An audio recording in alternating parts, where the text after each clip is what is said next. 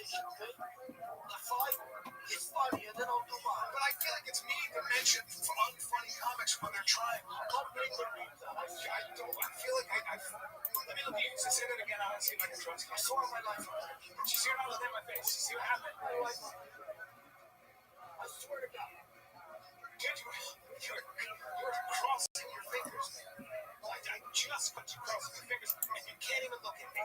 It's unbelievable. I feel like you're Stand to stay. Have some integrity to say their name. fine. I will. I think John Mays not funny. I said, what? I know this sounds like Okay, John Mayer. John Mayer is not. John Mayer's a great guitarist. He's not great. He's not great. John Mayer is a great guitarist. Tom Cruise is a friend. I don't know if he's that funny. This is not comedian. You are not friendly to me. We have times here. You don't know. The five least funny comedians have done your podcast on Trump. I feel it. Why is he fucking sitting there smiling, man?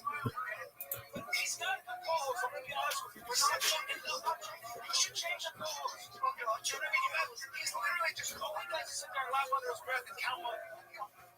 Okay, I'm gonna change the conversation. So let's get back to the five least funny. Okay. You're nervous. You're like, I'm a little, yeah, because this is a big podcast and it's exciting to be on there. But it's for you.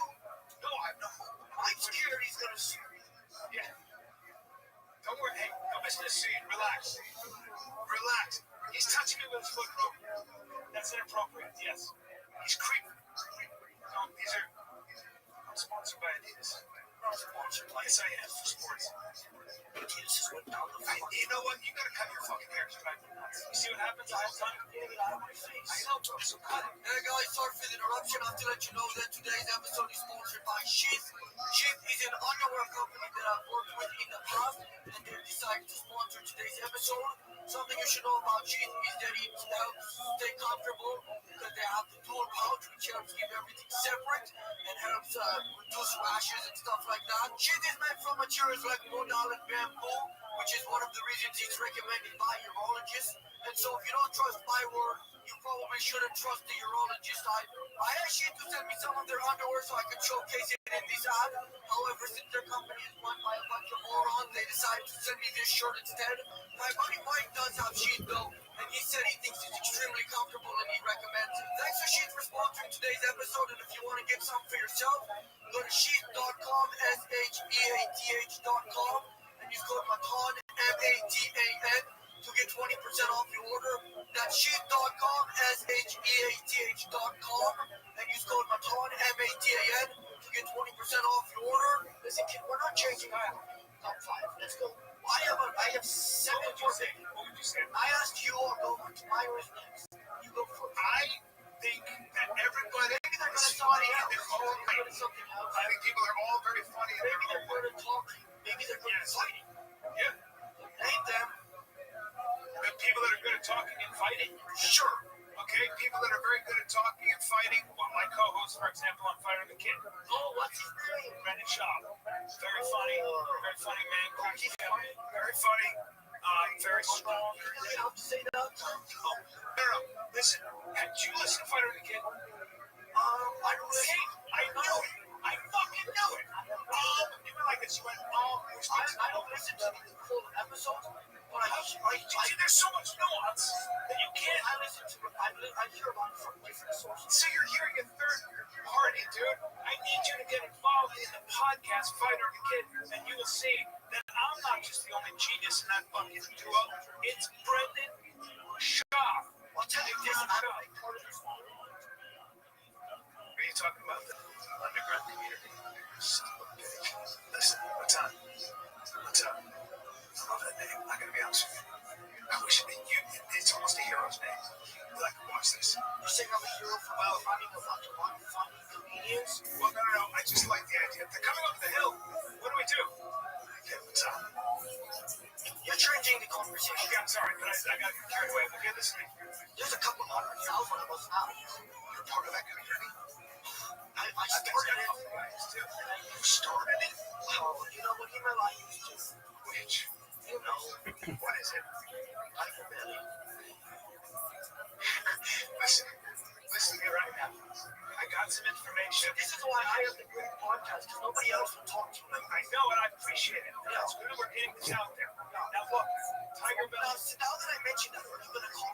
isn't trying to kill me? Never. No? Never. I will guess that that's something you might do. No, I would never do that. It was when I was short. It was when I was 48, bro. I've grown up. No, I'm not as hot. Oh, so the good girl I went to the meeting. What's that? You are family. But also, I think you're talking about Tiger Belly. I love Tiger. I went on there recently. So, how you mentioned it? Off camera. Did you say good things? He said he was trying to beat him up and kill him. I can't remember exactly. He didn't mention that, but I know that time. Bro, you led me down that rabbit hole. Why are you getting your information from the community? Why can't you just talk to me or Brendan? This is my first time meeting you, and Brendan won't talk to me. I don't know how to get in contact. I'll get you on the podcast. Call him right now. Call him right now. Put him on the phone. No, I'm not going to do that. No, he's okay, I haven't told him. You know what? By the way, don't fuss you out of it now. No, I'm going to have it when we're done. I'll have it.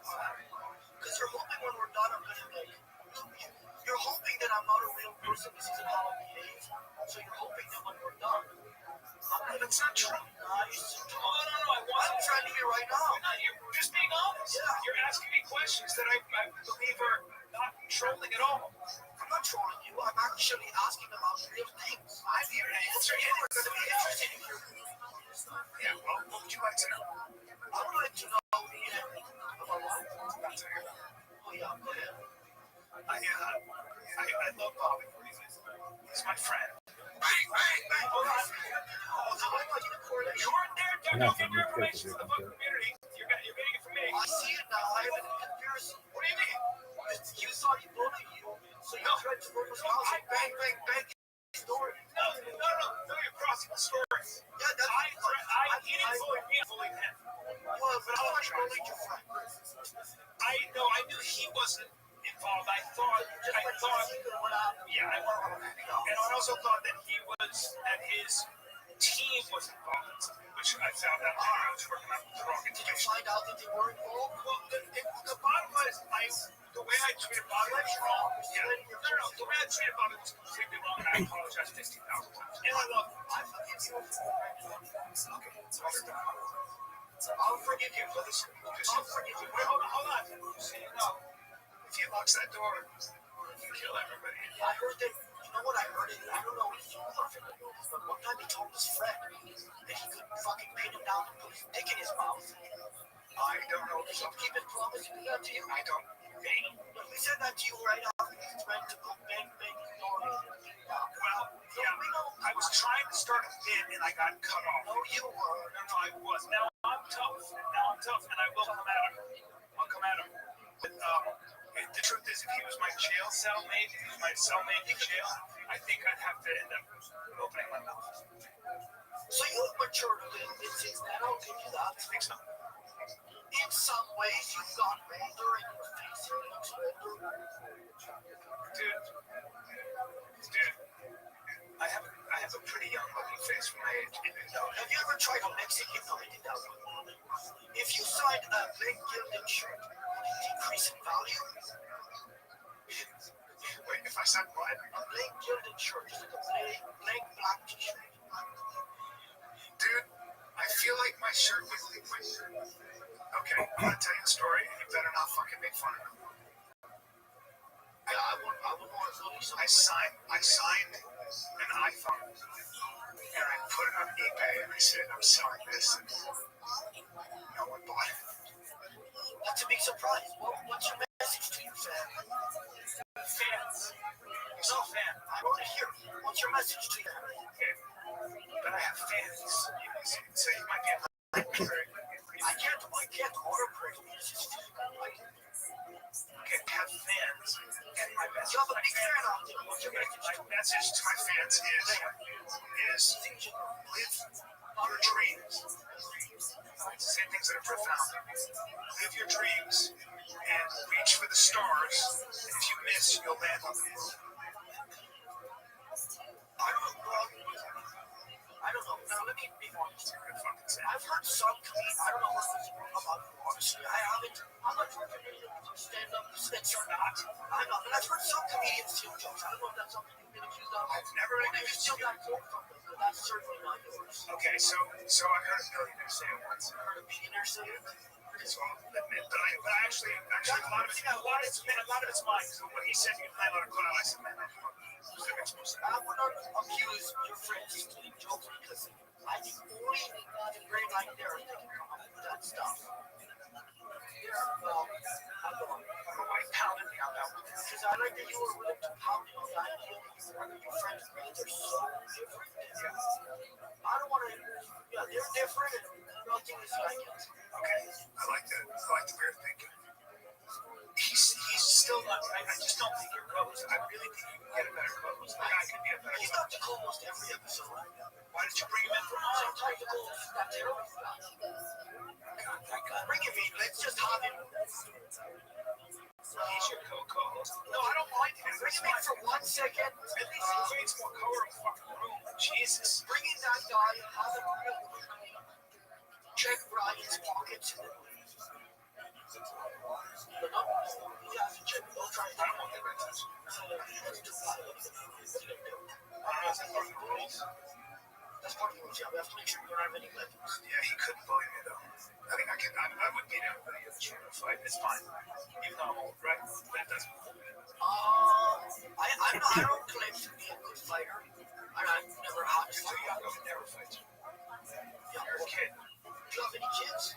God damn them to hell. Well, I have 4 kids, dude. In fact, I have a daughter that's only a year younger than me. Oh, fuck.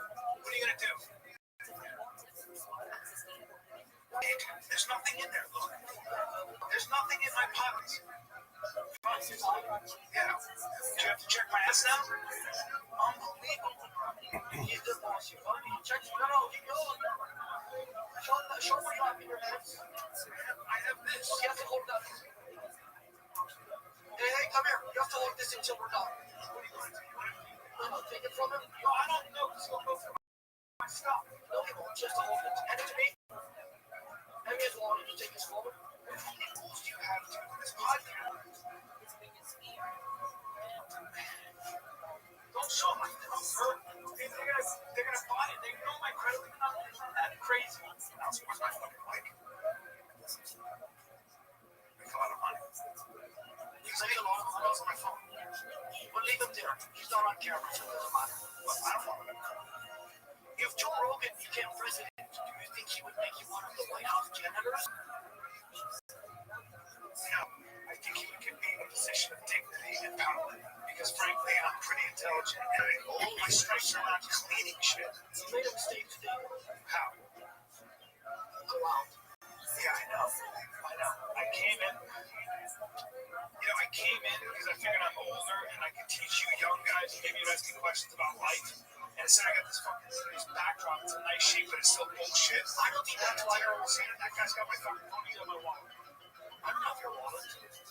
Just have my wallet. You just took it. Oh my God. So much money. I am Marvin, manager. Let me in. He's trying to communicate with you. When you say let me in, what does that mean? Is that a sexual reference? What did he say? I am Marvin, manager. Let me in. That's an interesting quote. Why would he give that to you? I don't know. Okay, well, let's just slow down a little bit. The podcast has been very fast so far. And let's get on to my most intimate friends. Since we almost forgot about that. But you have to be friends. Don't just name. Don't be like a Trevor Noah. Don't give me some answer like that. No. It's very whitewashed. I'm not saying don't be like Trevor Noah. I'm saying don't give me an answer like Trevor Noah. Like a diplomatic answer. Yeah, give me an answer of like people that you think you're friends with. That your friends that you think are not funny, but you wouldn't say it to their face, but they'll learn about it right now. Yeah, but you promised me you wouldn't tell anybody, and so I don't really trust you. I feel you promised me you would bleep it out. This is live right now. This is fucking live right now. Yeah. So we're twitching this. This isn't live. This is on Facebook Live. Seriously? So nobody's watching, so I can still keep it out on I feel like you have a big following. Facebook. Yes. I just started That that. might be what your thing is TikTok, right? I post them on YouTube. Okay. Let's go. Top 5. Top 5 what? Meetings I don't think are funny. Hey, your friend. Okay, let's go. But nobody answers. Every time I ask one of these stupid guys guys. He's friends with Joe Rogan. What do you mean? We all have the same friend group. They won't answer this question. I have other friends. I have a diverse group of friends. Go ahead, name 5 of them that aren't funny. 5 people that I know that aren't funny. They're comedians. I mean, that's me. No, it's not. It's super But to be honest, all my friends are funny. No, they're not. Who do you think of my friends is not funny? Careful. I think it's integral for a successful podcast to have a good co-host. No, not this one. Well, why not this one? Why are you the exception? Are you saying that my podcast is not successful? Your podcast is more successful than mine. Now, my podcast used to be way more successful. You know this. You're too young to remember that. Oh no, I've been there from the beginning. Well, not really. I have. I've been watching the start. Because you were Eventually I unsubscribed. okay. When I subscribed to different things, Unsubscribe to my fucking podcast. I unsubscribed from YouTube. I subscribed to the Reddit. That doesn't help. Oh, that doesn't make you any money. No, and it doesn't help me. And I feel like, you're adding your voice to a lot of negativity. No, I'm not. I'm just a happy guy. And I will tell you this about Reddit. Yeah. I had no idea how big it was. Yes, it was. My wife told me. When was that? That was like I would love some of that for my time. Shit, I'm sorry. His phone is Not professional. His phone is Hand it to me.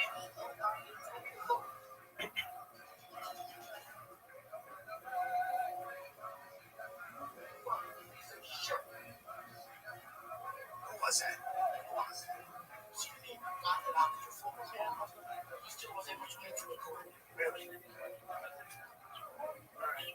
Thanks for that. Okay, top 5. Let's go. You've been on this for a while now. Top 5 friends of mine who are comics who I don't think are funny. I don't have a top 5. I mean, I don't. Okay, top 3. I'll allow you to have acted like you already named the 2 you were thinking of, and then just give me one more. It wouldn't be these. I'm trying to think of who I don't think is funny that I know. You know what the truth is? No, listen. I don't watch other comics. I really don't. Okay, I have a better question. If your wife was to guess, she said, why are you making my wife? If you said she that was probably my wife right there. You just yelled at her.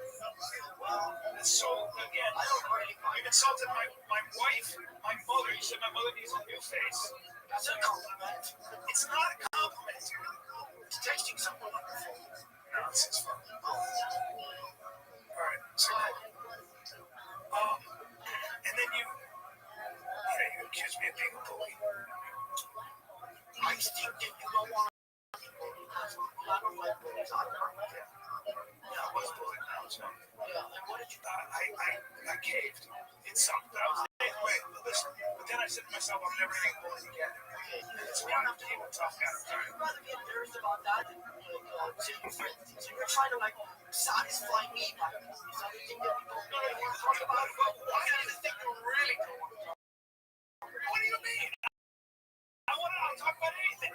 Okay, give me 5. 5? I don't have 5. I really don't. People, I'll tell you this. I do think now when you're on social media, you can get a lot more popular when your comedy Maybe man to get funny because the answer to my question. I mean, not Okay, name 5 comedians your friends that are funny. On social media, you think, what are you talking about? What is they are very good. Okay, that's good. 5 right now. I'm going to Kill my Hey, I'll call you back. I'm on a podcast. He's doing the podcast with Alex. Is that Alex? Alex. Yeah. Was he asking my boss? He's doing the podcast with Brendan Schwab. Schwab. Don't say Schwab. I'm saying it wrong. Yes, it's Brendan Schwab. It's a July name. You could. Hello?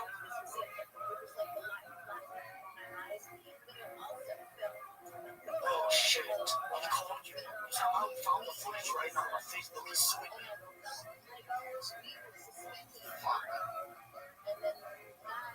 He said he got broken involved.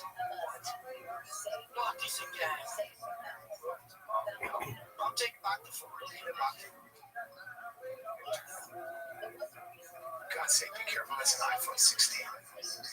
All right. Okay. 5. Two.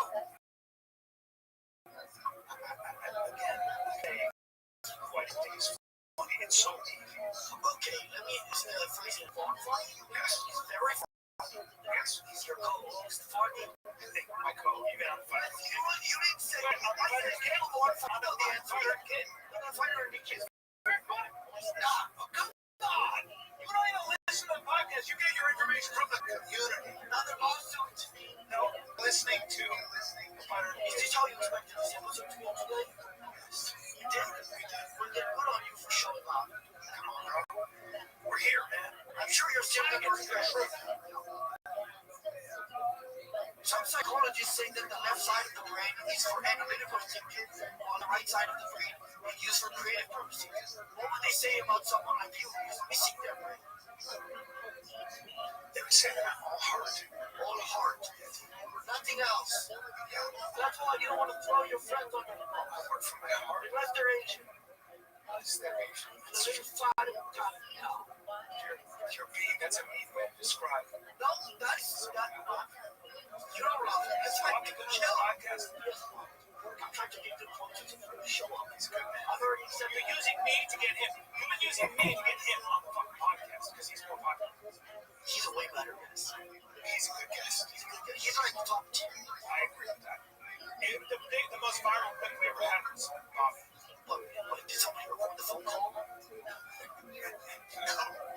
No, there were 2 phone calls. Listen. Hey, man, it's logging me with this phone all the time. Why'd you turn my ringer on? Why are you getting so many phone calls? Hang up the phone. Hang on. Alright, let's continue. Yeah, we'll continue. Okay. Is it possible to eat Ethiopian food? Yes. It is. Yes, because you have to eat it with the spongy bread that comes with it. So you use your hands. Say again? It comes with a spongy bread, and you go like this with it.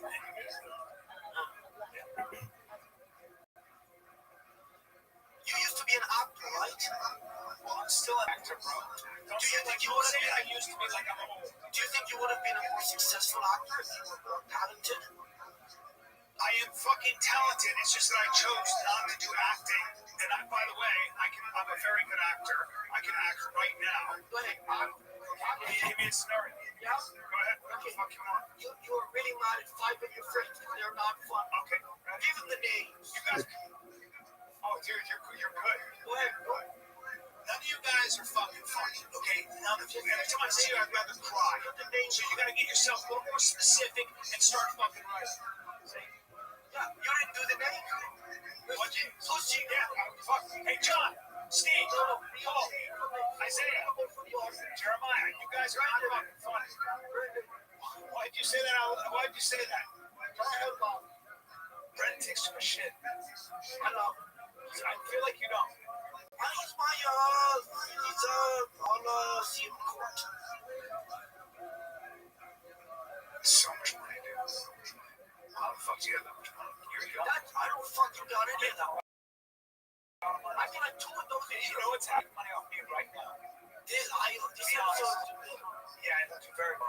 it'll be seen by hundreds of thousands on a brand new platform. What's that platform called? If you say better than we freak out. We both know it's right, but You're bullying me right now. By the way, this whole fucking podcast should be called the Bully Podcast. And you know what? Yeah.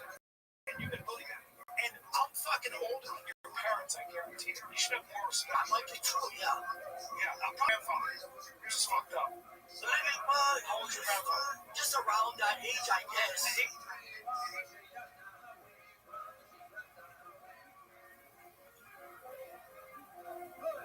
Why don't you take the money? It's all for your money. Is that real money? That felt like paper. That's real money. Unless he's fucking trying to fool me right now. That's probably, I I think that's $10,000. No, that's 30,000. That's 30 grand in cash. Dude, man, you are fucking broke. Well, no, I get from one of that. I get 2%. I get like a couple hundred a year. That's my year. You have such a bad manager. And a terrible. He's a good manager. Look how much money. He's the worst manager and the worst co-host ever. Never mind. You the worst co-host ever. That's fucking not true. Why do you almost laugh at that? Because you don't watch the podcast, so how would you know that? I might keep up with it more than you. Okay, who was the last guest? Brandon. No, see? Fucking, I'm wrong. I just got you. You guys can't do guests anymore? We get guests. Yeah, you guys got, we've had some problems. Yeah. Yeah, but Things haven't been what they were. why do you think that is? Because of some decisions. All right, what are you doing? Is that a victory thing? Why do you think it's a problem? Why are you doing that? Your hair looks, you look like a fucking witch right now for that. Do you know that? Are you doing gypsy curses? I just said I'm not even going to Holy shit. You just sound like you're speaking Aramaic. It's really bad energy. And that guy's fucking laughing. Viral for it. No, I'm not taking any more money. I'm fucking done with that shit. Alright, dude, I have some meetings. Yeah, I have a huge meeting. We already went through all of the bad stuff. Well, don't you have any What else can I ask you about? I don't know, something positive. Okay, let's Don't ask you have any, like, don't you have any advice? Don't you want any advice? Like, hey, Brian, your co-host once threatened to pin you down and put his dick in your weed. Already did that. That one was written for later. yeah. Well, we got to it. Do you think the government should provide free dental care so I don't get grossed out when a homeless person opens their mouth? Yes, that I do. Yes. How do you think they'll, I think they should round people up and they should have dentist chairs in the paddy wagon. the paddy wagon? Yes, and I think they should have. My time? Yeah, the second is it goes back to when drunk Irishmen who are immigrants in New York would get drunk and they put them in what's called the paddy wagon. It's a racist thing, actually, against Irish people, but it's what it was. Or a bigoted thing. Which of the 7 sins do you embody the most? It's a really good fucking question. Yeah. Let me see if I can get them. Ready? Sure. Lust. Avarice. Like greed. Okay. Pride. Correct? Anger. Yeah, I would guess that you're really prideful sloth. And soft. Yeah, let me get to the fucking. Well, I'm just saying what I think you are. Well, I think you're more than 3, but I'm just kidding. Yeah, I'm not small. You see me with my shirt off, bro. I don't want you to take your shirt off. Okay, I'm not very good shape. Well, we already did that earlier. I know. But I have a nice butt. This is not something 60-year-olds. Alright, I'm 57, don't say 60. You're like, Don't give me 3 extra years, just bro. rounding it up. No, that's not fucking. That's so rude. Yeah, so now you. Okay. Well, when is your birthday? January 26th is coming up. Well, so you wouldn't even, if we rounded even to the 5, it wouldn't even be 55, it would be 60. I'm 58. You're right. Okay, but we don't have to do that kind of fucking math. I thought you were going to say. I thought we were done with the negative stuff. What would you give me for a birthday? If you had to. Oh, that's a good question. What would I give you for? Don't be a dick. No, I'm gonna give you a real answer. I would give you red bull. I'm not pounding you for that. Ow. Don't fucking pound me when I don't pound you. Don't force pound me. Well, I don't like disrespect. Well, why do you keep bringing up red? Don't sensitive. That's why. And why'd you call it the community? I'm part of it. I feel like I'm in a community. You're part of the Reddit community? Come on, we did this already. I'm the fucking leader. I started it with that fucking child. You finally figured it out. Yeah, this time. So this has been, and this is fucking where I'm at now. In this white portal, in this fucking, surrounded by sheets. What are you doing? You're checking your phone in the middle of our fucking window. How much would somebody have to pay you to live under this guy?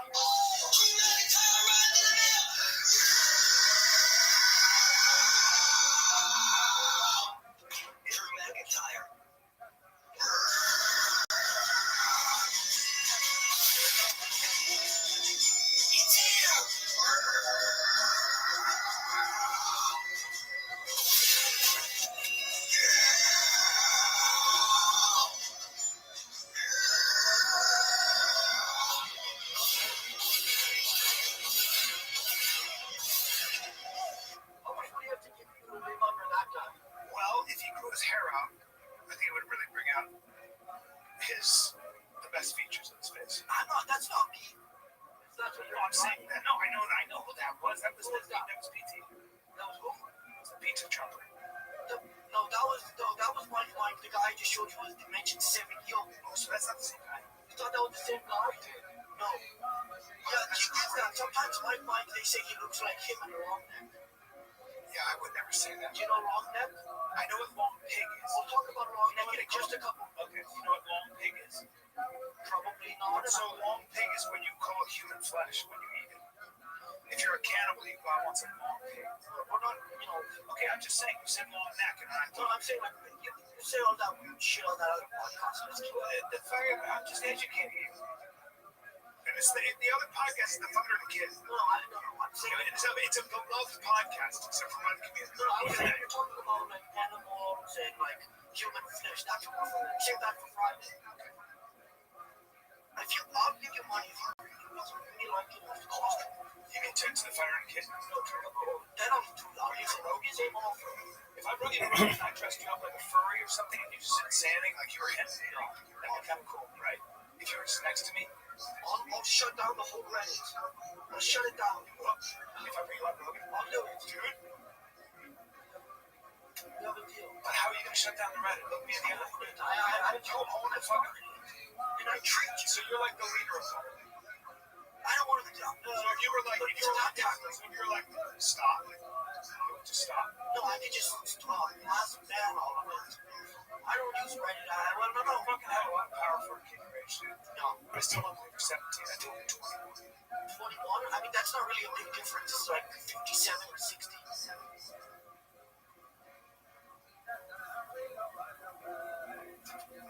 How much? Oh, dude. It's a really bad way.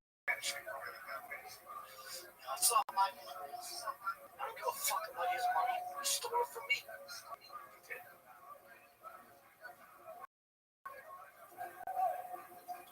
Okay, I feel like this is going pretty well. Sorry. Long neck is here. Long neck is here. Okay. Are we done? Long neck is here. We have to be flat. Long neck is here. Please be cool, long neck. Tell him some jokes. Hello, everybody. Welcome back to the podcast. With today's guest, we have Brian Callan. Come in. Now come and sit in the middle. And for today's co-host, we have my manager, Viral Flooring. Welcome in, Viral Flooring. Welcome in, Viral Flooring, my manager. Somebody said get you. Oh, this is so cramped. No, it's me, you, and my manager, Viral Flooring. Oh, okay. So please, just in case any of the audience doesn't know you, please just introduce yourself, tell everybody a little bit. I think the audience might be. How old's your audience? I don't know, but you're not, like, I mean, not everybody knows you. Be cool. All right. It's my favorite. I actually don't eat gluten, but I had a gluten. I had sugar, seed oil shake before I got here. I'm just a comedian and an actor and an athlete and a father. Yeah, but in case I need to tell them, that's not super specific. I mean, you want me to tell you what I was in? Tell them a little bit about you. And by the way, I'm just gonna point it out, don't fucking bully me. Because I'll show up right to your house. Bang, bang, bang.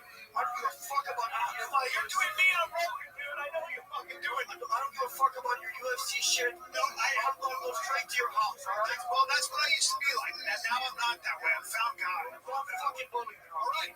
Just saying. Now introduce yourself. You and I have a lot in common. I'm a lot like you. No, I would never say something that stupid. Go ahead.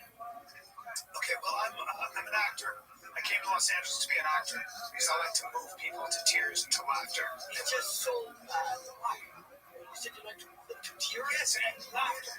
That's the whole point of being an artist. Have you ever made a person laugh before? Yeah, fucking, I'm a comic, dude. I'm really good at stand-up comedy. I understand that that's like the thing, but it doesn't work.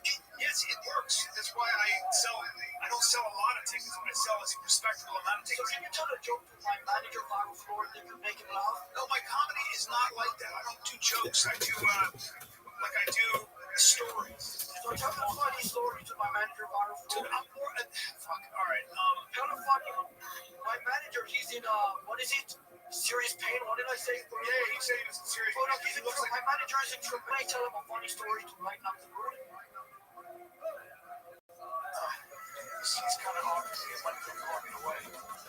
So, that's not what I asked. I asked for you to tell him a story. You put me on the spot. I don't have a lot of funny stories. It's more like I start with a theme with my comedy. Oh, you're like the crowd work guy. Yeah, no, I don't do crowd work. I mean, sometimes I will do crowd work. Like if a guy. Tell crowd work to viral floor. Like I saw a guy, he had a big head, and he had. Look at him while you're doing it. Okay. Well, this was funny. I said, I said, your head looks like I could fit my head in it, and then kind of like people chuckled. And then I said, you look like you have a big torso, but he had skinny legs. And I said, you're built like an arachnid. And if you were there at the time, it was very funny. He's not laughing. He is laughing. Jesus Christ. Anyway, here, I just want to say that I'm a little older than you guys, so this is a good opportunity for you guys to ask me questions about life if you have. We'll get into the serious stuff. Just remember that thing about money. Yeah, I know. I got in trouble for both. Yeah, they show up to your house. Bang, bang, bang, dude. Dude, I know what you're doing. I'm not referencing you. Yeah, I feel like you are. I was a younger man, fucking way better looking, and I feel like I was, I had a lot of heat in me. When you're young, you have a lot of heat. Are you 50 years old? No, it was. How old are you now? I'm 57. Okay, that was the 90s. I have tiny skin. Was I that old? He was 48 years old. How would I know? But when I was old, you're okay, but when I was 48, I had a lot of, I still had a lot of testosterone running through my veins. As you get older, you develop perspective. So if you wanted to fight me when I was younger, I'd be like, all right, let's go. And right now, I would do this. Watch. Say, I want to fight you. Watch this. Watch this. If you want to bully me, I'll fight you. Bang, bang, bang. Man, you're just mad at the world. You see, that's called respect. Would say that to a 48-year-old? No. Well, I would probably say that. Yes. That's not how I would threaten somebody. That's how somebody on Joe Rogan's podcast. See, I feel like you're referencing that, dude. No, I'm not. I don't even know what it is. But you just mentioned it. It's just a guess based off what you said, an educated guess. Well, all right, that's fair. I do talk a lot. It's a friend. Get me on there. I'll give you some of his money. I do his podcast on Friday. Maybe I'll play the good world. If you want to bring me up, where, I don't want to use bring me pizza. where would my guy here, Terry's just wearing? Yeah, that guy didn't say hi to me at all. He just came out of the fucking bathroom. He was in there for way too long. His whole head is wrapped in a fucking shirt. I can't see anything. Well, let's move on. Okay, introduction. And this is, I have to be honest with you, I have to be a dick. I've been doing this for a long time. I've earned a certain amount of respect. And you have a fucking sheet set on. That's just my setup. Okay, let's move on, okay? I mean, even this chair. Have you ever I tried? got this fucking guy next to me. Keep going. Have you ever tried a Mexican cookie? It's like a chocolate chip with sauce all over it. It's my favorite food, to be honest with you. I love the sweet and the spicy. I've always been kind of a sweet and spicy person myself, like behind my face. Thank God he's fucking done with his pizza. It's fucking monkey. I'm sorry, I shouldn't have called it. The point is, Why did you say that? because he just popped out. That out. I don't realize. I'm sorry, it just popped out. I tend to get.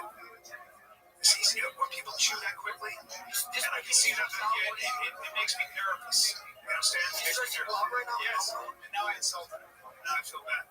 So let me ask you a question. So far, just from the couple of minutes I'm sorry, I apologize. a couple of minutes you've been on, you say that you're having a better experience than when you went on Joe Rogan?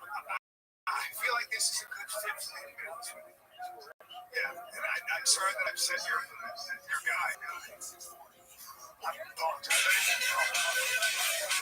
I guess you took that like a major offense. He just fucked up all three ankles. Yeah, I know. Look at that main camera right now. That's my main camera, too. That's my main shot. He just took that whole thing out right now. Yeah, and I have shit I want to plug, and now, all right, fine. Well, sorry, I got distracted a little bit. Why is the Mexican cookie chocolate chip with salsa your favorite? Because it's not what you would expect, and it's what I call essential food. Have you tried it before? No, I'm going to. I'm trying to get to it. I'm probably with Tom. If it wasn't me, because earlier you said it was your favorite food, blind that you would have tried it. Yeah, because I went through it in my mind. You to that. Who would have introduced me to a chocolate chip with salsa all over it. somebody of Latin descent? Bottom floor? The other one told me he was Venezuelan. Where's Brendan Schaub from? It's Schaub.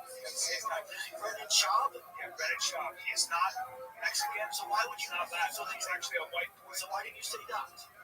I said, well, because you said Schwab and I said That's Schaub. where I got introduced to him. He's my friend. Really? From Brendan. Oh, you know what, dude? You fucking led me down the rabbit hole and I fell for it. And you're looking up like you don't know what you're saying. I don't know. See? You're acting innocent, but you're not doing a good job. I didn't do anything. God, I'm jealous of your name, to be honest, too. Atat! Just realize now what that question was. I fucked up. I thought you would have got it immediately. I did. I guess I'm not good with I tend to be a little bit naive. No, people I accept what this isn't like a gotcha podcast or nothing. it doesn't feel No, it's not. What's behind this? Nothing. It's actually, I'll be honest with you, that's an expensive sheet. It's a good sheet. I keep telling everybody. Everybody has it. I've heard it's low quality. Yeah. I don't touch it. How many pound threads is this? This is fucking expensive. I found it in the dumpster, but it was outside of the bar. Like, I don't know, but it was It was outside of like a high quality place. It's a very gay neighborhood. Not to be Gay neighborhood. and gay men tend to be. We are in a So a lot of guys hold hands.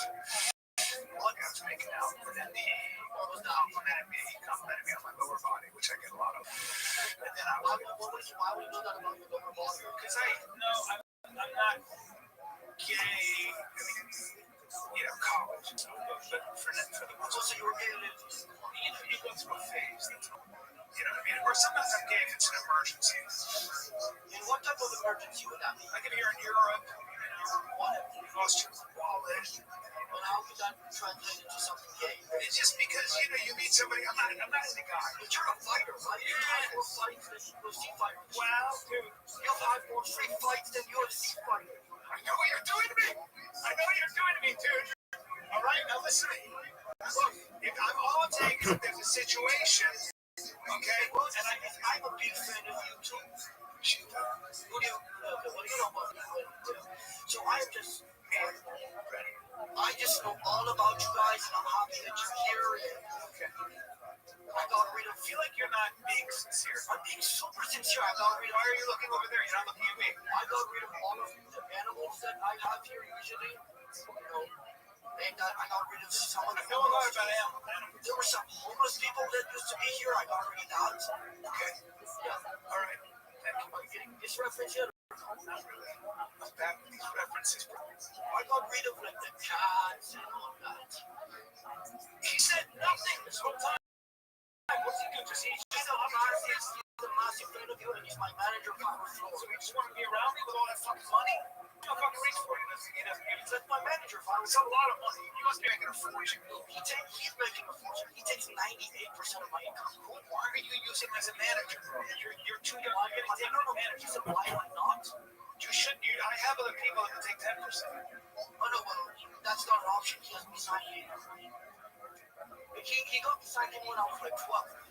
So he got that thing where my parents signed it before my mother was Such a bad thing for once in jail. And what did he do? He had it ratified by the courts. So you had to raise yourself. Well, Steve I wasn't living. Since you were fucking 11. Yeah, where the fuck? I don't know. I couldn't think It of sounds like you grew up in Israel. Take it easy. Don't be anti-Semitic. I just can tell by the accent. I mean, I have friends. I've died. Well, my last name, the Italian side is Sclafani. So you're Italian. I'm Italian. But they look more like they come from Israel, not from Italy. Does that make sense? I know. They don't have, like, for example, my mother looks, people think she's Ashkenazi because she doesn't have Italian. She looks, there's no blonde Place her face. Sorry? Maybe your mother should place her face. What the fuck is that supposed to mean? That's so insulting, dude. Like, get it in your nose? Okay, fine. Well, not just the nose. If she looks, if she's called out by it, she doesn't mind my face. But Would you rather get $480,000 right now, or 16 cents that doubles every day for a week? 16 cents, it doubles every day for a week. That would add up to 2048 total. That's true. I just need the math in my head. I need to write it down. Because you want to go usually exponentially, you know what I'm saying? Yeah. Hey, this guy's moving a lot. What is he doing? I don't know, it's distracting. He's just chilling and having fun. Look at how he's dressed in joggers, but he has a button-down shirt that he tucked in. Makes no sense to me. Just trying to make sure he's comfortable. Alright. Is he making you comfortable? Not really. There's a lot of movement. So far, this is going really He's well. just making sure what he's going really good so far. I think so. We already covered 2 good topics. I think so. That's great. We covered the same things. Yeah, you and your camera guy. That's my camera guy, Mike. Yeah. And that's my Mike. Fake name. I wouldn't fake anything. Alright. Let's continue. Within your friend group, who do you think are the 5 funniest comedians? I think Bill Burr. I think Duff Davidoff. I think Steve Byrne cracks me up. I think Andrew Santino is hilarious. I think Bobby Lee is hilarious. So that's the 5. I think Sebastian Maniscalco is hilarious. Okay, sure. 6. Crazy. And every morning he runs it, we go to England and he'll say, Now put on the the punch is funny, so now you get to those guys. That's a fucked up question. It's a smart question. It's a smart question. You already have one in your It's a first smart question. You already have the first one. Wait a minute. I'm just assuming that you knew that was the next question. That's why you said guy again. Dude, that makes I'm just Matan, do you understand that he can make one phone call, he can open his fucking window and whisper, and this whole podcast goes away? Oh, are we talking about Brendan Schwab or Joe Rogan? Talk about Joe Rogan. Oh, I love Joe Rogan. Oh, But he's in that top 5 the second list, so now finish the next 4. I mean, the 4 who are not funny, there are a lot of comics We that both know who the next guy is. What are you saying? why do you keep looking up? I feel like you're baiting me. Listen, I'm looking up. There are a lot of comics. Okay, I can't continue to look at you. You're laughing, bro. I'm not laughing. Let's try to say I'm being serious in business style. When it comes to comedy, I'm just gonna interrupt because I don't want to hear this bullshit. When I asked you for the 5 funniest, you gave me 6 in like 20 seconds. Now, when I'm asking for the 5 least funny, I know what names are coming to your mind. you are not a mind reader, dude. I know that you one of them you named, one of them we named earlier, and I want you to name me again. Don't say, oh, okay, I don't know what you're saying. Okay, so let's start off with you. I think 0 of them is funny. Yeah. Okay, so comedy, so sometimes people look funny off the cuff. Stand up is a little different because it requires, so looking up like that. Stand up just Such bullshit. no, I'm not bullshitting. Come on, Why do you have to do this explanation when I asked you for the I'm trying to create a caveat here. Stand up is something Why like, you know that I have the answer from you? I can't accept not getting an answer from you. I know, you're very competitive, dude. I'm competitive. I appreciate that. I'm gonna one day I'll have more street fights than any. You know what? That fucking earring you have is a small touch, but it really brings out your eyes and your nose. I appreciate it. Thank you. I don't like the noise. Why? You have a Roman nose. Jewish, it's sharp. We're not changing the conversation, okay? The 5 is funny, and then I'll do mine. But I feel like it's mean to mention unfunny comics when they're trying. I'll believe their names. I feel like I let me look at you. Say that again. I want to see if I can trust you. I swear on my life, I'm gonna leave. Just hear it out look at my face. See what happened? My life. I swear to God. Dude, you were crossing your fingers. I just caught you crossing your fingers, and you can't even look at me.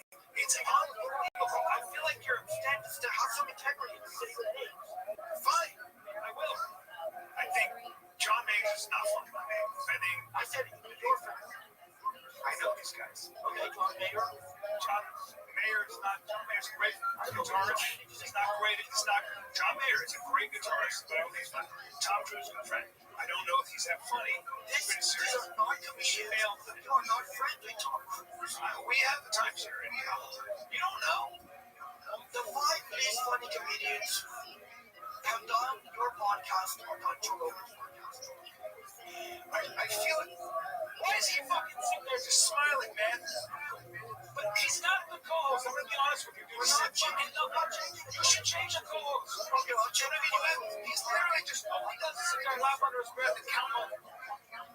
Okay, I'll change the rules, but I'm not gonna change the conversation. So just get my advice. Okay.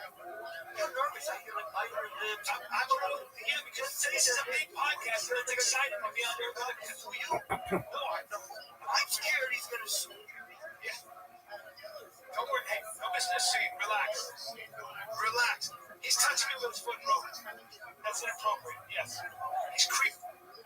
No, these are sponsored by Adidas. Not sponsored. Yes, I am. Sports. Adidas just went down the front. You know what? You gotta cut your fucking hair. You see what happens all the time? Getting it out of my face. I know, bro. So cut it. Hey guys, sorry for the interruption. I have to let you know that today's episode is sponsored by Sheath.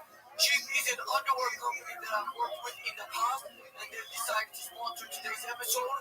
Something you should know about Sheath is that it helps stay comfortable, because they have the dual pouch, which helps keep everything separate and helps reduce rashes and stuff like that. Sheath is made from materials like modal and bamboo, which is one of the reasons it's recommended by urologists. And so if you don't trust my word, you probably shouldn't trust the urologist either. I asked Sheath to send me some of their underwear so I could showcase it in this app. However, since their company is run by a bunch of morons, they decided to send me this shirt instead. My buddy Mike does have Sheath though, and he said he thinks it's extremely comfortable and he recommends it. Thanks to Sheath for sponsoring today's episode, and if you want to get something for yourself, go to sheath.com, sheath.com, and use code MATAN, MATAN, to get 20% off your order. That's sheath.com, sheath.com, and use code MATAN, MATAN, to get 20% off your order. We're not changing my I am saying this. I asked you all to go my own home. You go for everybody is funny and you're all right. People are all very funny. People are going to talk. Sure. Okay. People that are very going to talk to you fighting. My co-host right there. Great job. Very funny. Very humble. No. Listen. Did you listen to Fighter Kid? I don't see. I knew it. I fucking knew it.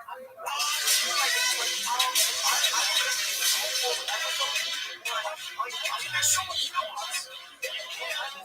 I hear about it from different sources. So you're hearing a third party, dude. I need you to get involved in the podcast Fighter Kid, and you will see that I'm not just the only genius in that fucking duo. It's Brendan Shaw. I'll tell you this. What are you talking about? A new son of a bitch. Matan. I love that name. I gotta be honest with you. I wish it's almost a hero's name. You like to watch this. You're saying I'm a hero for finding a bunch of funny comedians? Well, no. I just like the idea. They're coming up the hill. What do we do? Get them down. You're changing the conversation. Okay, I'm sorry, but I got carried away. Okay, listen to me. There's a couple hundred thousand of us. You're part of that community. I started it. Guys, too. You started? How? You know what email I used to? Which? You know. What is it? Tiger Belly. Listen to me right now. I got some information. This is why I have a great podcast, because nobody else will talk to you. I know, and I appreciate it. Yeah. It's good that we're getting this out there. Now look, Tiger Belly. Now that I mentioned that, are you going to call me after this and try to chill me? Never. No? I will bet that that's something you might do. No, I would never do that. No, when I was 40. That was when I was 48, bro. I'm grown up. I'm not as hot. Well, so go on YouTube and think. What's that? What? Yeah. You admitted it. Come on, don't. But also, I think you're talking about Tiger Belly. I love Tiger. I went on there recently. So did Hawk mention me? Off camera. Did you say good things? He said that he threatened to beat him up and kill him. Can't remember exactly. He didn't mention that, but I thought that. Bro, you led me down that rabbit hole. Why are you information from the community? Why can't you just talk to me or Brendan? This is my first time meeting you, and Brendan won't talk to me. I don't know how to get in contact with him. I'll get you on the podcast. Call him right now. Call him right now. Put him on the phone. No, I'm not going to do that. No, he's okay, I'll talk to you. What, by the way, Don't pussy out of me now. no. We're done. I'll have Because you're hoping when we're done, I'm going to like. You're hoping that I'm not a real person.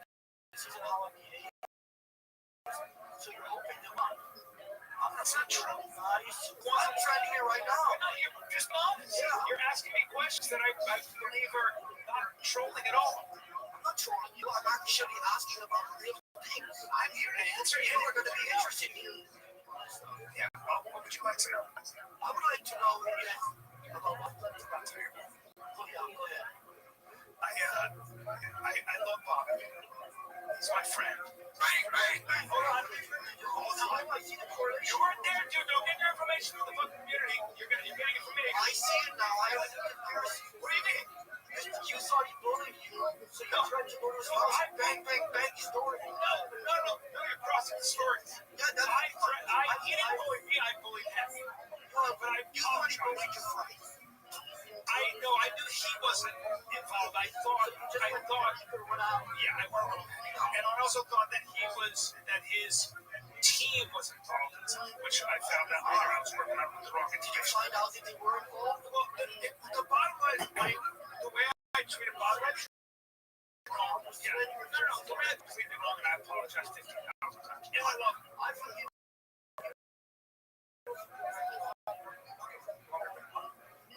I'll forgive you. I'll forgive you. Wait, hold on.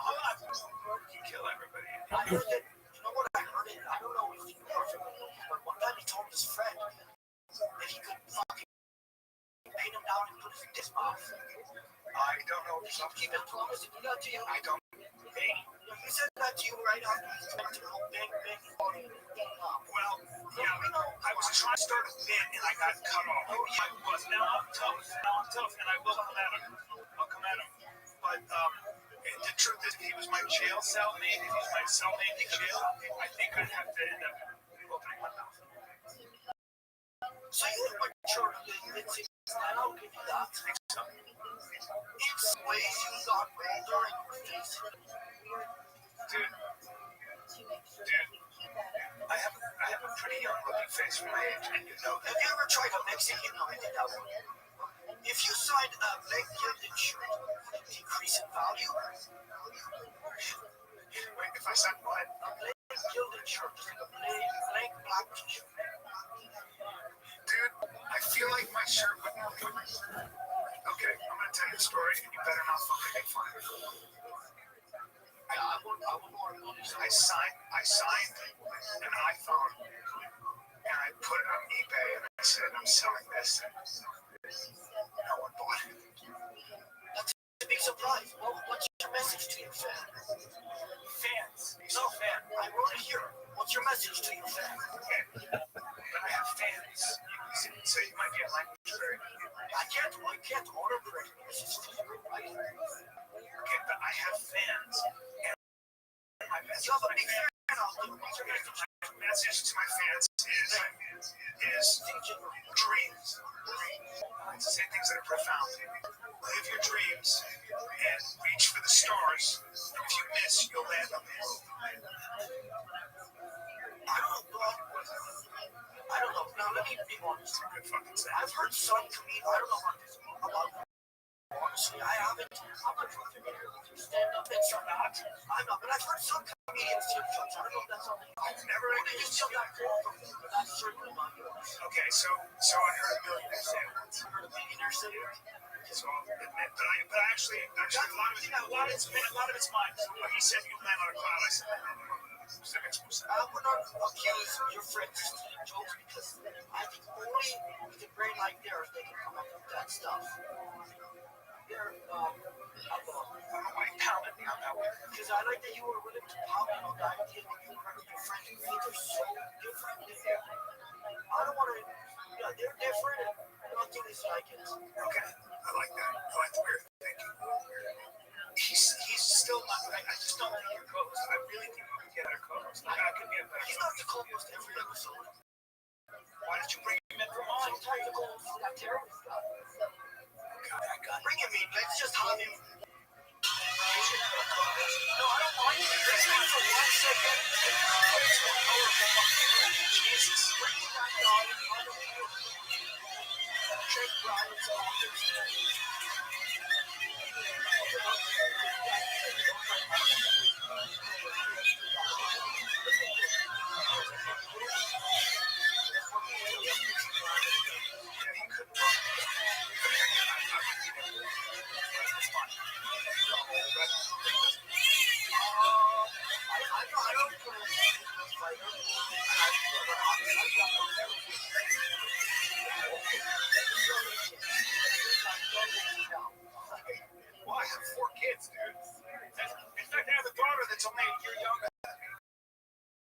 fuck.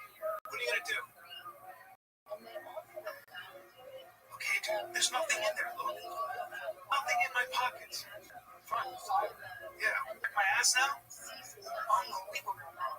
He's the boss. You know, no, he's the show me off in your heads. I have this. You have to hold that. Hey, come here. You have to hold this until we're done. What do you want to do? No, take it. No, I don't know. It's gonna go through my stuff. No, he won't. Just to hold it. Hand it to me. I just want to take this forward. How many walls do you have to this podcast?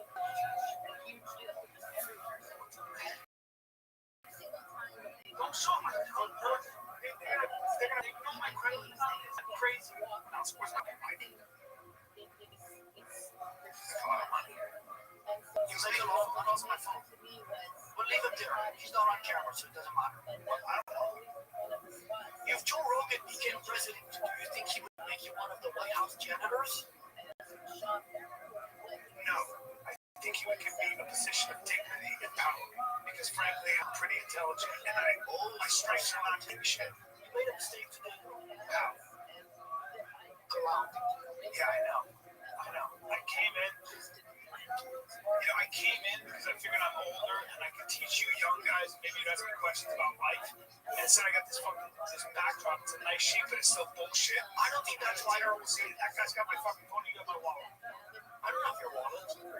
You just have my phone. No, they just took it. No, I don't. Move on. So much money. I am more of a manager. Let me in. He's trying to communicate with you. When you say let me in, what does that mean? Is that a sexual reference? What did he say? I am. That's an interesting note. Why would he give that to you? I don't know. Okay, well, let's just slow down a little bit. The podcast has been very fast-paced so far. Now let's get back to 5 worst comedians and friends. Since we almost forgot about that. Okay. Go ahead. You have to be friends with you. Don't just name. Don't be like a Trevor Noah. Don't give me some answer like that. No, He's very whitewashed. I'm not saying don't be like Trevor Noah. I'm saying don't give me an answer like Trevor Noah. Like I'm Tim Cancer. Yeah, give me an answer of like people that you think you're friends with. That you're friends with that you think are not funny, but you wouldn't say it to their face, but they'll learn about it right now. Yeah, but you promised me you wouldn't tell anybody, and so I don't really trust you. You promised me you would bleep it out. This is live right now. This is fucking live right now. Yeah, we're twitching this. No, this isn't live on Twitch. This is on Facebook Live. Seriously? Nobody's working, so I can still leave it out on I feel like you have a big following. on Facebook. Yes. I just started That that might one. be 12. What are your things? TikTok, right? Well, I put them on YouTube. Okay. Let's go. Top five. Top 5 what? For me, is that okay? Funny? See your friends. Okay, let's go. But Nobody answers. Every time I ask one of these stupid guys, who's friends with Joe Rogan, what do you mean? we all have the same friend group, they won't answer this I question. have other friends. I have a diverse group of friends. Go ahead, name 5 of them that are funny. 5 people that I know that aren't funny. They're comedians. I mean, that's me. No, it's not. It's On the end of it, all my friends are funny. no, they're not. Who do you think of my friends is not funny? Careful. I think it's integral for a successful podcast to have a good co-host. No, not this one. Well, why not this one? Why are you the exception? Are you saying that my podcast is not successful? your podcast is more successful than mine? Now, my podcast used to be way more successful than yours. You know this. But you're too young to remember that. Oh no, I was a big one from the beginning. Well, not really. I have. I've been watching the start. Because you were Eventually I unsubscribed. But I subscribed. you unsubscribed to my fucking podcast. I unsubscribed from YouTube. I subscribed to the Reddit. That doesn't help me. Oh, that doesn't make you any money. No, and it doesn't help me. And I feel like, you're adding your voice to a lot of negativity. No, I'm not. I'm just a happy guy. And I will tell you this, Reddit. I had no idea how big it was. It was. My wife told me. When was that? That was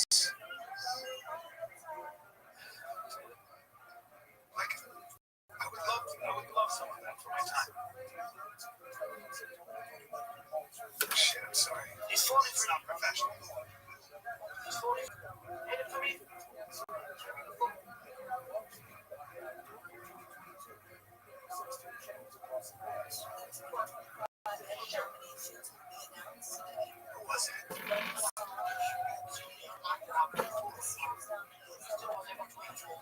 Really?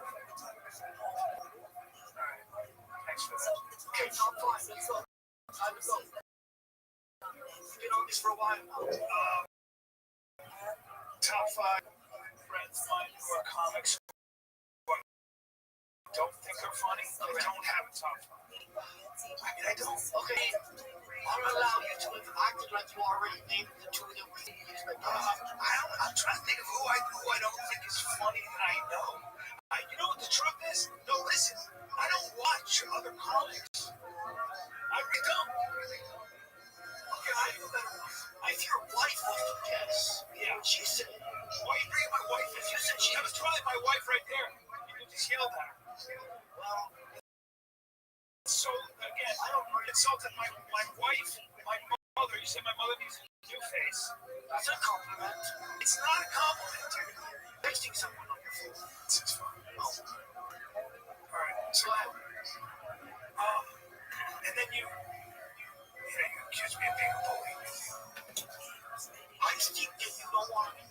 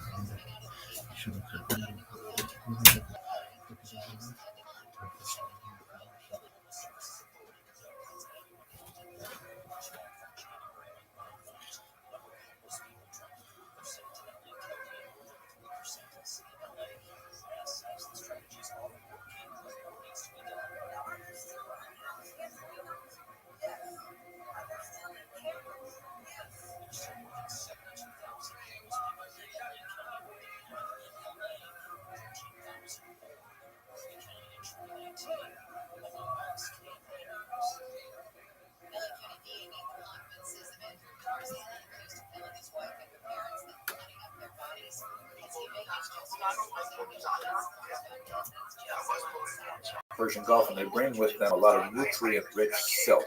So by capturing that water and irrigating the lands, you have all of a sudden, concentration of resources, and farming develops, agriculture develops. These are two of the cradles of Western civilization. Now, when we look specifically at the origins of the Jewish people, it begins with a journey from the southern Mesopotamian region, from a city called Ur, to Israel by the patriarch Abraham. They make great peregrination at the command of God as described in the book of Genesis.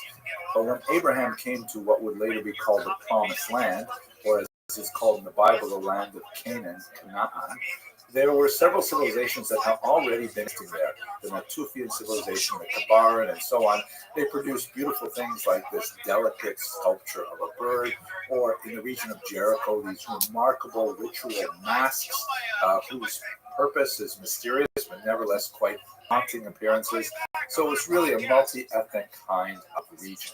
It's too much for us to describe in this short video, but the basic plot is that the descendants of Abraham, specifically his grandchildren's generation, moved to the land of Egypt following Joseph, and they established themselves there in the eastern part of the Nile Delta, a land called Goshen. They fall into slavery under Pharaoh, and then under this amazing leader Moses, they are rescued, redeemed from slavery, and brought back to the land of Israel in a roundabout route. They wander through the Sinai, the Torah, and they make their way into the land of Israel sometime around the 13th century before the Common Era. Let me also mention, by the way, that I tend to be somewhat anachronistic when I use terminology. Specifically, I keep referring to the people, the origins of the Jewish people, and so on. They would not have used this word Jew for quite some time. The term the Bible uses to describe Abraham, for example, is Ivri, which is translated to English as Hebrew. The term means on the other side, probably the other side of the Euphrates River, an allusion to his origins. Abraham, the Hebrew, would mean Abraham from the other side. Later on, his grandson Jacob would have this remarkable encounter with some sort of supernatural being, and he would receive a new name, Israel, and that becomes the name, the descendants of the Jewish people through Jacob, the Israelites, or the children of Israel. And then one of his children is Judah, for whom the land would be named.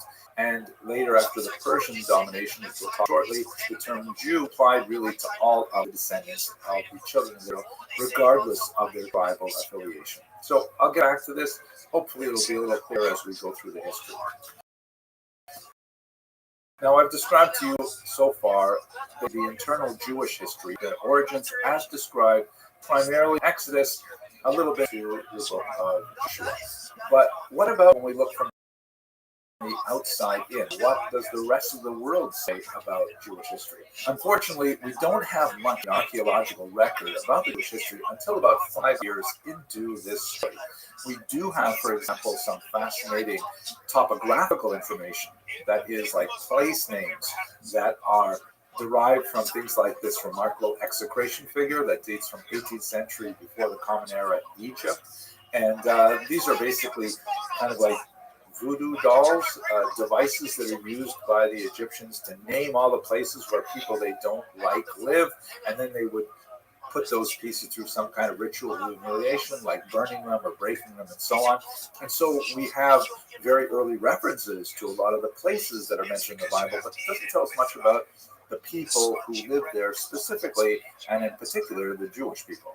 The first reference to the Jewish people, or at least a place called Israel in the historical record, is this specific stone called the Merneptah stele, also pronounced stele. It's a huge obelisk that was erected by the pharaoh Merneptah in about the year 1209 before the Common Era. It is a victory stele. It describes all the various military conquests of Pharaoh.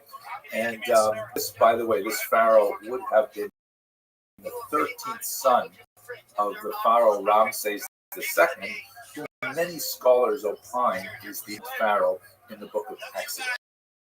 At any rate, when you look at it closely, you see there's a long list of the many places that Pharaoh has conquered, and consistent with the description of what would be basically Central Israel today, there is this reference here that says, Israel is wasted, its seed is no more.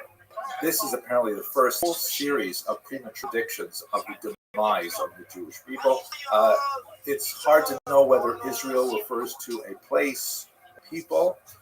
Seed refers to its a grain in the field, or as in the Hebrew language, actually in the English language, the word seed can mean offspring or children.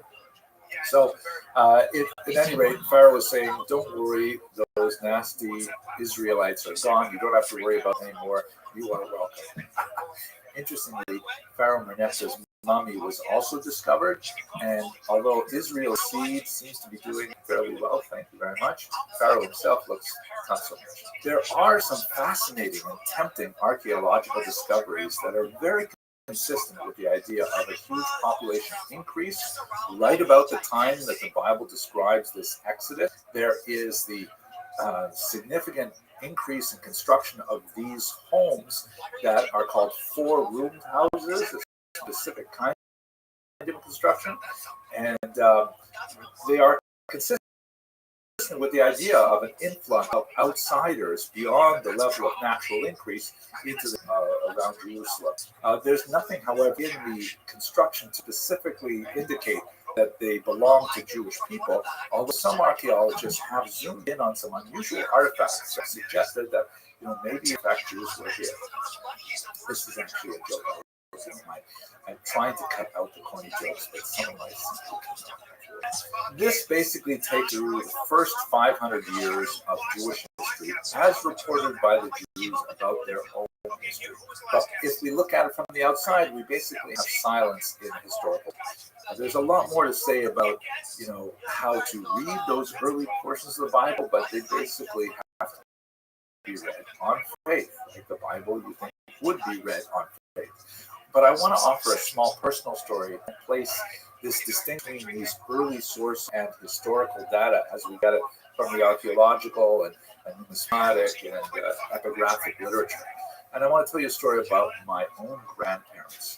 This is a picture of my grandfather Alex and my grandmother Pafka shortly after their wedding in 1913. They were both Lithuanian refugees who made their way to Canada, and my grandfather set up a very small menswear store in northern Ontario. It wasn't especially successful at first. There were all kinds of things that were challenging. I tried different businesses without too much success. We initially tried to be a farmer, and that was a disaster. But in 1916, a horrible forest fire ravaged northern Ontario. It was called the Great Matheson Fire. 200 people lost their lives in this horrific fire that spread over thousands of acres of land.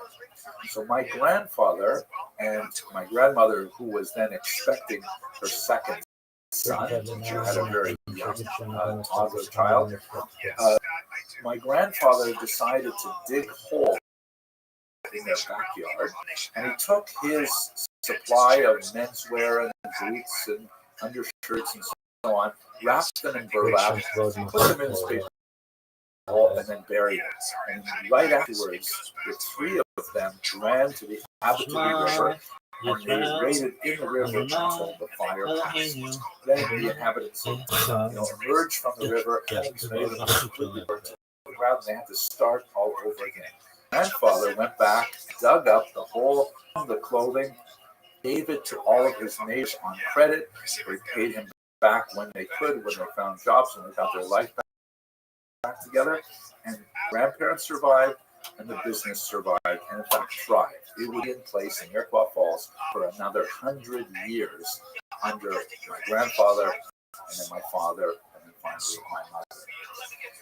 Now, all of this story, which is deeply meaningful to me, has no corroboration in the historical record.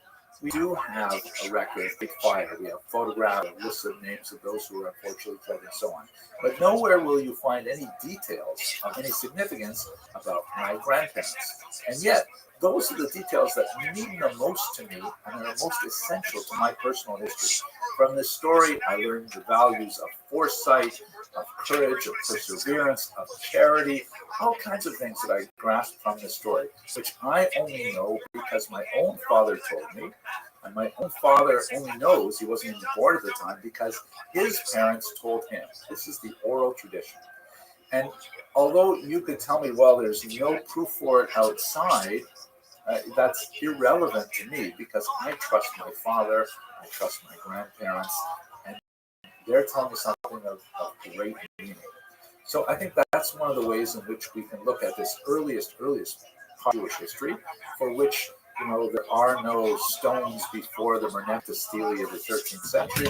There's nothing to really tell us a lot about the amazing stories described in Genesis and Exodus and the values that those stories contain.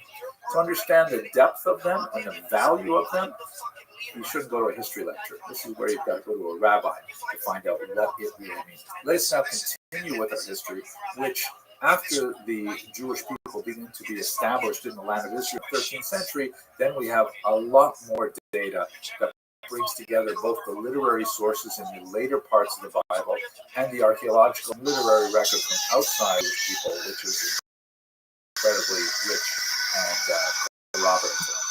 So, as I mentioned, ironically, it's important to note that at this point onward, there is never a period of time when the land of Israel was emptied of Jews.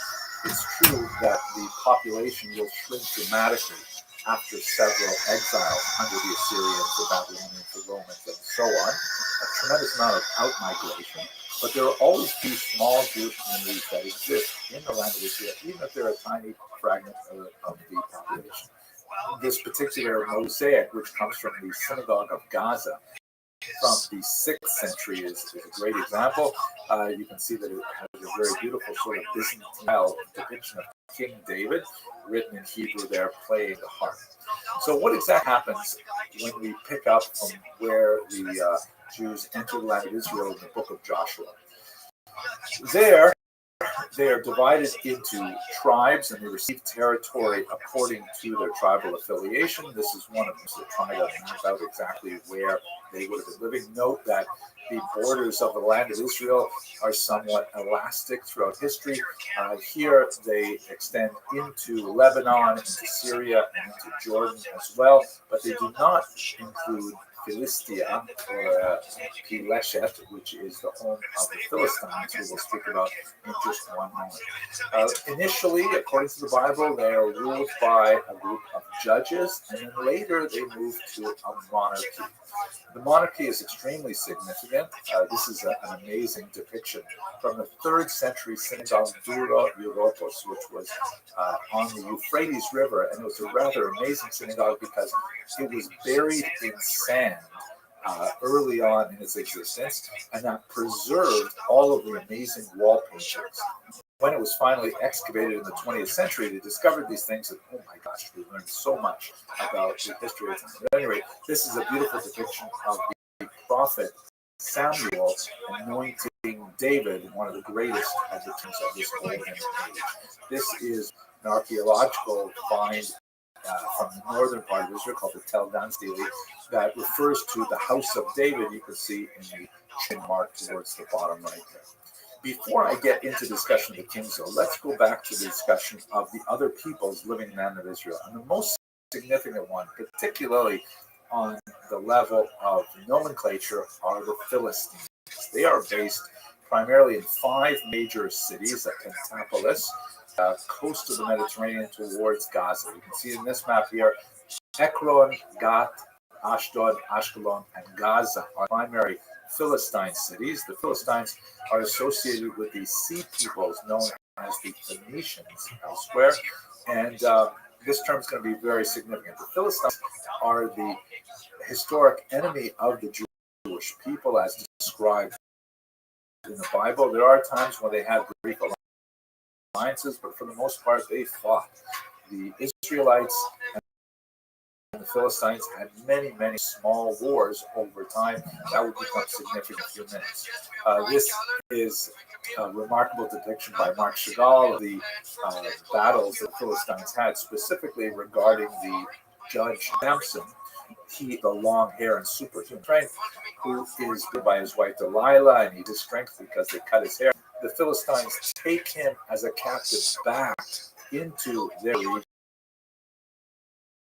and he is tortured and tied to these pillars, and then with one last strength and a prayer to God, manages to push down the pillar and bring down the whole head on his tormentors. But I think what's especially important is this passage from Herodotus, a great Greek historian writing in the 5th century before the era, who referred to this region and the Phoenicians living with specifically by the name Palestine, or Palestine. How this enters as the principal name used in the West for the land of Israel comes from Emperor Hadrian, shown here. But let's see, this will go 700 years later, when Hadrian is angry with the Jewish people after having fought a brutal war 2.5 years with the Bar Kokhba rebels. When he finally manages to extirpate the rebellion and he crushes it brutally, he can to wipe out the memory of the Jews in the land of Israel. He bars them from Jerusalem, which he renames Haile Capitolina after himself, Emperor Hadrian, Haile, and then he actually renames the entire territory. Rather than calling it Judea, which is the name that the Romans used for this province, he names it after the traditional enemies of the Jewish people, as you can see in this map, where it becomes Syria Palestina. Syria was actually the capital region, so it was divided into 3 areas: Syria Gala, Syria Phoenicia, and Syria. And that's where the name Palestine specifically comes from. He divides the land of Israel into 3 sections: Palestina Prima, first Palestine, which is basically Judea; Palestina Secunda, with the Galilee region; and Palestina Tertia, which is down in Negev. So that's basically how that word comes into usage. It's important to note that Jews use this word with some fluency right up until it becomes politically charged in the 20th century, and especially at the turn of the 21st century. In fact, there is a major document that's called the Jerusalem Talmud that was written in Israel in the 4th century, and it's typically called in older scholarly literature the Palestinian Talmud, which I know sounds like country terms, but that's only because of an unusual sensitivity to the political implications of that particular place. At any rate, that's a brief discussion of the Palestine, the Philistines, their connection to a people later known as the Palestinians in the 20th century is something we'll discuss in the 3rd lecture, but that's at any rate where the name comes from. Under the 3 kings, the empire expands significantly. Solomon will take it even further out there, and you can see it extends well into Jordan and into Lebanon as well. But it doesn't last. After King Solomon passes away, there's significant dispute between the northern section and the southern section, and they formally split, with the northern section becoming the kingdom of Israel, with its capital in Samaria, and in the south, the kingdom of Judah, with its capital in Jerusalem. There's a lot of fascinating archaeological evidence that talks about many of the events that are described in the later books of the Bible, particularly the Book of Kings and the Book of Chronicles, including this stone, which was discovered in Georgia, Steely. And this is essentially a Moabite, meaning non-Jewish, version of a story that's described in the Book of Kings, a particular war there. And it's quite fascinating. It's long, it's description, but at the end of one section it says, "I down on him and his house," referring to Omri and his son King Ahab. "And Israel has gone to ruin. Yes, it has gone to ruin forever." Once again, you see the pattern here, right? Merneptah proclaims the destruction of the Jewish people. Now, Mesha proclaims the same kind of destruction, and we shouldn't be surprised by it. This is another beautiful image from the Dura Europa synagogue that describes various Purim scenes. You can see on the right is Queen Esther seated next to King Ahasuerus, and on the left you can see Mordecai riding on a beautiful white horse, and he is being led by his enemy Haman. And it's not surprising Haman is angry because look, nobody gave him any chance. But at any rate, This is the period where you begin to have a large amount of Jews living outside of the land of Israel. The first major group are the Jews from the kingdom of Israel that were displaced under the Assyrian king, Sennacherib, and others, who took large sections of the population and dispersed them to these areas shown here in a classical map and here in a contemporary map. The region of Lebanon, Syria, the region of northern Syria, Turkey, perhaps the Kurdish region, and further on the border of Iran and Iraq. Now, there's been a lot written about the idea of these 10 lost tribes. It's a bit of a misnomer because it wasn't a complete population move. There were many Jews who remained behind in Israel. Many of them moved down to the south and intermingled with the population of the kingdom of Judah. And in fact, those people taken to Babylonia, although they eventually would be lost, we do have some evidence of their activity even in the late century. We have, examples on theophoric names, meaning names that include specifically Israelite names of God and so on. So they eventually disappear into the surrounding population.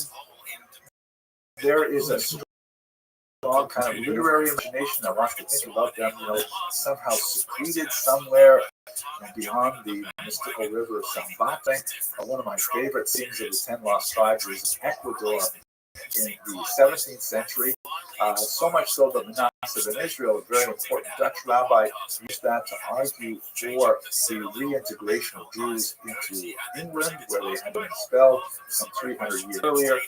But we don't know what happened to those people in the long run. There's another exile that follows. As you recall, the 10 northern tribes were the ones that went away, and again, only a portion of people who actually moved on, so Jews were behind. But in the south, the kingdom of Judah remained intact for just over a century when they were then invaded by the Neo-Babylonian king, Nebuchadnezzar. Nebuchadnezzar invaded. He also destroyed the temple in Jerusalem, which was the center of the Israelite religion at the time, and he exiled, again, a large portion of the population to Babylonia. You can see this left kind of like a scar in the Jewish historical memory, the exile from the destruction of the First Temple period, and later another exile under the Romans. We'll get to that. One of the most beautiful representations of this, I think, is in literature, Psalm 137, by the rivers of Babylon, which is depicted here in this by Edward Benjamin, that describes how the Jews are forced marched all the way to the Euphrates River, and they can see on the other side the ziggurats of Babylonia, and there's demand of them that they sing a song of Zion, and they wonder how can we sing a song of Zion in a strange land. This particular representation shows the patriarch holding a lyre with his family around him, all in tears at being exiled. However, the Jews actually set down roots in Babylonia. Isaiah exhorted them to build houses, to plant vineyards, to harvest them. And ironically, the Jews of Babylonia would remain there right up until the 20th century, one of the longest living Jewish communities outside of the land of Israel. And short-lived, because shortly afterwards, in the same century, the Emperor Cyrus would give leave to the exiled Jews to return to their homeland, recording his pronouncements in documents like this Cyrus Cylinder, and the Jews went back to Israel in the middle of the 6th century, and they rebuilt the temple again in Jerusalem, and they began to reestablish themselves, this time not as independent in the homeland, but rather as part of something like a self-governing region known as Yahud, primarily in the region of Judah. They would exist under Persian control until the 4th century, when Alexander the Great would emerge from Macedonia and sweep across the eastern Mediterranean, making his way all the way through Central Asia and to the reaches of northern India, bringing together in this area the new Hellenistic culture and uniting it under essentially Greek values. Jews in Israel loved it. They loved Greek science and literature and philosophy, and it was such a different kind of worldview than that which the Jews had been developing. And they fell so deeply in love with it that actually posed a risk to the survival of Jewish culture independently. This was exacerbated when King Antiochus Epiphanes, shown here, specifically with those Jews were concentrated in the cities who were very pro-Hellenistic, meaning they essentially wanted to adopt Greek norms and make Judaism into a Greek kind of image. Antiochus Epiphanes was very interested in some idols in the temple, supporting his Hellenistic Jewish and this ended up in a revolt where the rural population, much more traditional, said, this is no way of doing Judaism. We're not into the athletic games in the nude and all these statues everywhere and things like that. And this turned into something of a civil war.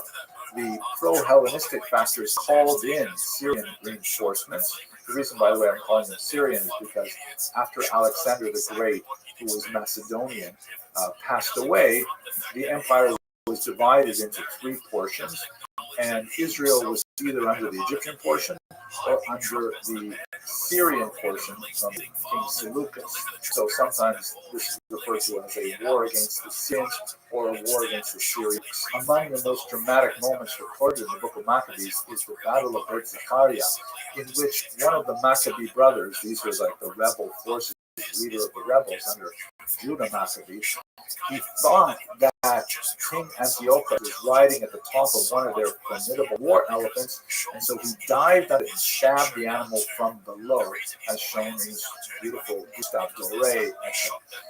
The elephant died, toppling the soldiers who were on top of it. Unfortunately, he was incorrect. King Antiochus was not there in the battle, and the elephant unfortunately crushed him to death.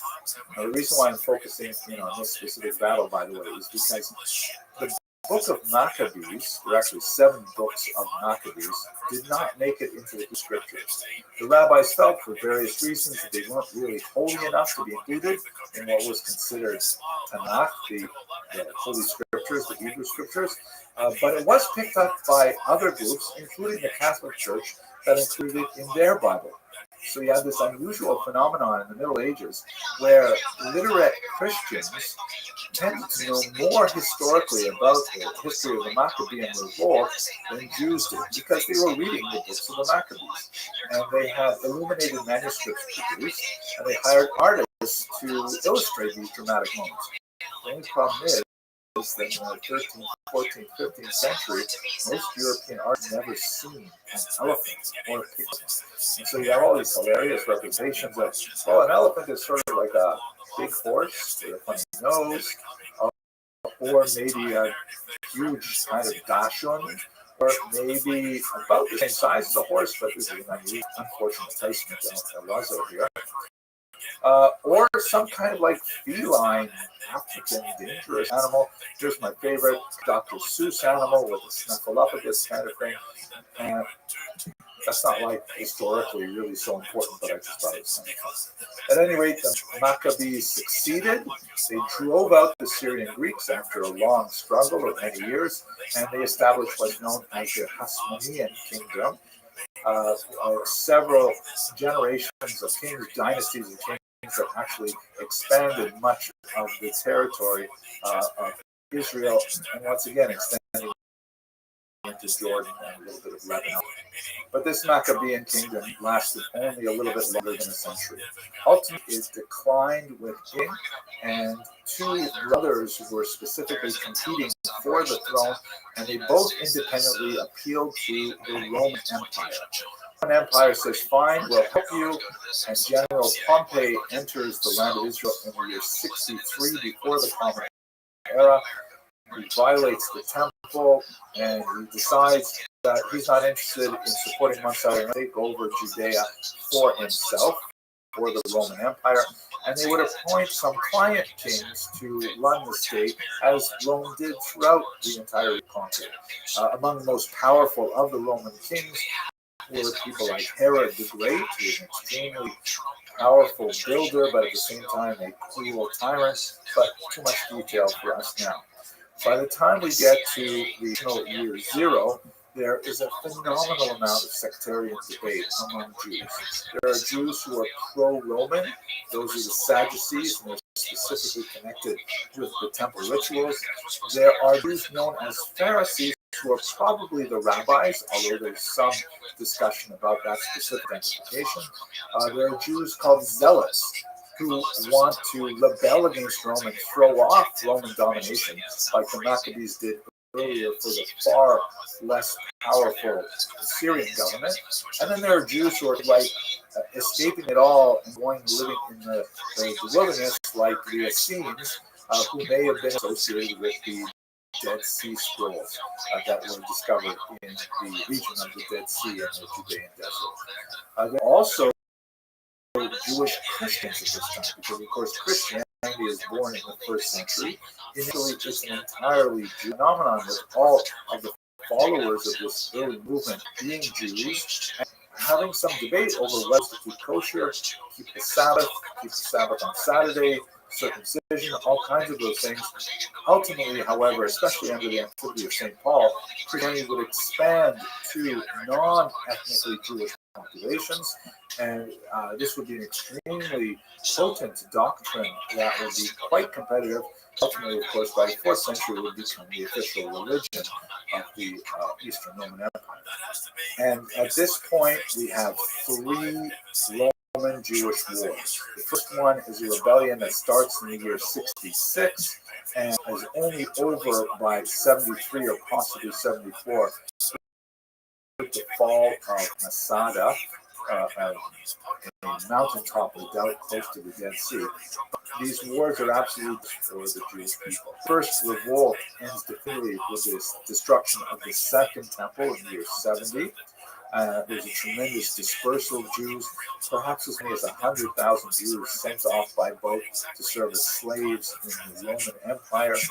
And then there will be another smaller revolt in the year 115 that will also be put down.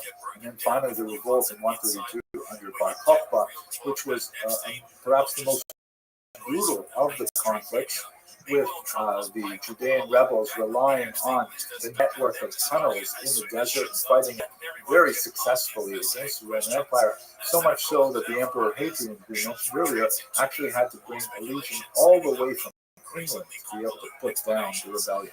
But ultimately, by the time you get to the middle of the century, the Romans have definitively destroyed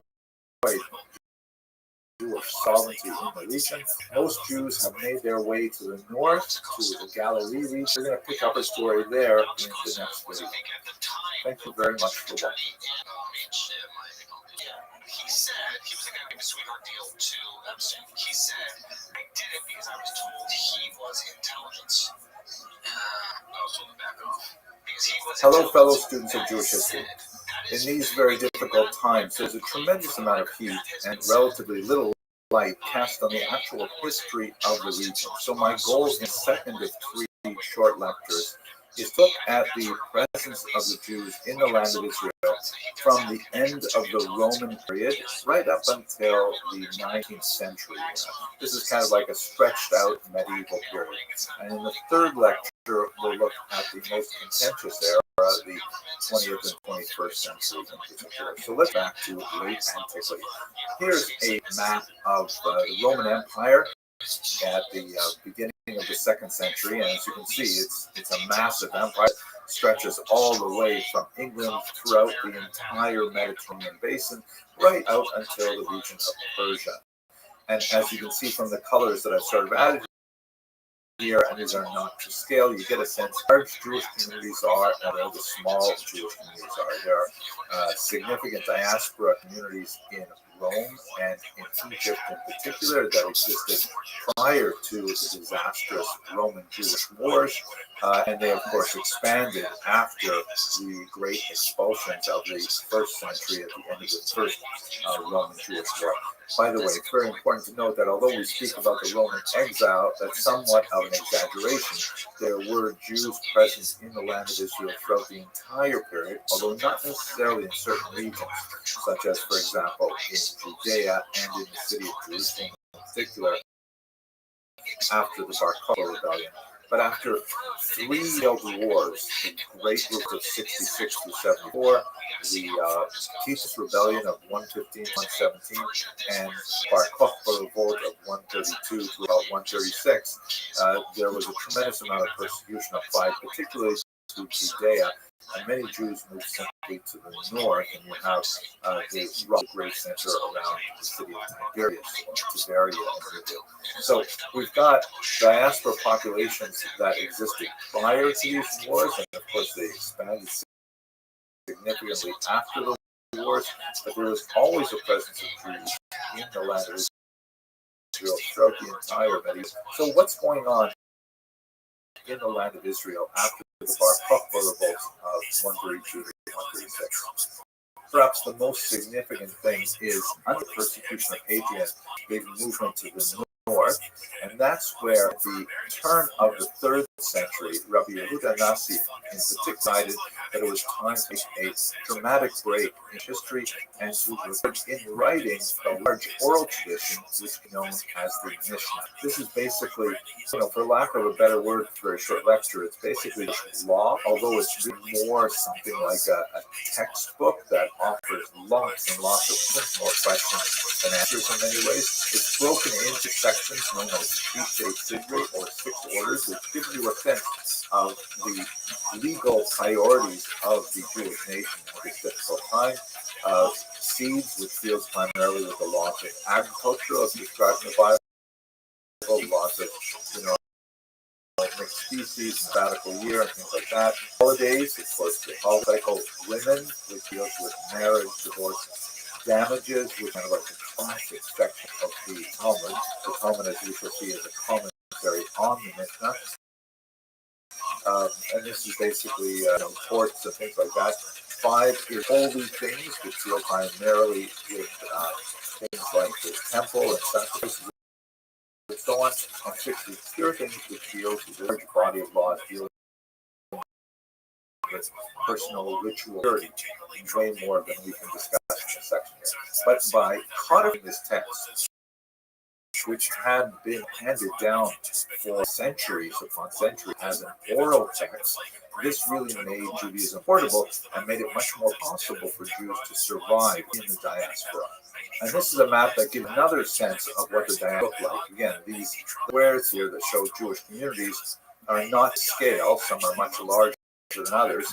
But what I think is useful in particular about this map is the growth of Christianity. As you can see with these little starbursts, these are Christian communities which are now evolved. Again, you'll recall that in the 1st century, Christianity was essentially a Jewish movement, and it continued to have very strong Jewish connections throughout the 2nd century and into the 3rd century, but it rapidly begins changing into a Gentile movement, meaning a body of ideas that appeal to those who are not ethnically Jewish. And they established several major centers in Rome and Antioch and so on, where the gospel literally spreads. Typically, those are originally connected to Jewish communities. And this is an important point because this is when the Roman Empire, of course, begins to actively engage in getting closer to Christianity and eventually adopting it as an official religion. Already at the beginning of the 4th century, with the Edict of Milan, Judaism loses the quality of protected class that it had under the pre-Christian Romans. They fought wars with the Romans. Judaism as a religion was specifically recognized by the Romans. After the empire officially adopted Christianity as an official religion, then that meant that Judaism began a relatively steep period of decline. This is the period, for example, that the Jews decided in Israel that they had better way from the traditional method of organizing the calendar, which is based on sighting of the moon. And the year 359, they said we have to go now to a mathematically astronomical calendar, which once again will survive much better in diaspora than relying on the existence of a strong Jewish polity in the land of Israel. And in fact, this was prescient because within a few decades, the PIC is the office, the political organization of Jews in the land of Israel, was officially ended in the year 425. And with the end of the Patriarchate, or in Hebrew that would be the Siyut, Yehuda Hanasi, who authored or who compiled the Mishnah, was a member of this Patriarchate. That was no longer any official organized standing for the Jews in the land of Israel before the Roman Empire, and they were a minority without any kind of, authoritative body to lead them. Very, very, difficult and precarious time for the Jews in the Eastern Roman Empire. Ironically, these gradually worsening circumstances throughout the third and especially the fourth century spurred the Jews in Israel to engage in an unprecedented level of creativity. There were some rebellions, like one in 352, but primarily the energy of the Jewish population went into codifying a massive commentary on the Mishnah called the Talmud. There are actually two versions of the Talmud, one that's called the Jerusalem Talmud, or, although the term may shine today, the Palestinian Talmud, because Palestine, of course, was the geographic term that had been adopted since 84 the region. And this Talmud essentially was a rather brilliant thing. I'd love to talk about it a lot more, but I can't hear you. You'll have to go to my channel to look at other videos to understand a little bit more about what the Talmud means. It's the text of the Mishnah, which kind of like an amplification of the biblical text, and opens it up to a degree of debate that makes it not a slate you can read like a newspaper, but a series of questions and somewhat strange answers that require further questions. And this is what I'd like to call the genius of ambiguity, which really made the Jerusalem Talmud, the later successor, the Talmud written in Babylonia, it's the Babylonian Talmud, made it like a core text of Jews for the next 2,000 odd years, and is still actively studied today. I don't have time to go into the details of how this Talmud works, but I will give you one example just to kind of illustrate the sense of playfulness that sometimes infuses this amazing text. This is a true story. When I was studying in yeshiva in a rabbinical seminary in Jerusalem myself, and by the way, I am not a rabbi, I'm just a regular guy, a historian if you like. There was a problem with an excessive amount of food being wasted, primarily because this was the time of the collapse of the Soviet Union. There are a lot of Jewish boys who were coming from Russia and Ukraine, and they were coming to Jerusalem to study, and maybe they were worried that the yeshiva would close, so therefore they would tend to take multiple helpings of lunch.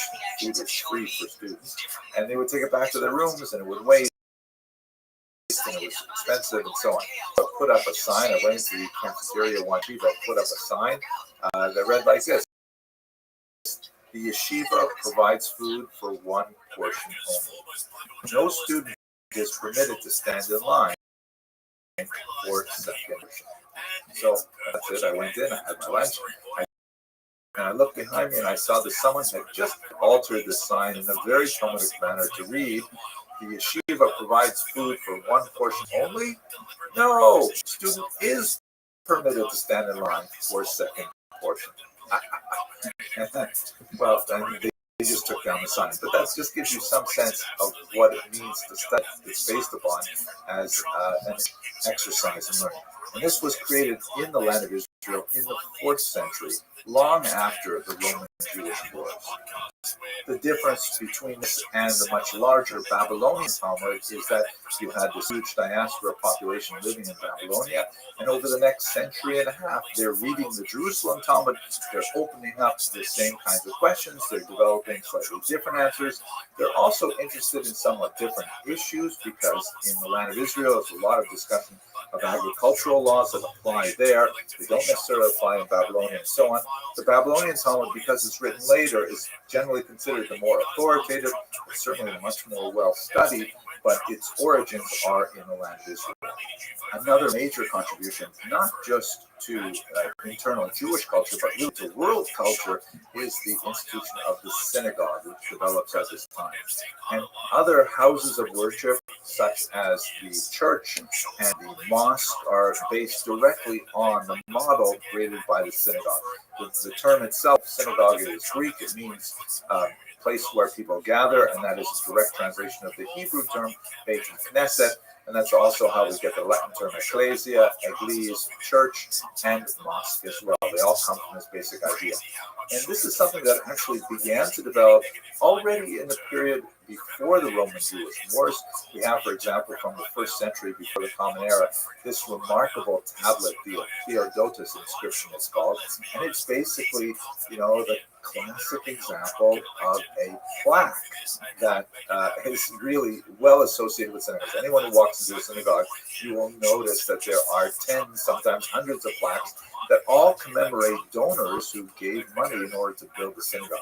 This one is attributed to a man named Theodotus, the son of Venetus, who was an archisynagogus, a head of the synagogue, and it basically talks about how, he, as a representative of a long line of people who were similar donors to the synagogue, built the synagogue, a guest room, chambers, plumbing, all kinds of things like that.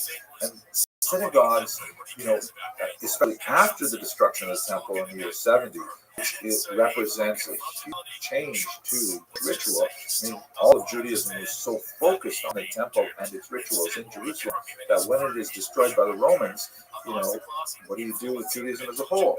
And the transition to synagogues was essentially something that replaced, at least in some form, the centrality of the temple, allowing Jews to come together to express their heartfelt desires and prayers to God, and to perform many other communal functions, social gatherings, study sessions, and we have synagogues that dot the entire landscape and are especially prevalent in the north, where many Jews had settled after Bar Kokhba. Here, for example, is a beautiful synagogue floor with a mosaic on the zodiac that was found in Tiberia, 4th century, and you can see from the mosaic that they're still commemorating and harking back to the temple with all kinds of elements, the incense shovel and the menorah and the Ark of the Covenant that all for the temple, and as well as the shofar, lulav, and etrog, which are, of course, part of the season. You have these beautiful mosaics everywhere, including not too far away, the Beit Alpha, 6th century, kind of a more primitive style, but you'll think Beit Alpha also has this dramatic rendition of the binding of Isaac, which is described in Genesis chapter 22. And we have synagogues like this, as I think I showed you in the last lecture, and so on.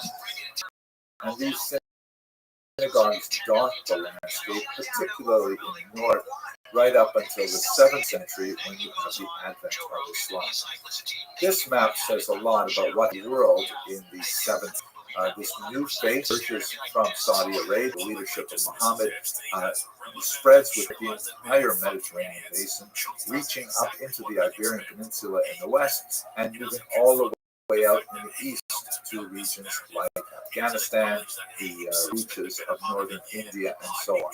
After some initial moments of harsh conflict between Muhammad and some Jewish tribes living in Saudi Arabia, Islam spreads to the land of Israel and actually turns out to be something over the long term, which proves to be quite beneficial, at least up until the 20th century. It is one of the ironies of Jewish history is that overall, accepting again this very difficult last 100-odd years, Jews fared better in general under Islam than they did under Christianity.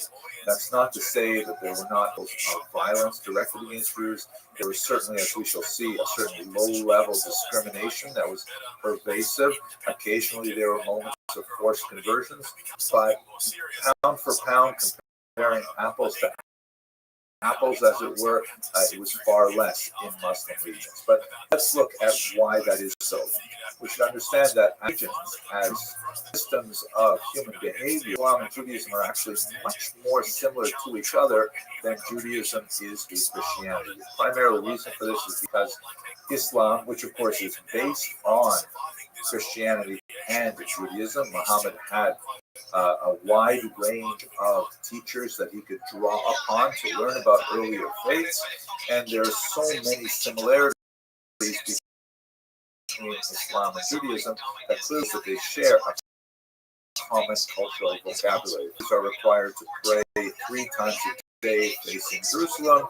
Muslims pray 5 times a day facing Mecca. Originally, they faced Jerusalem. Jews dietary system known as kashrut. Muslims practice a dietary system associated with halal. Judaism has a certain set of rules regarding the dress of females and the dress of males, by the way. And Islam has also a system of rules for the dress of females and I would assume males, although I'm not an expert in Islam now. In other words, they're kind of similar blocks of ideas about how people should behave. And although they're not identical, of course, Jews and Muslims can sort of understand that, okay, these are, categories of behavior. Christianity, on the other hand, places a tremendous amount of emphasis on creed, on belief, rather than on pragmatic behavior, which sets it somewhat apart from both Islam and Judaism, although, of course, also both Islam and Judaism have elements of creed as well. But this whole comparative structure of halakha on the Jewish side, or Jewish law, and Sharia, or Islamic law on the other side, means that they really have quite a bit in common, and they were actually able to affect quite a sort of modus vivendi, a way of living together. This was expressed in particular in legal terms under something which came to be known as the Pact of Umar, associated with the 9th century in particular. And essentially what the Pact of Umar dictates is it regulates the space for non-Muslims in Muslim society, in particular Jews and Christians, because they were known as people of the book. They had, according to Islam, received a legitimate transmission or communication from God in the past. And Islam would argue that they misunderstood those transmissions, they adulterated those transmissions, and so on, but that's not our discussion today. But since they were essentially keeping to the traditions as handed down to them from their previous generations, they therefore were accorded of respect within Islamic society, and they were allowed to continue practicing their faith within Islamic society. There were limits set on them. They could not, for example, build new synagogues. They could only repair old ones. They were not allowed to engage in certain symbolic acts of leadership, like carrying a weapon or a horse. In some areas, certain colors were required for them. They had to wear a certain color, for example. Many of these things were often, there were loopholes found or bribes were paid in order for Jews to avoid these things. But nevertheless, this established within Islam the notion of a society governed by law, meaning that although they were second class or protected status, as the term is being used, they nevertheless were allowed a space in which they continued to be Jews. There were additional taxes imposed on them, jizya and so on, but basically had a space where they could continue to be Jews. And this proved to be really very. If we move outside of the land of Israel a moment, perhaps the greatest expression of this was in the Spanish Golden Age, known sometimes as La Convivencia, the period of coexistence, where Jews and Muslims and Christians in this particular society of Spain, which is unusual, actually enjoyed a period of tremendous, cooperation and cultural cross-fertilization. It's somewhat exaggerated occasionally in the historical literature, but nevertheless, it has some really dramatic moments and individuals associated with it. Perhaps the most important who emerges from this period is, in fact, he himself had a ref from extremist Muslims that entered the region of Spain from North Africa, is, of course, none other than Maimonides, one of the greatest, most towering figures of the Middle Ages, who actually made his way out of Spain to Cairo and its environs, where he established a very successful career as a court physician, as really the leader of his generation, particularly in the southern and eastern parts of the Mediterranean. Although the majority of his life was spent in Egypt, he was ultimately buried in the land of Israel. After the advent of Islam, there is a resurgence of the Jewish population, particularly in Jerusalem, the growth of a significant rabbinic leadership, that engages in some rivalry with the rabbinic leadership, much larger community in Baghdad. Ultimately, Baghdad would take the lead, but Jerusalem nevertheless had a tremendous pride of place. And Jews and Muslims fought alongside each other against the Crusaders into the land of Israel in the 11th century and then several times afterwards as well. But I think one of the most fascinating periods of Jewish history at this time is when the Ottoman Empire was controlling the region. Here you can see a map of the entire Ottoman Empire that lasted until the 20th century. And this is as a result of a great influx of Jews after the Spanish expulsion. This map here shows the many places that Jews sought refuge after being sent out of Spain. As you can see, a significant number went to the land of Israel. And not only that, in particular, they went to a city called Sfat in the north. It's a beautiful city that is not especially famous until the 1500s, when it suddenly attracts this tremendous number of Spanish and Portuguese exilees who set up this incredible center of Jewish activity. It is there that the Lurianic Kabbalah is particularly described. You can see from these unique blue-tinted gravestones from Sfat some of the great names of the Kabbalah, Rav Alphabets, Rav Cordovero, and of course the incredible Arizal, Rabbi Isaac Luria, who came to Sfat from Egypt in order to study with the great masters there. So there's tremendous creativity happening in the land of Israel in the 1500s in Sfat in particular. The tremendous surge of Jewish creativity in Sfat, however, is largely limited to the 1500s. And by the time you get past that period, Jewish communities in the land of Israel tend to go into a fairly steep decline. There are regular migrations, particularly from 1700 on, from Poland, of Jews who are seeking to return to the ancestral homeland.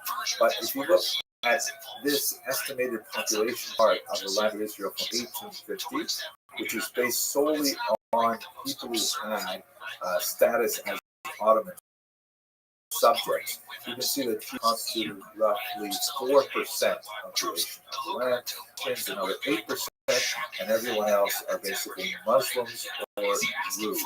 So there's only a tiny minority of Jews living in the land of Israel by the time we get to the modern period. By the 1880s, however, we begin to see the organized migration of Jews, now from Spain in particular, under an organization called Hebrew, which is an acronym for the phrase Yaakov Yehuv V'Ne'acha, to Jacob, let us arise and go. This is actually one of their founding documents here. The Hebrew aimed to create agricultural settlements of Jews in the land of Israel. They received significant backing from Western donors. They were not especially good farmers, however, and they struggled. Many of their communities failed, but some of them actually managed to take root in places like Petah Tikva, and they constituted the nucleus of the new migration of Jews from Eastern and Western Europe. And as you can see from some of these 20th century posters, which are designed to garner support for donations to help these Jews reestablish themselves in their ancestral homeland, here you see that there's no contradiction with using the term Palestine to the land of Israel, and they have in Yiddish the translation what it says in English, help in the land of Israel is the there, that's translated as Palestine. Here's a more muscular version that really captures the imagination of Jews at the time, a nation reborn on its ancestral soil. So that basically takes us to the 19th century and the period of the great conflict between the people living in the land, because one of the great, sort of myths of this period is that the Jews constituted a people without a land or a land without a people. The land of Israel, of course, was well populated with many people, and we'll have to turn to that very difficult chapter in the next lesson. But for now, I hope you found this useful, and hope you watch the next video as well. Thank you very much for watching. After all, because maybe the CIA actually runs the entire country.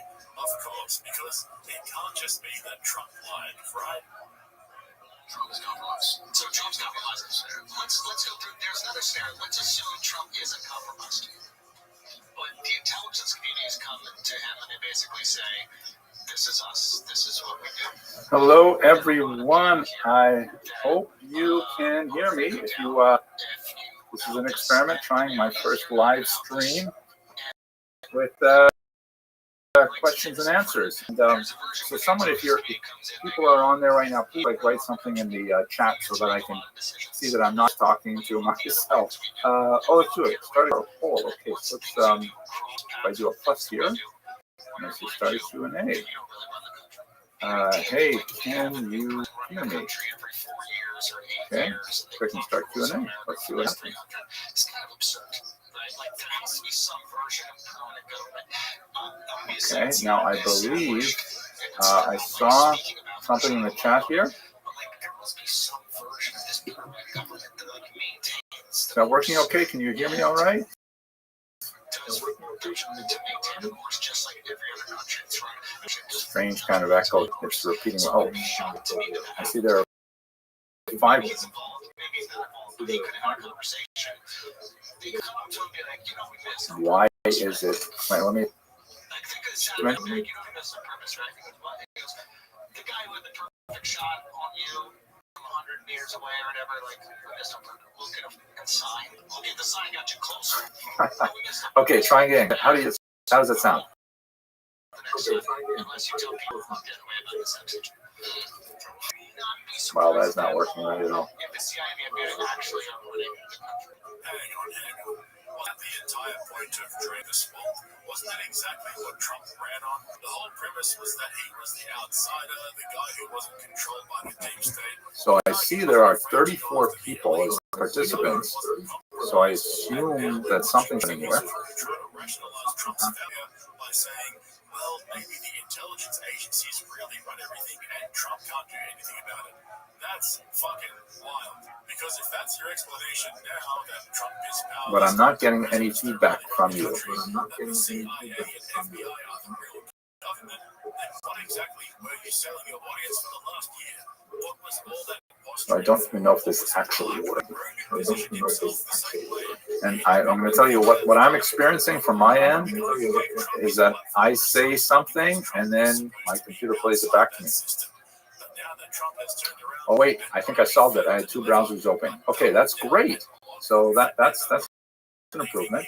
Now let's see. Do I have anyone who's asked any questions here? Let's see what I've got. Yes, great. I've got some questions there in the chats here. So I see Taylor26 is on. Thank you. Delshon London Prejean is on. I hope I pronounced that correctly. All right, that will solve this. Okay, 2 browsers. Okay, so let me start with the questions that I have recorded from my notes here, and I hope that they will be useful for you as well.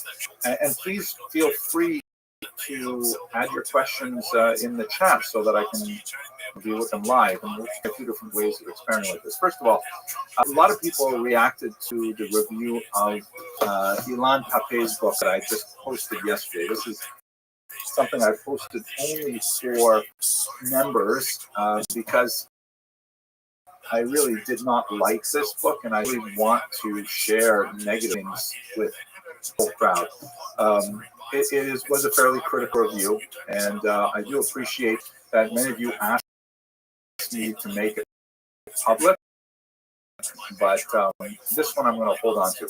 However, the thing that I learned from my reactions to it as well, I will include this in more standard presentations, so that you'll get to see that as well.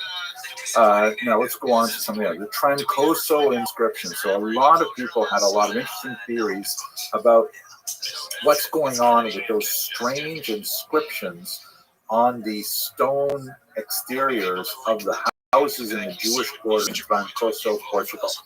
A couple of people said, well, maybe that strange one that looks like it says the word Roro is actually Duro, like the letter Resh in Hebrew is very close to a dalet. It's just a difference of a sharp corner, a right angle, as opposed to a slight curve. And that's possible, but it should be noted that this particular location is somewhat south of the Douro River. It's not really so close that someone will want to write it there, and also write it twice. So it's really quite a mystery. I still have to spend a lot of time thinking about this to even get some sense of it. But I got a few other interesting suggestions. Yoke writes, the last bit at the end in the inscription looks like it says the word ruach, which means spirit. And that's referring to the little horizontal line under one of the last letters that would echo that sound, ach. But when you actually the wall, you'll see that it's not actually carved into the wall. And the video shows up, but it's just a little bit of lichen. And it could be that that lichen is there because there was originally some kind of imperfection in the rock, but it's definitely not dug in as deeply. I don't think it's quite that. Now, Stanislaus Meki 2262 writes, the inscriptions have to be analyzed and dated by archaeologists in the first place. I'm not a trained archaeologist, I'm a regular historian. I read fairly widely, and I don't have all the tools here. The question is, how old are they really? Are they pre, during, or post-Inquisition? Could the stones have been reused from earlier buildings? Was the location affected by the Great Lisbon earthquake of 1755? There were earlier earthquakes in the region too, 1321, 1356, and 1531, and also another earthquake in 1761. So a very erudite kind of complex question there, but it's really the main problem. We know that the inscriptions have been around for quite some time, but they could even be possibly the 20th century. There's no way to carbon 14 date an inscription of this nature. It's inorganic material and so on. The buildings can date to the pre-Inquisition period, 13th century, 14th century. So sometime over the last 500 years, someone inscribed the walls with these strange symbols. They were not affected by the earthquake of 1755. We were aware of that one quite much of Lisbon, but didn't have the same kind of impact on Trancoso. These buildings are definitely from the Inquisition period, but the inscriptions could have been late as the 20th century. In fact, I had a really interesting discussion with a museumologist in Porto who suggested they may even have been inscribed for the purpose of attracting tourists. I mean, that was like really wild, but not impossible at all.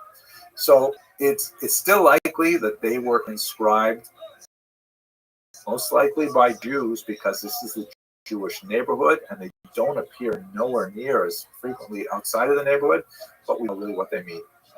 Another user named Eliyahu Tishby suggests Roro might be a nickname. Yeah, could be, but why would you put that on all? Why would you inscribe twice? It's on either side of the wall. It's just a bizarre thing to write on your doorpost, especially we're not talking about someone tagging it with a spray paint. This is, inscribed in the wall. You'd have to spend a couple of hours with a hammer and chisel making a lot of noise inscribing into it, so it's hard to say that. Desert writes the same thing. Why would a Jew spend hours carving a nickname into the side of a house under the hot Portuguese sun? Good question.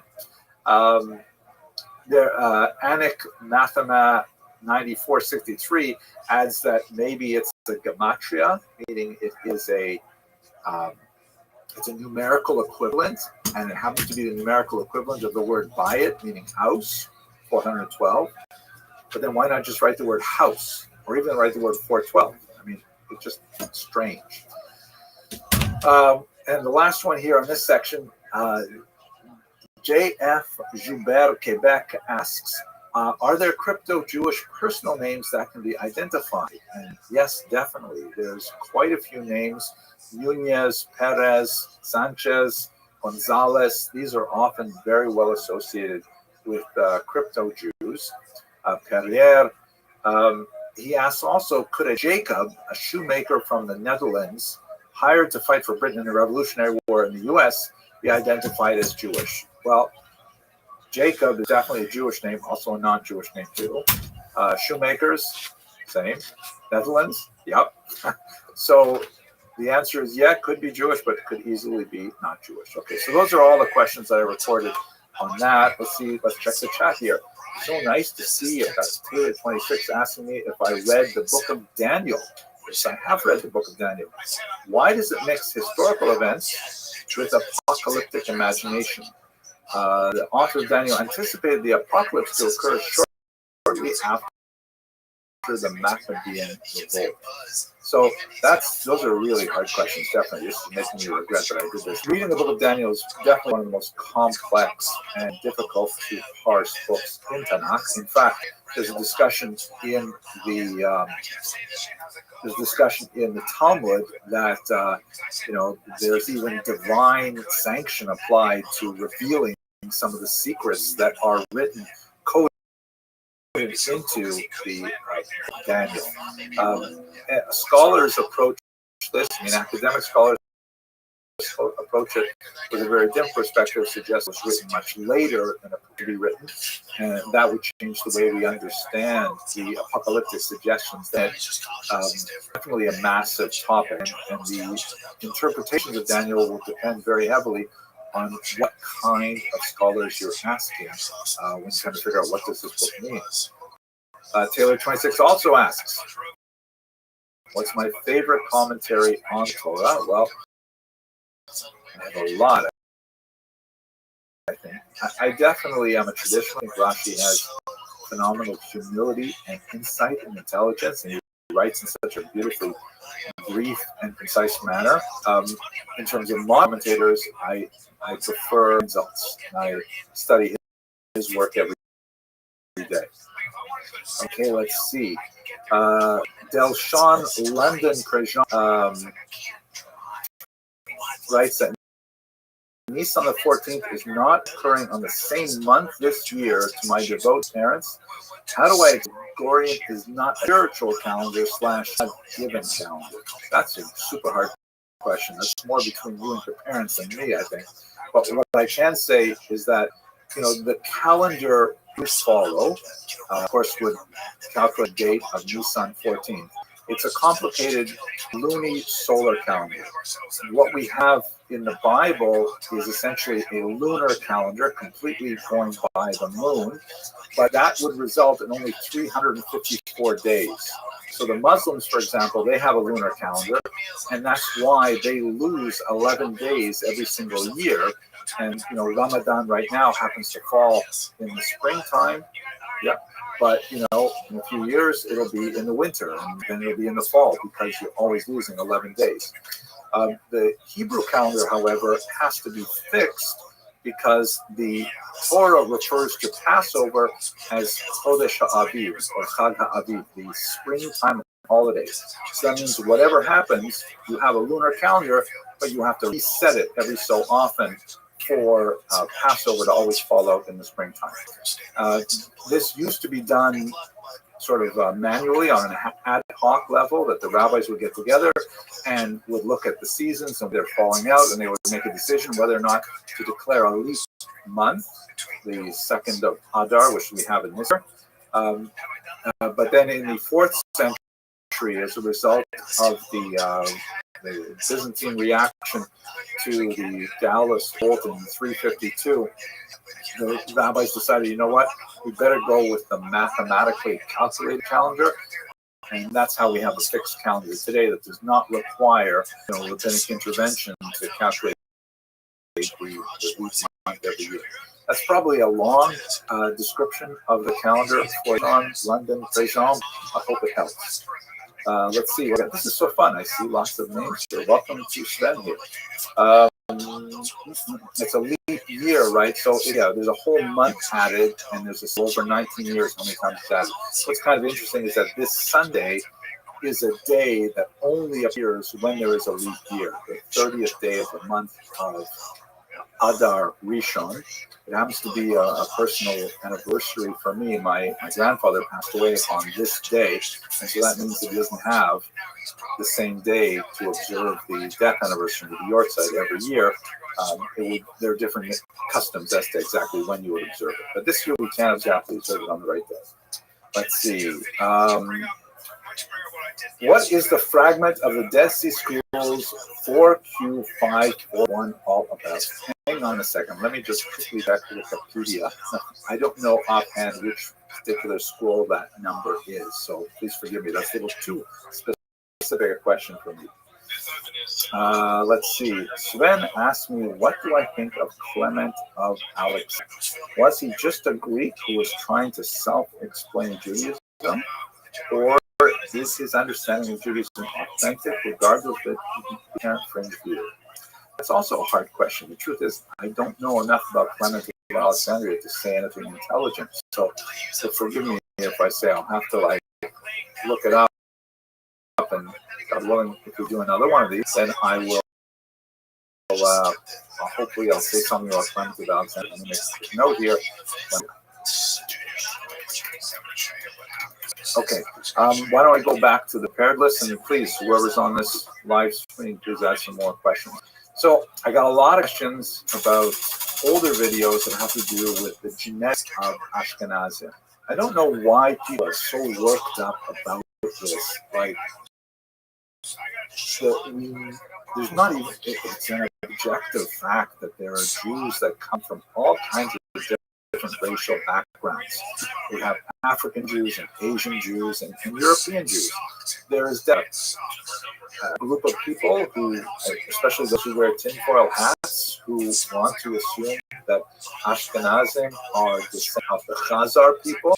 There's not a lot of evidence, certainly not a lot of genetic evidence for any significant admixture of the Khazars in the Jewish population, as much as these conspiracy-minded people might like to think so.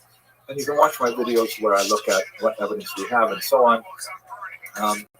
Ashkenazic Jews seem primarily to be a mixture of Middle Eastern Jews with a large chunk of Italian DNA as well.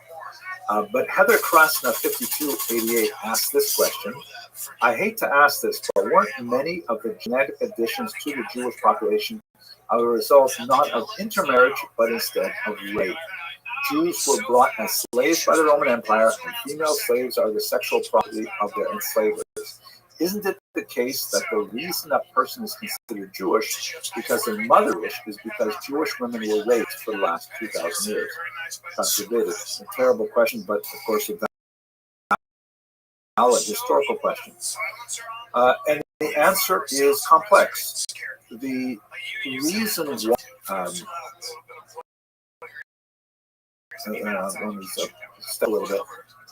When we get to the 21st century, actually when we get to the late, there are Jews who wanted to revise traditional matrilineal descent of definition of Jew. This is basically the definition of Jews, being either that a Jew is a child of a Jewish mother or a convert to Judaism.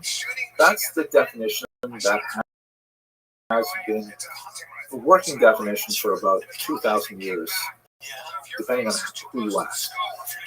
We definitely see some examples where you marry women from non-Jewish backgrounds and their children are considered Jewish, and some really important ones like Moses and Joseph and others.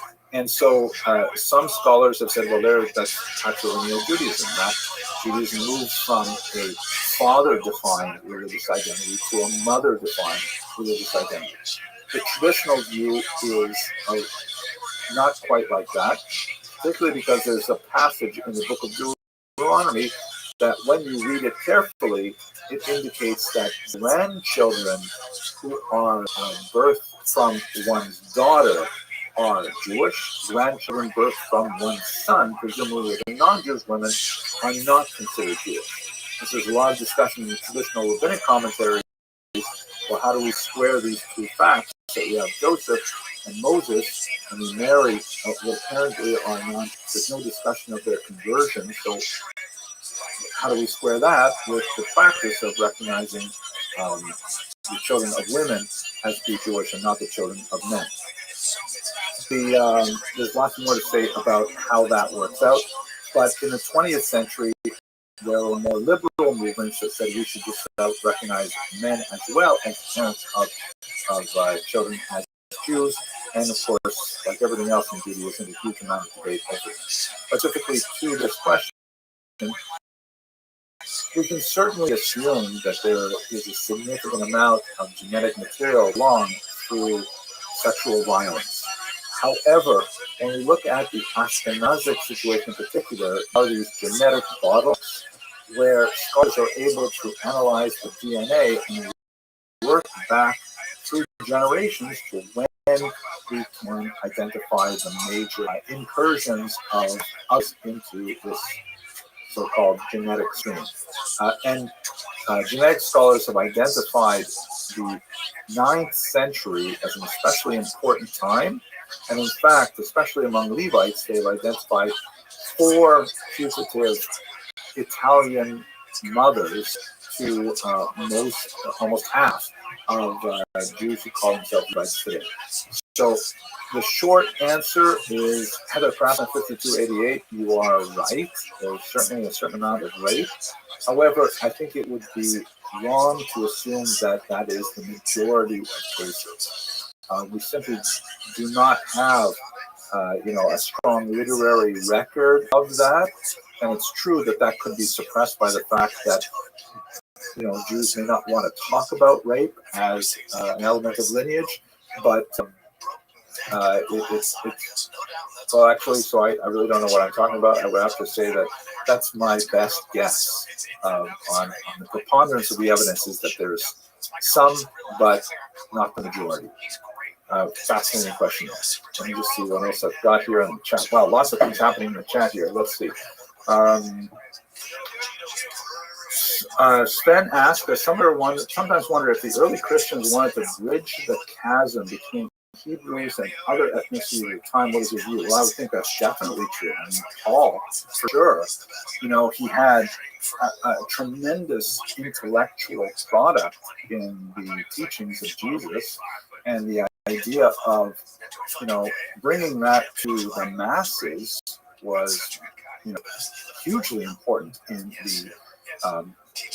the propagation of Christianity to Greeks, Romans, and all kinds of people. So I think that would be true. That generation, the sort of transitional generation, the first 50 or 60 years after Jesus is crucial. I think that is the destruction of the temple that, for Jews was seen as a horrific catastrophe. But some of the early Christians, if you look at Eusebius, for example, will see it kind of like as a representation of a punishment, that the Jews got what they deserved as a way of signaling that Christianity was really something that should be followed. That transitional generation did not last terribly long. The Gospel of John gives us some sense of how acrimonious the dispute would become afterwards.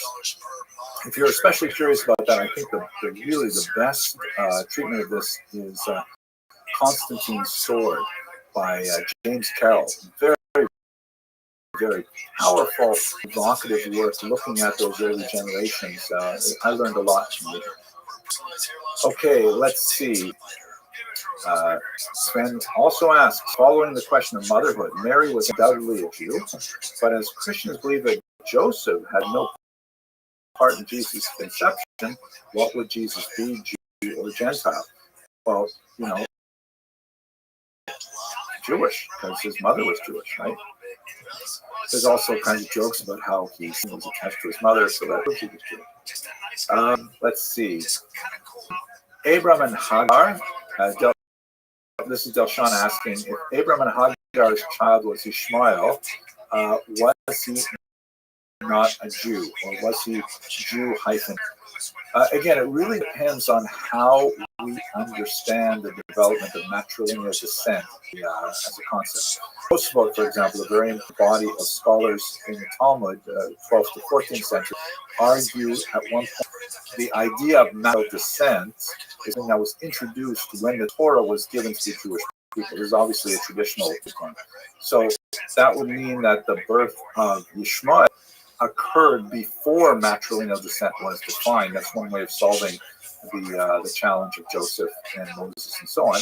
And so, technically speaking, he could have been considered Jewish if he was, taken in by the father. Of course, the story is that Ishmael and Hagar were sent away to the east and created a different civilization. So, complicated question, but I would think they would not be considered Jewish by these standards of the time, at least understanding it through the lens of Tosafot.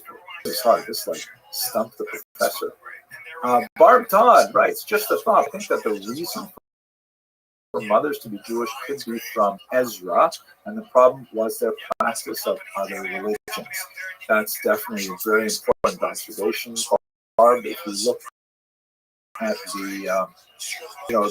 for those of you who may not be so familiar with the book of Ezra, this is written after the Jews returned from Persian captivity to the land of Israel. We can call them Jews at this, it's not anachronistic. And one of the first Ezra makes a rule that no marriages between Jewish men and non-Jewish women. And so it was clearly at that time kind of like a communal acceptance that Jewish women produce Jewish children. And that's basically how it was enshrined for centuries. Although, again, the historical scholarship still points to many examples of Jews who did not and was still considered Jewish by at least the surrounding society. Through Josephus, that seems to be abundantly clear. Alice asks, speaking of Jesus, are there any writings attributed specifically to him? I am unaware of that. The Gospels were all written by his disciples, for example. Delshon writes, is vaudeville as important to our Jewish culture as the Yiddish language? I would think not. Yiddish we have a recorded history of Yiddish that goes back centuries. Vaudeville is much more recent. Joseph writes that I am being misled when I say Italian DNA. Those genetic studies are speaking of ancient Anatolian, meaning Latin DNA. That's interesting. My understanding was it was more from the region of Piedmont, but Joseph, if you want to put a citation in the chat, that might be very helpful. Okay, folks, I budgeted half an hour for this experiment. We got a couple minutes left. Is anyone else? Let me just have a look at the notes for other questions from the audience. Right, so Tom Guitar 22 asked me to make a video about the historical accuracy and some of the disputes over the Purim study and the book of Esther. He writes, I think many Jews, including myself, wonder if the events actually happened.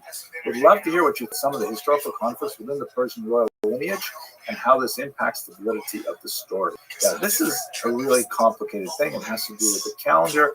And if you are less familiar with this, basically that the chronology, traditional Jewish chronology right now, the year we're in is 5,784, does not quite jive with non-Jewish calendars, particularly the reigns in Babylonia. So it's hard to place the book within it, and there's also some literary difficulties as well. In terms of the calendar controversy, my go-to work on this is a man named First, who wrote a book under the title I can't remember it. It's Mitchell First, F-I-R-S-T, and he wrote probably the definitive work on calendar controversies and chronologies in Jewish history. And from a traditional rabbinic viewpoint, there's a trace of essay by Rabbi Shimon Schwab in his collected writings, I think volume 3, that explains that. Last question from S2P-org. Where can I go to get historical information about the ancient Canaanites, who, according to the biblical text, inhabited the region of Israel before it was promised by God to Abraham and his descendants, before Joshua led them to them? Have you done a video about this, etc.? I have talked about this a little bit, but since most of my personal interests are in Jewish history, I haven't spent a lot of time on the Canaanites, but it's quite a bit of historical research. My beginning source is a man named Grabe, Grabbe. He's written about 40 books looking at ancient Israel, both before and after the advent of the Israelites, and I was with him. Uh, there's also a really nice thin volume by a man named Eric Klein, Clein. I think so.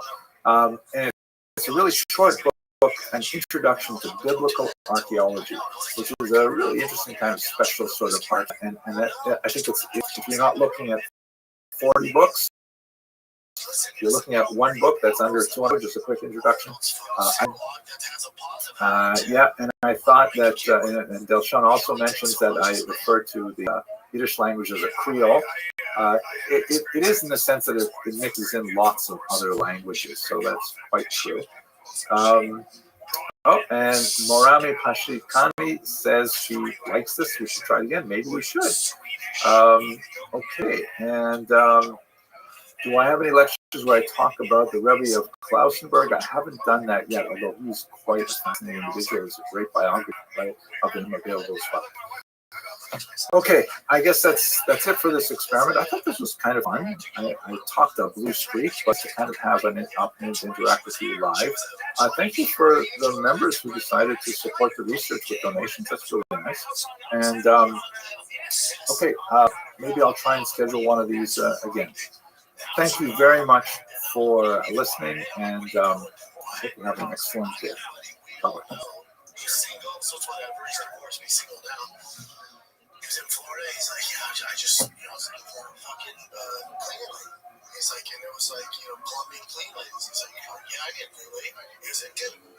I heard she comes like the following week, and he's like, talented. I'm like, oh, bud. Hello, everyone. Let's see if this is working. Please write something in the chat if you can hear me all right and see me all right. Let's see, the sound seems to be working. Waiting for someone to say something in the chat. Please write something here. Confirm. Oh, very good. Okay, I've got some confirmations. All right, why don't we get started with a few questions? Hello, Yosef and Delshon, London for Jane, Lottie Block, Army Farajun. I guess you can all see these names. Let's have a quick look at some of the questions I received in the last little while that I think are really useful. And please add your comments here. Oh, and I see Michael Klein. Look at that. I haven't seen you in a long time, although we've worked together for many years. And hello, Grant, Marion. Oh my God, so many. Okay, I'm gonna stop saying hello to everybody, but now let's go to the question. So, someone asked last time we had a live chat to talk a little bit about Clement of Alexandria. I didn't have a lot of time to look. He looks quite fascinating. I would like to study a little more of him. His name was Titus Flavius Clement, and he lived in the end of the 2nd and into the 3rd century. He's one of the church fathers, and apparently he has like a split personality vis-a-vis the Jews. On the one hand, heavily influenced by the Jewish thinker Philon, also known as Philo, very important Egyptian Greek thinker who was Jewish, of course, and spent a tremendous amount of time sort of mediating Judaism for a Greek reading audience. And so in a whole number of areas, Clement of Alexandria, who lived a couple hundred years after Philo, decided to follow his way of thinking in so many areas. However, at the same time, Clement of Alexandria also participated in Adversos Judaeos, which was basically a kind of epistolary or literary attempt to argue against Judaism, this very first father. So really fascinating, going in both directions. On the one hand, very much relying on Philo and appreciating his sort of Jewish philosophy, and on the other hand, still criticizing Jews vis-a-vis Christianity. So a little bit more later. We have the Tominator writing from Toronto. Did Purim really happen? Can you explain the discrepancy between the timelines of King Xerxes? So, hard questions. First of all, did Purim really happen? Yes, it was just a few days ago. I had an amazing Purim. Thank you for asking. I suppose what you're really meaning are, did the events described in the book of Esther really happen? And so I think the answer to that question depends on who you want to ask. If you will ask rabbis or believing Jews who retain the oral tradition, the vast majority of them would say, well, absolutely, this is historical fact. This is all these people lived and all these things happened and so on. Biblical scholars from the academy, from the university and so on, tend to disagree and tend to say that the book of Esther was probably comprised quite a bit later during the Hellenic period.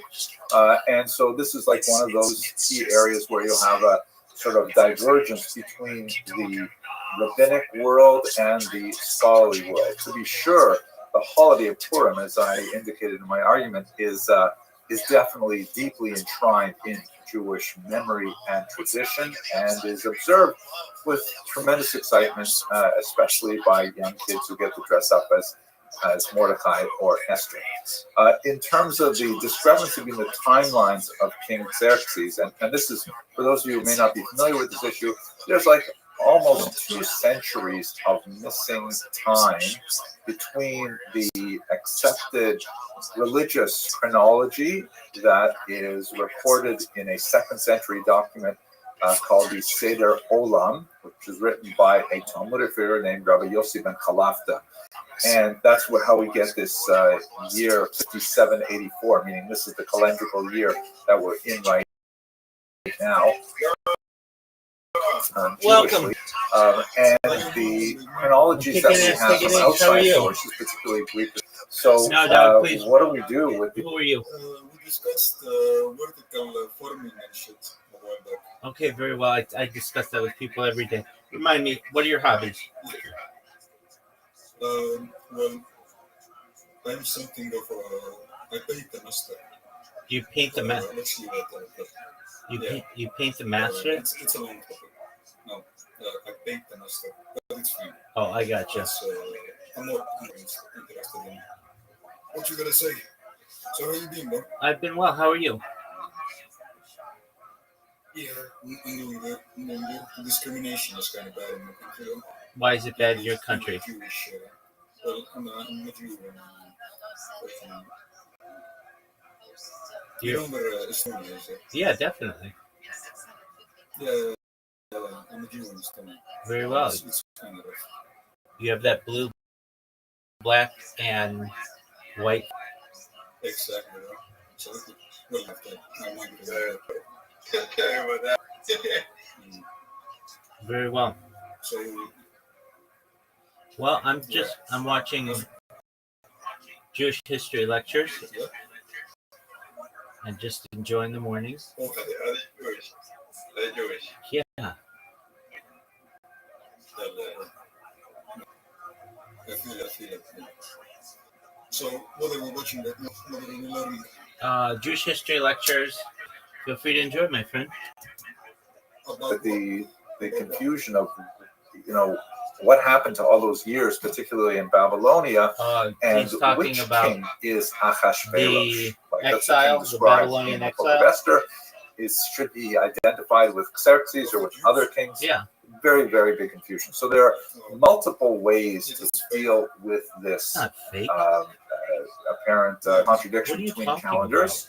And I would refer you in particular to an excellent book. It was originally a master's thesis that was later published under a strange title. The author is Mitchell First, First. The title is something like Calendars in Conflict or something. And that's where he we goes get the through Talmud all from. of the theories behind this. What are you because talking the problem about has that been it's known fake? That's for where we get the centuries Talmud to from. Jews. And there's basically 3 ways to solve it. One way is to say that Seder Olam is right, and the We Greek were still historians are wrong. exiled after the Find, destruction. We were still certain exiled after the destruction of the scholars temple. who will argue that. There's another way, logically, to argue that no, Seder Olam is wrong, and that the Greek historians that we essentially follow in Western scholarship 3,000 years are ago. correct. And the third argument is that there's a way to synthesize them to somehow mathematically make them work. I find that third argument the hardest to really work with. In my own publications, I typically rely on the Western dating that no, you don't that have to would apologize. make the placement of the actual events then watch very difficult. But don't call and this I man follow, who is a Orthodox learned scholar very well professor regarded, at Touro University and who knows a lot more about history than you do. So that's the short version of it. If you want a discussion, have I'm a look not at in Mitchell your first. Discord. You're in mine. I'm just letting you know. Someone named I am Joe Paul says all my beautiful Jewish people stay vigilant in this Henry attempt to get rid of us. Abramson. Thank you so much. Appreciate it. Okay, that's fine. Let's see. Now, do you know who here, of course, is asking very, very questions again. I really should not have advertised this as ask hard questions. So, what my client is asking, I'm sure you can see the chat there, but you know what is the whole deal with the relationship between Esther and Mordecai and Achashverosh? And once again, it depends a lot on who you ask. If you ask a biblical scholar, let's say 100%, he's the most famous Estonian in the world of the Hebrew scriptures, well, the story as described there is not really, you know, as difficult because the whole relationship she has with Mordecai is one of a, you know, an adoptive father, perhaps an uncle, or some kind of like a protective figure. But there's no marriage. He's a stand-up comedian. There, if I'm not mistaken. In the Megillah, no, I didn't say he was. However, he's just a stand-up comedian, which just is mind-blowing in terms of the kinds of things it says about what actually happens, which are like, wow, huge, amazing divergences from the text. And with tremendous agadic lessons buried into them. What do these things mean? Like, for example, off the top of my head, Esther is described in the biblical book of Esther as being extremely beautiful, and everyone loved her. She found favor. But in the Talmudic text, it says that she had a green complexion.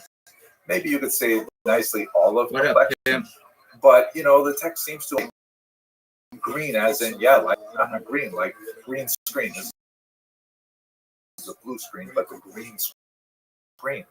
And so one level, you know, this really like chickens. It has to do with how do you understand agadic statements in the Talmud.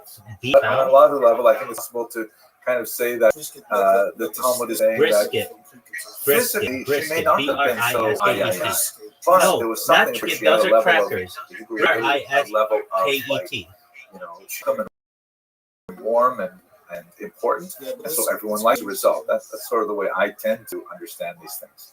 So one of these big areas that my client is asking about is, you know, I usually get it Achashverosh, but I usually get it prepared. How is that even possible? Kosher butcher. The answer that arrives with that particular standing of events has to do with the whole of defining what non-consensual you just have to put on a hot plate for Shabbat, and that's really the crux of the issue when Esther decides, after discussing it with Mordecai, that she has to voluntarily go. No, it's not microwave. It's not microwave. Ultimately, you can't microwave, remove or you the shouldn't legal on Shabbat. It's on a hot plate. Permission that she had granted since things were non-consensual. And that's why it was considered such a huge deal.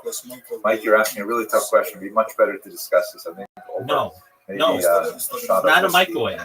It's a hot plate. I appreciate the hard question. Let me go back up to what we got here. We have look up hot plate, and you'll see what it is. Hiram Bifidum, thank you for supporting the research. That's very nice of you. So he asked that an interactive discussion. I assume Hiram Bifidum is a male. I shouldn't, but Hiram Bifidum asked.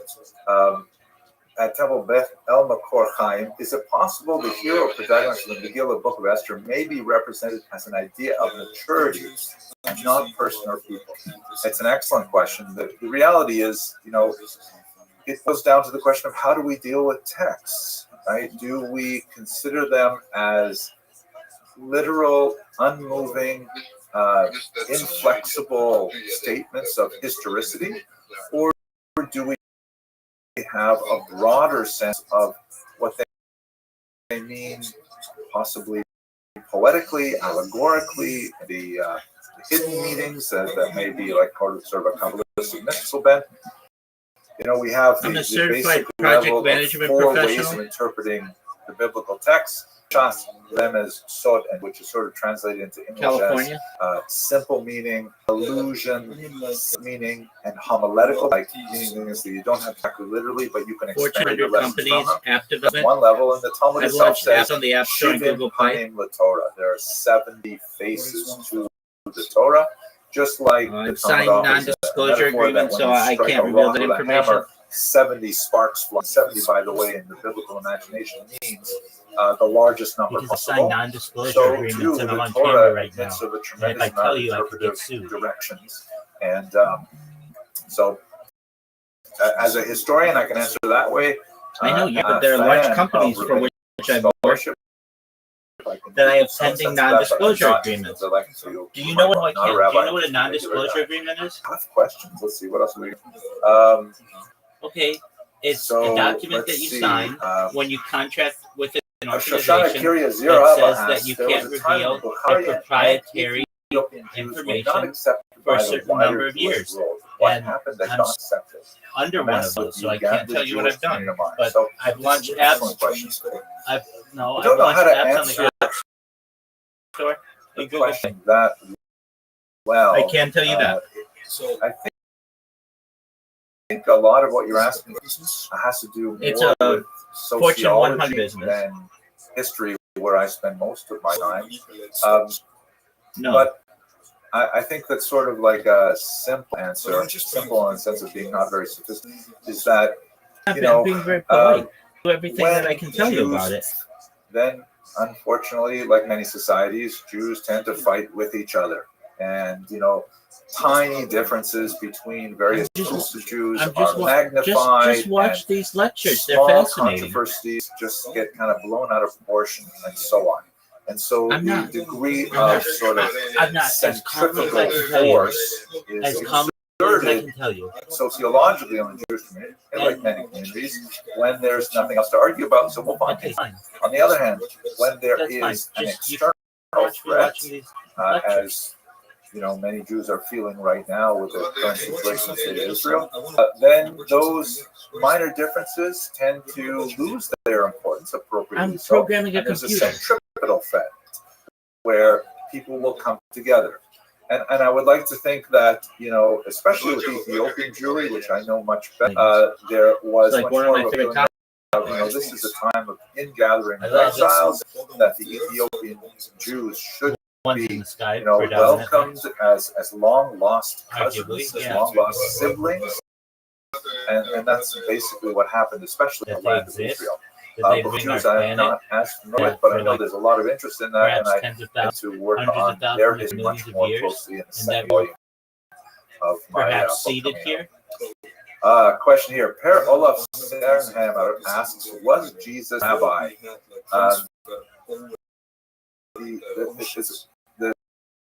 The short answer is basically no. The term rabbi used in the first century involved a level of formal recognition of rabbinic authority. And Jesus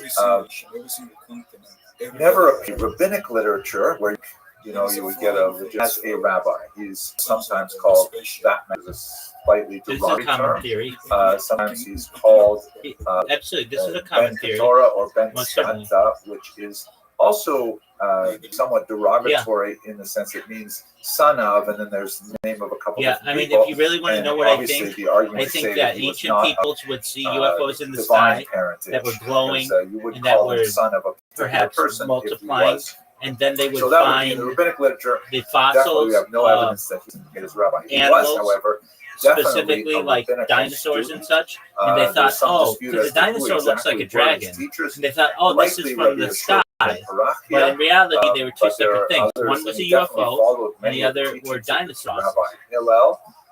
So he definitely was within the circle of the Pharisees, but he did not seem to have that level of coordination, at least among I generally think sense. that is it possible that this UFOs was later are separate from omitted religion. in the record? Not impossible, Generally. because these texts that I'm citing for you right now were written a few hundred years after. Therefore, it could be they simply omitted that, but an argument from silence.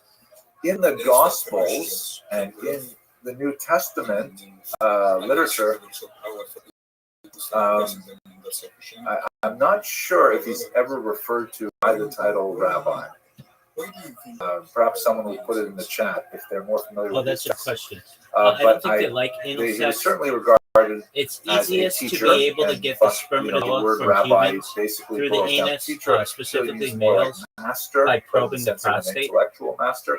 So that's the technical answer to the question: was he actually a rabbi? So, like your prostate is where much of your was he a teacher of there Jewish is. things? There's a no machine question that I've heard he- from he, alien abductees that they had can a put on your significant stomach, following of and that's people, what's used generally on particularly women, in North. and He was, it can remove however, their ovum or somewhat their of eggs. a controversial figure even in his lifetime, as we can see, primarily from No, I Christian don't have sources, access to that type but of also from technology. Jewish sources looking back in time of whatever distortions may happen in the historical record as a result. Oh my gosh, good question. Let's see. Okay, let's see. I don't know what couple deer means. What do I think of Yehuda? Abraham Friedman asks, what do I think of Yehuda Landi and Ben Torah licensed archaeologist research? It was written permanent in the Persian Empire and uncovering Yirmiyahu. Unfortunately, I haven't read either of those books, so I don't know what to say about that. I do want to address one issue related to saying things about books, but let me just quickly scan this tab here. Why, Melissa Martinez asks, why do Orthodox and ultra-Orthodox Sean Benet and Newsom conversos from converting back to Judaism if Moshe, God bless his memory, was also a converso? Wow, lots of questions here. So first of all, there's, I would not say, first of all, I dislike speaking about large groups of people. About generalities, but even with the specific statement, I don't think professor of Jewish people at Torah University, specifically Benet from converting back to Judaism, because he's not like Jordan Peterson. There is a tradition Jordan Peterson to is generally discourage a secular everybody professor from converting to Judaism. who no longer teaches at university level. Use the term converting back to Judaism, which I probably should explain to people who may not be so familiar with this particular situation. He's the chair of the history program at Torah University, which is a Jewish university located in New York City. Is the descendants of those Jews from the Iberian Peninsula who primarily in Spain in 1391 and then later in the 1410s and then in Portugal in a large number in 1497 were forcibly converted to Christianity and lived for hundreds and hundreds of years as Catholics. Reason being, the Inquisition was horribly persecuting Catholics who had adopted Catholics who had adopted Jewish behaviors. 100%. And so, even though they were formally converted to Christianity, various degrees of coercion involved. They were nevertheless legally Christians and adopting Judaism technically. It makes it so I can't see the projector. Was definitely forbidden by the church. So the Inquisition really, went after them for 100 years, basically in a Catholic country in Europe, but in particular in the Iberian Peninsula, in South America, Central America, and so on. So in the 18th century, the Inquisition began to really lose force. By the 19th century, it was shut down.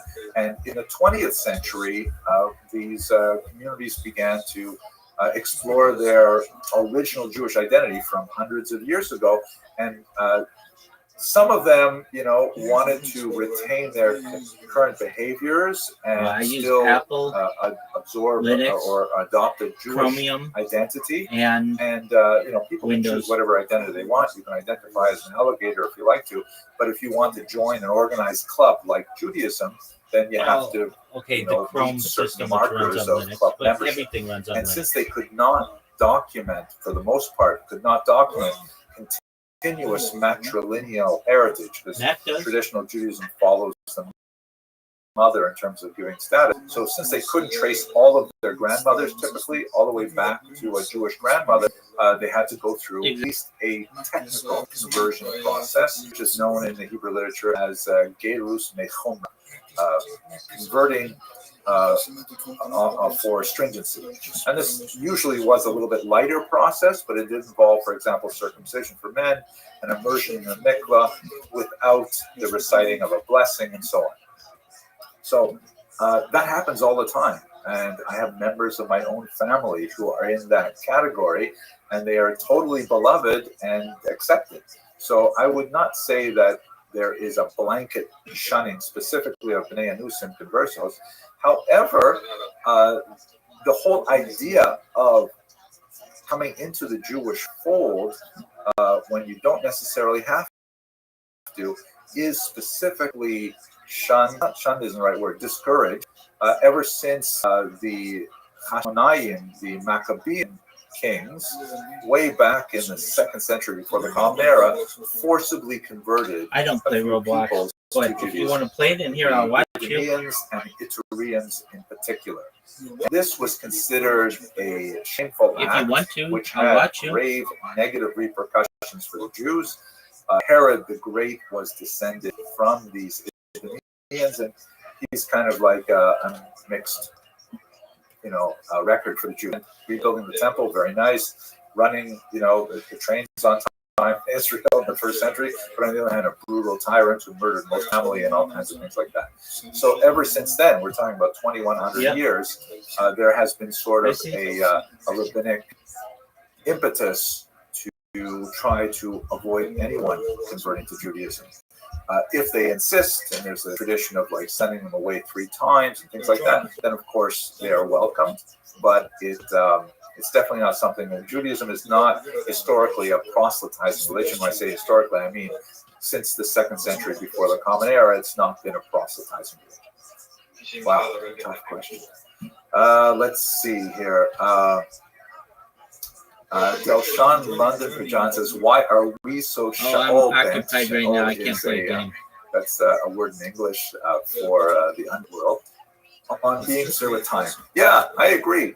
These are calendrical issues. And actually, in the first volume of my book, I had about 10 pages dedicated to it. And the peer reviewer said, "Who cares? Just get past it." And so I cut like 10 pages. It's a really nice room. So thank you. I agree with you completely. Okay, now let's see. We got a follow-up question from Hiram Bifidum. Have you ever studied the story of possibly that Yochanan, son of Yochanan Haggadol, found in 1960 Yeshu, Jesus of Nazareth? I think probably you're referring to what do I think about what? There was a crucified remains that were found. It is what it is. Rather dramatic. An ossuary was found, like a box where bones were kept, and it has a few Hebrew names inscribed on it. One of them has a awful thing. It is the photograph is included in my which, by the way, God willing, will come out around Hanukkah time. So I hope that will be nice. I wouldn't see it. And it's got an ankle bone and a nail driven through it, and the nail could not be, so they simply cut across, as it were, and buried him with the nail still in his foot.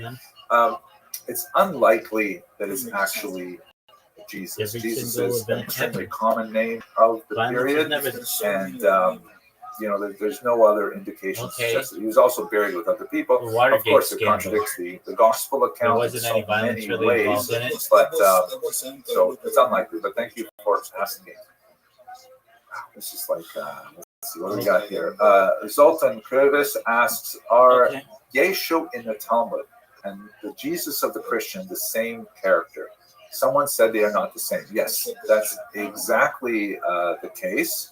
Again, remember that the Talmudic accounts were recorded about 200 years after the events of the life of Jesus.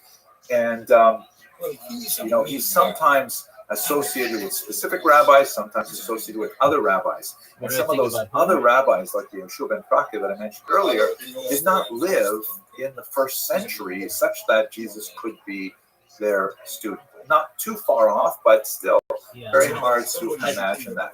And this was exactly the point that was brought out by the great scholar Nachmanides, the Ramban, in the 13th century. Was forced into a formal dispute with the priest Nicholas Donin, who was a former Jew, who claimed that the Talmud was essentially anti-Christian, and they were brought to trial before King James of Aragon in Spain. And Nachmanides says, "Oh, you mean these passages about Jesus? That's not the same Jesus you're talking about. It's a different Jesus, a different Yeshua, and that name is very common." So, yeah, there's a lot of argument about these texts.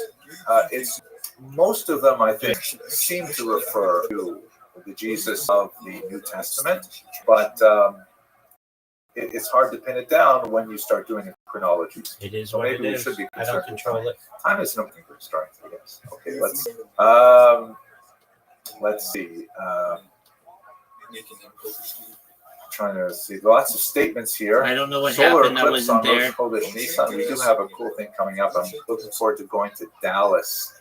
Not this Shabbos, but next Shabbos for a Shabbaton there, because we're going to pull together a lot of people to talk about the idea of an eclipse in Jewish history and thought, and then of course watch the eclipse ourselves. Let's see. Yeah. I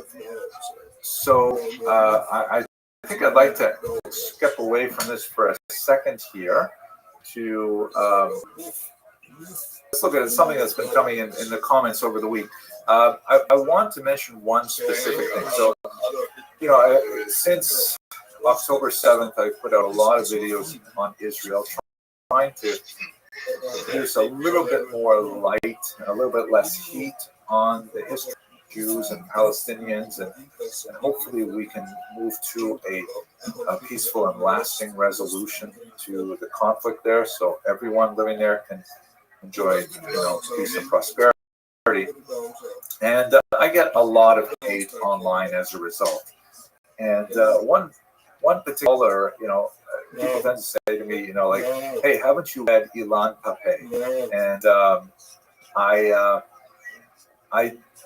I did, read Ilan Pappé. He's a controversial figure in many ways. He's kind of like one of the more extreme of the so-called new historians in Israel, who have generally done a lot of, I think, very useful work at re-examining the sort of official narrative that had been widely accepted by the state of Israel and by Jews worldwide.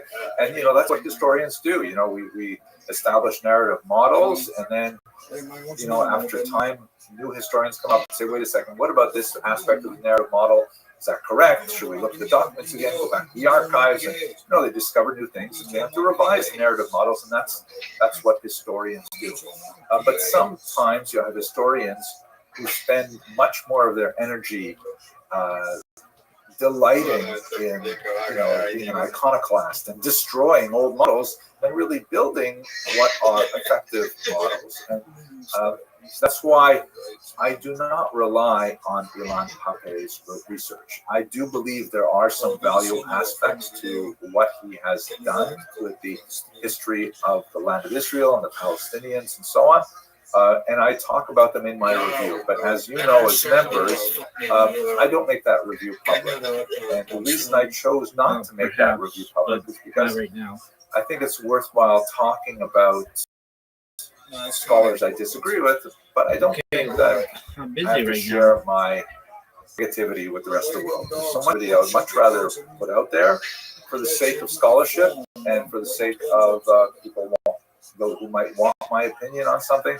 I do put it behind a paywall. So that's the reason why.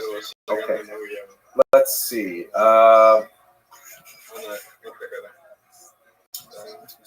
Shoshana Zirka.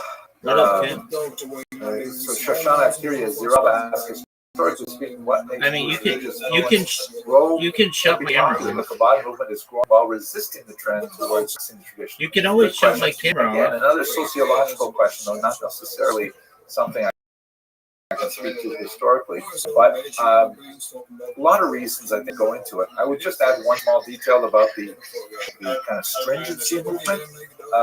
There's a great article that appeared about a year ago in the Atlantic. I can't remember who wrote it, sorry, but it was an article on the Mormons. And asking the same kind of question. Mormonism apparently is growing, and why are people converting to Mormonism? What is the attraction? And one of the theses is that it's actually the greater degree of demands placed on Mormons that may be more attractive to people. In other words, why should we assume that people always like things? Maybe people like things harder. Maybe people like things stricter. Maybe people feel that rules, boundaries, things like that are actually good. And I would think, I remember being very impressed with that argument, I would think that not only does that speak to a degree of motivation for conversion to Orthodox Judaism, or not to use the word conversion because a lot of Jews are attracted to it, so it's really, the Hebrew word would be kiruv, meaning drawing closer, but at any rate, an adoption of an Orthodox. And I think, first of all, there's a lot of appealing things to it intrinsically, a lot of really, really good things about it that I, of course, myself. But there is a sociological impetus. I mean, having no boundaries also means no structure, no definition. It really is hard on building communities. Like, for example, the fact that Orthodox Jews will not drive on the Sabbath means that we have to live close together in order to gather in synagogue. And that means that we build very tightly knit, dense communities, that we know our neighbors, and that we spend time not engaged in electronic communication, but in actual face-to-face communication. Those positives are all a result of restrictions. If it weren't for those restrictions, you would have, as you do in unfortunately many Jewish communities, this diffusion of people living far away by car. They could come together by car, but they tend not to. The communities become more diffuse. So the restrictions actually have lots of positive, side effects, if you will, or maybe they're intrinsic.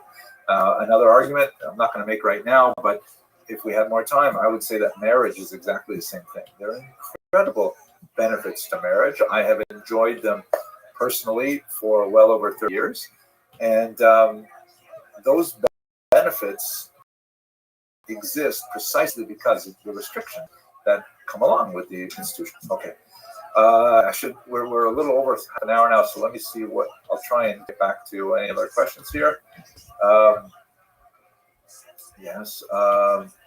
Can I discuss Avery Nunley? Can I discuss Ivri in detail? So probably not in detail, but I can say a little bit about it. The term Ivri is usually applied, it's translated as Hebrew. It is a term that is used to describe Abraham the patriarch in the Bible.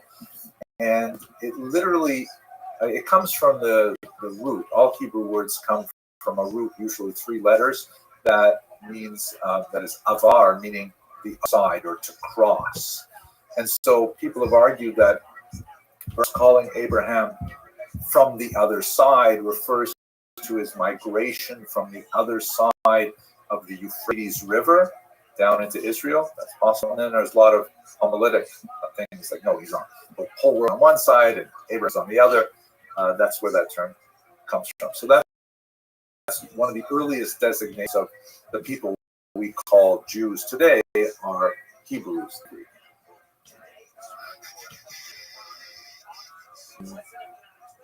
Let's see. I should really cut this off here.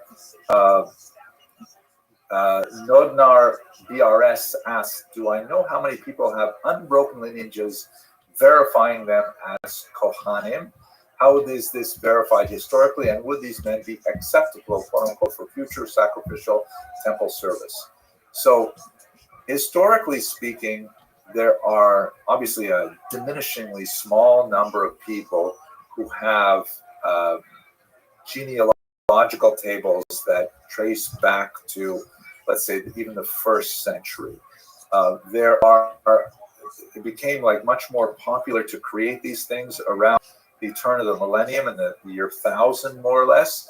Rashi's family, for example, began to have genealogies. And so there are some people who can connect themselves back to, let's say, the Maharal of Prague, and then back to Rashi, and let's say around the 1st millennium. But then there's a big gap. How do you get from Rashi back to the 1st century? 900 odd years. Most historians do not consider those genealogies authoritative. So it's really, it's impossible to verify them. On a genetic level, there are some fascinating studies that look specifically at the Y chromosome of people who claim to be Kohanim. There's like a statistically significant number of them that indicate that they are all similarly related to a single paternal ancestor 3,000 years ago. That's a so-called Kohen gene. But there are a lot of people who have that gene who are not identifying Kohanim, and there's a certain people who identify as Kohanim who have that gene either, and that's obviously the bottom line in the argument of Kohanim is that we don't really know for sure who is actually a Kohen today, so much so that the Vilna Gaon lived in the 18th century, who was the firstborn male of his family, and there's a ritual called Pidyon Haben, where a firstborn male has to receive redemption from a Kohen as a child. The Vilna Gaon would famously perform that ritual for himself with every single Kohen he ever met, to be sure that he had the best chance of actually fulfilling that commandment. Most Jews today, including myself, I'm also a firstborn male, it's just once with some person who says he's a Kohen, and you're good to go. In my case, it was Harry Graham, who drove the snowplow in the winter and the garbage truck in summer in my hometown. He was the local Kohen of Northern Ontario, and that's how I was redeemed. Okay, folks, we're already well over my half-hour mark. I'm really grateful for all of your participation. Thank you so much for joining me, and I guess we'll try this experiment again. I hope you, for those of you who celebrate, I hope you have a fantastic. For those of you who are marking Good Friday and Easter, I hope you have a wonderful, religious experience that's uplifting, and I look forward to the future. All right, take care, everyone. Bye-bye.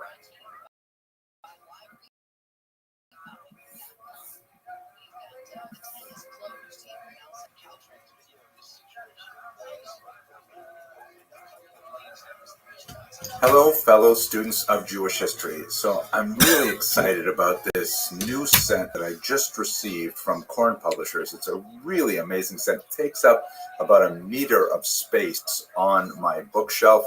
It's a multi-volume set. It's called the Rohr Family Edition of the Chumash Koren Mikraot Hadorot, the scriptures or the readings of the generations. This is actually, this is one volume here, volume 10. This is actually a remarkably new and original new work. It follows on the heels of the remarkable Tanakh of the Land of Israel, another really original work from foreign publishers.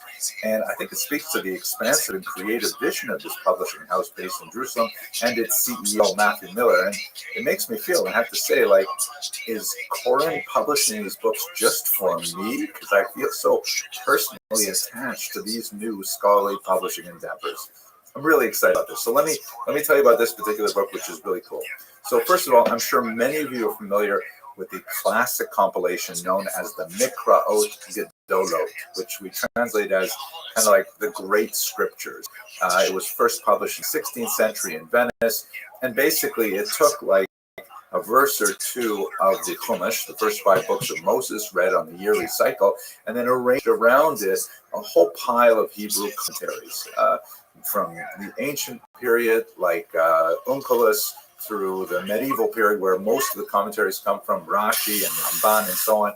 And that's like been a staple of Jewish study for the last 500 years or so. Volume is very different. Whereas Mikraot Gedolot is usually published in 5 volumes, one for each of the major books of the Chumash. The Mikraot Gedolot is published with each volume covering one parsha, or in some cases 2 parsha if they're like typically read together. So the Mikraot really focuses much more deeply on each individual parsha, but it does not so much by exploiting space on the page, but by exploiting the time of the commentators. How is that done? They organize the commentaries into 3 large groups. There's one section that focuses on the time of the sages, which is basically anthologized commentaries from the Midrash, from the Talmud, and so on. And then the classic commentaries is another section, which is basically medieval, and that's most closely related to the Mikraot Gedolot. That's familiar to us. And then finally, a really interesting section, Confronting Modernity, where they present commentaries from the 18th through the 20th centuries. And reading the commentaries roughly groups by when they were written in major eras of Jewish history, you really get a feel for the historical texture of the commentators and the kinds of issues which remain eternal but are really rooted in the specific kinds of issues that Jews of that time face. It's really fascinating. Like, so great for people who are interested in Torah and history. Wow. Okay, let me walk you through the structure of the book, which is also highly involved. It's a book that you open from both sides, right? It takes advantage of the right to left to right between Hebrew and English. On the sort of Hebrew opening side, you have the Chumash with Rashi, and that's like much more traditional in terms of its content. It is really great in that the translation of the Chumash, which is presented alongside the Hebrew like this, is the translation of none other than the great Rabbi Jonathan Sachs of blessed memory, a beautiful writer and a brilliant thinker. So his translation itself is a tremendous gift. And then you have, wrong side. Here's the Hebrew side. So it is from Rabbi Sachs, the translation of Rashi, along with original Hebrew by Mishkin. He also, by the way, translated all the commentators on the other side, which is really useful because it means that with one translator, you have sort of a common emotional literary baseline that allows for the idiosyncrasies of individual commentators to really stand out, rather than a jarring kind of collective translations from different translators. So it's really, really useful. Also, I read of course, the Hebrew Rashi, we do, but I also read the English Rashi, and I actually appreciate it because there was a lot of helpful parenthetical comments. One of the classic issues in studying Rashi is sometimes he will provide a statement and wonder, like, why is he saying this? And this is the question that he's saying in Yeshiva. What's bothering Rashi, right? Why would Rashi feel the need to say this particular thing? So the questions as to why Rashi might be prompted to say such a thing is helpfully and really benefited from that. The only small criticism I have is that while I am a huge fan of the regular Koren font, which of course the publishing house takes its name from the author of that font, it is really gorgeous. I use it for my own personal prayer book, but I never really liked the Rashi font that Koren developed. I felt with certain letters in it. I don't know as beautiful as the main, but that's a small quibble. I'm overwhelmingly impressed with this series, and I hope that's coming across. Now, let's go, which is really where you have something. It's not just Chumash, it's something totally new. So the editing here is the key, and there's the managing editor, Rabbi Yedidia Naveh. But I think the strongest editing voice through this is Rabbi Shai Finkelstein. He's the editor-in-chief, and his vision really permeates the entire book. And it's fascinating. I'm really getting a lot out of it. He's the one, of course, who makes the tremendous number of selections here, choosing from more than 40 different commentators that are represented for everything. And it's really fantastic. So let's look at those 3 main historical sections. In the section that they call the Time of the Sages, which has its helpful sort of timeline in front here like this. There are standards like the Talmud Bavli, the Talmud Yerushalmi, lots of midrashim and so on, but also Philo. I'm like, wow, I never studied Philo before about him and read little bits pieces of him, but selecting the sections from Philo that make him stand out really give you a sense of how different the Torah of Alexandria was from the Torah of, let's say, Tiberias or Jerusalem, a place like that. I really appreciate that very much. Then in the middle section, there's the classical commentators, which is more standard, like you'll get Rashi, Ramban, and so on, many others, but also some voices that I've never studied before, like Abraham ben HaRambam, like the son of Maimonides. It's really interesting when the son of Maimonides quotes his grandfather, and you feel like, wow, isn't this so interesting? He must have heard that either from his grandfather personally, or maybe from his otherwise unnamed father, Maimonides himself. It's so fantastic.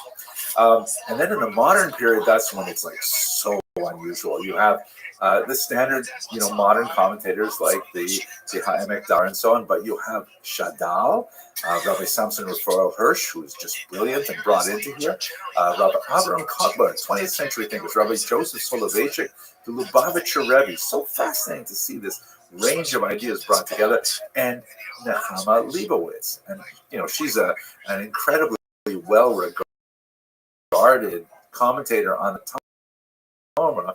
It's refreshing to see a woman represented in an anthology like this. It's really quite unusual and path-breaking, like most of this book.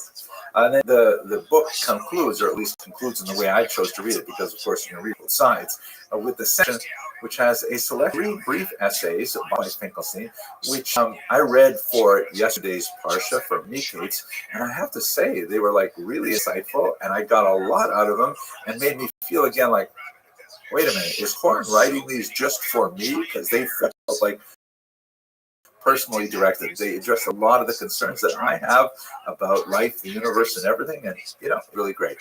So this is really a game changer in terms of Humashim, and it's a significant investment. Each individual volume is really quite reasonably priced. Happens to be on sale for Hanukkah right now, but the whole set, we're talking about somewhere around 50 volumes. That's a lot, but nevertheless, it's huge return on investment, in my humble opinion. It's going to be the way I study Chumash for the next year for sure. I think what I'm going to do is on Shabbos afternoons, I'm going to do the following week's Parsha with Rashi, which kind of like make sure I fulfill sort of lack of obligation. And then on each day of the week, I plan to learn the 3 levels of commentary for that particular aliyah. Sunday morning, as I record this right now, and yesterday afternoon, I finished Parshas Vayigash.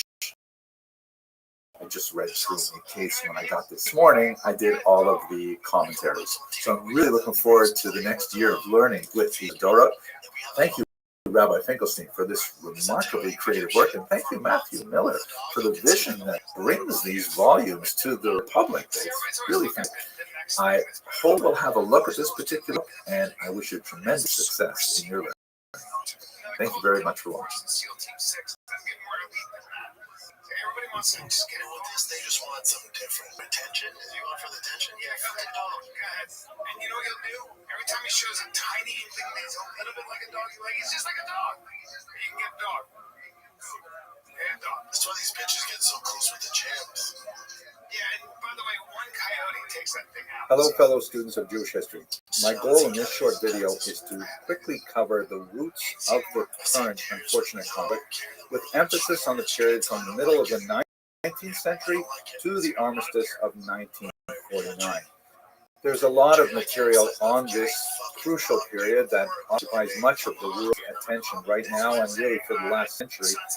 Much of the material online is unfortunately highly tendentious and very I'm going to be relying very heavily on the research of Professor Gudrun Fein from the Free University of Berlin, who wrote a very serviceable 1-volume. She has made a very good for the fact that most historians come to this topic with a great degree of tunnel vision and tend to see the entire history within the perspective of their own national, religious, ethnic backgrounds. And I'm going to do my best to try and rise above that. Obviously, I have my own biases and my own opinions like everybody else, but let's try and go over the facts in as dispassionate a manner as possible, and then I can leave it up to you to debate what it means for our current moment. So let's start with a discussion of terminology, because as Professor Kramer rightly points out, there's power in naming things. And so my intention here is just to achieve clarity, even though some anachronisms may help. And I apologize to those of you who are deeply steeped in this history. This will be somewhat basic. But let's just make sure we're all on the same page with this. First of all, the term Palestinian. So Palestine is the name that was given to this region of the world. In the next section, I'm going to take you through some maps to say which region exactly. It is a term that derives originally from a Roman adaptation in the 2nd century. After having dealt with 3 revolts of the Jewish population, they decided to completely wipe out, which was the Jewish name of the southern part of what would be the land of Israel today, and they renamed the entire section Palestine. So that term entered into Western already from the 2nd century and was later adapted, for example, in the Arab world as Palestine. Now, Palestinian was also used in the 19th century as well to refer to Jews who lived in this region as well. They would call themselves Palestinian Jews. I know that sounds strange today, but for example, look at this newspaper, the Palestine Post, which is actually a Jewish newspaper. Its name was later changed to the Jerusalem Post, but that's just because the term did not have the strong ethnic and national connotations that it has today. So it's Palestinian. Israeli. Israeli refers to people who have citizenship in the state of Israel. And approximately 20% of the people who have citizenship in the state of Israel would call themselves Palestinians. This is just an indication of who it is. Israeli citizenship is extended to a large number of Arabs, Druze, Christians, Baha'i, and other people who are not Jews. Israeli refers to a citizenship in the state of Israel. What about the term Arab? So Arab is an ethnic term that refers to a large number of people all across the entire Middle East. It includes Palestinians, but it does not include Muslims. Muslim is an even larger term. It is a religious term referring to people who worship according to the dictates of Islam, and that includes all kinds of people in the Far East, for example, or in Africa, and of course in the United States now. The term Jew is also, it's a religious term, but it's also an ethnic term because many people who are Jews do not consider themselves religious, but nevertheless they still fall within this ethnic definition. And as I mentioned, about 80% of Israelis are also Jewish, but about half of the world's Jews are not Israelis. Israel houses about half of the entire population of the world's Jews, in other words. Finally, Zionist. So Zionist, the term Zionism was coined in the late 19th century to describe this movement towards reestablishing a Jewish homeland in the land which we're going to call Palestine. This is aspiration that does not necessarily mean it has to come to fruition in actual Israeli statehood. It can also be understood as support for the land of Israel. And once again, the majority of Jews clearly are Zionists and support the state of Israel to one degree or another, but there are many Jews who are not Zionists. There are even some Israelis who are not Zionists, believe it or not. That's because Israel is a democratic country that tolerates a very wide range of difference of opinion of political, social, economic, and other issues. That's our basic survey terminology. Let's look at maps a little bit. Where exactly is Palestine? The borders of the region which has been called Palestine vary significantly over the space of the last 2 millennia. There has never been a state of Palestine, that is true, but the region has had that term already, as we see, from the 2nd century. It is especially well used after the century when it becomes Islamic land, and in the region of the Ottoman Empire, which ruled for almost exactly 500 years until the beginning of the 20th century, it was actually divided between two administrative sections, that of Jerusalem and that of Beirut. So the regional identity of Palestine, or in Arabic, Filastin, was not very well developed really until the 20th century. It nevertheless did have consciousness. You see from this newspaper, Filastin, which was actually established in 1909, very early on in this period. But for many, the term Palestine geographically is identical to the boundaries of Israel, which in itself is a huge problem. As you see in this depiction here, Filastin, which has the slogan Bahar il Bahar, from the river to the sea, the river being the Jordan River on the west and the Mediterranean Sea on the east. By saying Nahar il Bahar, you're saying essentially, at least this is how Jews hear it, that there's no space for Israel, there's no space for Palestine.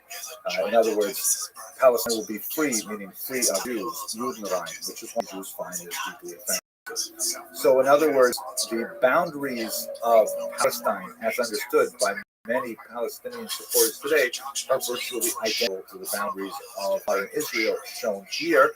Next video in this planned series, I'll explain what are the differences between Israel proper, Gaza, the West Bank, and the Golan Heights. But for now, this is basically the territory that we're going to be speaking about over the course of this video. At the risk of horrible oversimplification, Jewish claims at their root are based in the idea that this is the ancient homeland of the Jews, and Palestinian claims are based on the notion that they conquered the land in the 7th century with the advent of Islam, and that makes them essentially indigenous because they have been living in that region for some 1,300 years. This is a little bit like something I saw with 2 of my grandchildren the other day. I don't mean to reduce these complex and painful issues to something very juvenile, but this will at least help as a metaphor.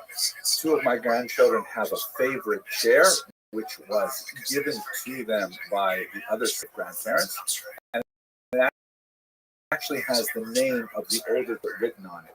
So the younger child was sitting on, and the older child will take it from the younger child. He said, no, you have to let her sit there. But then she saw something that distracted her. She got up from the chair and she went off to do something else. And in that time, the older child went and sat in a chair, which upset the younger child. She was in there, and that involved a whole bunch of fighting. But basically, that's the same kind of claim. I was here first versus you left and then I took it. And the fact that the name is written on the chair does not necessarily feed into whose chair it is forever and ever, because, to extend this back to our situation, the main source of the claim, the deed as Israel for Jews, is the Bible, and Muslims do not regard the Bible, the Hebrew scriptures, and for that matter the Christian scriptures, as being duly sanctified the same way that Jews and Christians do. So the deed is not relevant here. It's true that there's multiple points to demonstrate that Jews were in the land of Israel from ancient times.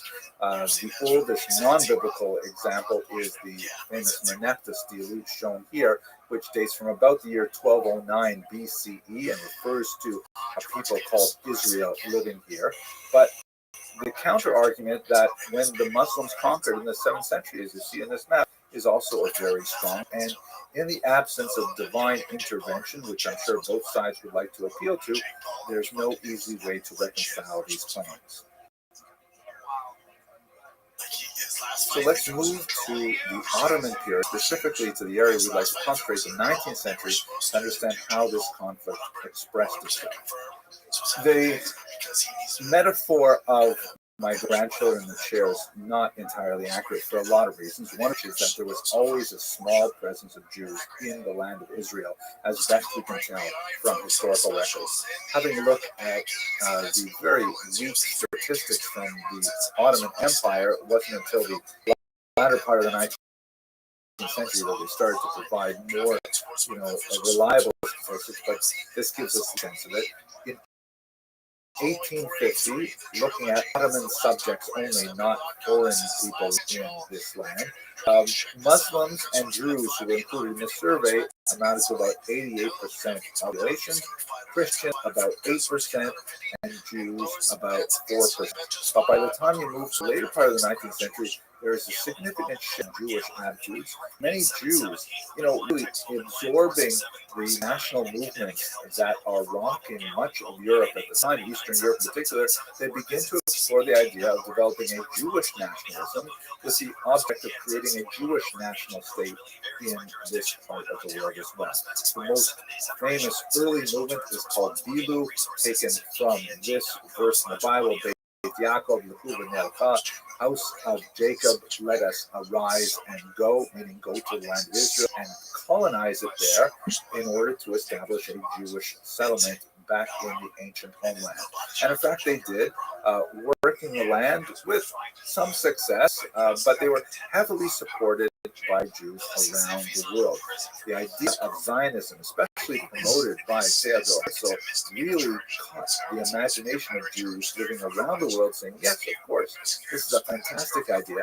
And although most Jews were not specifically willing to pick themselves up and move to Israel, they were overwhelmingly very happy to support the movement, especially financially. You can see in this poster here, these are some English language posters, help in build Palestine. Once again, it's clearly a Jewish poster. At the bottom is written in Yiddish, help in Boyan Eretz Yisrael, help in build Israel. This was the kind of fundraising poster that was used by the Jewish National Fund, established specifically to buy lands in Palestine, which they bought legally throughout this entire period. Here's another one that gives you a sense of the sort of kind of modern feeling of it, a nation reborn on its ancestral soil. It really appeals to the imagination. It's young, powerful, has kind of like a socialist vibe to it. And in fact, the early settlements did have very strong socialist leanings and so on. So basically, as you move the early 20th century, the population of Jews in the region increases dramatically. Looking at this chart of statistics, which was taken by the British, much more accurate and reasonable than the Ottoman figures, you can see that in 1902, the blue column are Jews. Of course, the green column are the Muslims. There's also Christians. And then here we've broken out the Druze, the Baha'i, and many other peoples living in the land. By 1931, there has been a natural increase of Muslims, both through birth rate, but also through immigration. And the Jewish increase has also been marked. By 1946, even more dramatic. And in fact, this is one of the arguments that needs to be teased out is how many of the Arabs who moved to this region were in fact from other parts of the Arabic world and adopted a Palestinian identity. It's something that the historical literature discusses as something. Basically, what happens is the Ottoman Empire absorbed these Jewish immigrants with a certain amount of tension. They are buying the land legally from Arab notables living in the region. A certain amount of competition with the local Arab workforce and a certain amount of hesitancy to admit people who are definitely trying to build a new nation state in this region. There's also a culture struggle between the highly conservative European modern Jewish immigrants who are having women dressed differently, educated very differently, engage in different kinds of cultural activities, which many of the Muslims find shocking and different and so on. Is in the context of World War I, the Ottoman Empire disappears, and the British and the French engage in very large geopolitical discussions to essentially divide up the region between them.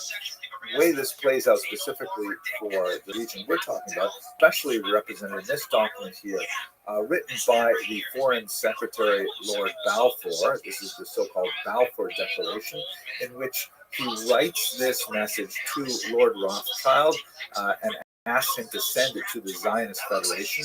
And look at the inside paragraph there. It really encapsulates the problem that the British would have for the next 50-odd years. His Majesty's government view with favor the establishment in Palestine of a national home for the Jewish people and will use their best endeavors to facilitate the achievement of this object. That's at the point where most Jews just stopped reading, and it was a big party for it, because it looked like England, which was in fact very soon going to take over this region with the collapse of the Ottoman Empire. England was going to give Palestine to the Jews. But the second part of the paragraph reads, "It being clearly understood that nothing shall be done which may prejudice the civil and religious rights of existing non-Jewish communities in Palestine, or the rights and political status enjoyed by Jews in any other country." Meaning, the British were saying essentially two things at the same time. On the one hand, they're going to some of this land to the Jews for their Jewish homeland, but at the same time, they're saying as long as the Arab peoples living there do not object. And that's basically going to be impossible. It's also going to be something which will definitely affect the Jews living in any other country as well, as we shall see. Jews celebrate this with great excitement, and Arabs are concerned. They're not using the term Palestinians for themselves, but as I mentioned in the prelude, let's just refer to them as Palestinians. That term will become much more popular when we get to the second half of the 20th century. The first series of disturbances were associated with the Nabi Musa festival, which ironically commemorates the life of Moses, held sacred by both Jews, Christians, and Muslims. And in the context of this initial riot, 5 Jews and 4 Arabs were killed, and 230 people, primarily Jews in this case, were injured. And this kicks off a series of riots and retaliations.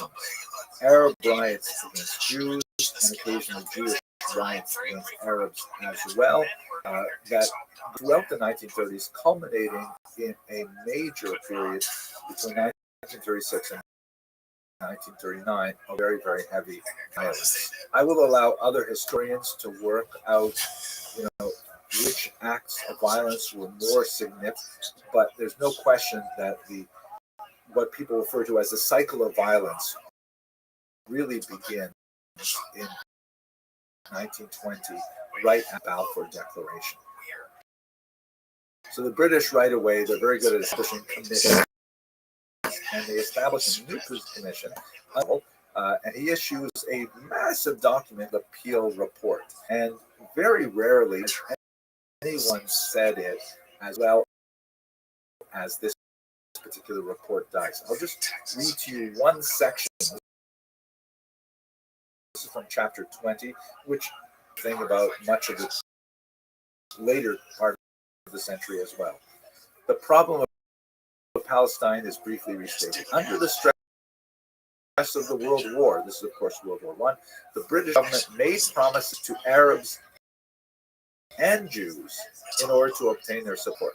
On the strength of those promises, both parties formed certain expectations. The Palestine of the mandate system in general, and of the specific mandate in particular, implies the belief that the obligations thus undertaken towards the Arabs and the Jews respectively would prove in course of time to be mutually compatible, owing to the conciliatory effect on the Arabs of the material prosperity which Jewish immigration will bring in Palestine as a whole. That belief has not been done, and there seems to be no hope justified in the future.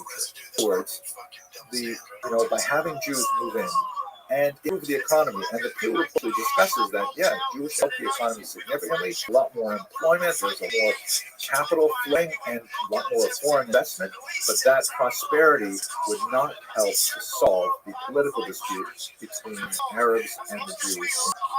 let's go back. But the British people cannot, on account, repudiate their obligations, and apart from obligations, the existing circumstances of Palestine will still require strenuous efforts on the part of the government, which is responsible for the welfare of the country. The existing circumstances are summarized as follows. Irrepressible conflict has arisen in communities within the narrow bounds of one small country. There is no common ground between them. Their national aspirations are incompatible. The Arabs desire to revive the traditions of the Arab Golden Age. The Jews desire to show what they can achieve when restored to the land in which neither of the two national ideals permits of combination in the service of a single state. This may be the genesis of what was called which was eagerly pursued by many diplomatic efforts in the second half of the 20th century. God willing, we'll get to that in our lecture. The Peel report had an appendix which laid out a map, a very controversial map here, that said this region. And the area outlined in red was to be given to the Jews. As you can see, it's a tiny section of the later boundaries of land of Israel, and not entirely conforming to the way that the populations had spread out through the land. A lot of Arabs were in this region, a lot of Jews were outside this region, and Jews were incensed that this is what Peel was suggesting. And there's also that kind of like, it looks like a word bubble extending from the ocean to Jerusalem. That's supposed to be like an international zone allowing for access to the holy sites of Jerusalem for everybody. And the rest of the region outside of that red line would be an Arab country, presumably attached to what was called Transjordan. Transjordan was actually separated from the British mandate applied to Palestine earlier. So the Jews were incensed, the Arabs were not satisfied, and this came to naught. The period of 1936 1989 saw extensive dissatisfaction with the British mandate authorities. Arab uprisings, Jewish violence against each other and against the British were pursued throughout this period. The British attempted under Secretary Malcolm MacDonald to look at the problem again, once again are very good at establishing commissions, and he wrote out a white paper that suggested to limit Jewish immigration to the land to 75,000 people over 5 years, which was guaranteed to blow the lid off Jewish aspirations. Because look at the time we're talking about. It's the late 1930s. Anti-Semitism was ramping up in Europe under Hitler, and of course World War II would begin in 1939, just a few months after the White Paper came, and immigration of Jews anywhere was a top concern for the more Jewish people, because of course Hitler would take 6 million lives over the course of World War II. After the Holocaust, you have millions of displaced people all over Europe. Hundreds of thousands of Jews in particular are unwilling or unable to return to their homes in Poland, and they're seeking to establish themselves in the ancestral homeland of Israel. Legal migration and illegal migration is happening at a tremendous clip, and the British are desperate to try and hold off these thousands of Jews who are seeking to make their way to safety in the Middle East. The Arabs, of course, are very incensed with the idea that Europe's problems should be solved with migration to the Middle East, but as one Zionist from the Arab put it, the Arabs have a problem of appetite and the Jews have a problem of starvation. They needed someplace else to live, and no other place was acceptable. So basically, the British gave up. Very similar to how they dealt with their departure from India. The entire geopolitical world had changed. They had to retrench themselves after World War II, and they handed the problem off to the United Nations. The United Nations came up with this resolution, number 181, which essentially said the land should be partitioned into 7 sections. Here's a map, which was attached to the bottom of Resolution 181, divides the land of Israel quite clearly from the Peel report. green areas were the Jewish, there are 3 of them connected by tiny little wastes, and the golden areas are to the Arab, also connected by the wastes, and a 7th section was to be around the area of Jerusalem, and that was for, like the Peel Report, some kind of international. The history after this point is the Jews, now Israelis, accepted the plan, and in 1948 they proclaimed statehood, and they were immediately attacked by Arab armies surrounding them. They fought a very, very difficult war, but ended up managing to not only keep this territory, but in fact expand it somewhat. That's a very important part of this whole history, but we should understand that the conflict with the Palestinians really began even before that war happened, as soon as Resolution 181 was passed, and before the British could leave, there was already violence erupting between Jews and Arabs. And a large number of Arabs living in Palestine chose to flee. Somewhere in the range of 700,000 Arabs left their homes seeking safety. Now, one of the larger debates, like we mentioned earlier, with the cycle of violence, one of the focuses on the question of why exactly leave. It does not take a tremendous amount of imagination to realize that families flee theaters of war. There were examples of atrocities. Even an atrocity that is rated and spread through the mill is something that will strike fear in the hearts of a family and would cause them to flee. Once again, I defer to other historians to go through. I'm sure you will find it useful to look at Professor Kramer's work to go into more details as to what specific events Darius Sin and others that prompted many of these people to flee. But this was called Nakba, a catastrophe, which essentially displaced something like 3/4 of the people from what would become the state of Israel in the armistice of 1949. If you look at this, you can see the areas were assigned to the state of Israel in the 7th partition plan. Successfully defending the territory, the Israelis actually add those pink to make the boundaries somewhat more defensible than they were before. That's essentially the origins of the Palestinian Nakba. It's also important to note that there is a Jewish version of this Nakba at the same time. Shortly after this war, there was a wave of anti-Jewish persecution throughout the Islamic world, particularly in Arab lands, and Jews were forced to flee from many of these countries. Perhaps 800,000 Jews were required to flee, many of them making their way to Israel, which ironically achieved the opposite purpose of what many of these states might have had in mind, because it made Israel much more stable and stronger demographically, and further cemented its presence in the Middle East. That's a very quick overview of the major events that contribute to the conflict between Israelis and Palestinians.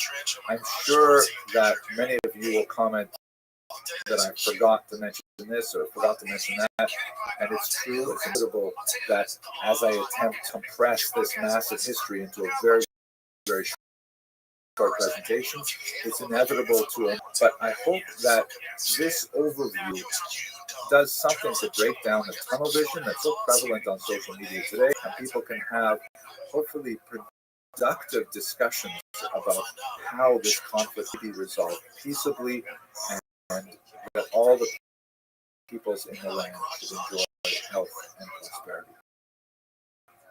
Thank you very much for that.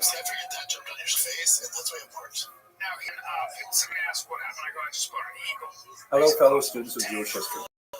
I'd like to continue our discussion of the origins of the Palestinian-Israeli conflict by looking at the second half-century in this very complex topic, specifically moving from the period of the establishment of the State of Israel in 1948 through the Oslo Accords of 1993. I've subtitled this the two-state solution because that was one of the most important elements of this period.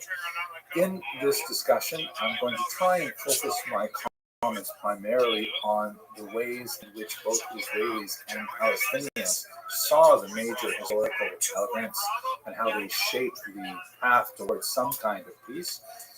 I will not be devoting attention to every single element of this history because it's overwhelming for a very short presentation. But hopefully these elements that I present will be cogent and coherent and will help to provide some background to understanding what we are to make of the current crisis today.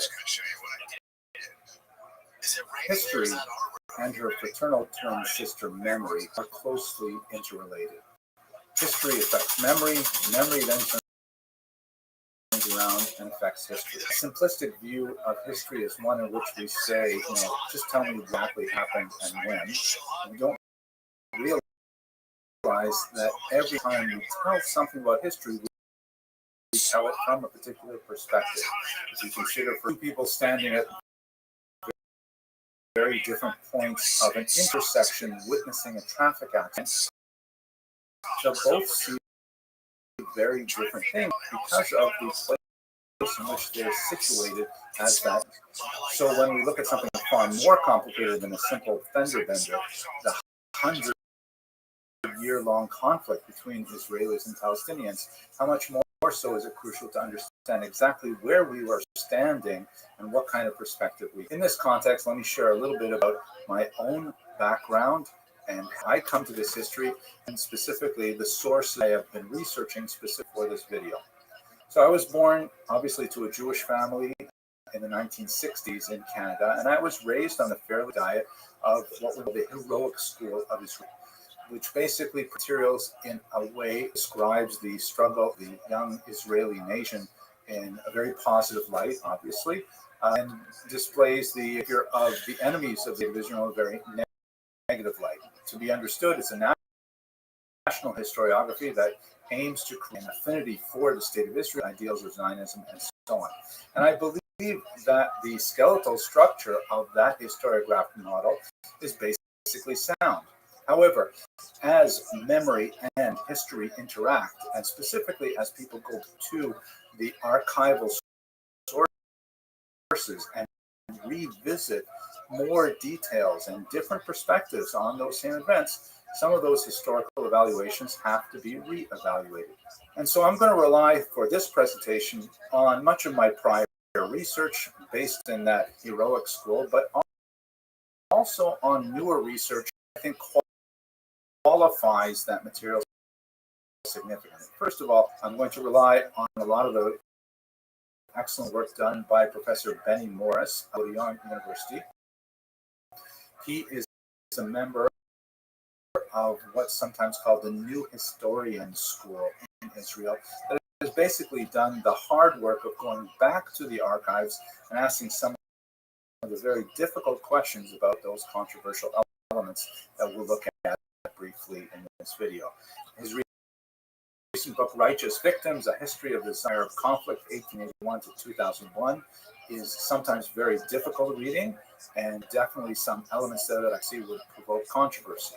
I've also relied, obviously, on a Palestinian perspective. Professor Rashid Khalidi from Columbia University, 100 Years War on Palestine, A History of Settler Colonialism and Resistance, 1917 to 2017. And his perspective, like this, is definitely partisan. But what I think is very useful about both of them, they're very deeply involved and cherished about the nature of this conflict. They're both very quite self-critical and are willing to determine what went wrong within Zionism or within the Palestinian movement. And so with those caveats, let me present to you the major elements of the Palestinian-Israeli conflict so we can have a better handle understanding what's happening today and hopefully make some progress towards a rational dialogue and at some point a lasting peace.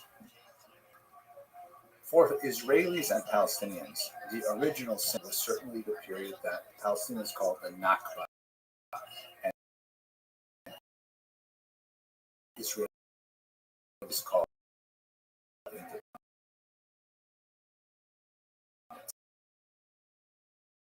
catastrophe refers to the placement of a large number, something like 700,000 plus refugees refugees, Arab refugees, Palestinian refugees, what would be later Israeli territory, and moving them off into various refugee camps and to diaspora. The way in which the heroic historiography of Israel portrays this, it's more like voluntary flight, sometimes with more venal motivations. But a closer look at the archival records indicate that while there was no organized plan to displace these refugees, it was definitely something which was not unwelcome to the young state for reasons that should be obvious. If you have a look at this map here, this is from Professor Morris's book. You can see the hatched lines represent the territory held by Israel on May 15th, 1948, when they declared independence. It is smaller than the territory that was allotted to them by the 1947 partition plan, but this is where it actually existed in the land of Israel with some control at the time. They were then invaded several armies by Egypt, Iraq, and by Syria, and to hold them off. And not only that, to actually expand the territory of it. Now, it is a remarkable military achievement. As Professor Kramer put it in her last book, though, it's not exactly a David versus Goliath kind of battle. It was more like versus many Davids, because the Arab armies suffered from a lot of deficiencies. But if you look at the challenges that the young Israelis faced, particularly looking at that small strip of land extending from the coast to Jerusalem,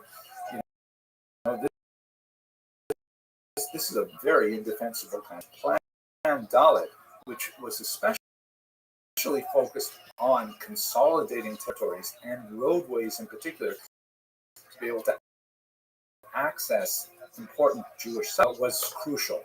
Beginning from the date that the Israelis to the period when the British actually evacuated and then the full-on war, there are a lot of hostilities which occasion horrific atrocities such as that of Deir Yassin, which spread fear throughout the Palestinian population. The Israelis would be attacked. Could point to a few examples that had happened. And for the Haganah, the proto-army of the State of Israel, later transformed into the Israel Defense Forces, or IDF, they had no reason to stop Arabs from fleeing, because they saw that as the Palestinians left their homes, they were freeing up more territory to allow them to achieve their objectives of securing the roads and a more set of borders. Now, what that means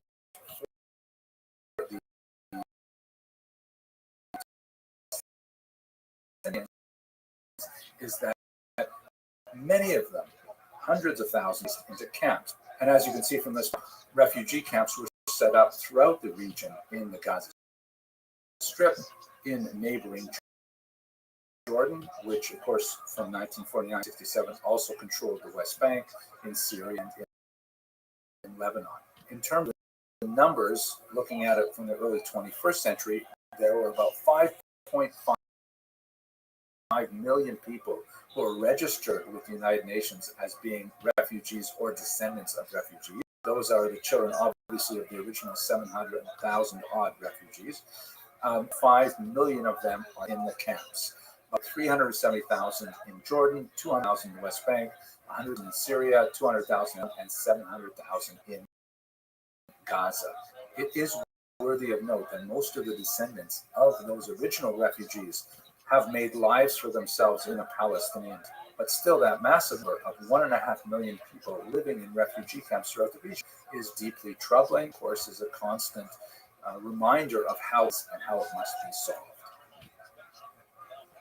By 1999, the armistice lines had something which would later be known as the line, the borders of Israel, even if the surrounding it did not rest official existence. They'll continue to deal with frustrations from neighboring countries, from Egypt, and there were conflicts like the 1956 Sinai War that was very relevant for many other reasons. I want to focus on the actually crucial from the Palestinian perspective. If you have this map here, June of 1967, Israel looked like the map on the left, and you can see Gaza was then part of Egypt, and the West Bank was part of Jordan. Israel then fought a war primarily with Egypt, but also with Jordan and with Syria as well. And amazingly, over the course of a very brief period of time, 6 days, and specifically through establishing air superiority early on, Israel was able to actually expand its territory. It was rather a surprising victory for everyone involved, and Israel had to decide what it was going to do with these territories. And this is extremely important, so let me slow down a little bit. They decided to annex 2 parts of the region. Annex meaning they took those parts and they made permanently part of the state of Israel, never to be returned in any future peace deal. Specifically, the eastern part of Jerusalem. Jerusalem had been a divided city since 1949 and actually a site of Jewish geography. The Temple Mount was located on the Jordanian. Since Jerusalem is the historic capital of the Jewish people, part of the state of Israel. This also happens in the Golan Heights. We have a mountainous region, and whoever commands the heights either looks down onto the Galilee or looks down onto Damascus. And it had great strategic value and not a huge local population. It was easy for it. However, the bank, with its Palestinian population, greater threat, because annexing the territory, all those Arabs citizenship, and that would deeply upset the geographic balance that Israel maintain if it is to remain a Jewish state. Let us recall that Israel is striving really for 2 basic goals. One, to a Jewish state, a country that is free for Jewish immigration. Jews can flee there if they are persecuted elsewhere. And secondly, a democratic state. It wants the political Israel to be essentially one person, one vote. About 20% of Israel's population is not Jewish, primarily Palestinian Muslims, also Palestinian Christians, also Druze and Baha'i and many other people. And 20% is a sizable minority, but still retains the basic Jewish of the state. If citizenship were extended to all of these people in the West Bank and also in Gaza, that would seriously threaten the demographic of Israel as a Jewish state and simply could not be countenanced. So the West Bank and Gaza and the largely uninhabited Sinai Peninsula was simply occupied. These territories were administered by Israel, controlled by Israel, but the general thinking was that they would be exchanged for some kind of peace deal. Not all Israelis felt that way. Some said that peace should be exchanged in Israel, but by and large, the dominant opinion was that these territories would be given back. And in fact, into Sinai, as we'll discuss in a minute. But here's a really important moment is Resolution 242, the conclusion of the Civil War. And it's really important for 2 main reasons. The first is something we see in item number one, which was to the basis peace, a just and lasting peace, as the withdrawal of Israel armed force occupied in the recent conflict, meaning in the war. And what this implicitly was that there would be a lasting peace going back to the Green Line boundaries of 1940. That if Israel were to give up these territories that it conquered, then in fact a just and lasting peace could be achieved. This is actually a big plus for Israel in many ways, because surrounding Arab states not recognize the 1949 boundaries as a permanent and lasting peace, as a kind of ceasefire, an armistice time being. So that was a big win for Israel in one sense. And note, by the way, I've included but the French version had very key small distinction. It includes the phrase territoire, as opposed to simply territories, which is much more demanding that all of those territories have to be returned, whereas in the English version, it only implies that at least some of the territories, from territories, not from the territories. The other thing which is hugely important about this document is something which is not written, and that is the Palestinian. This entire agreement reflects a relationship between the state of Israel, now recognized with boundaries of 1949, and its neighbor nation states. And this was not the Palestinians. According to the document, it was something that affected Jordan, Egypt, and Syria in particular, and peace would be made between players, not in the Palestinians. And this thing is perhaps one of the most important drivers of the Israeli-Palestinian conflict from the beginning till the present day, is that these fail to adequately understand Palestinians. Palestinians fail to adequately understand the Israelis. Let's take a very brief moment about that. In terms of the Palestinian misunderstanding of Israelis, they grasp just how desperate this people was after the Holocaust. Through the 1960s, the pro-Palestinian enthusiasts today seem to for granted that Israelis would be prepared to accept to live as kind of like, guests within a generous, benign society. And that's simply not valid for Jews at the Holocaust. Jews must have a refuge. They must have a home. The earth is so big. Jews demand a small portion for themselves, and they believe that it is totally within their moral right. For their brilliance misunderstand the Palestinian national cause, although it awakened much later than many other nationalities, it nevertheless is very real and profound. This is a society that at the beginning of the 20th century was still quite primitive in terms of having very low levels of literacy and education and so on.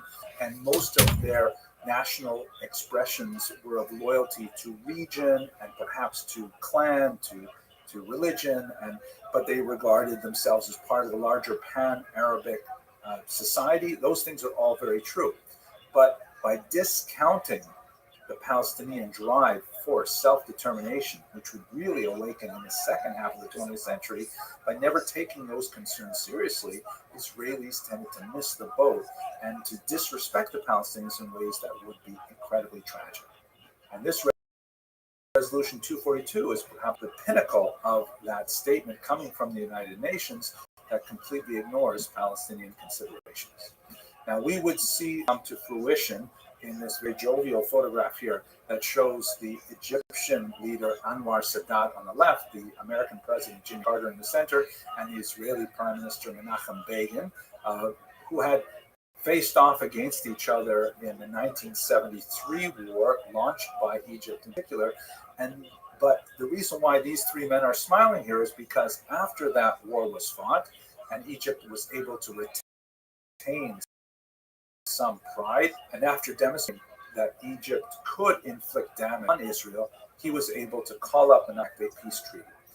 In the late 1970s, Israel, with some significant internal controversy, gave the entire Sinai Peninsula back to Egypt, but Egypt was unwilling to take back the Gaza Strip with its high concentration of restive Palestinians, many of whom showed an affinity for the Muslim Brotherhood, an organization which later would spawn Hamas, and Egypt felt that they were simply too destabilizing an element to bring into their politics. Anwar Sadat's vision of peace in the Middle East, and although the relationship between Israel and Egypt has not been decidedly warm, it has nevertheless maintained peaceful relations in the 80s. But Anwar Sadat himself would pay for this with his life. His own bodyguard, incensed with the idea that he made peace, turned on him and shot him dead. The turning point for the Palestinian movement was undoubtedly the establishment of the Palestine Liberation Organization led by Yasser Arafat. This was to be the focal point of Palestinian national efforts, and although they had to outweigh to the table, not only at the United Nations and elsewhere, even among other Arab allies, nevertheless, they took the lead in articulating what they wanted for themselves, rather than allowing the Arab states in the region to dictate what would be the fate of the Palestinians. They wrote a national charter in 1964 that was thoroughly unrealistic, laying out essentially a one-state Palestinian vision of the land of Israel, where only those Jews and their descendants lived in the territory before the Balfour Declaration in 1917 would have any rights. And furthermore, that armed struggle was the only way to liberate Palestine. This notion of a one-state solution, combined with violence to achieve that end, was thoroughly unacceptable to the Israelis. The PLO then sought to gain attention for the cause through some very dramatic terrorist activities throughout Europe and the Middle East, which included things like airplane hijackings in particular, the massacre of the Israeli Olympic athletes at Munich, and many other elements. It is important to note that in this brief video, I'm speaking about the PLO generally, but we should understand that it is essentially an umbrella organization. There are many different factions that come together under this umbrella, and a more nuanced look at the various groups would say a lot more about the internal debate over the value of these kinds of activities.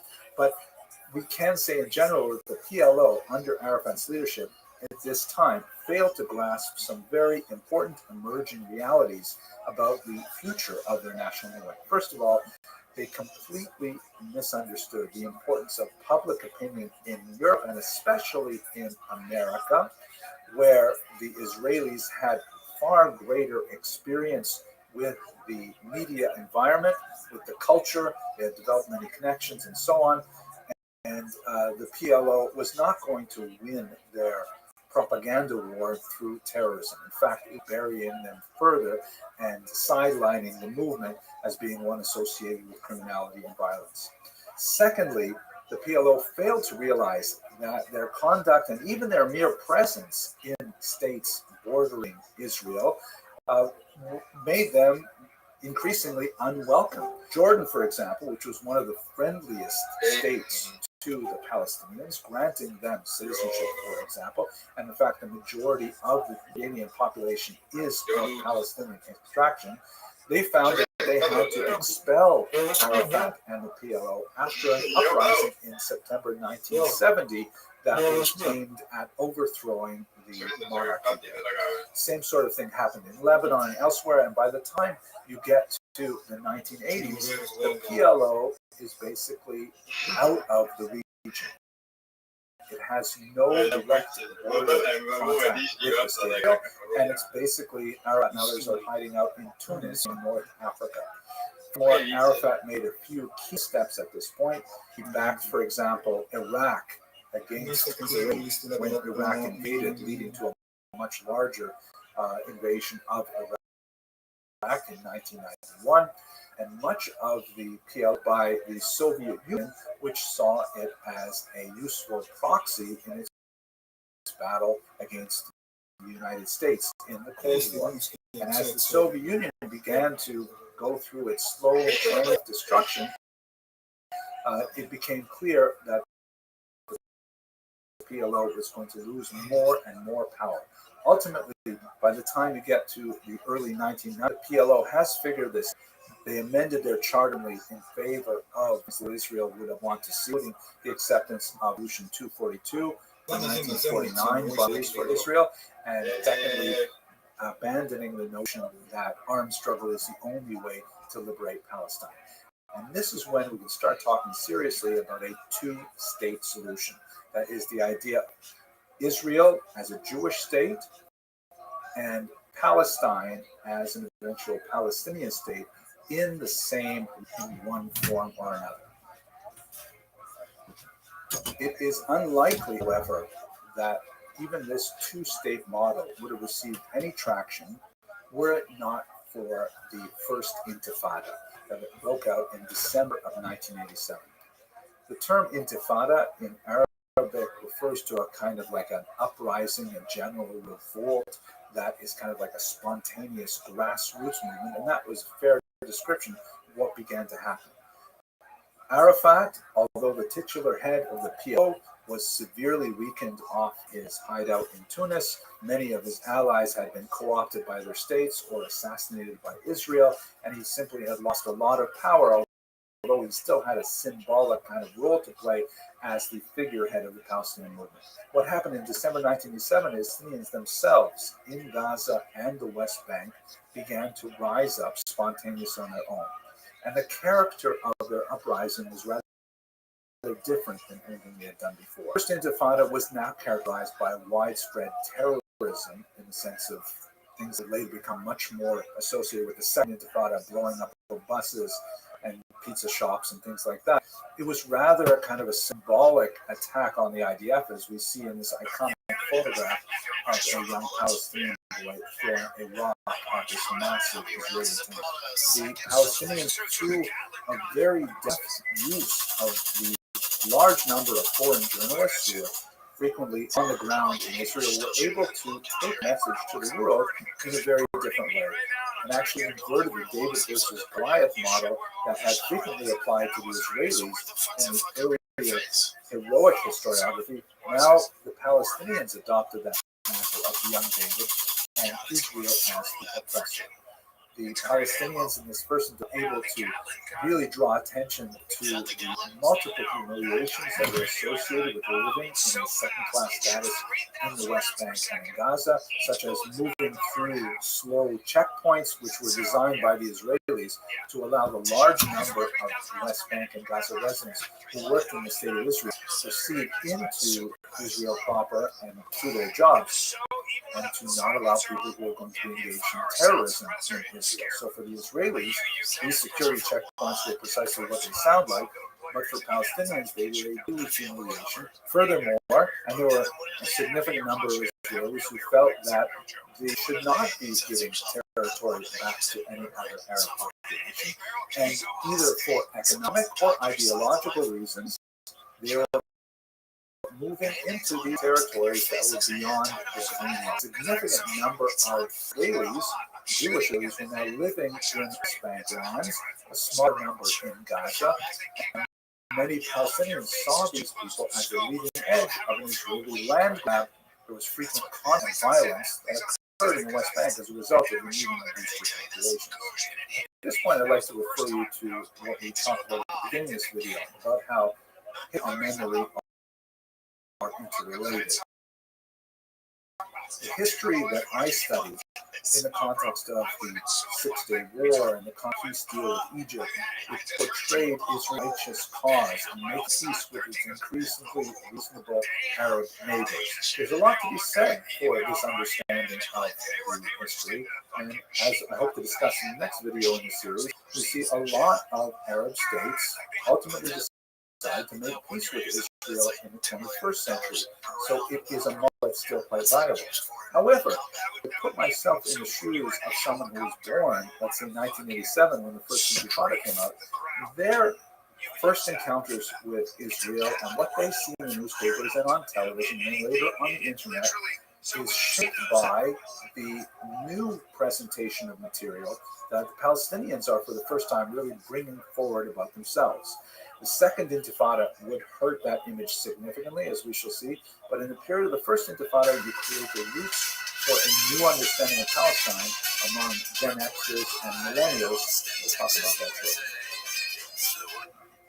When you put all of these things together, the beginning of a shift in the international narrative, the weakness of the PLO as the official leader of the Palestinian movement, and the collapse of its support from the loss of the Soviet Union, led Yitzhak Rabin, the Prime Minister of Israel, to determine that he had to make peace with Yasser Arafat. His reasoning was that if he did not make peace with the PLO, he would ultimately have to make peace with 1,000 other Palestinian entities because the PLO could not itself handle the fractious nature of its population. It had already lost control of much of the narrative, which was being taken over by the Palestinians living in the West Bank and Gaza. And so, much like Anwar Sadat reached out to Menachem Begin, Yitzhak Rabin reached Yasser Arafat. And with the assistance of the United States under Bill Clinton, shown here in this famous photograph, they were able to establish another peace treaty, the Oslo Accords, which was really the culmination of this idea of a two-state solution. I'm going to spend a lot more time talking about what that solution was and what its challenges were and are in the next video. But at this point, we have to mention that in a cruel irony of history, just as Anwar Sadat was assassinated by Muslim extremists who disagreed with his view of peace, so too was Yitzhak Rabin assassinated by a Jewish extremist who was incensed with the idea of making peace with a former terrorist. Here you see a very sad photograph, which was a copy of a Hebrew poem, a song for peace, which was stained with Yitzhak Rabin's own blood in the context of his assassination. So that's my discussion of the second half century of the Palestinian-Israeli conflict. I hope you found it of some value, and I hope that it provides some material for national discussion between people of goodwill to contribute in whatever way it can to the just and lasting peace enjoyed by all the peoples of the region and prosperity and good health. Thank you very much. Now, would you be offended that Casey only had to pay him $1 to pretty much kill you? Would that be an offensive number for you? Would you have the number would be higher from the value of your life? I mean, the exchange rate. Hello, fellow students of Jewish history. As you know, I've recorded 2 short videos on the history of the Palestinian-Israeli conflict. The first one extending from the late 19th century through 1949. The second one going from 1949 to 1993. And this is the final series. This was not a planned series. I've tried to avoid this topic for a very long time because it is so contentious. And all kinds of wrong. Well, how are you? Website, and I'd rather I'm sleeping. focus on us history that we work with research agenda. But I felt that given the nature of the horrific attack on October 7th, I really had to do something to help contribute to the voice of reason and to provide people with some kind of, hopefully, dispassionate of the history so that people of goodwill could engage in reasonable discussion about how these thorny issues might be resolved. As this video on December 1st, we are still in these hostilities. Hostages released that been present for several days now, as unfortunately ended with some horrific news that the 10-month-old baby, Levi, that was abducted among the 200-odd hostages taken when Hamas attacked Israel on October 7th. Hamas is releasing information right now that that child, his brother, his mother, were killed. The IDF is currently examining whether or not this is true. But I have to say that this particular video is especially difficult.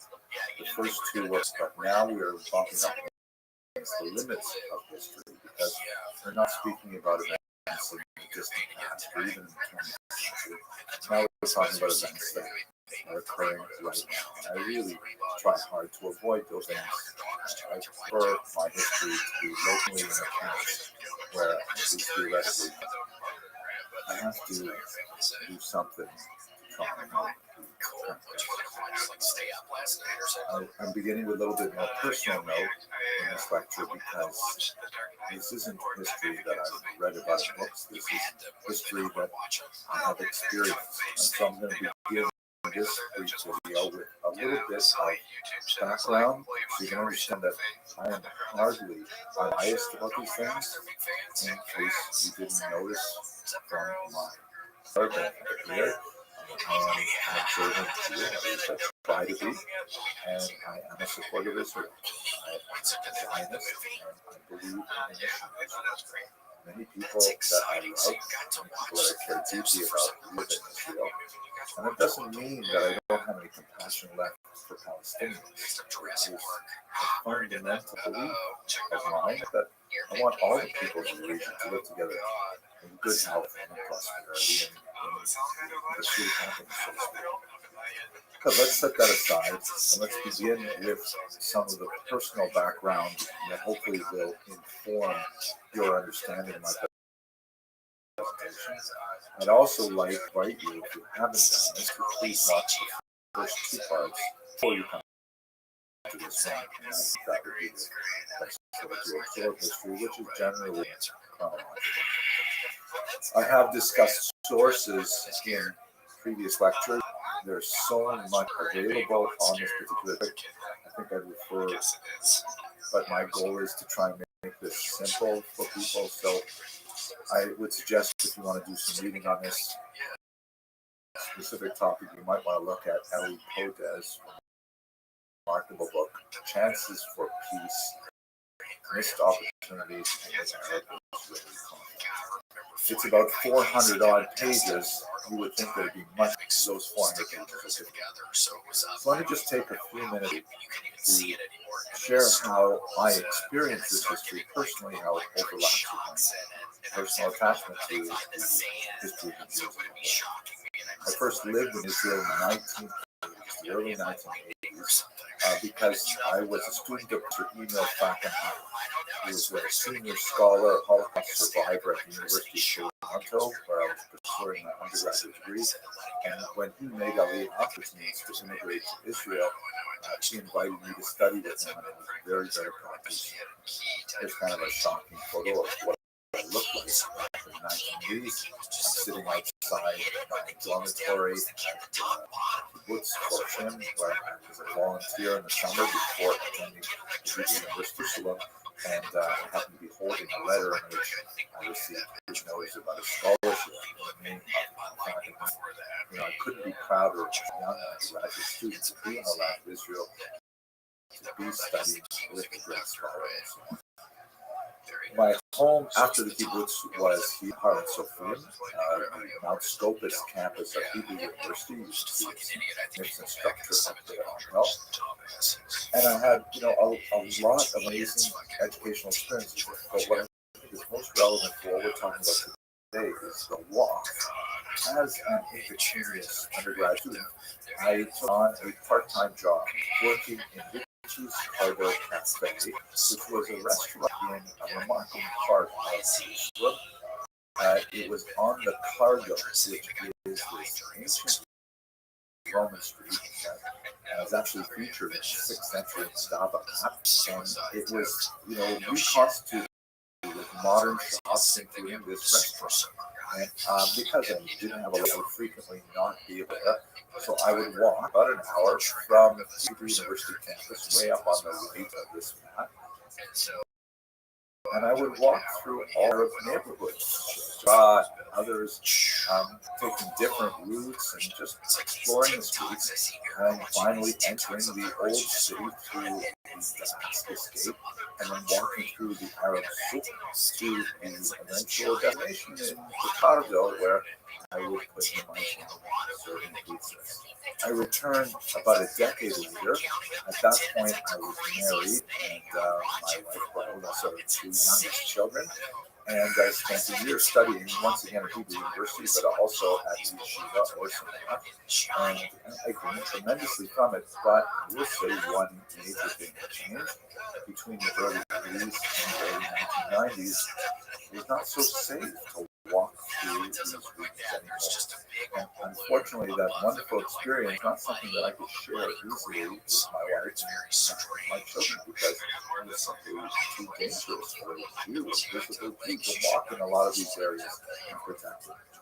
My children grew up, and each one of them spent at least a year studying in Israel, much as I did, and some of them actually immigrated to Israel and live there now.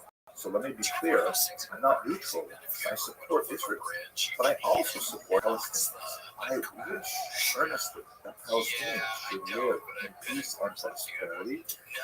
In whatever arrangement Israel and the Palestinians are able to determine, I would like nothing better than a cessation of the violence and an end to human suffering on all sides. And I would like to think that many of you watching this video share this value with me. But my goal, as now get to the history part of it, is to just survey the major elements of the Israeli-Palestinian conflict, and especially those efforts made towards peace. And my hope is that this will honest discussion among rational people.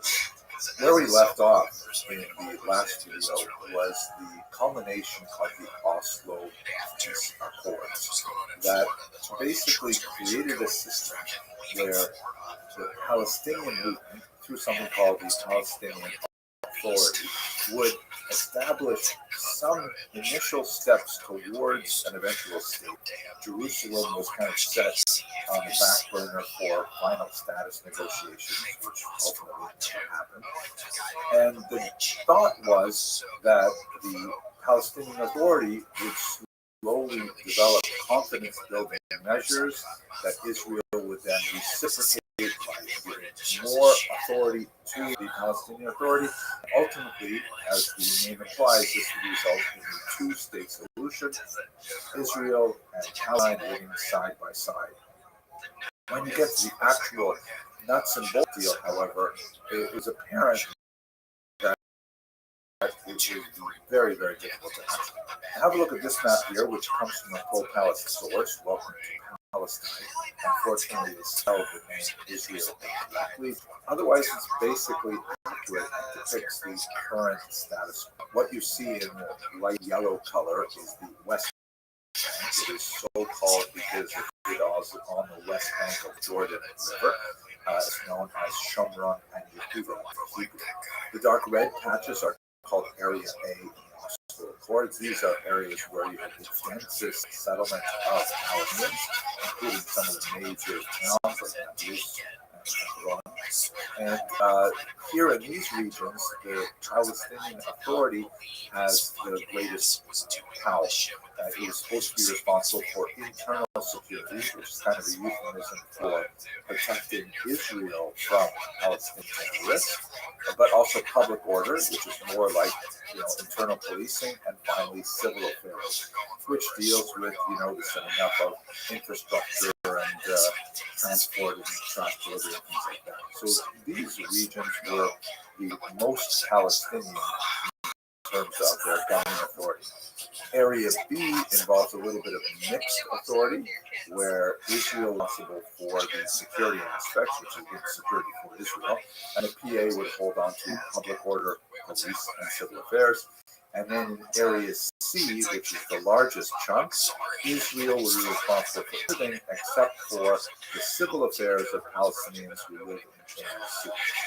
If you have a look back at the previous video in the series, I showed you a map there of the Jewish settlements, the Israeli settlements within the West Bank, and we're basically dealing with populations that are living cheek to jowl. I mean, on one hill you have a Palestinian village, and on the other hill, with a very small valley in between, you'll have an Israeli village, and it's very difficult to simply block out a map that has all this contiguous area for the Palestinians, including also those, which is an incredibly difficult problem to solve. Now, have a look at the second area, which is Gaza down towards the left. Gaza, after 2005, was completely handed over to the Palestinians. Palestinians control all internal affairs to Gaza Strip, but Israel, Egypt, you can see that Egypt has the lower left border, control all the borders, the air traffic, and so on. Initially, it was far less onerous, but as time went on, Israel and Egypt imposed even harsh blockades on the region for reasons that I'm going to explain. Now, understand, if I were a Palestinian looking at this map, I would say, what kind of a Meshuggah map is this? Maybe I wouldn't use the word Meshuggah, but what kind of a crazy map is this? How do you expect us to build a state out of this? I mean, two major chunks of land, you have to set up some kind of corridor to travel between them, and even within the West Bank, there's like all these little patchwork quilts, and yeah, it's a really hard, I would think, impossible task to engage in state building based on this. On the other hand, if I were to ask an Israeli, what do you think of a map? This is not the way they would see it. Chances are they would look at something like this. They would say, this is a map of the Arab League member states, and Israel, as you can see in the little red area, it's tiny. Israel is just one little piece of land where we want to establish a national. We went through the process for that in the previous. And the fact that Palestinians are gaining territory they currently live in the west of Gaza, you know, whatever they get, they should be happy for, because Israel is not willing to back up into sea. Israel insists on its to exist. And so for many Israelis, particularly on the right wing, the idea of giving any land to Palestinians in this context, there's so much land that belongs to the Arab states, it just weakens Israel and exposes them to more attacks as a result of time. And that point of view has unfortunately been borne out by much of later history. But before we discuss the Second Intifada, which is hugely important, let's just reiterate that the Palestinians looking at this map would complain that much of the agreement favors Israel, and as a result of the U.S.-dominated nature of the Oslo Accord negotiations. And in fact, this is going to continue through the rest of the 3 decades until our present day, where the U.S. has really exercised an outsized role in whatever deals are struck between Israel and Palestinian authorities.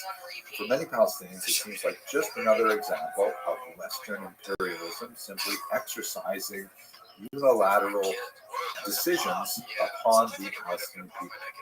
Now, Israel, from the other hand, let us not forget that Israel, as a society, demonstrates tremendous strength when it comes to external challenges, like the current situation, where Israelis of all stripes will come together and will fight together to protect their very existence. But it is a very vigorous, fractious, and divided democracy. Israel is, prone to huge outbursts of protest against one policy or another, as we saw over the summer of 2023, perhaps more than any other time. And trying together this polity to agree in unison on anything other than defense of Israel and its borders, that's a very, very difficult task. Again, thinking in alternative history, if the Palestinians created more confident building steps and had greater control over the Second Intifada violence, that certainly helped the left wing of Israel promote the idea of expanding the experiment of the Oslo Accords. But on the other hand, Palestinians and Israelis say, every time you establish another settlement in the West Bank, which is essentially a thumb on the ground, that is an impediment to the. So Palestinians, your process from the very beginning. You're doing some things to please your sponsor, the United States, but in reality, you don't believe in the idea of Palestinians. Palestinians are also blessed with remarkably ineffective leadership, as we see, for example, after the death of Yasser Arafat, who was much better at fomenting guerrilla attacks on Israel than he was at actually state building. But his success, Mahmoud Abbas, also known as Abu Mazen, after having elections, simply discontinued elections and has been in power for about 20 years and is widely regarded among Palestinians as completely ineffective. Palestinian frustration with the lack of progress from the Oslo Accords, combined with a provocative visit to the Temple Mount by Iran, an important political leader, exploded Al-Intifada al-Thani, the Second Intifada of September. And this was rather different from the First Intifada, primarily in the scope of the violence associated. It was especially associated with suicide bombings, like on buses, on pizza shops, and other civilian infrastructure in Israel. I remember at the time I was on a postdoctoral fellowship at Harvard, and I would get up super early and go to my office in the morning and the internet back in the days of Alta Vista and things like that, and I would be constantly refreshing my feed to see if there's any more news from Israel, And sometimes, multiple times a day, I would hear horrible things about these awful terrorist attacks on Israelis, which involves a very different that of the suicide bomber, so much associated with Hamas and with Gaza, as we shall see shortly.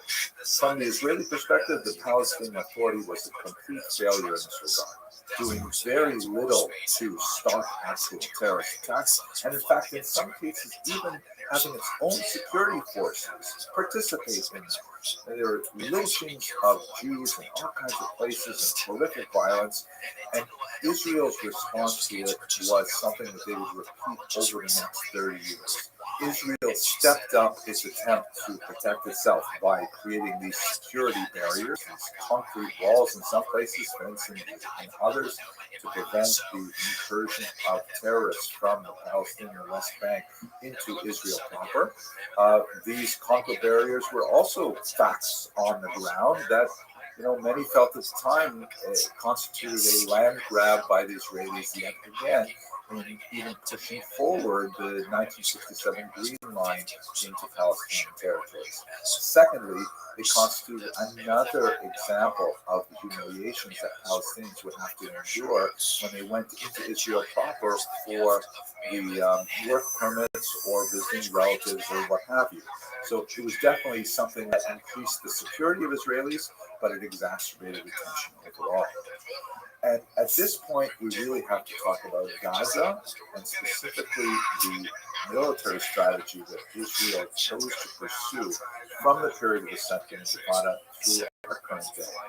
Israel's military response to much of the Second Intifada has sometimes been called the Dakhya Doctrine, after a suburb in Beirut, which also had a similar kind of experience. The notion is that if fighting an asymmetrical battle where terrorists will infiltrate your society and attack civilian populations, such as what happened yesterday with two Hamas fighters getting out of a car and shooting at a bunch of people standing at a bus stop, killing, among others, a 24-year-old expecting mother, then of course Israel is going to strike back hard and fast, and it will be memorable. The basic idea is don't poke the bear. And you would think that people who live next to the bear would do that. But Hamas has not. Hamas has tried to take advantage of that by using civilian and humanitarian structures as places where they should establish their bases. We see this in the Al-Shifa hospital, under mosques, under UN facilities, under schools, and they're thinking that, by having these human civilian shields, that will somehow protect them from this doctrine. And Israel has gone to great lengths to try and minimize civilian damages, for sure. They have an entire unit of Arabic speakers, not only Palestinian Israelis, but also those descended from Jewish communities that were expelled from Arab lands after 1948. And the job of this unit is simply to call up people in Gaza and say, hey, we intend to attack this area, please move south. They employ technology like knock alerts to let people know that an attack is forthcoming. And news, you can see Israel broadcasting a lot of what they intend to do because they try to limit the impact of the civilian casualties. But Hamas specifically can do that kind of response. Part of me absolutely stunned. Would Hamas want to do this? Why would Hamas want to impose such phenomenal suffering on top of what they're already experiencing by provoking an attack from a neighboring country? I can't say that I have grips with this at all. It doesn't make sense to me on a human, visceral level. I do not understand this urge for self-sacrifice to the point of martyrdom and the willingness to sacrifice one's own progeny. I just can't see it. Now, you may think to yourself, well, he's exaggerating. I would like to recommend, please have a look at a website called MEMRI, MEMRI. It stands for the Middle East Media Research Institute. It is a really valuable institute that for decades has simply been watching Arabic language media and providing translations of key segments. And, very little commentary other than, the title of the video sometimes gives away where they're coming from.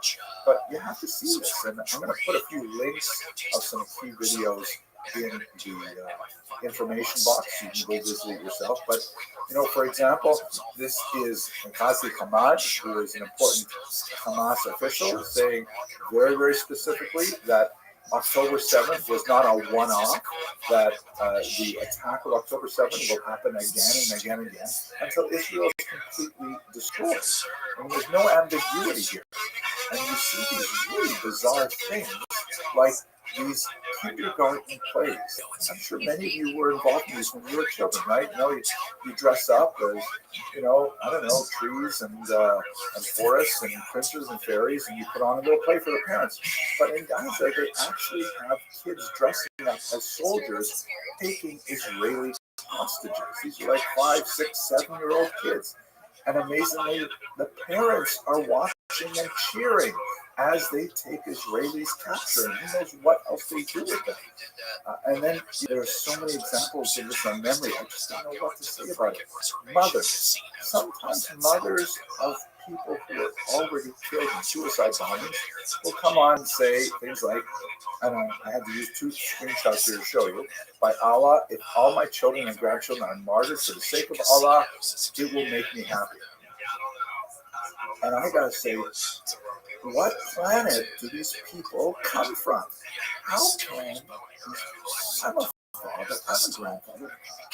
I cannot conceive how anyone could possibly say that they would want their children, grandchildren, to be harmed while having a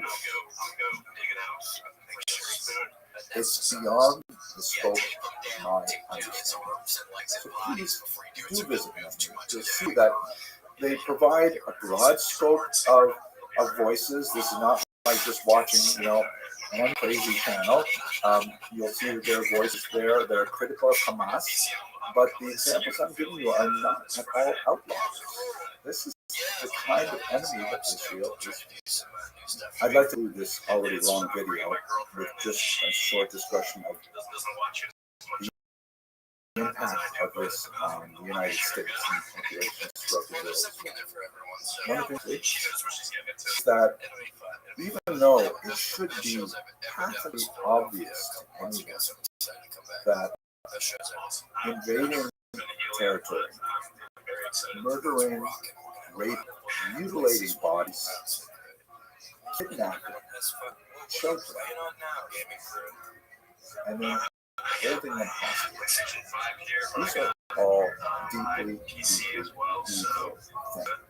We should be able to unite around that thing as human beings. I don't care who does it. If Israel were to do such a thing, I would be deeply, deeply ashamed. And I'd like to think I would speak out against it as strong as I am now. But there should be like a common denominator.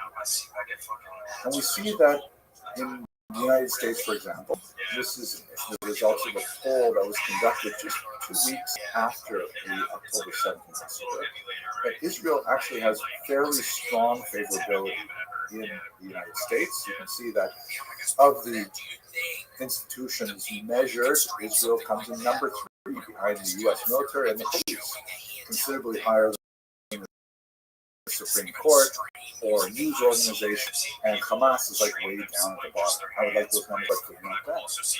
But here's the scary thing. When you go deeper and you look at the demographics that express that party, young people simply don't. Now, look at this chart on the right, which asks, in general in this conflict, do you side more with Israel or Hamas? Not Gaza, not Palestinians, but Hamas, terrorist group. 16% of Americans side with Hamas. I really don't like that number, but 84% say that makes sense. But then look at the chart below, see that, in my age bracket, far more likely to side with it. Okay, thank you. But as you get younger and younger, the age of my undergraduate students, 52% of Americans after October 7th, the most horrific massacre of Jews since the Holocaust, 52% of people aged 18 to 24 support Israel, and 48% support Hamas. We see it so clearly in this horrific. I walk by this every day on my way to work. People put up posters drawing attention to the fact that children have been captured. Children. And other people tear those posters down, saying, I don't know that it's not true, but, there are propagandists who say the craziest things that October 7th didn't happen, or it did happen, but it was perpetrated by the Israelis, God forbid. And this is going full QAnon, and you can just go join the Flat Earth Society. However you feel about the conflict, this happened. And, if I'm walking down the street and I see a poster where someone lost a puppy, put up a little poster with a picture of a puppy, I think it would be heartless to tear that down. Someone lost their dog. You care about them. Maybe you'll see the dog. But to actually tear down the pictures of human beings, children who are suffering, I simply cannot understand. But that seems to be the way our society has been moving. There are riots in schools here in Queens that are filled with hundreds of children demonstrating for Palestine when they probably couldn't even find Palestine on a map. If this trend were to continue, God forbid, younger people being duped by such obviously immoral acts of Hamas, then we're in for much more trouble than we're experiencing. This video has already gone much longer than this video. Let me just conclude then with with sincerity that all of the hostages should be released to their families in good health, and that the violence is swiftly ended and crowned with a lasting just peace, in which all the peoples of the region dwell together in security, and mutual prosperity, and with hope for them. Thank you very much. It's like we get it. Y'all have too many old people now. There's not enough young people to take it out of the rest of us. Hello, fellow students of Jewish history.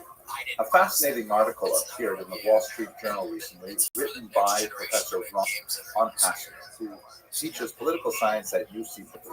Fascinating study. What he did was he hired a survey firm to conduct a scientific survey of students of undergraduate age, 18 to 24, and asked them what they thought about this slogan, "From the river to the sea, Palestine will be free." And it was absolutely fascinating, the results that we got. Let's have a quick look at them. So first of all, 43% of them enthusiastically supported this slogan.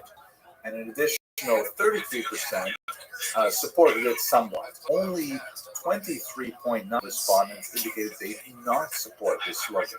These results very well with what other studies are indicating is a significant generational gap among Americans. That basically Americans 30 years and older are increasingly in favor of Israel and understands the nature of the attack of October 7th and will back Israel in this conflict. And the youngest American studies, particularly the ages 18 to 24, who are more ambivalent about it. In fact, in one study, 48% of Americans reported that they were actually in favor of Hamas, a terrorist organization, over Israel. And that's a very troubling kind of number, seeing it particularly in the younger demographic. So we see that, the majority of people of this age group see the conflict very differently from older adults. However, here's the positive news. Most of these people who support the slogan have no idea what it means. Like, for example, when they were shown a map that helped them identify which river and which sea we're talking about, they changed their mind. And 53% of them said, no, I'm not prepared to support this particular slogan, based only on that. And other data indicates that when they know a little bit more about what the slogan actually implies, they're far less likely to support it. So let's do the geography first. Which river are we talking about, and which sea are we talking about? When Professor Hassman asked them, which river are we talking about? Some students pointed to the Dead Sea, which is actually not a river, but at any rate, it's a body of water. Others actually pointed to the Nile River in Egypt, so trying to figure, and some even point to the Euphrates River, which runs through Syria and Iraq. So they obviously have no idea which river we're talking about. But it gets even worse when you ask them which sea. And you would think that this would be fairly obvious. We're talking about the Mediterranean Sea. But many actually identified the Atlantic Ocean. I mean, can you imagine from the Middle East all the way out to the Atlantic Ocean? And some actually identified the Caribbean, which is like just bizarre. So these students need some basic geography. Let's do that right now in case some of those students are watching. So the talking about is the Jordan River, Nahar Yarden, and in Arabic, the Nahar, right? Because so many become on the other side. And what sea we're talking about? Obviously, the Mediterranean Sea, Hayam HaTichon in Hebrew, or El-Bahr El-Abyad al-Mutawassit in Arabic. So that's the river, and that's the sea. Now, here is what's difficult. Basically, if you go from the Jordan River to the Mediterranean Sea, that is all of Israel. This kind of oval is not exactly shaped to the boundaries. It eliminates the north, the eastern part of the Golan, but those are the boundaries of contemporary Israel. You're basically seeing that this entire country should be free, and you're calling it Palestine. So those are somewhat problematic. Now, here's the good news. Once the students saw the map and were given some basic instruction, 75% of them downgraded their enthusiasm, meaning they changed from being enthusiastically so to being somewhat or being not approving at all. Furthermore, once it was explained to them that replacing the current country of Israel with a putative future country known as Palestine could inform, quote, subjugation, expulsion, or annihilation of 7 million Jewish and 2 million Arab Israelis, 60% downgraded their enthusiasm. Meaning, like, wait, that's not what we had in mind when we were saying this slogan, when we were chanting it in protests and things like that. And that makes me happy because at least we're talking about people who are unfortunately ignorant of some basic geographic and historical information. Let's look a little bit deeper now. Like, what exactly is the phrase? And let's try to understand how it is offensive to some people. The phrase in Arabic reads "Min al-Nahar il-Bahr," from the river to the sea.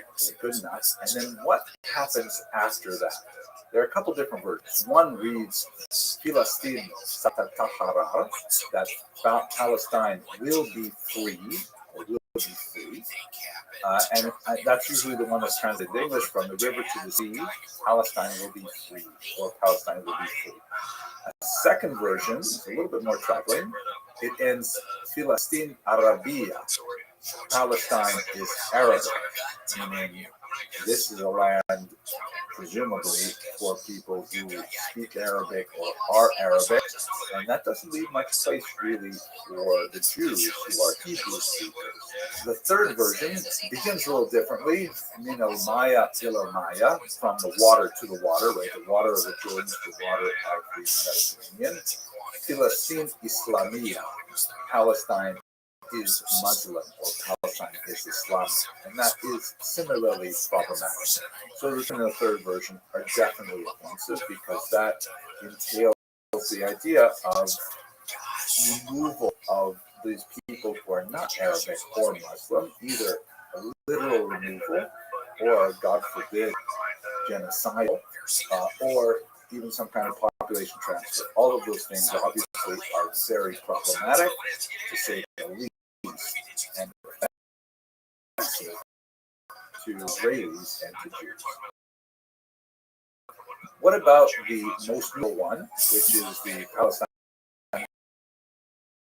will be free? Is that offensive? A congresswoman and heavily criticized, and it is actually illegal in some European countries to use that because it constitutes hate speech under some of their definitions. So when you say from the river to sea, we understand that. That means from the Jordan to the Mediterranean. Palestine free. What do you mean by the term? Palestine is not a country. It is a national description that has been used for a long time. Romans, of course, renamed Judea Palestine after a revolt in the 2nd century by Bar Kokhba and his rebels.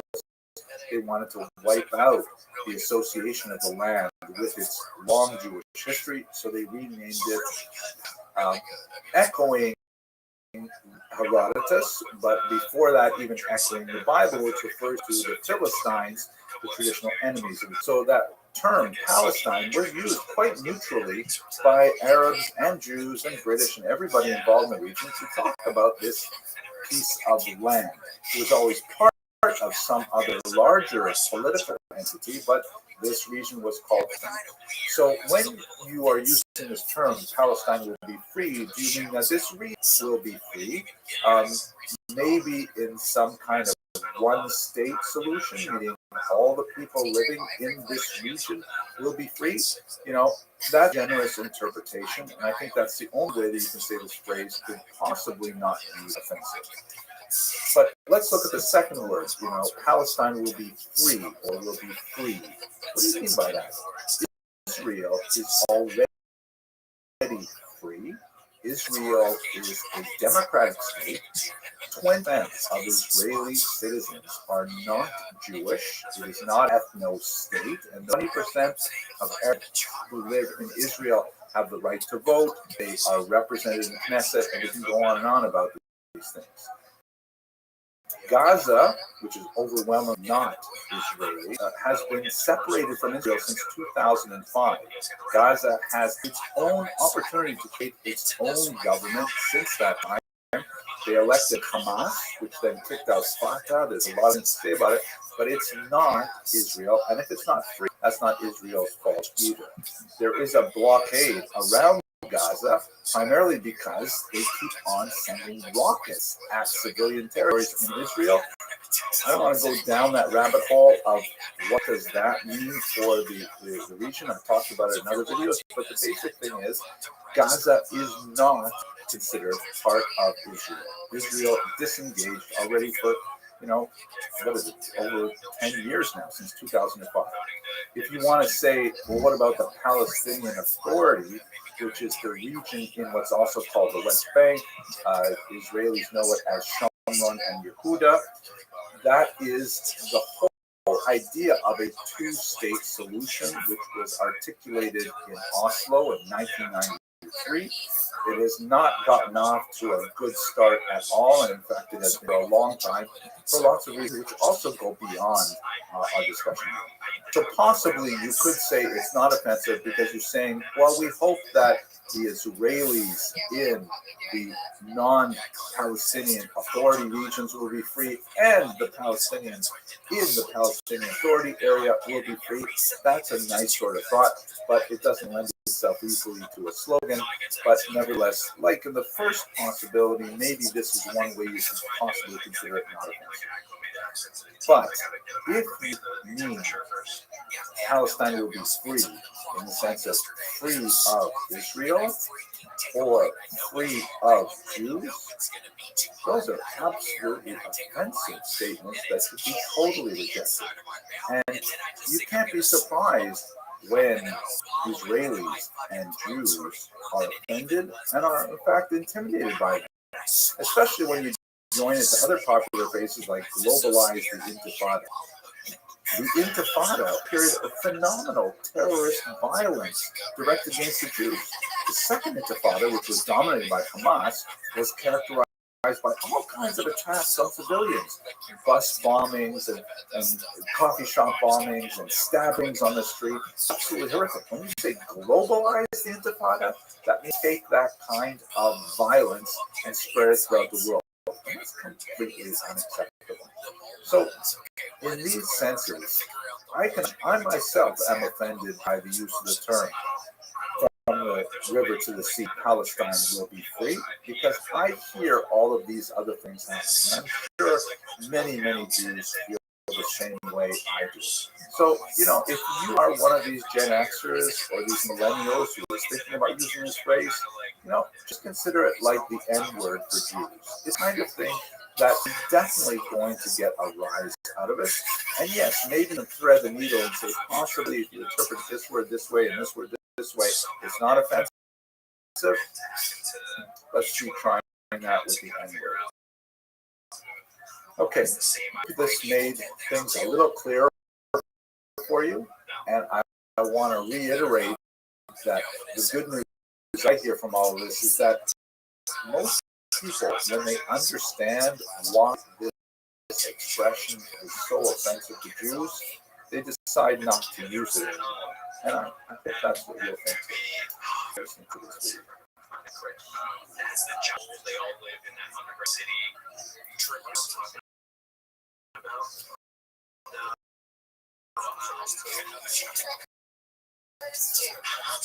So, fellow students of Jewish history, I'm sure you're aware there's a lot of talk right now in the connection with conflict in the Middle East regarding the idea of genocide, and I thought it would be interesting for us to have a look at the person who invented that word, who's named Raphael Lemkin. So let's have a quick look at his background and why he came up with this particular term. He was born in 900 in a part of the world that would be today called, happens to be a part that my own family comes from. And he was rather different than most Jewish people his age. His father was a farmer near Volsovich. My great uncle was a high school principal. And his mother was intellectual. There's just not that many Jewish farmers, particularly in that part of the world, in Lithuania, when it was called back then. His mother was a great intellectual, a great reader, and she really instilled in her three sons a love of learning. In fact, she homeschooled all three brothers. Young Raphael was deeply affected by the news of a pogrom in Białystok that occurred in 1906. And then later, as a teenager, when World War broke out, the entire Lemkin family had to flee into the forests in order to avoid the hostilities between the German and the Russian armies. While they were hiding in the forest, unfortunately, his younger brother died, possibly of pneumonia or even Spanish flu, but unfortunately he passed away after that time, leaving Raphael with only one surviving brother. He went on to receive a trade school education, but he had exceptional language skills. He was ultimately able to read about 14 languages and speak 9. He studied linguistics in Lviv, which back then would have been called Lvov. Later, he went to study philosophy at Heidelberg and law in Lviv once again. And during this time, he continued to meditate and to think deeply about the nature of human cruelty, and in particular the history of massacres in Armenia, which occurred at the beginning of the 20th century in Iraq and elsewhere. And he went to one of his professors, Julius Makarevich, and asked him about the doctrine of state sovereignty that the professor had been promoting. That the states essentially can do whatever they want in their own countries and they can't be punished in other. The professor responded to him saying, in the case of a farmer who owns a flock of chickens, he kills them, and this is his business. If you interfere, you are trespassing. Lemkin apparently replied to him, but the Armenians are not chickens. I mean, you can't compare these things. A farmer killing his children as opposed to a head of state killing his own citizens. His eventual conclusion was, sovereignty, I argue, cannot be conceived as the right to kill millions of innocent people. He was also deeply moved by the trials of two. One was the assassin of Talat Pasha in 1921, and another I'm quite a bit more familiar with, Shalom Schwarzkopf assassinated Simon Petlura, who was the leader of the Ukrainian government during the brief period of Ukrainian independence between World War I and the Soviet occupation of Ukraine. In the case of Schwarzkopf, he went up to Yoda, the leader in exile in Paris in 1926, and shot him dead on the street. He was arrested and placed on trial, and he was able to turn the trial around to be not a trial of his effort, but rather of the activity of Simon Petlura during this crucial Civil War period. The court was clearly guilty of a secura. The Paris jury in 1927 rendered allowed him to go free. And this kind of event led Kyle Lemkin to think, why is it that we can't prosecute those who perpetrate war crimes on their own people? This thought would eventually mature in his mind during his experience during that. But during the 1930s, he was working as a prosecutor in Poland, and he was also very deeply involved in working with legal codes of Poland and codified laws. Let us remember that Poland was recently reconstituted as an independent country after World War I.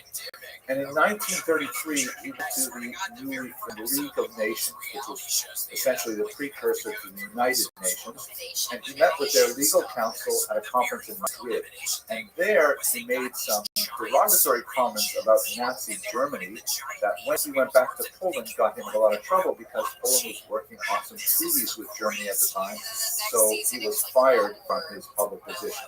He ended up going into private practice, but he continued to work on his idea of how is it possible to prosecute perpetrators of international massacres. Unfortunately, he would have ample opportunity to continue this line of thought because on September 1st, 1939, the Nazis would invade. Lemkin's home was destroyed in a bombing raid on the 6th of that month, and he ended up being homeless and having to leave the place for some time. He was able to escape both the Nazis advancing Poland and also Russian detention by portraying himself not as an intellectual, as a lawyer, but rather as a simple peasant. And he managed to make his way back to and to see his parents for the very last time in November of 1939. He moved on to Vilna, the capital, and he decided there, and I'm going to quote from his autobiography, I really lived only when I was fighting for an ideal. I will devote the rest of my life to my work, outlawing the destruction of people. Later in Riga, he would meet with a distinguished historian, Shimon Dil, who would encourage him to continue his work in this. Dubno was later killed by himself, but was able to make his way first to Sweden and then via Japan to the USA in 1941, where he became a professor at Duke University and later at Rutgers University. The Holocaust, however, was absolutely devastating for him. He lost 49 members of the family, although his surviving brother actually managed to make it through the Holocaust because he was in a labor camp with his family, a Soviet labor camp, and ultimately was able to come to Canada where he settled. So Lemkin had suffered phenomenally during the Holocaust, and it further encouraged him to work on his concept of how to prosecute war criminals who commit crimes against people of other nations. His greatest claim to fame, of course, is that he created and defined the word genocide, borrowing from the term genos in Greek, meaning family, and sidera, which means to kill, like in homicide or suicide, terms like that. And he published the term in a book in 1944 called Axis Rule in Occupied Europe, and it proved to be an extremely important term that was used in Nuremberg trials and elsewhere. The UN General Assembly accepted his Convention on the Prevention and Punishment of the Crime of Genocide in December of 1948, and then later was ratified in 1951. And for the rest of his life, he worked on many 20th century massacres, including a very notable speech in 1953, in which he was an early individual to like Soviet artificial famine of 1932-33 as a genocide against Ukrainians. Unfortunately, Lemkin, who spent the rest of his life in New York City, suffered from very poor health, and in particular high blood pressure. Doctors had difficulty diatis, meaning exhaustive work on the Genocide Convention, and died of a heart attack on a New York street. Lemkin never married nor had children. See from his gravestone, which had on it by visitors in accordance with traditional Jewish custom. He continues to be with. His work as a theoretician and as a legal scholar was without peer. He was in fact nominated for the Nobel Prize 10 times in his lifetime. Unfortunately, the word genocide has been cheapened significantly in our times, and it's used quite casually when it really does not conform to the way Lemkin would define it. In the context of the release, I think it's relevant to point out that in his autobiography, which he titled Totally Unofficial, there is no mention of the Allied bombings of Dresden or Hiroshima or Nagasaki, even though these involve very high numbers of civilian casualties. So clearly, the high numbers, and especially the disparity between the numbers on either side of the conflict, is not the kind of element that actually plays into his definition of genocide. I think it's very important to think about this in the context of what the Allies were thinking when they were bombing these places. Dresden, of course, and Hiroshima and Nagasaki are civilian cities, but the Allies viewed the attack on the German city essentially as an attempt to extirpate an absolutely noxious, murderous, genocidal regime, the Nazis. And Americans certainly felt they were attacked without provocation on December 7th, 1941, with the bombing of Pearl Harbor. And so ending the war quickly in Hiroshima and Nagasaki by demonstrating to the Japanese that a long, drawn-out conflict was not in their interest. You know, you can understand the American dissent, the American mind, they made the decision to engage in these activities. This, I think, gives us some insight into what Israelis must be thinking. The brutal pogrom of October 7th was so horrific and so unprovoked and so sudden that for Israelis, this is essentially like a Pearl Harbor moment. And the Hamas organization in Gaza is so dangerous to Israeli civilians that it must be completely removed from the population of Gaza. Now, that is not to say that Gazans themselves are the subject of the attack. They are definitely suffering, and horrific suffering that's unimaginable, but that's primarily because Hamas is embedded deeply into their civilian infrastructure. I do not have the temerity to tell Israel what they should or should not do militarily. That's out of my lane. I'm a historian, not a military specialist. But I will say that I understand on a historical basis why they would be engaging in the Die Doctrine and trying to exert maximum pressure to keep Hamas out of the tunnels and to release the hostages that they kidnapped from Israel on October 7th. I would recommend if anyone has any doubts about this, please visit this website, Saturday-October-7, all spelled out, Saturday-October-7. It's a very, very graphic website. It simply brings together all publicly available photographs, cell phone videos, and other things that have been pulled from social media that depicts what happened October 7th. It's definitely a very, very difficult website to visit, but you get a sense of what Israelis must be feeling and why they are taking these actions. Let me conclude by getting back to Lemkin. In his autobiography, he speaks about how he was first introduced to Jewish culture and Jewish religion and Hebrew and the Bible. And I found an especially moving passage where he describes how at age 7 he was studying the book of Isaiah, one of the biblical prophets. And he says, he read, "Cease to do evil, learn to do well, relieve the oppressed, judge the fatherless, plead for the widow." Unquote. This call of Isaiah, Lemkin continues, sounded to me so urgent, as if the oppressed stood now outside our door. The appeal to create peace by converting swords into plowshares seemed to recreate his presence. I thought of the power of our own plows, which brought life and not destruction. And of course, the metaphor of the beating of swords into plowshares is so resonant in Isaiah's writings and has, of course, affected the United Nations today. And you can understand the motivation of someone like Raphael Lemkin, who devoted his life to ending this kind of horrific massacre of people.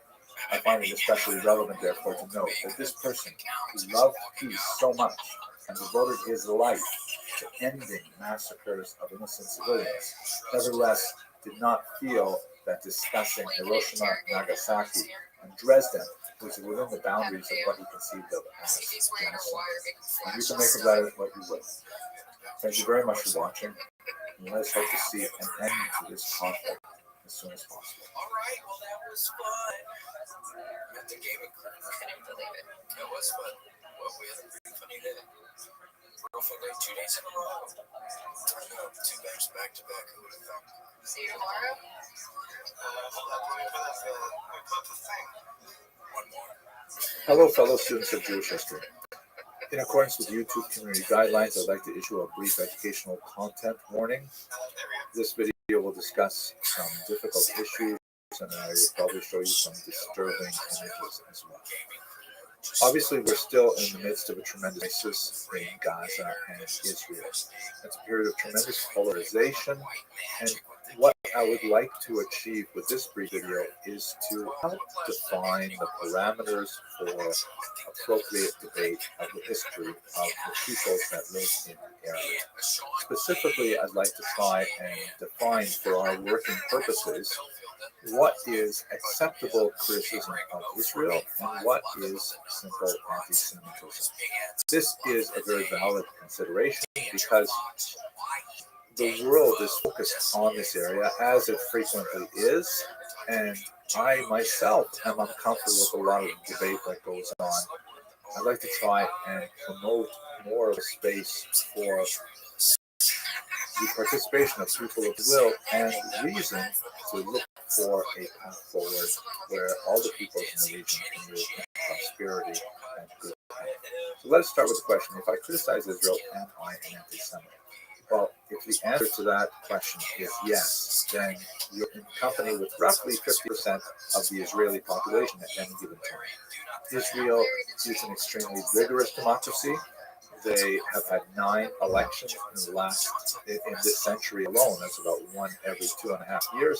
They had remarkably robust protests in Tel Aviv and elsewhere in the summer of last year before October 7th. So, Israel has a deep-seated commitment to the diversity of opinion and its expression, and this includes the 20% of the Israeli population that are not Jewish. There is a strong minority population of Arabs, both Muslim and Christian. They vote, they participate in Knesset, they disagree with other parties just like every party does in Israel. So it's certainly appropriate to criticize the policies of the state of Israel because, roughly half of Israelis do it. This is not the same thing as saying I'm Jewish, therefore I can never be an anti-Semite. Unfortunately, that is possible. There are boundaries of criticism that are inappropriate, and I would think that there are boundaries of criticism of Israel that are even illegal, depending on where one states that. Furthermore, one who supports Israel is not ipso facto anti-Palestinian or Islamophobic.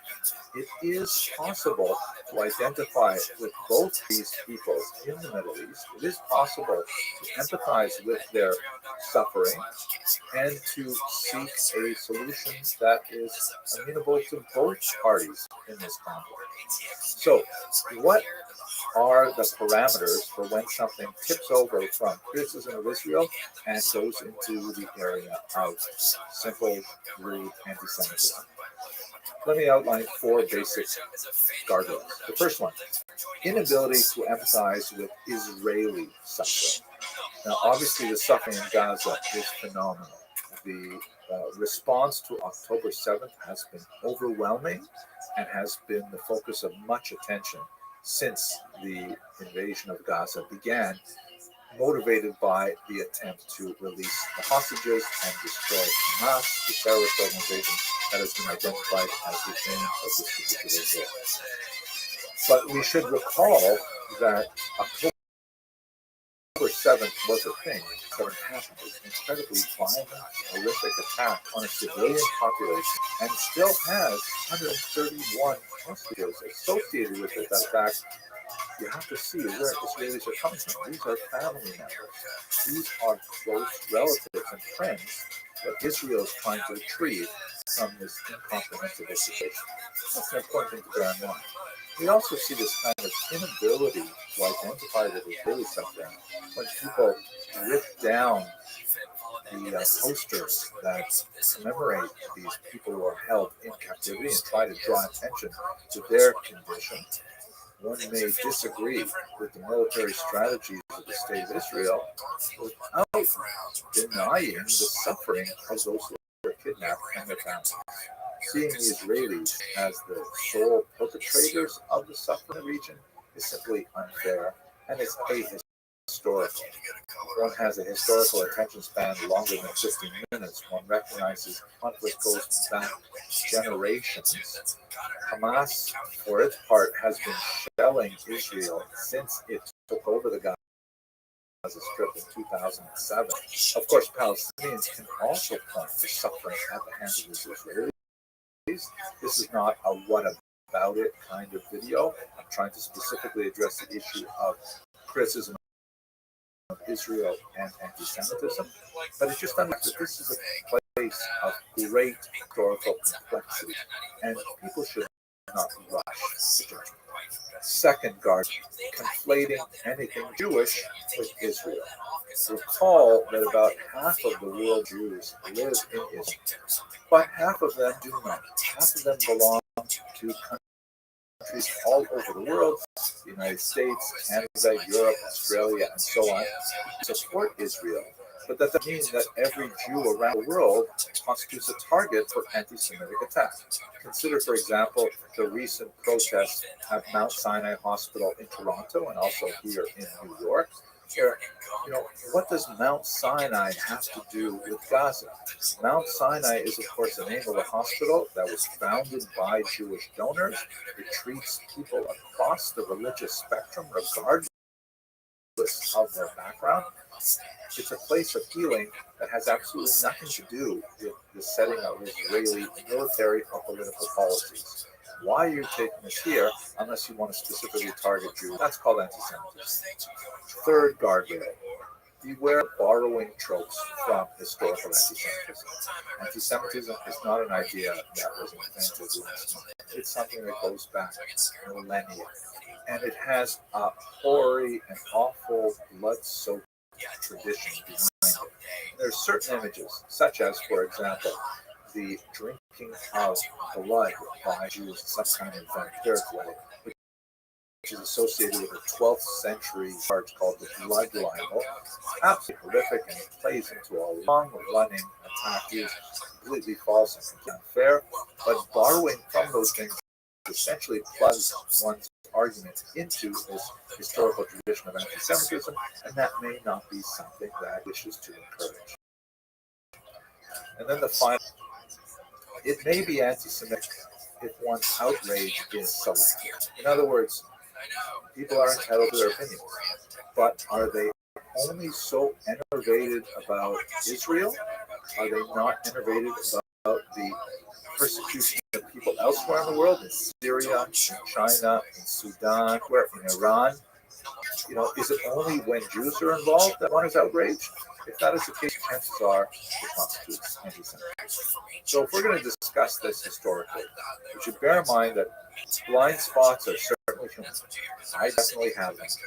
But nevertheless, I value the opportunity to discuss some of these extremely important historical issues with open-minded people who are rational and of goodwill.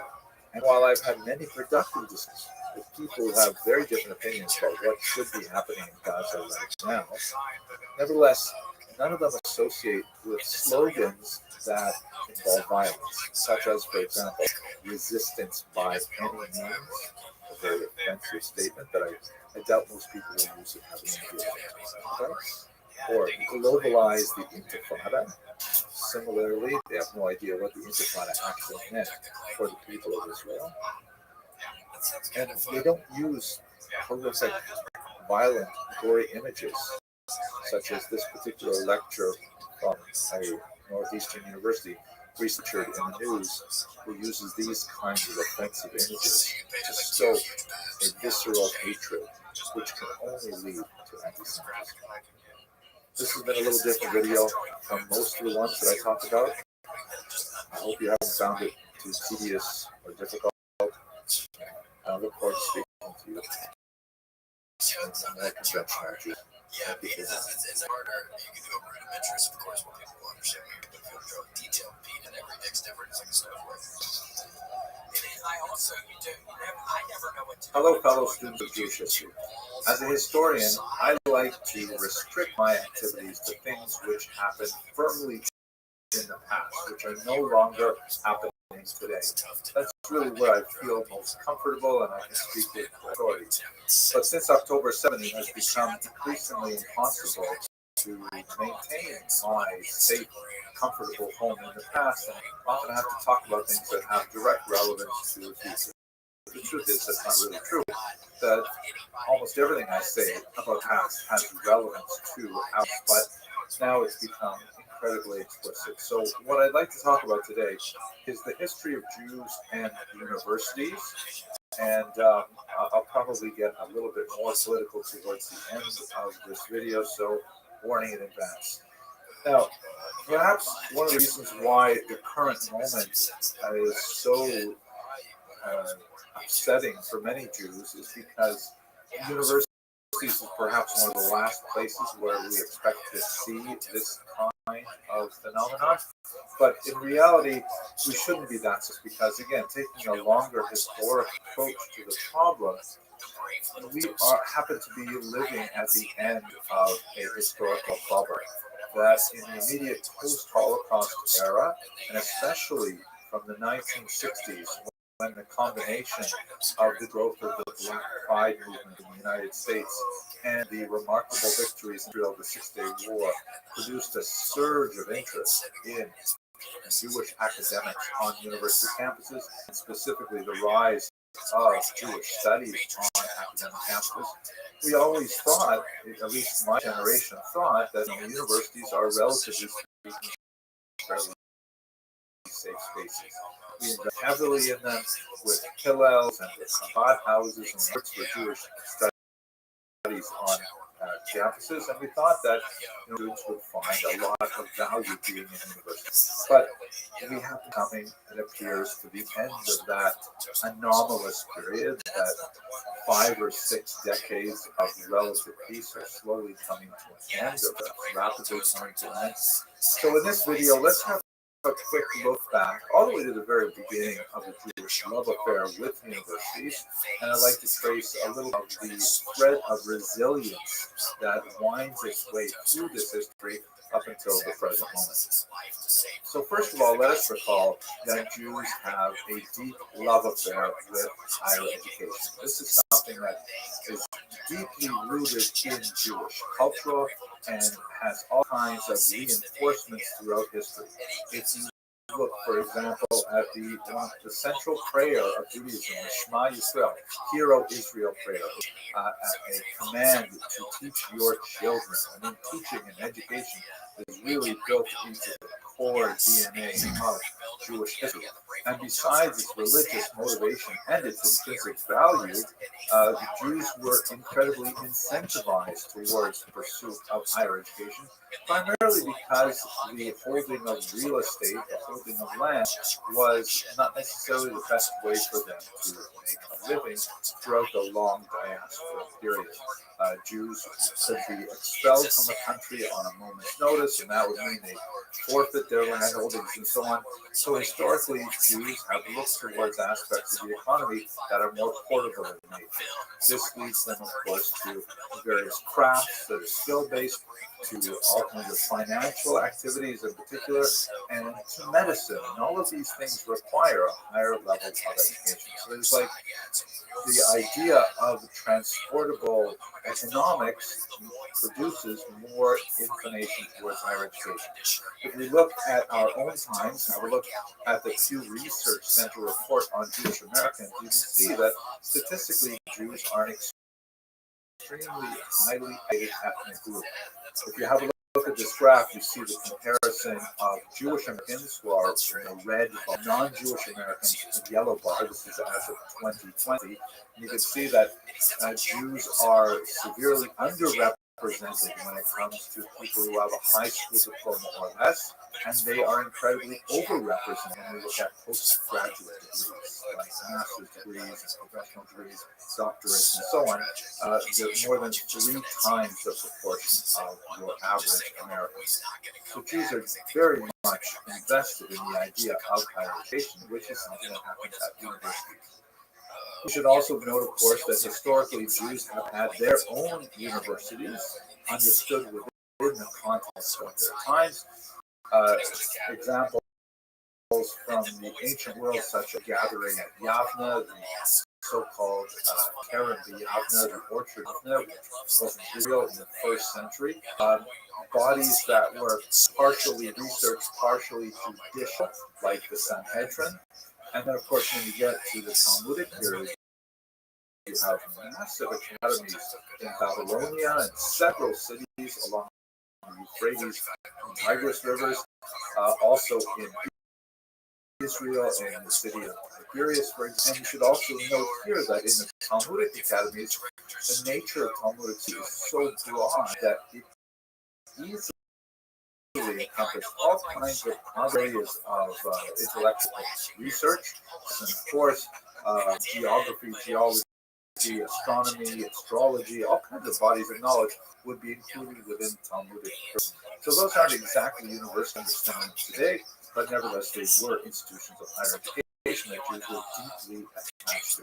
And even in the post-Talmud, there were several examples of purely Jewish university-like gatherings, but most of them were not especially successful.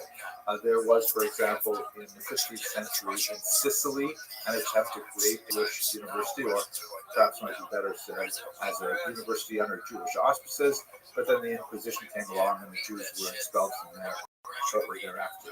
It was really only in the modern era when you have institutions like Hebrew University established, and here in New York City there's an extremely successful Jewish university. I've heard that there are a couple others as well, and I just don't know too much about them. But let's focus for our purposes on Jews attending general universities. What was that like? So the dominant experience of Jews and higher education up to the 20th century is one of struggle against exclusion. This is especially true in Christian lands, where there was always a religion test for students and especially for faculty. This begins already in the 4th century with the University of Constantinople, which was then known as the Kandidakterios, or the place of all teachings, which is sort of echoed in the word university that we use today, which was founded, ironically, when the Patriarchate of Israel was ended in 425. But outside of the University of Constantinople, Jews were admitted to the University of Jimbi-Shafor in Sasanian Persia in the 6th century. This would be in likely the early post-Talmudic period, which absorbed a lot of Jewish scholars and scholars from other places. And shortly thereafter, when Baghdad rose, there was the Beit al-Hikmah, which was open to Jews as well. So Jews enthusiastically participated in these kinds of institutions, which were solely devoted to the pursuit of higher education. In Christian lands, there were some interesting exceptions made for extremely literate Jews who were very valuable to the university enterprise, particularly it was like the Hebrew language, which is something the Jews, of course, retained and was essential for study of the Hebrew scriptures. But it didn't always work out so well for neither of the prospective faculty nor the university institution. For example, Eliyahu Levita was invited to teach in Paris in the 15th century, but he refused because Paris was still closed to Jews, and he didn't want to be the only one there with some kind of residency permit. The major exception for much of the medieval period is Italy, and Italy was incredibly kind to Jewish students. The great universities of Bologna, Ferrara, Pavia, Perugia, Pisa, Rome, Siena, and especially Padua invited Jews or allowed Jews to attend, so that when they graduated and went back to their home countries to practice, typically medicine, the term Italian doctor basically meant Jew, just like in roughly the same period, the term Portuguese merchant also meant Jew. It was kind of like a euphemism for it. There were, to be sure, disparate practices in these universities as well, to pay higher tuition, higher fees, kind of humiliations, like on Christmas they had to give all of the Christian students a bag of candy and Padua, like that. The Jews would still generally be forced to wear distinguished clothing, like distinctive hats that separated them from Christian students, and so on. But by and large, Jews were very happy to even have to study in these institutions of higher education. This all really changes from the 18th century onwards. There's an increasing pressure to admit Jews, demanding that they convert to Christianity before they teach and certainly before they study. An interesting example is Isaac Abraham Oifeld, who was an instructor of Hebrew, and the University of Königsberg rejected his application to teach Hebrew there over the objections of the great Immanuel Kant, who is, of course, the most famous son of Königsberg, who refused to sign on the Senate of the university's decision to not admit Professor Eichel to teach Hebrew there. Everything changes really on a legal basis when the Austrian Emperor Joseph II issued the Patent of Toleration in 1782, which formally allowed Jews to attend public school. And this is around the time when universal public education just begins to get rolling. And Jews were, under the Patent of Toleration, allowed to apply to universities as well. Application is not the same as admission, and progress was slow, but nevertheless, on a legal basis, Austria formally allowed Jews to attend institutions of higher education. By the time we get to the end of the 19th century, there are so many Jews who are active in all kinds of areas that are burgeoning and developing new departments of study in psychology, in sociology, experimental physics, linguistics, that the idea of blocking Jews who are really at the forefront of many of these fields, sometimes actually creating these fields, made this whole idea seem silly. So by the time you get to the early 20th century, Jews are being admitted to universities in much higher numbers. Perhaps the greatest resurgence of a threat to Jewish participation in higher education came with the advent of fascism, however. The Nazi regime passed just months after Hitler came to power on April 25th, 1933. By the way, I happen to be recording this video on the anniversary of that. The so-called law against overcrowding in schools and universities. The law was ostensibly against overcrowding, really meant against too many Jews in schools and universities. And it set a very, very low threshold of how many Jews could be allowed to attend classes, even though Jews were at that time just 0.8% of the population of Germany. Nevertheless, there was a strong, very early on in the Nazi regime, to keep them out of higher education. By 1939, they would not be allowed to attend at all. In Poland, heavily influenced by the integral nationalism that was emanating from Western Europe, they instituted ghetto benches, which was a segregated area at the back of lecture halls where Jewish students were forced to sit during lectures. Some bizarre discrimination against Jewish medical students, whereas they were required to source their own cadavers for dissection from the Jewish community, as opposed to general students who could use whatever bodies were either donated to science or, were otherwise sourced by the university for research.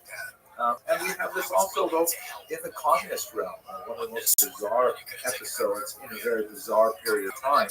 The early Soviet Union tried to do away with all bourgeois educational models, and they actually tried to have the university run by the students themselves. Kind of ironic when you see the People's University signs poking up in some of these Ivy League schools. And they wanted to put students in charge, being in charge. This was considered an absurd effort, and it was doomed to failure. To put undergraduates in charge of undergraduates and hope that students people actually made progress, but nevertheless, it also was another opportunity to persecute Jews and remove them from teaching positions. It also chilled for a very long time the efforts of Jews in the Soviet Union to pursue degrees in certain fields, which were like ideologically suspect. I have many colleagues who studied in the Soviet Union and received their doctorates in fields that were far away from Jewish history. And then once the Soviet Union fell apart, they actually went and they retrained because what they wanted to study was Jewish history. So this should give you just some kind of sense of how we got to the point we are at today. What I began this video with was a statement that we are at the end, sadly, of an anomalous period in Jewish history. That we're at the end of a very happy bubble where Jews were more tolerated, where there was a honeymoon for Jews. Unfortunately, everything seems to be going opposite direction right now. We are at the cusp of a new form of anti-Semitism, which will fall now anti-Israelism. And this anti-Israelism does not live within the parameters of normal criticism of any other country. Now, please don't get me wrong. There is lots of room to criticize Israel. And in fact, until October, distribution politics is basically a national sport in Israel, and it is an amateur sport outside of Israel as well. There's lots of room for legitimate dissent, criticism, and so on, and it is a very vigorous that allows for that to happen. So what's happening on many campuses today seems quite different. I'd like to outline now 4 basic ways in which today's protests go beyond the normal dissent of people in an artificial environment into something which sadly resembles food or anti-Semitism. First of all, calls chemicals will say universities should not tolerate any intimidation of any student. No student should feel fear for their physical well-being by entering the campus. They should be able to stand and listen to someone else's argument. They should be able to offer their own counter-argument, all within the parameters of normal speech. Saying things like the next target of Al-Qassam, holding up signs, or saying things like Intifada revolution is the only solution. We'll get to point 2 about that in just a second. But open calls for violence are absolutely inappropriate and certainly constitute, in my humble opinion, a form of abuse. Secondly, and it pains me to say this about a university environment where we're dedicated to hundreds, but there is an incredible degree of ignorance about the basic history of this region. A deep level of ignorance that is so profound that it's hard not to see it as a willful. And when you combine this incredible degree of ignorance with what appears to be a deep moral apathy and inability to empathize with the suffering of people on either side of this conflict, it becomes incredibly dangerous. I see it especially when talking about the hostages. My social media feed is full of these videos where people interview students and okay, they don't know the geography of living in these fine, it's just silly. But when they ask them straight up questions like, show Hamas the hostages, they can't give their yes answer. That astounds me. How can possibly conceive that it is acceptable to kidnap women, elderly, civilians, and then hold them as hostages, hiding behind human shields? It's just mind-boggling that rational people can actually think such things. That definitely tilts over into anti-Semitism, whether they know it or not. Third, a refusal to countenance so-called normalizers, meaning people, typically Muslims, by the way, who want to tone down the rhetoric. Like they have these red lines, they call them dawabi, something like that, which basically says various principles, and they're saying that anyone who doesn't agree with these principles, these starting principles, we're not going to listen to you at all. I see on my social media feed as well when there are certain voices for peace who are arguing from the other side of the vast, that they want to find ways to traverse the distance that separates us, and they are shut down by their code. I mean, that's absolutely intolerable. We need to find people who can build bridges right now. If we're serious about creating a lasting peace in the region, those are the people we need. There should be no excuse for shutting those people down. And then fourth, and we'll talk about this more, so I don't want to add more to it, but this idea of selective outrage. This idea that, you can be upset about things that Israel does. Jews and Israelis are frequently upset about things that Israel does, and there's room to criticize, there's room to analyze, and there's room to make recommendations. But to be only upset about things that Israel does and completely be uncaring about things that happen in the rest of the world, where does that come from? You stuck with me for quite a while in this video. We talked a little bit about history, talked a little bit about the present moment. Let me just add one last thought. I've never seen anyone do a really good scientific study of this, and I have seen a few isolated studies that seem to bear out the parameters of the thesis. But it seems that most anti-Jewish violence, and I would like to suggest that maybe it's most protests by young people in general, is strongly correlated with the weather. In other words, people don't like to come out in the rainy season to protest. People don't come out in the middle of February to protest. Generally speaking, there are some interesting exceptions. But perhaps a lot of what we're seeing today is affected by the beautiful spring weather that we are enjoying here in the Northeast. And I'd like to hope then that we get some rain. Thank you very much for watching. I save all my comedy mementos, so I have a lot of old comedy lineups from random shows. I love that. It's full of mementos. It's like a museum to myself, which is pretty good. It's pretty insane. But looking at the finished product, I look like a crazy person. Hello, fellow students of Jewish history.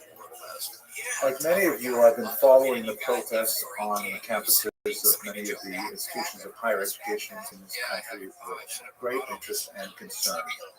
And one of the areas that I find particularly difficult is reading the perspective of Jewish participants in these protests. And so,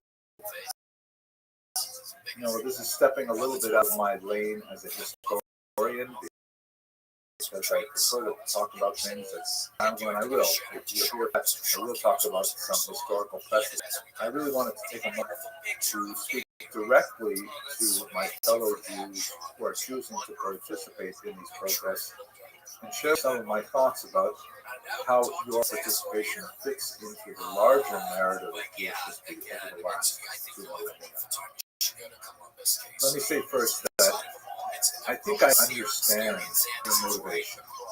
I think I understand where you're coming from and why you want so badly to participate in these demonstrations. You have wonderful statements like, no one is free until everyone is free. Beautiful. And you are heir to the tradition of the prophets, to Isaiah, railing against corruption and oppression. This is beautiful. And this is very much part of the Jewish tradition. There's no denying it. Even in the last century, the famous photographs of Abraham Joshua Heschel marching arm in arm with Martin Luther King Jr. That, I really get it. You add to the fact that so many of your like-minded peers have participated, and it feels like you're connected to so many people around the world doing the same thing, and you're getting validation from some of the faculty and things like that. I really understand.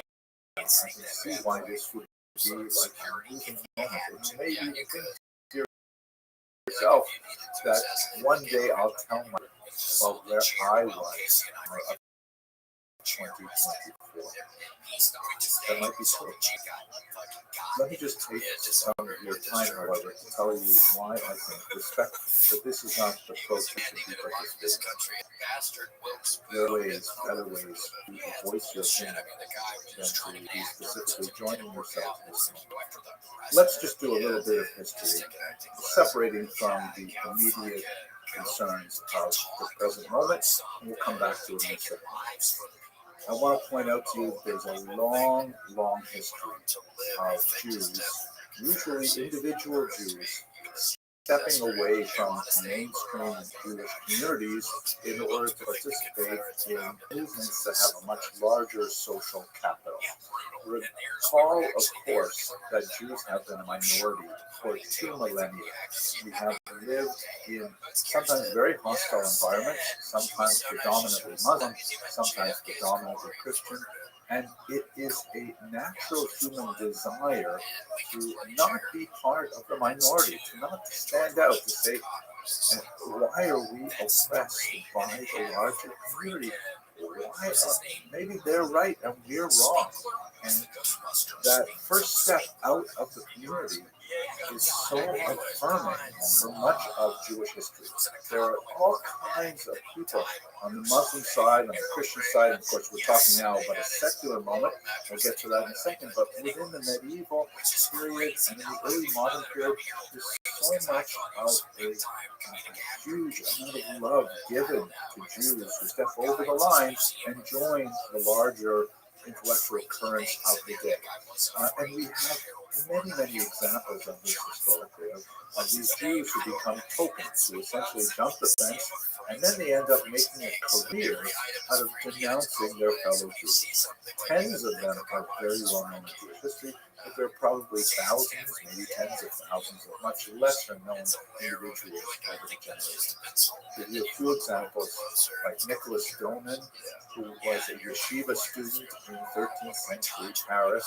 He didn't get along with his rabbi, and he decided to convert to Christianity, and then he ended up denouncing the Talmud to the Pope, and ultimately succeeded in having a massive number, 24 wagon loads of precious Talmudic manuscripts publicly burned, and initiating an attack on Jewish religion that would last for centuries. Another example, Anton Margarita. His father was a very important rabbi in 16th century Poland.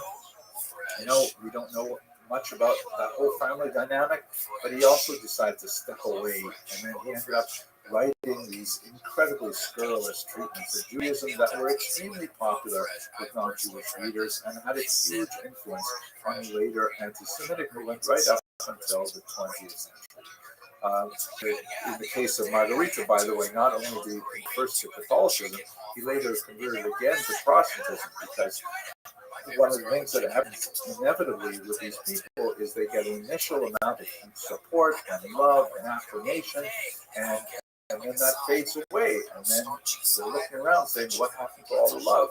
And they end up doing it multiple times. There's several examples of Jews who make a career out of converting to Catholicism after the Inquisition, and then reverting back, and then converting again, and each time getting a bump socially from the people around them.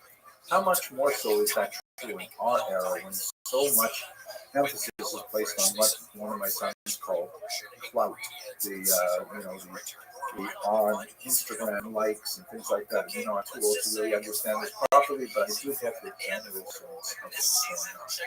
And I think the parallel to all this love that we see in the media today is all of these op-eds written by people saying things like, I'm a Jew, and that's why I'm participating in protests, or I'm a Jew, and here's how I see the protests as a fulfillment of the Jewish tradition, and so on. And I have to tell you, for someone who is deeply embedded in a tradition, those are very cringe-worthy. Perhaps the saddest of all of them, in my humble opinion, is a man named Ernst Lüsauer, who was born in 1882, and he was a Jewish man who was a huge German patriot. During World War I in particular, he was an exceptionally talented writer of songs and poems that were very patriotic. and they were extremely popular. Some of them were called Gott strafe England, God will punish England, or Gesang gegen England, a hate song against England, of course in the context of Germany fighting England.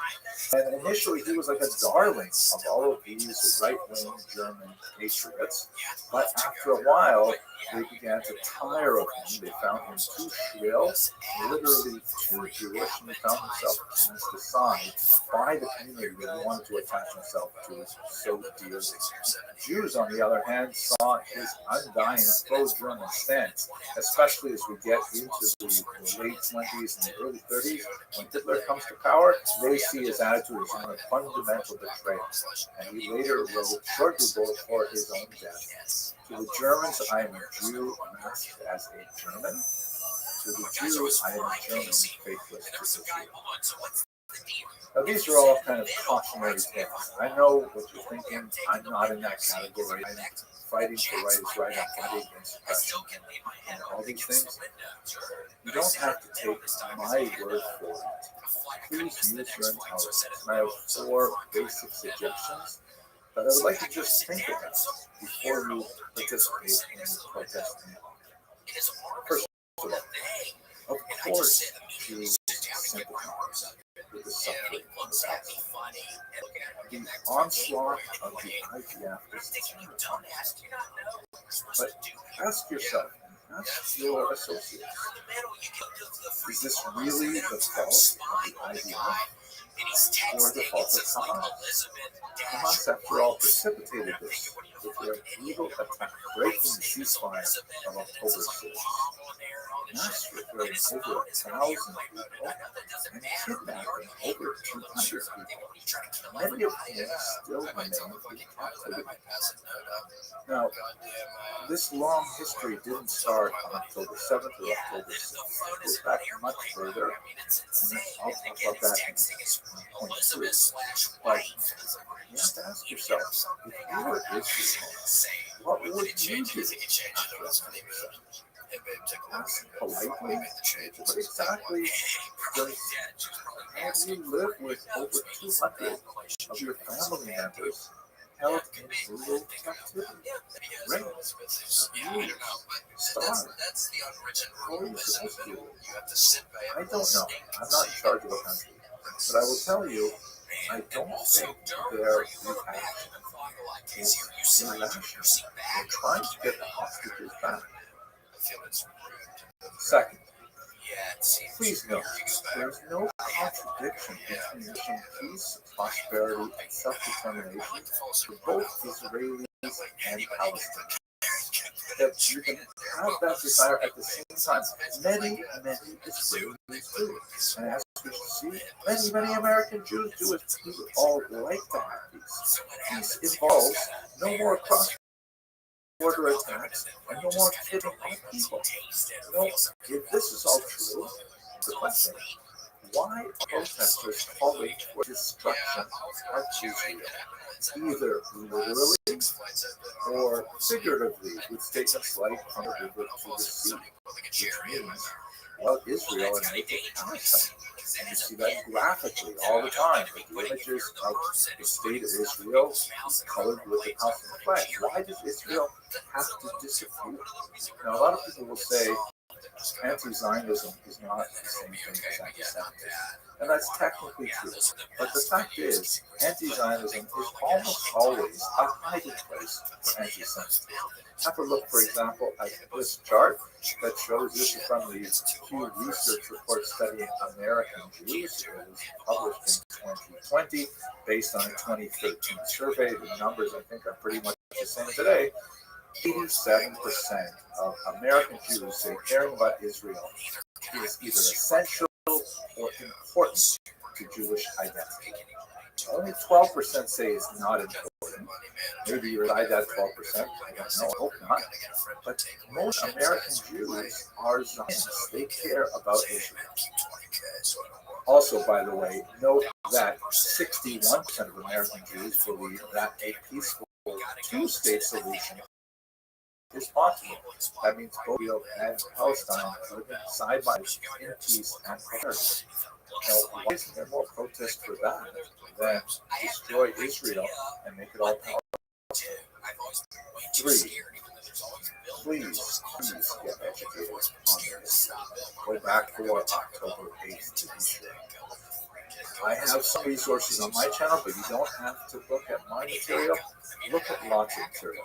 There are certain books and so on which I certainly would not recommend, but if you want something that I think is moderate, something that I disagree with occasionally, but I think is a fairly middle-of-the-road account, have a look at Benny Morris's Righteous Victims.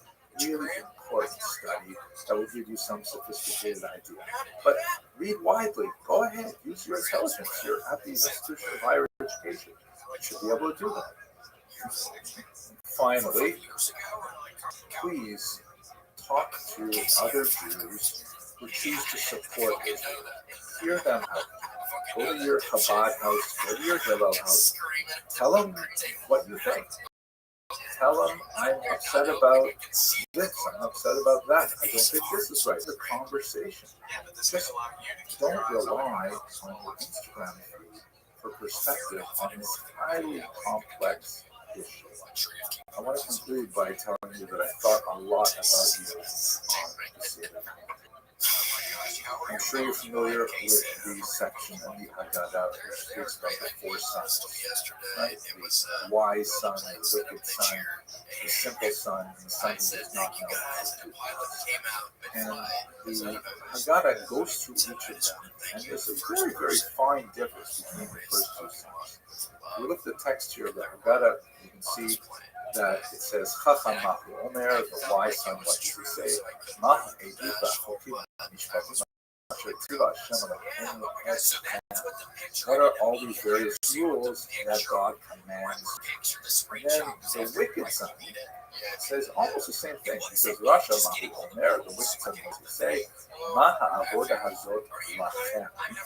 What is this worship to you? And the difference between these 2 questions. The first one, of course, asks lots of details of different kinds of commandments. This one just asks it in a collective. But nevertheless, really, the emphasis between the 2 passages is in the word used and translated in English simply as you. In the case of the Chacham, the word that's used is etchem, which is one form of saying you in this particular grammatical function. And over here, the word used is lochem. The difference between the wise son and the wicked son is so tiny. It betrays, as you see in the text here, a fundamental distinction between the wise son, who still includes himself in the Jewish world, even though he does not understand what's going on. And the wicked son does not understand what's going on, but chooses to separate himself from the community. That's the real tiny difference between the 2. But it's really important to remember that the Russia, the wicked son, is still at the table. Who is not at the table?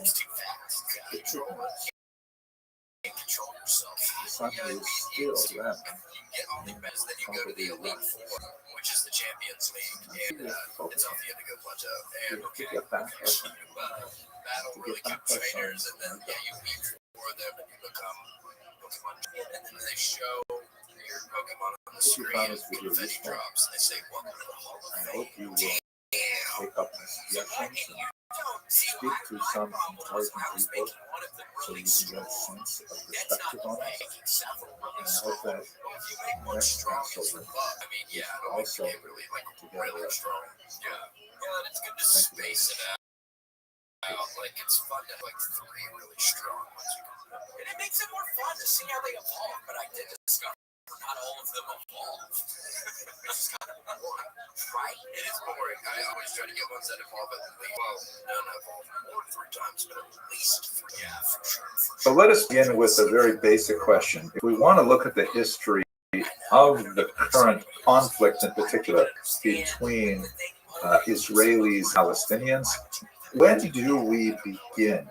I'm going to spend a very short amount of time going through a blinding review of the relevant moments in this history from the Bronze Age, really, and then we're going to slow down considerably when we get to the 19th century.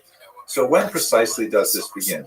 One might say perhaps that the entire story begins with the episodes surrounding this particular coin, the infamous Judea Capta coin, one of some dozen odd similar coins minted by the Roman Empire to celebrate the capture of Judea or Judea. That's the Roman name for the province that occupied much of what is today called the State of Israel. And the imagery here is unmistakable. In the center is a balsam pine, which is one of the great exports of the land of Israel in antiquity. And on the left is a large looming soldier after the battle as some kind of centurion. He's got his foot on his helmet because he no longer has to worry. His enemy is totally defeated. And on the right is a grieving woman with her head in her hands, lamenting the fate of her capture by Rome. And this represents the beginning of the great Roman diaspora. That is the exile of the Jews from the land of Israel in approximately the year 70. There is a widespread misconception that all Jews left the land of Israel in the year 70. In fact, that's not at all true. There was a very significant number of Jews that lived in there throughout the entire period. And even though it dwindled to a tiny fraction for part of the medieval period, there nevertheless always was a presence of Jews continuously in the land. But nevertheless, this represents a massive turning point because this represents the point where Jews are significantly invested in a worldwide diaspora, a galut, the Hebrew term meaning exile, that continued up until the present day. Israel is, of course, at the center of our imagination in many ways, particularly in Western civilization. You can see in this remarkable map, very creative and innovative map created by Heinrich Binting, who was a 16th century Protestant theologian, who wasn't especially good at being a theologian, but he really enjoyed making maps, and he made some beautiful maps. This so-called cloverleaf map shows the land of Israel with Jerusalem at the center. In the middle of a cloverleaf, the three continents of Europe, Asia, and Africa that all meet at its center. And it seems when you open up the news today that Israel is in fact at the center of our attention always. This is not a new phenomenon. So if we were to really begin the story, we would have to begin with the Bible, which is the key document, the foundational document of Western civilization. And of course, it describes the relationship of ancestors of the Jewish people with the land of Israel. However, obviously, not everyone holds with the Bible as a valid historic source and a challenge to using that. So let us, for the sake of argument, go to the first extra biblical reference, and it will be this document here, which is actually a large stone obelisk. It stands about 15 feet high. It's the so-called Merneptah stele, which is a victory slab. In Hebrew, it would be called matseva. So it looks like a gravestone, but it's really a commemorative, describes the victories of the Merneptah, who the 13th son of the Pharaoh Ramses II. And that's especially ironic because Ramses II, according to many scholars, is the unnamed pharaoh in the book of Exodus. At any rate, on this particular Merneptah stele, Merneptah lists all of his various victories and various battles throughout the region. And at the very bottom, in a region which is highlighted there, you can see there's one phrase that says, Israel is wasted, its seed is no more. This is the very first reference to the people of Israel in history outside of the biblical text. It is, of course, ironic, I get it, that the very first thing that anyone says about Jews in history is going to be a negative statement. But what this statement meant to say was that Merneptah went through this rampage throughout the region, and among the many peoples that he destroyed along the way was the people of Israel. They would no longer trouble the world because Merneptah had destroyed them. And like Mark Twain might have said, the obituary was somewhat premature because the descendants are still with us today. But nevertheless, this is the first reference we have to the people of Israel in the land of Israel, and it's back to the 13th century. As the biblical account describes it, the Jews settled them, and by the way, I'm referring to them as Jews, themselves as Jews until somewhat later. The biblical account has them settle in the land of Israel and in the land of Jordan and on, according to a map, something like this. And note here that there's another people, of course, also dating period, called the Philistines. There's a region, ironies are tremendous. The Philistines are not related to contemporary Palestine, except etymologically, it means in terms of their name. The Philistines were actually a sea people who settled on the coast. They were especially noted for 5 cities: Gaza, Ashkelon, Ashdod, Ekron, and Gat. They're described repeatedly in the Bible, usually in terms of a conflict with their neighbors, the children of Israel. Then moving on through the history, there is described in the Bible a massive golden age with some fantastic kings like Saul, David, who was shown here in this slab, the Tel Dan stele found in the north of Israel, that has in the chopped-in area written in Paleo Hebrew the words Beit David, the house of David. And then following that, after the kingdom of Solomon ended, there was a civil war and a division of the land to 2 kingdoms, that of Israel proper in the north and Judah in the south. The kingdom of Israel, which was based in Samaria, which had broken off from the central kingdom in Judah, according to the books of Samuel and Kings, was later invaded by the Assyrians, and much of their population was spirited away to places in Lebanon, Syria, Turkey, and in Iraq and Iran. These are the so-called 10 lost tribes. We're not precisely lost, but certainly a large percentage of them were taken away and then eventually, most likely, assimilated into the people they live with. The kingdom of Judah remained, however, but in 586 they were attacked by the Babylonians, and this is when you have the great Babylonian exile as well. So the Jews now have been exiled twice from their lands.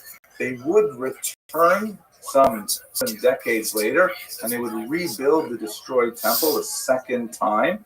But this is our next reference to the Palestinians in the literature. And again, it's not necessarily referring to the people who today even call themselves the Palestinians, but the name Palestine goes back to this 5th century document in the historian Herodotus, who refers to the term Palestine as a region on the coast, around the same region we saw earlier with the Philistines, and there are people living there who were originally sea peoples. The name Palestine as a geographic locator was actually reintroduced to the area after Emperor Hadrian fought the second war against the Jewish people in the land of Israel. The Jews by this point have been taken over by the Greeks. They rebelled against the Greeks and they reestablished their sovereignty. That's, of course, celebrated in the holiday of Hanukkah. And the Romans came in and they remained there for quite some time until the year 70, which resulted in the expulsion of many people from the land of Israel. Josephus, the great historian of the era, estimates 100,000 people were shipped off in boats to Rome at this point, but are still left behind in the land of Israel, such that they could rebel in the year 115 and then once again under Bar Kokhba in the year 135. This was during the period of Emperor Hadrian, who had to spend 2 to 3 years working against this very different guerrilla movement until finally he could crush the at Beitar and finally take over the country completely. It was at this point that Hadrian made a concerted effort to completely wipe out any historic connection between the Jewish people and that region. He renamed the city of Jerusalem, for example, after himself, Aila Capitolina. At this point, the temple had already been razed some 6 decades earlier, and it was treated as a refuse dump. And the entire region he renamed, no longer keeping the word Judea, which the Romans had used earlier, which has obviously connections to Judeos, the Jews. He renamed it after the historical enemies of the Jewish people, the Palestinians, or I shouldn't say Palestinians, the Philistines. And here you can see this is what the Romans called the region. Syria Palestina. It was called Syria because the capital of the region was actually not there. It was a little further to the north in Syria. And part of the land of Israel was in the province of Arabia, and part of it even in the province of Egypt. So Hadrian's attempt was to completely get rid of any references historical to the Jewish people in the land, and he took the name Palestine in order to try and subvert that name. So that's how we get the name Palestine, which, as we shall see, was used by Jews without any problem later on. So much so that we have the great document authored in the 4th century known as the Palestinian Talmud. And it is not a Talmud written by anyone other than Jews, but nevertheless it's called the Palestinian Talmud to many. It's also called sometimes, by the way, the Jerusalem Talmud, but it was not written in Jerusalem, so that's also a bit of a misnomer. At any rate, that takes us through the ancient period. In the medieval period, we still have the Jews living in the land of Israel, as I mentioned, but we also have a significant diaspora developing first in Asia Minor, which would be today primarily Turkey, and then throughout the Mediterranean Bay, major centers in Rome, significant centers in Greece, and burgeoning centers even as far as Spain and Provence. The Christian movement is also growing at this time, and in this particular map, you see little starbursts where there are strong Christian communities. Quite often, Christian communities are established where Jewish communities already exist, and this movement, of course, will grow significantly. But we still have lots of examples of Jewish civilization continuing in the land of Israel. It was at this time that the Jews really adopted the idea of the synagogue, which pre-existed the destruction of the temple, meaning that people still like to have local places of worship. We have, for example, this remarkable document, which is a plaque. Yes, the ancient synagogues also had plaques today, and this is the Theodotus inscription, which essentially is written in Greek, and it tells people how Theodotus made a major donation to build the synagogue and the plumbing and all kinds of things in the guest house, and it dates to approximately the 1st century before the Common Era. The land, particularly in the north, where Jews were exiled to when Hadrian wiped out the Bar Kokhba rebels in the south, the land is studded with some ancient synagogues of this period, known as the Byzantine era, particularly beautiful one at Hamat Tiberia, and it has this gorgeous mosaic with a zodiac in the middle of it. And you can see that even though this was built some 300 years after the destruction of the temple, it is decorated with many elements that refer to the practice of the rituals in the temple, indicating just how closely the Jews wanted to hew to their ancient traditions in the land of Israel. A major change in the region occurs in the 7th century, and Islam is born in the south, in the cities of Mecca and Medina. And it proves to be an extremely persuasive ideology, backed with military force, but it was a body of ideas that really appealed to many throughout the region, and it spread with remarkable rapidity, such that in just over a century, this new religion stretched all the way from the Atlantic to Central Asia, Afghanistan and Pakistan taken over by Islamic movements. Israel, of course, was taken over fairly early because of its proximity to Mecca and Medina, and so the early Muslims and Jews had a few moments of very significant conflict. Sometimes they are referenced even today in the conflict, a particular war at a region called Khaybar, which is especially dire for the Jews. But ultimately, Jews settled in under Islamic rule fairly well. The reason for this are several. The first is that Judaism and Islam are actually fairly similar in terms of their structure, their ideas. In fact, Judaism is actually closer to Islam than it is to Christianity in terms of its common cultural vocabulary. Kashrut is not the same as halal, but the idea of a dietary regimen, of certain kinds of restrictions on how animals are slaughtered and so on, that is something they share. The value of tzniut, of modesty, they may approach it to different degrees and have slightly different definitions, but they both have the notion that such a thing exists. In general, Islam, like Judaism, is more of a practice-based religion, meaning you are measured by what you do, whereas Christianity, well, of course that's important, Christianity as well, is much more measured by what you believe. By contrast, Judaism and Islam do not have the same amount of emphasis vis-a-vis practice. And in this way, although they were not identical, they could at least speak the same language. Halakha and Sharia are both all-encompassing law systems that govern all aspects of life, civil, religious, ritual, criminal, something we don't have the same in Christian world. So where we see that coming to a pragmatic implementation is that Islam, through a document known as the Pact of Umar, which claims to be somewhat earlier, but is probably from the 9th century, was essentially a document that laid out what are Jewish privileges and responsibilities as a minority in Muslim society. Jews were to be the status of me, meaning a protected people, which also means essentially a second-class people because they did not have the same rights as Muslims.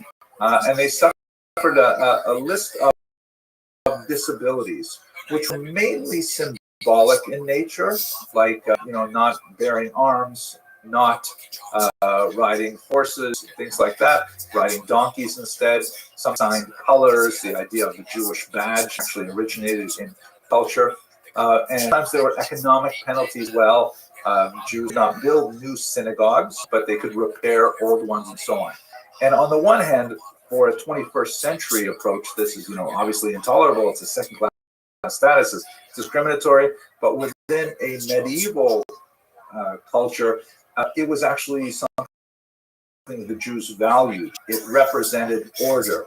And a tiny minority, often in a very hostile cultural environment, so just need to know that whatever the laws are, even if they are mildly discriminatory, as long as they are enforced, then they are safe. They know they can rely on the government to enforce the rules of the Pact of Umar. No one is allowed to run rampage. There's no pogroms, things like that. Those are the kinds of things that Jews are especially concerned about. We can speak about more about this if you like in the question session, but one of the great high points of the Muslim coexistence, which can be somewhat exaggerated. There were definitely moments of persecution. There was definitely punctuations of violence. There were even some forced conversions, something like the Inquisition, and a few expulsions as well. But compared to Christian Europe, it was a far, far better place to live in general. We're talking about a massive place to live all the way from Spain to Afghanistan. But the high point is sometimes called la convivencia, which means literally the coexistence, which is a period of about 100 or 200 years in medieval Spain, where Jews reached phenomenal heights in their activities and were granted tremendous privileges and exercised significant power. One case in point, Shmuel ibn Nagrela, a Jewish man, served as the general of the Muslim army of Granada for 16 years. A practicing Jew, a learned Jew, actually serving as a Muslim general. That simply doesn't happen anymore. So that takes us basically up to the eve of modernity, which was where much. Oh, sorry, I have one more thing to say. Sorry. I should mention, by the way, that this Pact of Umar and this kind of ideal Jews living as a protected minority, that's kind of like what you hear in the rhetoric today in some of the protests that, if Israel were to, God forbid, disappear from the map, then the Jews who live there would be accepted as dhimmi, and this is kind of like an ISIS model, a modern caliphate, and how Jews would fit into it. Not sure how comfortable it will be. There are several Muslim empires, 3 in particular, that vie for power over the next millennium. The one that's most important to us is the Ottoman Empire that lasted for 700 odd years. And as you can see here, it encompasses the entire Eastern Mediterranean, much of the area of the former Byzantine Empire.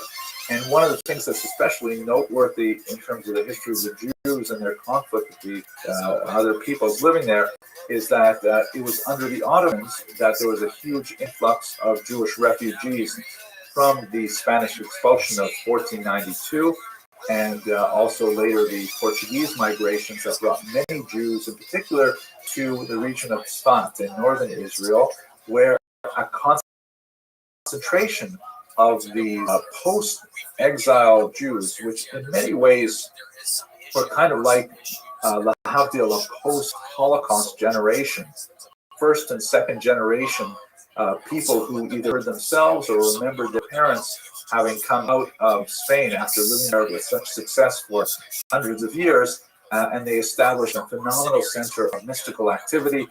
This is where the Holy Ramak, the great Alphabets lived, and the great Arizal came out from Egypt actually to join the Jews living in Sfat at the time. So one of the high points of Jewish civilization over the period that it was controlled by the Muslims. And now we are at the eve of modernity, and this is where the story gets much more complicated and much more relevant for us today. We go to, let's say, the year 1850. Now, it's still the Ottoman Empire. The population at that time has just a tiny number of Jews. About 4% of the population are Jewish. Muslims and Jews make up about 88%. This is not a precise number because we don't have very good statistics. It's based only on those who are Ottoman subjects as opposed to people who had transitory status there. But nevertheless, it gives you a sense that there's just a tiny sliver of Jews in the overall demographic pie. But then in the 1880s, that begins to shift with a movement called Bilu, which originates in the region of Odessa in particular, in modern-day Ukraine. These are a group of Jews who begin to view the possibility of returning to the land of Israel in order to settle there, which for much of the diaspora's history was considered a very meritorious act. Sometimes people would go there to be buried. Sometimes people would go there because they were exiled, like Nachmanides, for example. You have travelers who will make their way there. But you don't have, with a few minor exceptions, like a group of about 300 Jews from the region of France in the time of Tosfot, you don't have very many large organized groups of Jews heading down there. Another major Ashkenazi movement in the 1700s, but it really gets serious in the 1880s when Bilu, influenced by many of the other national movements that are growing at the time, begin to say, wait a minute, why don't we go there? Why don't we resurrect the land? Why don't we begin farming there? And with the backing of some wealthy Jews like the Baron de Rothschild, they actually begin to set up some of these farming communities in the land of Israel, Petach Tikva and elsewhere, with varying degrees of success. But at this point, the immigration of Jews who are now, after 2,000 years of exile, are beginning to trickle back. It's not making a huge demographic dent. It would change significantly. If you look at this graph, this shows the relative proportions of Muslims, Jews, Christians, and others in the land of Israel in the first half of the 20th century. And as you can see, Jews remain a minority, but a significantly increasing minority over this period of time. And Muslims also increase. And this is because, just like we have in the 7th century, a major influx of Arabs to the region with the growth of Islam, with the improved economics occurring in the first half of the 20th century, as large part due to the presence of the British and of Jewish finance coming into the region to build up the area. You have a lot more employment possibilities, and you have a significant number of Arabs and Muslims from around the region moving into Israel. This complicates the story as well, as we shall see. But this is the era when, just to give an example of Palestine has been so transvalued, this is a Jewish National Fund promotional poster saying, hey, help him, obviously a Jewish farmer, because it has written the same thing in Yiddish underneath, help him build house. This was the kind of heroic era of early settlers of the land of Israel, thinking that they would be able to enter the land without much difficulty. It would not turn out to be so. So now let's move to the history of Zionism in Israel, and then I'm going to take a step back and look at Palestinian nationalism, which also fits chronologically. I'd like to begin. Here's an example of another Jewish National Fund poster, which has kind of this idea of a nation reborn, like a different kind of Jew coming to the land, rolling up his sleeves, muscular, and farming the land, as opposed to necessarily being, the stereotype of the ghetto Jew, living, very pale and with lots of books and texts, but no familiarity with the traditional art of agriculture. The increasing presence of Jews in the region began to alarm some of the Arab notables. The term notables are used for the intelligentsia, the intellectual aristocracy of Palestinians who were not using that term at the beginning of the 20th century, although the region was called in Arabic Filastin, and there was a newspaper that was started about that time as well. But they began to view with some alarm the direction of Jewish migration that could significantly shift the demographics of the region and in fact could change the political and social status quo. So one man, Yusuf al-Din Pasha al-Khalidi, who is actually, by the way, the grandfather of Professor Khalidi at Columbia University, a noted expert in the region, he decided to write to Theodor Herzl, shown in the center of this image, who was the father of modern political Zionism. Theodor Herzl, I'm sure many of you are familiar with his story, is an Austrian journalist, fairly assimilated, but he covered the infamous Dreyfus trial in France and was astounded with the level of anti-Semitism in France, which was the first country to fully emancipate its Jews in 1790 and 1791. And he, seeing the anti-Semitism unleashed against Captain Dreyfus, said that, this is impossible. The Jews must have a land for their refuge. Jews must have a place where they can live. And so until he passed away in 1904, he was incredibly energetic about traveling to world capitals to speak with world leaders and to argue for the allocation of land in the land of Israel to a Jewish national home. And so he was the face of political Zionism. Unlike the Bilu movement, he was not religious. In fact, at one point, he even thought that perhaps conversion might be a solution for the problem of anti-Semitism. He abandoned that idea very early. But at any rate, al-Khalidi said, I'm going to write directly to Herzl and say this is a dangerous thing. And he wrote a very beautiful and polite letter in French, which was the diplomatic language of the era, sending it to the chief rabbi of France, Rabbi Tzadok Khan. And he wrote to him, here I'll look at one section, the idea of Zionism is totally natural, beautiful, and just. Who can contest the rights of the Jews to Palestine? My God, historically, it's certainly your country. An oft-quoted passage from this particular letter. Nevertheless, the letter goes on to say, but although this would be a wonder for Jews and for humanity, the truth is it would cause such unrest in the land of Israel. Well, of course, he didn't call it that. It would cause such unrest, and it really should not happen. And you have to take other steps, other solutions for this. Herzl responded, also very politely, and I won't go into great detail here, but how missed the basic thrust of al-Khalidi's message, which suggested that it was all about status quo and about the mindset of the Muslim peoples in the region who would take well to the idea of Jewish sovereignty, Muslim land. And Herzl understood it more in economic terms. He wrote, who think to remove them? Meaning, do you think we're trying to kick out the local population? Not at all. it is their own well-being, their own individual wealth that we will improve by bringing our own. In other words, Herzl was saying, oh, don't worry.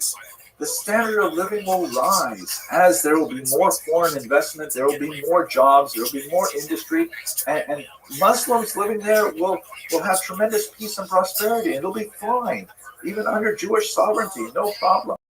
And they're kind of like speaking at different levels, and ultimately it turned out it was Al-Idi who was the most, prescient and prophetic about what would ultimately come to pass. The history of how that came to be so involves the British, of course.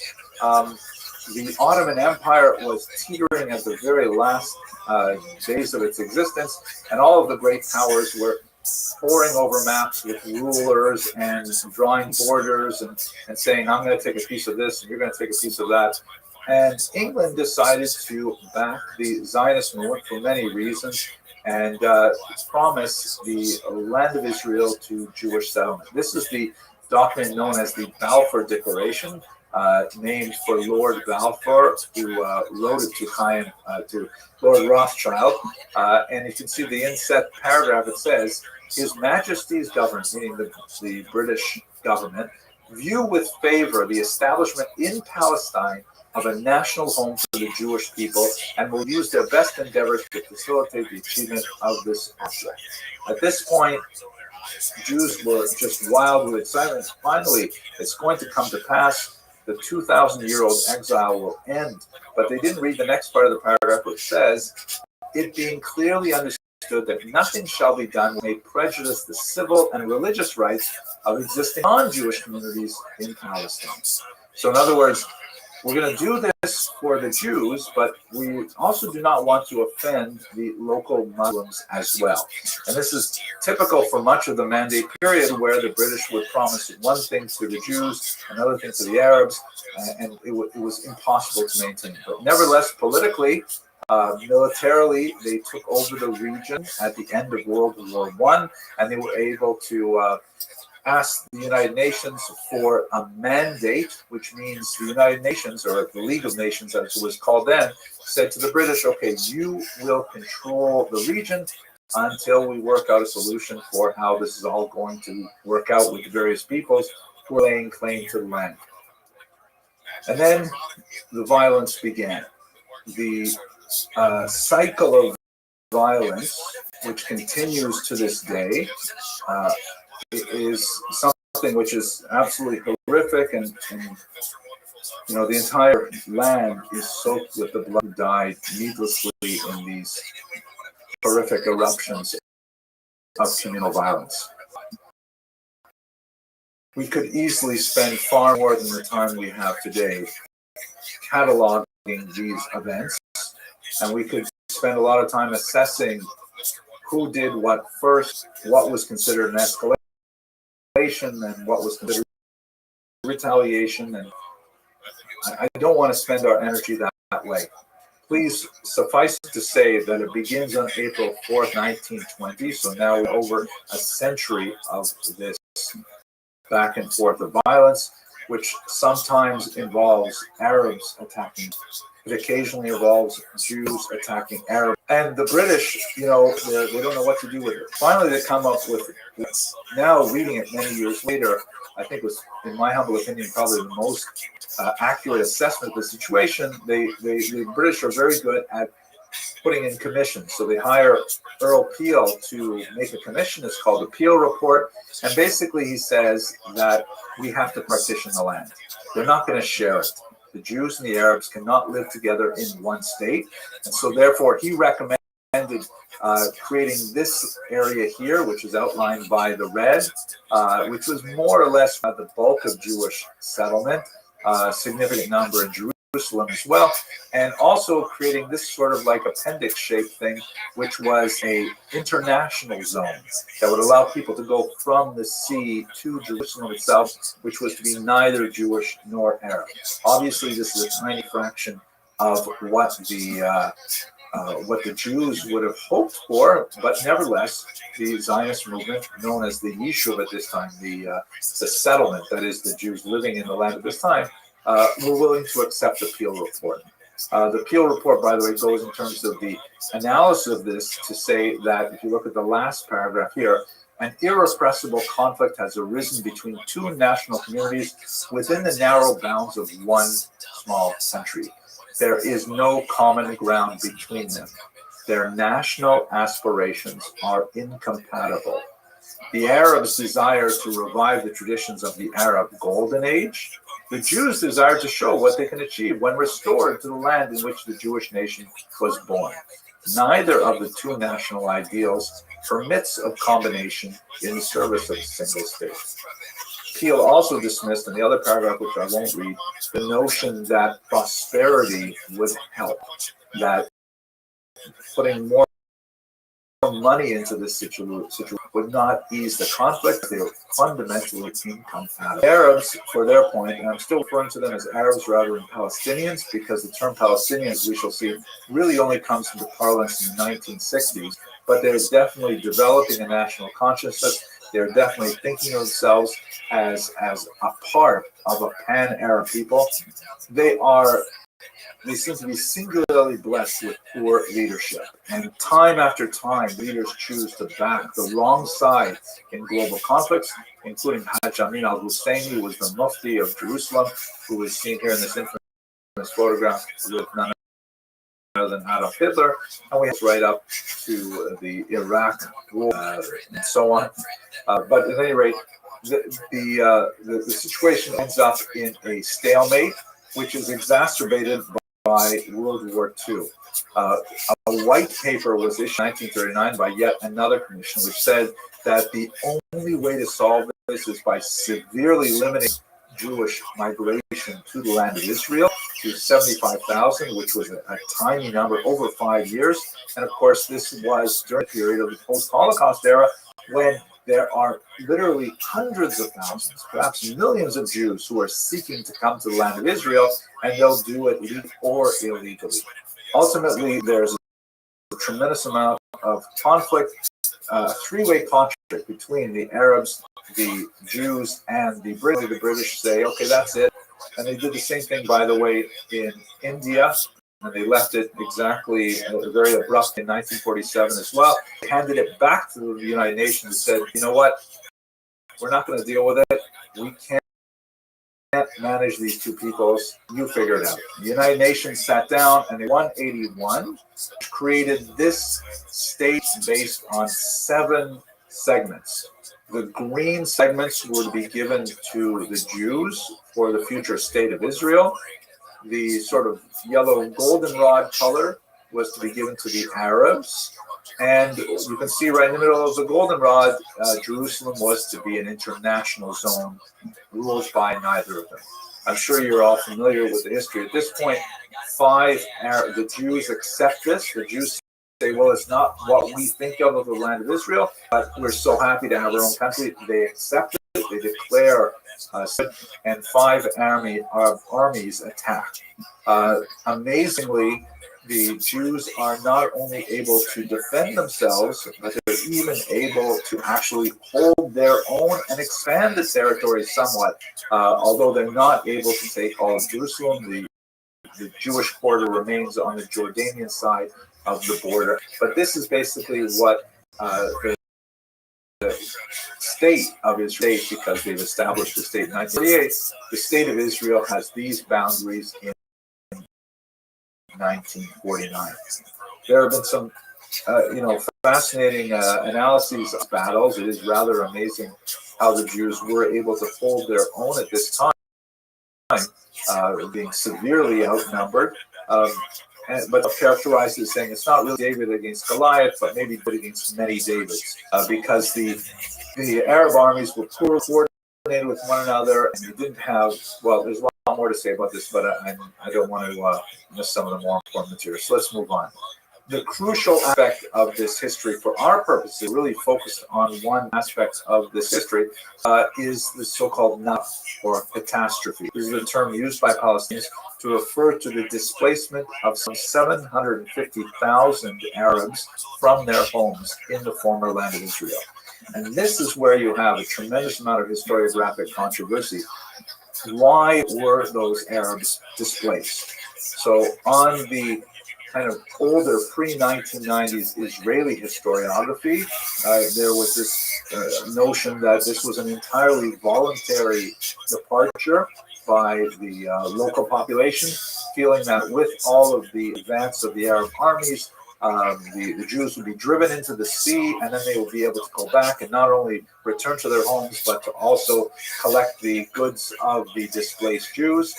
On the other hand, the Arab historiography emphasizes the violent displacement as a result of attacks on villages. And the truth, as is often the case in historical analysis, lies somewhere between those two extremes. We know of some examples of violence directed against Arab civilians. The village of Deir Yassin, of course, is infamous. And there is also something called Plan Dalet, which was essentially a military tactic that said, when the people leave a particular region, especially around, communication zones and areas where there are very narrow wastes for vehicles to go back and forth, they should not be allowed to return to their homes. The difference in interpretation is, of course, were those things like Deir Yassin and Plan Dalet, were those exceptions? Were they anomalies? Were the kinds of things that are inevitable to happen in the fog of war? Or were they determined strategies?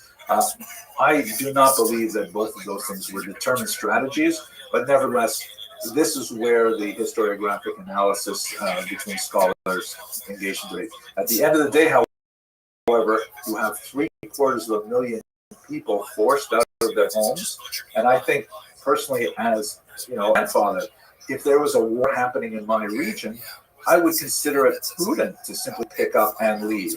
That would make me a refugee, but it would also make me something of, I consciously chose this because I felt it would be safer. There's so much more to say about this, but we have very little time. We should also remember that there was a second Nakba, to use that, a displacement of, ironically, about the same number of Jews from Arab lands that would take place in coming years as Jews experienced tremendous degrees of anti-Semitism in countries where many of them had lived for hundreds, even thousands of years. So this is something we'll have to explore a little bit more next week. But let us now go to Palestinian nationalism, because here is when the Palestinians begin to get organized. Their leader, without Yasser Arafat, who was the head of the Palestine Liberation Organization, and in the early 1960s, he realizes, without a single coordinated voice, the descendants of the refugees would simply not be able to return to their home. This is especially the case after the Six-Day War, which is a hugely important development in the military history of Israel. And by the way, short period of time, I'm not going to go through all of the wars and her neighbors fought over the course of the last 70 years, but I will focus on this one in particular because it has lasting significance. On the left, you see what Israel looked like after 9/11. Not a peace treaty, but an armistice. And on the right, you see what happened after the literal Six-Day War. It took place. Israel was threatened by troops from Egypt and Syria in particular, and elected to launch a preemptive strike before they could roll their tanks over the border. Nasser in Egypt had ordered the United Nations to remove their peacekeeping forces, and that was a signal to Israel that Egypt definitely intended to attack. And so therefore, using its largely superior air power, the Israelis were able to destroy their enemy air forces on the ground and take advantage of air superiority to not only defend themselves, but to advance the borders significantly.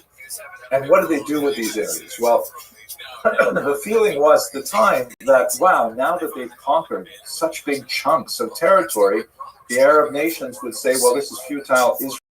Israel is here to stay. And they would pick up the phone and they would argue for peace. and they would say, okay, let's go back to the boundaries and we'll have a peace treaty. Those phone calls did not come for over a decade. Yes, just a little bit over a decade. But they did get one from Egypt, as we shall see. So what, in the meantime, Israel decided to do with territories is as follows. They annexed the Golan Heights and East Jerusalem. That is, the Golan Heights in the north, which have a significant military advantage because it overlooks Damascus, or if you're standing on there, you can turn around and overlook the Galil region. So they decided to simply take that, sparsely populated and so on. Jerusalem, because of its incredible spiritual and historical significance for the Jewish people, was annexed. And they said, this is our capital forever. They reunited the city, which had been divided since 1949. But these regions, the Sinai Desert, and especially the West Bank, they occupied. And this is where we get this term apartheid, which, although it has somewhat offensive connotations, and especially association with South Africa, we have to take that term seriously, because in the West Bank in particular, and also in the Gaza Strip, which was that tiny piece that extends from the Sinai, there were well over 1 million Arabs, Palestinians. And if the regions were to be annexed, meaning made part of Israel proper and forever by right of conquest, then those people would have to be given citizenship.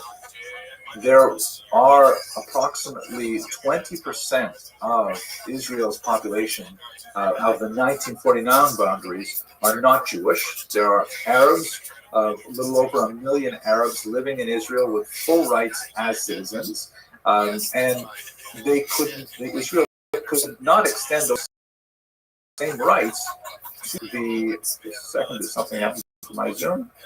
Looks like it's still working, right? Did we lose the Zoom for a second? No. Okay, my computer just coughed a little bit. If the Israelis were to extend citizenship to the Arabs living in the West Bank and Gaza, that would seriously reduce the Jewish majority and imperil it in the future because of the very high birth rate of Arabs in these regions. And let us not forget that there's something really crucial about Israel. It tries to do two things at once, and it's very difficult to do both of them. On the one hand, as per Herzl, that we saw earlier, Israel is a Jewish state, refuge for Jews fleeing anti-Semitism. It has to have a Jewish character, a Jewish calendar. It has to have that Jewish element to it. Otherwise, what's the point? It could be anywhere. It could be America, Canada, Uganda, anywhere. And secondly, it wants so desperately to be a democratic state. It is fundamentally founded on Western democratic values, which means one person, one vote. It is impossible to extend citizenship to these people and keep the state Jewish. And so therefore, these people living in Gaza and the West Bank were in a kind of limbo status, a stateless status, because they were not given Israeli citizenship. And we are now coming into, since 1967, 60, 70 odd years since that event.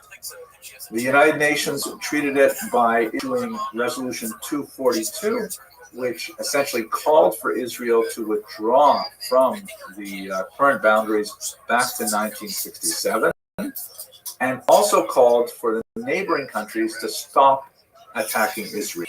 And those two things, neither of them could happen unless they both happen, and they have not happened. One state, however, was able to make a deal with Israel. On the left, you see Anwar Sadat, the three very happy men.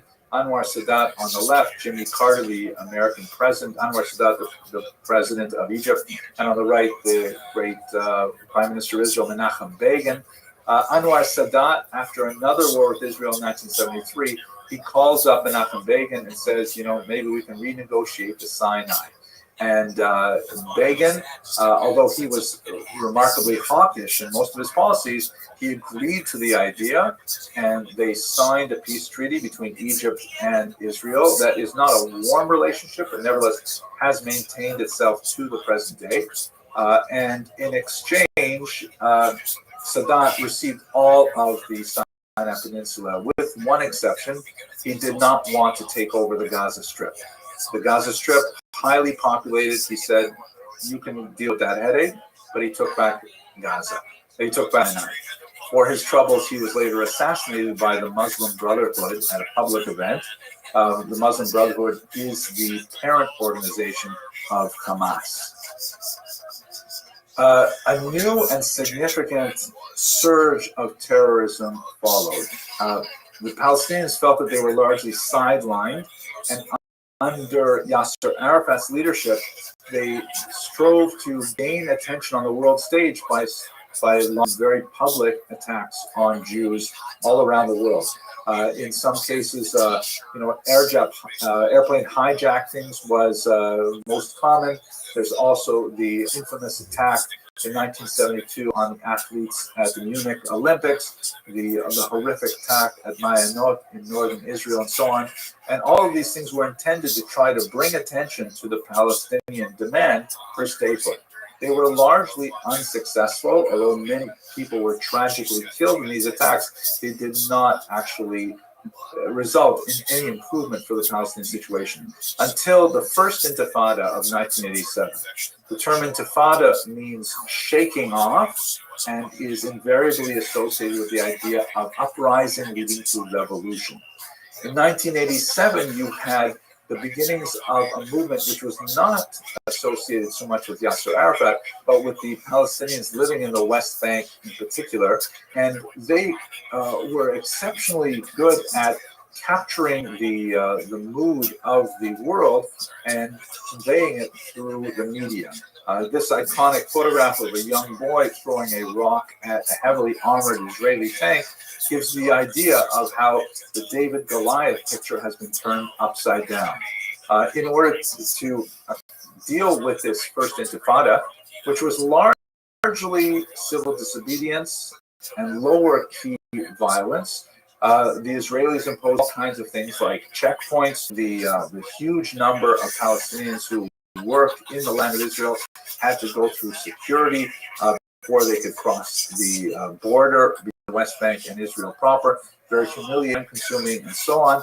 And also at the same time, we have the growth of significant numbers of settlements because, and I know this is no surprise for most of the people on this call, and by the way, I can see from the clock that to conclude this properly, I will need to go over time very slightly. I will stay for questions, and I apologize for the extent, but I want to explain this properly even within such a truncated time. We should recall, of course, that Israel is a very rigorous, vigorous democracy with a wide range of political viewpoints. There are those Jews who were waiting for the phone calls to be able to trade land for peace. As the argument went, just like they did with Egypt and the Sinai, they were willing to work with Jordan to give them the West Bank. But at the same time, there are many Israelis who said, no, it's not going to happen. We should simply demonstrate facts on the ground and establish settlements in these territories to keep them for Israeli sovereignty, and despite the challenge of the large Arab populations living there. And so you can see here a very significant number of Israeli settlements are established, and the degree to which these are tolerated or not tolerated was very much related to the political mood of the country and the leadership that it democratically elected at the time. This obviously would be a challenge for the so-called two-state solution, which was essentially what the Americans have largely been arguing for. A major turning point happened after the fall of the Soviet Union, which was a principal backer of the Palestine Liberation Organization. And so Yitzhak Rabin, the Israeli PM shown here on the left, reaches out to Yasser Arafat, the known terrorist leader, but nevertheless, he felt that if he did not make peace with one enemy, he would later have to make peace with 1,000 enemies, because Arafat's organization was definitely on the decline, and the Rabin felt that it would be best at this point to make peace with him while he was weak. President Bill Clinton, of course, was overjoyed to participate in the famous signing of the Accords, and for his efforts, just like Anwar Sadat before him, Yitzhak Rabin was assassinated, this time by a Jewish extremist who felt betrayed by Rabin's agreement to possibly cede territory to the Palestinians in exchange for peace. The plan that they worked out in the city of Oslo, hence this is called the Oslo Accords, was essentially to take the two territories which were occupied in 1967 and to them to a Palestinian autonomy or a Palestinian authority, with the notion that with confidence building gestures developed eventually into a state. People would cede that land to that state. So they created this kind of confusing map which shows the Western Gaza divided into areas. You see the person that didn't spell Israel. Sorry about that, but that's not me. These areas would have different levels of authority in the region. For Palestinians, some places would take care of municipal things like trash collection and water. Places they would take care of security. But the idea was that they would communicate with the Israelis to prevent terrorist attacks. Gaza was a somewhat different story. It was actually simply abandoned in 2005 by Israel, as we shall see momentarily. But while Palestinians may look at this map and say, you know, the territory is a tiny, tiny fraction of what they had before, Israelis often look at this map and say, these are the Arab League countries. There's so much territory there. Israel is this tiny little piece in the middle there. There certainly must be room for Arabs who wish to live in a Muslim land. At any rate, maybe we'll talk more about that next week. Things change even more dramatically. Like the Oslo Accords, which characterized much of the efforts in the 90s, they come to a in the thousands with the beginning of the Second Intifada. And whereas the First Intifada was largely, less violent, the Second Intifada was horrifically violent, with 135 suicide bombings in very public places, in schools, in restaurants, in buses in particular. And it was absolutely, in this particular image, taken during the Second Intifada, refers to a point where some Israelis wandered by accident into the wrong part, and they were seized and literally lynched and torn apart with people's bare hands. And you see this person raising his hands, that were stained with blood, ironically become a symbol for contemporary protesters as well. As you can see, this occurred just last week. The Israelis attempted to deal with this by building a massive fence, or security barrier, as they call it, a concrete barrier in some places that aims to hold back any from the West Bank into Israel. Also relied very heavily on technology, the use of the Iron Dome to hold back rocket attacks that continue to rain upon them, especially from Gaza. And this led them to something of a state of a false sense of security that would be broken in 2003 with the October 7th attack. And here we're now already in, contemporary history, and so I can certainly truncate to a certain degree because we will pick this up next week. It's going to be crucial. Gaza, of course, under Jewish control from 1967 and the Six-Day War, but only sparsely populated by Jews in a few settlements, about 5,000 living among about 1.5 million Palestinians who were increasingly arrested. In 2005, in a very, very painful move which divided the country, the government under Ariel Sharon decided to divest, to disengage from Gaza and to simply remove themselves from it entirely, thinking that it was a demographic time bomb. It was very difficult to control this large and unhappy population, high levels of unemployment, more than half of their population under the age of 18, and so they simply decided to pull back. And the experiment was, let them have their state, as it were, and let's see what happens. Of course, it did not work out well. They had elections shortly thereafter. In these elections, the two major parties were Hamas and Fatah, Fatah being the party of Yasser Arafat, who has now passed away. And as you can see in the West Bank, Fatah has a slight edge. In the Gaza Strip, Hamas actually came out on top, and then later they would have a coup and they would drive out any of the Fatah associates as well. So basically, Gaza since then has been ruled by Hamas, and it's been blockaded by Israel because there's rocket attacks and there was concerns about munitions. And we'll have to return to the very complicated issues at the beginning of next week's session. I'm going to skip through this because this will be also related to next week, but I will conclude with two ideas. The first is that with the October 7th attacks, Israel responded with something called the Daya Doctrine, which is basically this military tactic or strategy that if Israel is attacked, they must counterattack with disproportionate force in order to deter future attacks. This Daya doctrine has proved to be fairly useful and instrumental for establishing détente with many of its neighboring countries. And today, Israel does have a peace treaty not only with Egypt, but also with Jordan and several other Arab states, but has not proved to be effective dealing with Hamas, at least not yet. So let me conclude finally. I began this discussion with, when do we begin this talk? And I offered you a coin from the Roman era, the Judea Kafta coin. This is a commemorative medal that was struck in 1958 by the state of Israel, then 10 years old.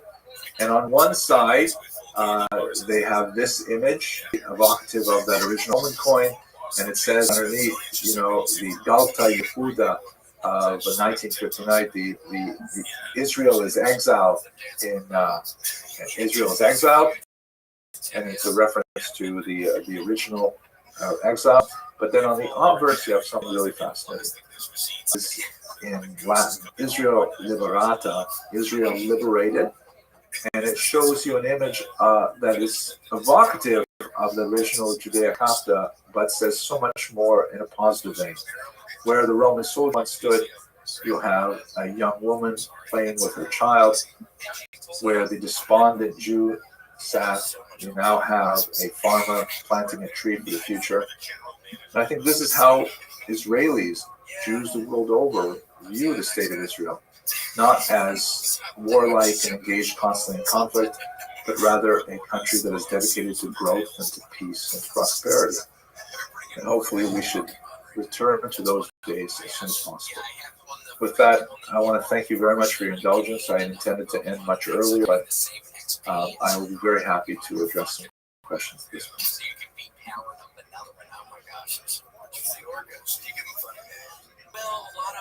I thank you so much for joining us again. This material is very difficult, very challenging, and maybe controversial for many, but it is obviously the issue of the day for Jews and anyone who cares about Israel in our time. My goal, unlike last week, is to stay within the 1 hour parameter that we've set for this discussion. There is a Q&A button at the bottom of your screen. I encourage you to please click that and type in your questions, and we'll try to address at least some of them after the presentation is done. But I will try to stay within the allotted hour. And over the course of this hour, I can very quickly recap where we are geopolitically after October 7th, and then I'm going to focus in deeply on the status of anti-Jewish hatred in the U.S. October 7th, which I think actually represents the history of this ideology, and I'll propose a thesis to you that we can discuss in the final question and answer session. So let me begin by first off a small disclaimer, because we intend to put this on the web after we finish this live webinar. And so according to the community guidelines of many platforms that will be like this, it's important to note that this is a video which is going to be discussing hatred from the outside, certainly not a video that is promoting hatred. This is intended for educational purposes only. There are some disturbances that I will share with you. There are many more that I've chosen not not to share, but I want to give you a proper one. First thing to before October, there was certainly not stability in the Middle East, but there was a certain level, perhaps, of complacency in some circles, largely because it seemed that Israel had managed to contain the threat of Hamas in Gaza and terrorism in general, with vigilance, but also with tremendous technology. Here's a photograph of the remarkable Iron Dome on the left, launching projectiles to take down the rockets that are launched from Gaza on the right. And it's an amazing, remarkable piece of technology that has been compared to a bullet, knocking a bullet in the air. It's phenomenal. But, it seems that many of us in Israel and around the world felt like Israel had found strategies that were effective in containing the antipathy that was expressed around the region. Just to quickly look at the political nature of the region, let's do a very full recap for people who may not be as familiar with the geography and the political geography in particular. Here's a map of Israel.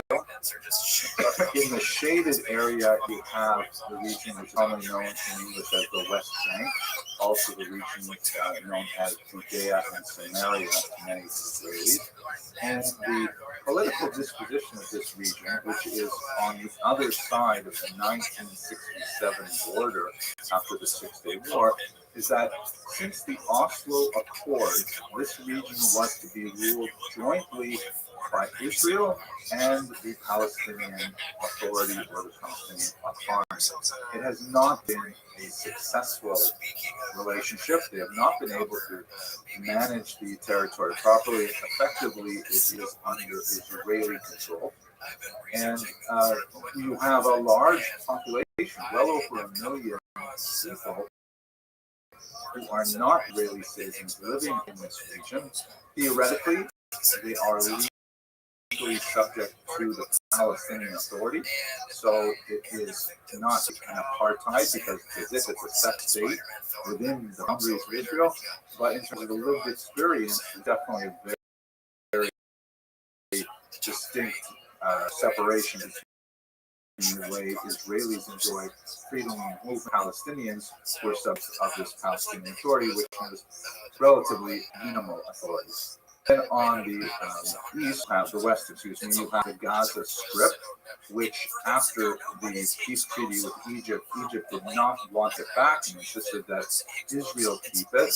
And this region is actually technically sovereign. In 2005, Israel disengaged with the territory. That's the kind of accepted term for the withdrawal of all Israeli citizens from the Gaza Strip in 2005, and essentially it was left to its own devices. They had an election, and they elected Hamas as the dominant party.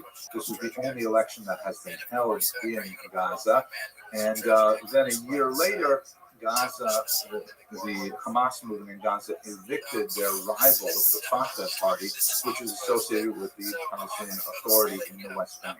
So you really have three political entities of varying degrees of authority and power in the region. You have Israel proper, the state. You have the Palestinian Authority that only rules the West Bank because Gaza has been taken over by Hamas, and of course that is a war zone today.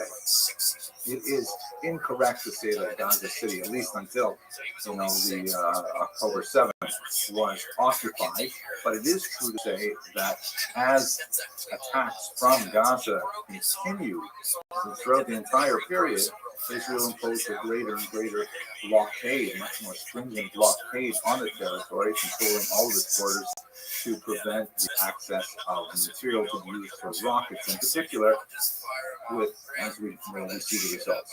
What happened on October 7th? Very quick review. One of the methods that Israel used to contain the violence in Gaza is to build this massive fence with a very deep underground concrete barrier surrounded by observation towers and a lot of high-tech kind of monitoring. Hamas was able to overcome this with essentially low-tech devices like bulldozers and so on, and using drones to explode the observation posts and things like that.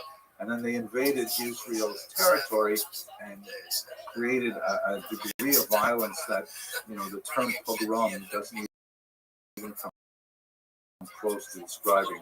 The murders and cruel things like beheadings and killing of children and sexual violence was rife. And of course, there are the Hashifim, the kidnapped Israelis, some 250 of them originally. Now there's over 130 of them. We don't know how many of them are unfortunately no longer alive, but their bodies are still kept in Gaza as hostages, as leverage for Hamas in their ideal negotiations for exchange. That basically brings us up to where we are today.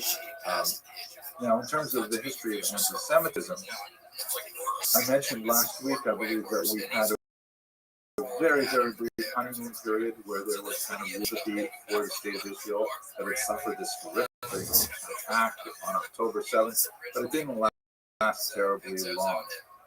Days after that attack, we begin to see the emerge from some of the elite institutions of higher education in this country, including this statement. This was signed by over 30 student groups that begin the statement with the phrase, "We, the undersigned student organizations, hold the Israeli regime entirely responsible for all unfolding violence."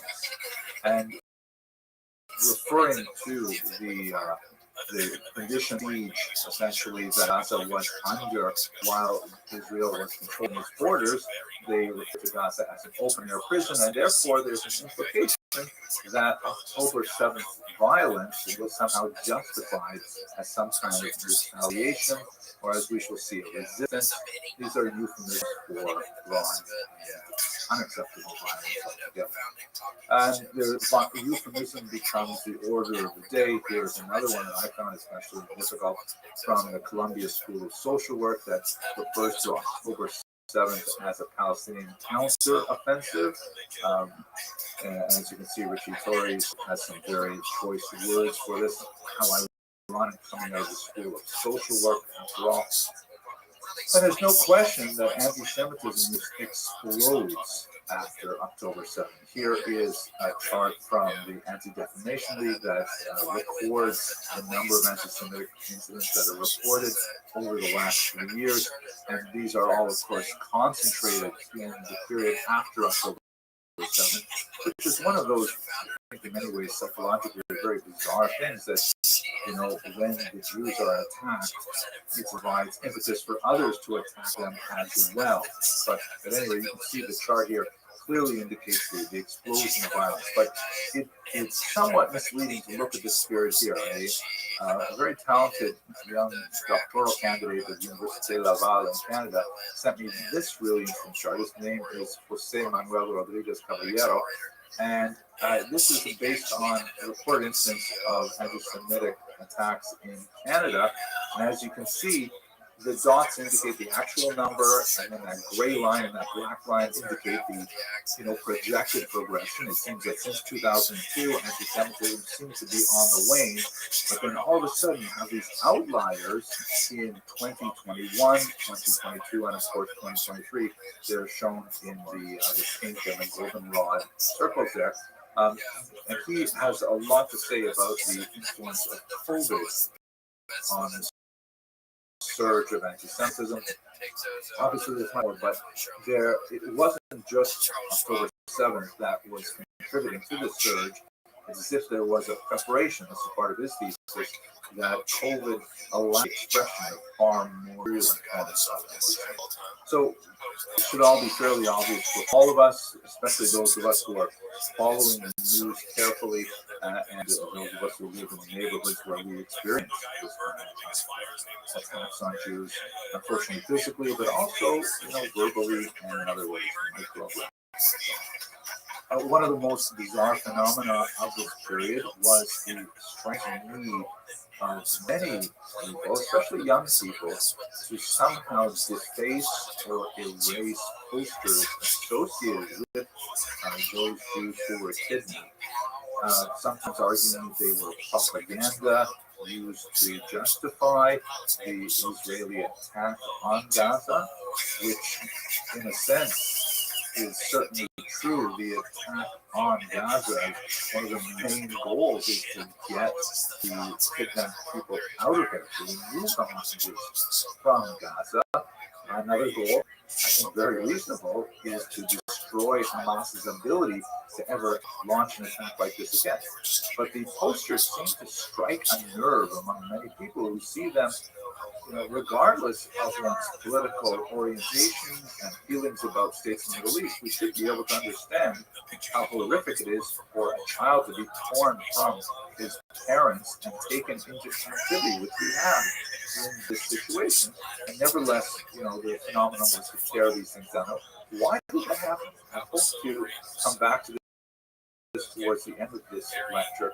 But let's look at the actual statistics. So this is from the Harvard poll. It's a very well-respected poll that comes out monthly, where they ask a statistically significant number of Americans what they think about a wide variety of issues. Now, it tends to be predominantly political, measuring Americans' political attitudes, who's going to win the next election and so on. But since so many other issues impinge on politics, we're very fortunate that they asked questions about the conflict in Gaza as well. And as you can see here, in November 2023, the month after the October 7th attacks, Israel has a remarkably high favorability rating. It's the third most favorable institution as viewed by American citizens. It's remarkable. Only the U.S. military and the police are regarded with greater respect and admiration. And Israel is regarded with greater value than, let's say, the U.S. Supreme Court, the Department of Justice, news organizations like CNN, Fox News, and so on. So it's a rather remarkable vote of confidence, Israel, that we see in the broad swath of the American public, quite distinct from what we're seeing in the artificial environment of the elite higher education institutions. However, when we zoom in on the age demographic, we see some very frightening things. Have a look at the map on the right there, or the chart is right. This is a question to show you how it evolves on. A simple question, in general, in this conflict, do you side more with Israel or Hamas? And as you can see, overwhelming number of Americans in November sided with Israel, 84%. It's true that 16% sided with Hamas, which I find very troubling, but nevertheless, it's a small number, less than 1 in 5. However, look at the chart below, and you see that when you break these answers down by age group, people over 65, they seem very intelligent and they understand the situation. 95% of them sympathize with Israel in November 2023. This is before the wide-scale Israel attack on Gaza to destroy Hamas and to release the hostages. But with every decade younger, that support for Israel fades until you get to this crucial age, 18 to 24. These are basically college-age students, and only half of them, 52%, support Israel over Hamas. That means that shortly after October 7th, if you ask the typical American between the ages of 18 and 24, it was a 50-50 split whether they would support Israel or support Hamas in the current conflict. That's a remarkable number to see that there's been such a split, a bifurcation on this issue. When you ask them also, do you think it's true that Hamas terrorists killed 1,200 Israeli citizens by shooting them, raping and beheading people, including whole families, kids and babies, or is that a false story? Very well documented. We have actually the GoPro videos from the pogromists themselves, and you can see that 83% of Americans say absolutely that's true. We believe those horrible things happen. But when you look at the younger generation, 32% of them say no, we don't think it's true. There's a lot to say about why this is. I personally think it's probably because we don't have the same kind of news dissemination that we used to have 10, 20, 30 years ago.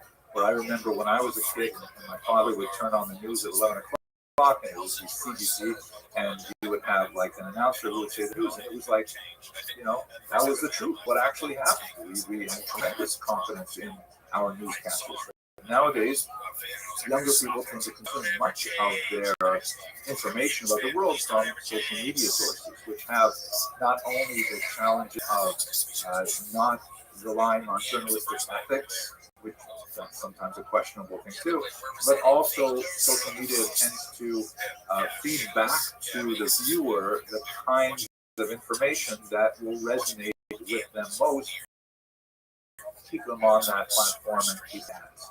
So it's not an extremely reliable source of objective information, and that may be coloring this number. But that's back in November. We see that over the course of the last few months, a tremendous number of protest movements in favor of Hamas and more generally Palestine. This particular slogan is especially problematic. From the river to the sea, Palestine will be free, and a couple other versions of it, as you can see.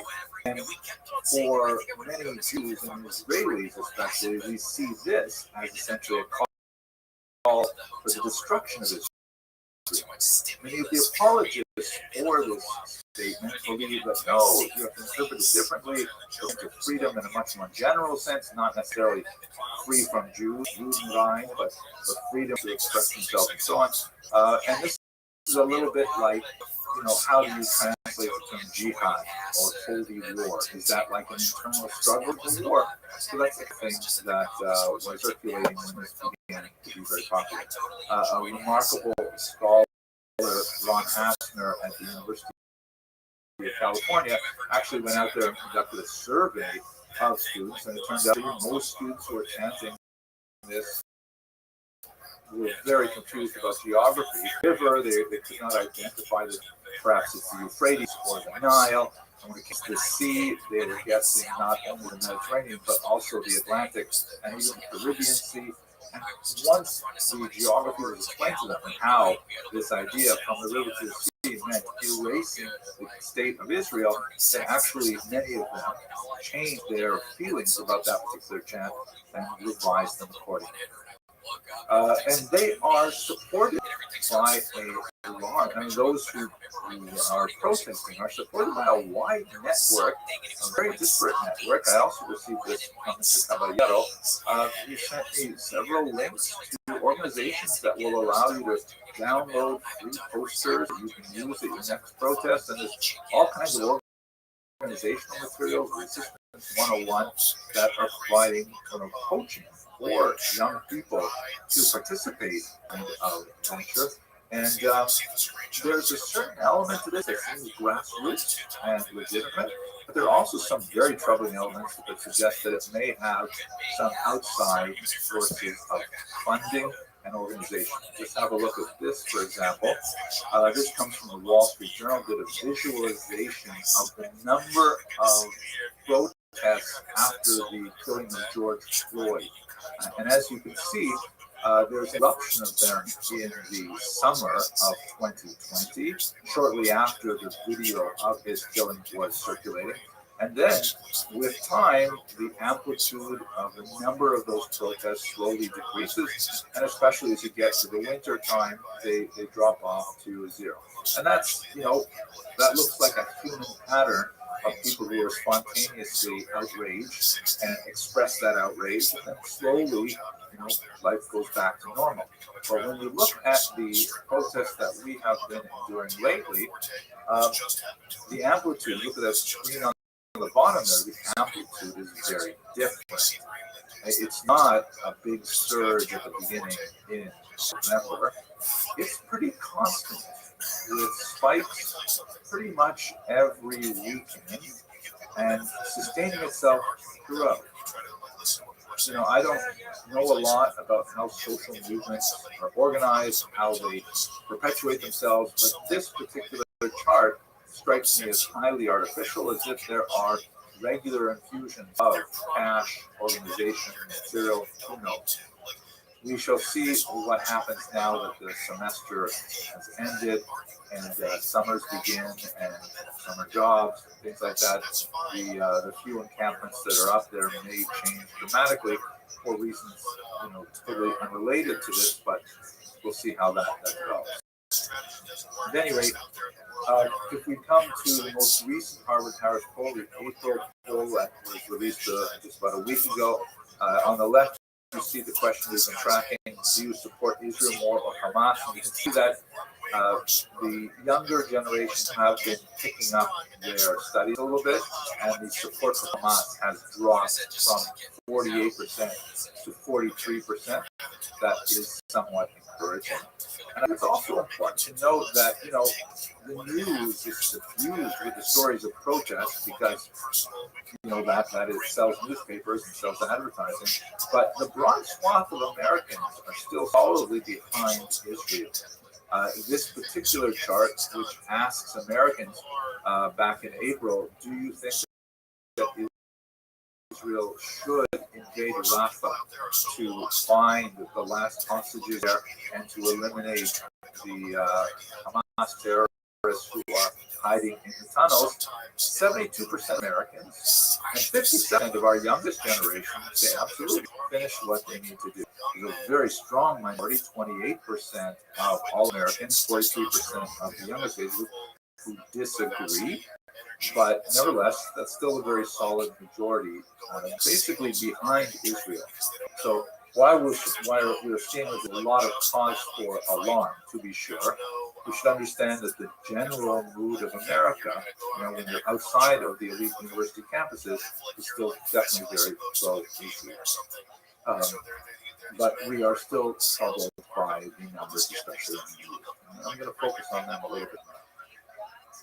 At this point, what I'd like to do is to go back a little bit in history and look at the history of anti-Semitism as ideology, as a kind of dark theology, and try to understand how it has evolved over time. Scholars have identified 4 really basic periods where anti-Semitism adapts to the changing cultural, political, religious, social values of societies in which it lives. And we can really see 4 big chapters in this history. I would like to tender for your consideration that we are now, unfortunately, on the cusp of a 5th possibility, a 5th variant. But let's go through the 4 historical versions to begin with. On the left, you see a photograph of Jean-Paul Sartre, a very important French existentialist philosopher. After World War II, he wrote this book, which is a very small, thin book, and I found it very, very moving. Réflexions sur la question juive, Reflections on the Jewish Question, which is really, it's a misnomer. It's not the Jewish question, it's the anti-Semitic question. What do we do about all this anti-Semitism? But he writes in here, si le juif n'existait pas, l'antisémite l'inventerait. If the Jew did not exist, the anti-Semite would invent him. And Sartre proposes a model of understanding anti-Semitism where the anti-Semite needs the Jew to explain the anti-Semite's lack of success in life. Kind of like a jealousy model, where when an anti-Semite feels discomforted by rapid change in society, by uncertainty of the economy or uncertainty of personal status and things like that, and casts about for a victim or someone to blame, the Jews are conveniently there. Now, in another forum, we could discuss the merits of this particular thesis, but it's certainly a self-propagating kind of philosophy, because if that is true, then you can look back and say, wow, look, the Greeks hated Jews, and the Romans hated the Jews, and the Germans, and the French, and so on. This is nothing new. It's always been happening. So the more anti-Semitism exists, the more it is easy to propagate into a future environment. Even in environments where there are hardly any Jews. In Japan, where you have translations of notorious anti-Semitic forgeries by the supposedly learned elders of Zion. So let's dive into this a little bit, we should begin first of all with our terminology. The word anti-Semitism, spelled with a hyphen, was invented by this man, Wilhelm Marr, was himself an anti-Semite. And he wanted to find a more polite alternative to the popular terms Judenhass and Judenfeindlich, which is for Jew hatred. Always crude, vulgar terms, and so he said, wait a second, hater. It's just that the Jews are involved in this world conspiracy, which we call Semitism. He borrowed that term from linguistic theory that was developing in the late 19th century. And I'm against this fictitious, conspiracy of Jews to destroy the world. This is where he came up with a book called The Way to the Victory of Germanness Over Jewishness. And because he argued that Semitism was a thing, which it is not, that's why it is spelled in English with a hyphen. Ironically, in German, it's not spelled with a hyphen. That's the way English grammar works. There's anti-Semitism, which supposes that Semitism is a thing. Most scholars today have adopted the spelling without the hyphen because anti-Semitism is a thing of itself. It's not opposition to Semitism. It is a kind of hatred that is just expressed with this bizarre kind of theory. So that's the term we used, and that's a term that was invented in the 1880s, and it has gained widespread circulation. It may be time to actually retire this term because it is no longer sufficient to describe what is the status quo today. So let's look at the three earliest chapters and a little bit more time on the modern chapter that is associated with Marr going forward. Classical xenophobia. The term xenophobia means fear of the stranger. Xenos is like stranger or guest in Greek. Actually, there's an Aramaic term. Aksanya, when you say posting the code aksanya, to open up first with praise of the host. So host guests are often strangers. That's where the circle is. Anyway, when you look at the classical Greek and Roman authors, who often had lots of negative things to say about it, most of those things are clearly rooted in basic cultural misunderstandings.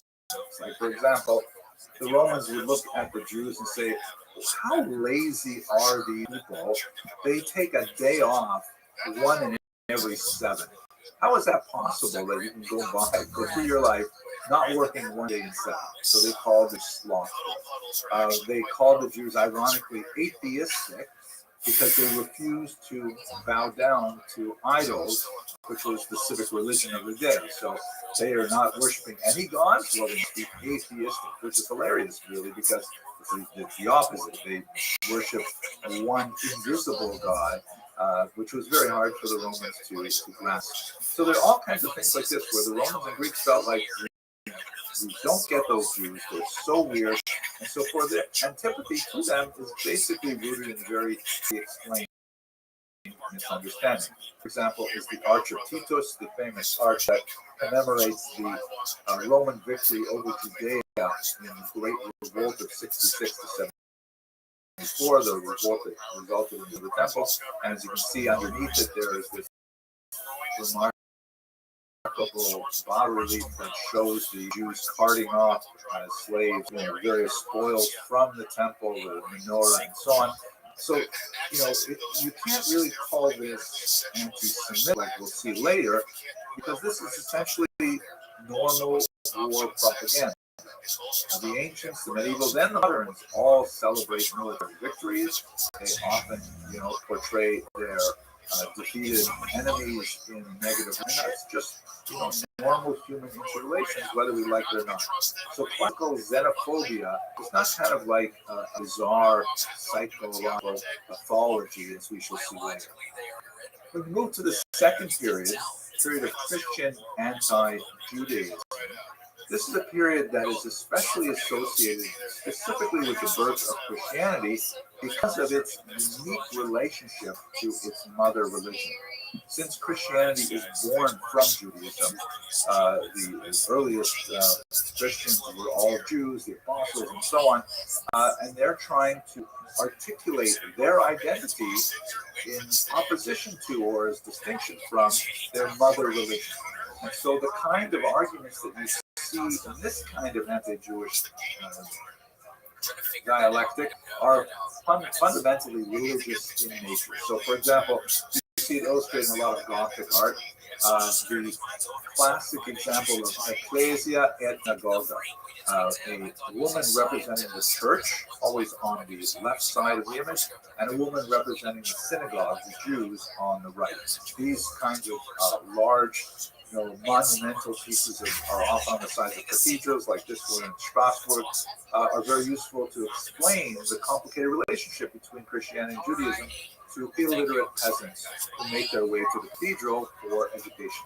And as you can see on the left, the church of Ecclesia is represented with a crown, upright staff, holding a chalice, the bodice is done up properly, and so on, and she's a respectable figure and so on. And she is looking kind of daggers at her sister, the synagogue, who is disgraced. She's lost her crown, her staff is broken, indicating her loss of temporal power. She is holding in her left hand, her weaker hand, the tablets representing the law, the Torah, holding them, with the ends of her fingers as if they're falling out of her grasp. She's actually, her posture is one of decline. She's falling away from the rock, and she is finally blindfolded, as if she's unable to see the truth. So the whole message is that Christianity takes over from Judaism, that Judaism is the rejected sibling, and Christianity is the new favored sibling, and this is how you could explain the theology. This is obviously something that Jews would disagree with. They do not agree with this particular description of how Christianity should be understood vis-a-vis Judaism, but nevertheless, this is a theological dispute, basically between a priest and a rabbi. It's not really violent to the degree that we shall see in the next stage. But sometimes there are elements that cross over. For example, this from stained glass window in the 15th century. You can see on the left the ecclesia with the upright staff, the chalice riding a tetramorph, or the mystical beast that harkens back to the book of Ezekiel. And a hand descends from heaven and crowns her, indicating divine favor. On the right, however, you see the synagogue. She is riding on a sterile animal, a mule, and she's holding on to a ram's horn decapitated from a ram, which indicates, a dissatisfaction with the Jews' reliance on the carnal sacrifices of the temple. Her staff is broken, she's blindfolded, her crown is knocked off her head. And in case you didn't get the overall message, there is another hand extending from the clouds above and inserting a sword into the top of her skull. And very, very strong and really unambiguous signal of disapproval. So this is very different from the classical xenophobic period. This is a conflict that was rooted in a religious difference and religious dispute. So it's a new evolution, really, of anti-Jewish feeling. When we get to the medieval period, now I want to warn those of you who may have sensitivities, you have young people perhaps watching with you, this might not be the best section, you might want to skip over it or cover the computer.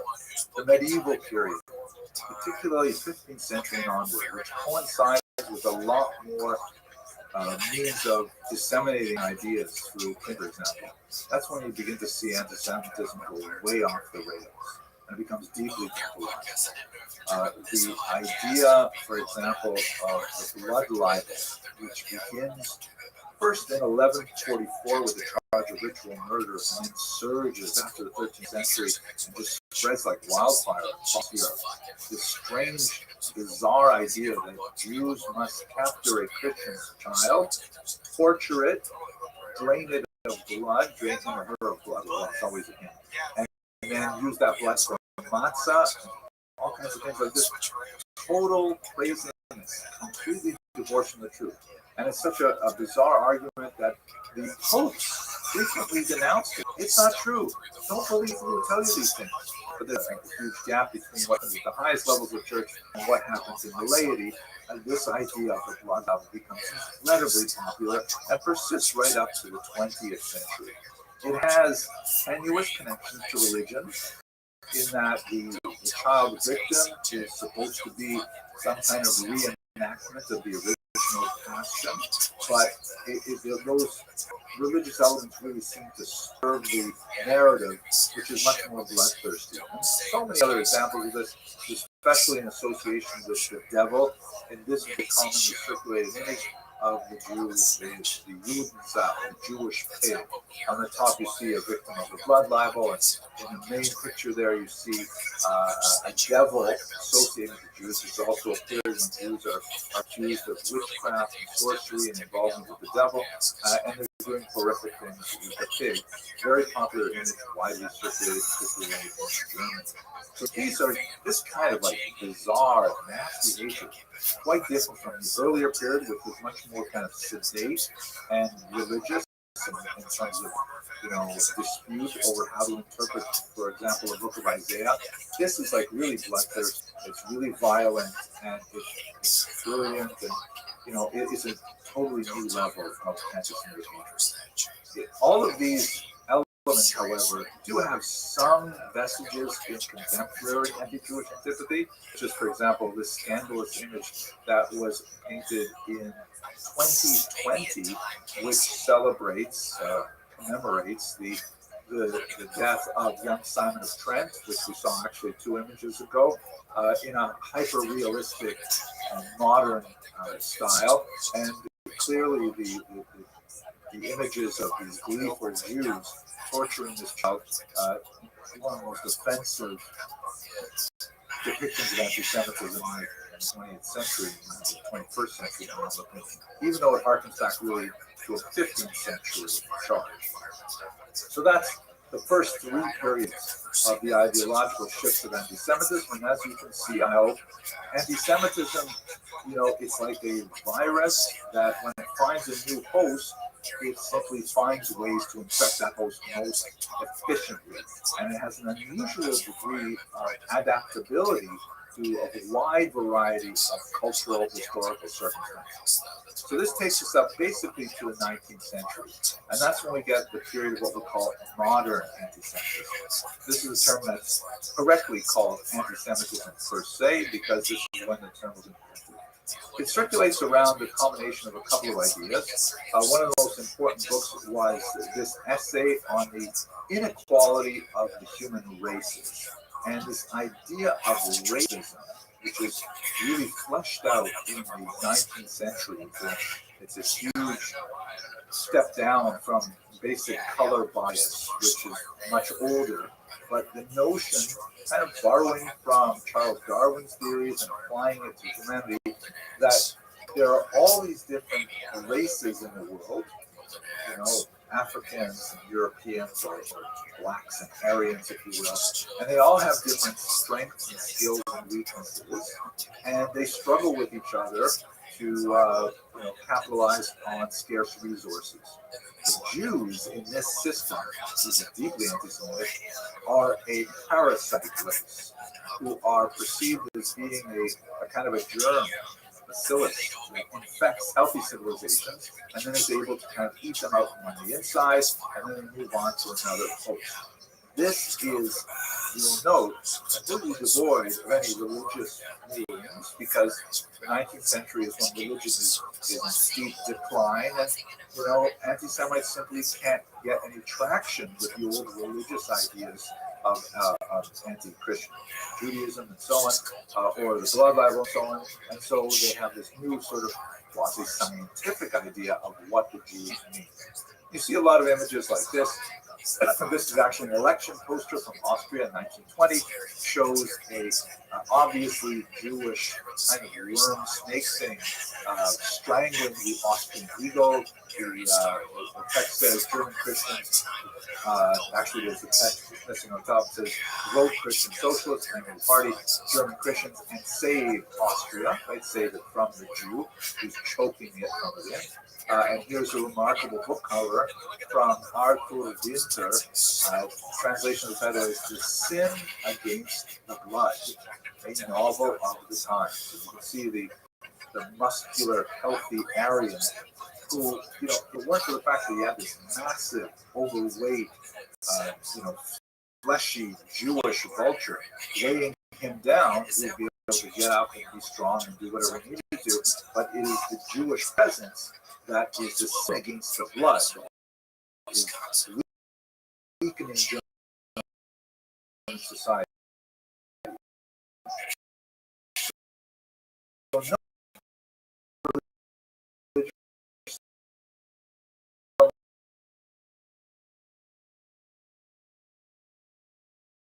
here, no Christian Jewish dialogue, apologies, polemics. It's all race. One more element, the idea of a conspiracy theory.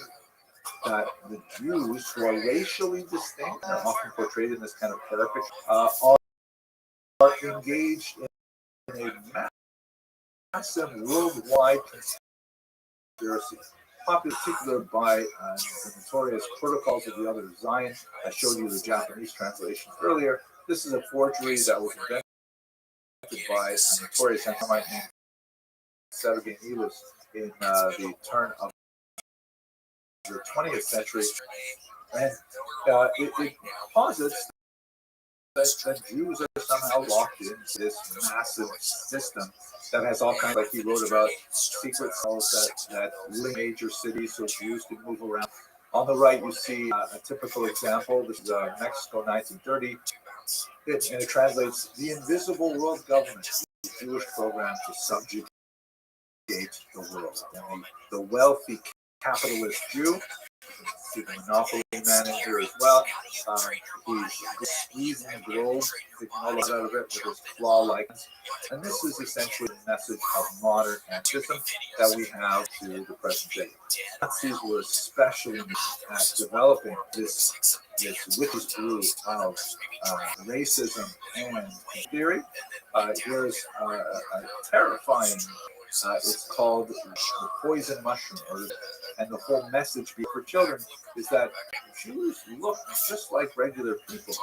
Toadstools, mushrooms being full and delicious, and toadstools poisonous. They look the same too. I mean, even experts who is a Jew, and even though they look like regular people, racism and conspiracy, all kinds of examples of this highlighting the racial differences supposed between Jews and non-Jews, Jews and Aryans, and so on.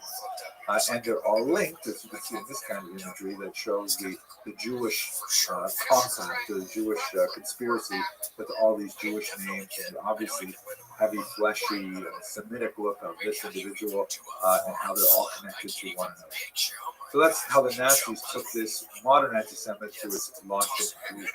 We have, unfortunately, holdouts into the 21st century.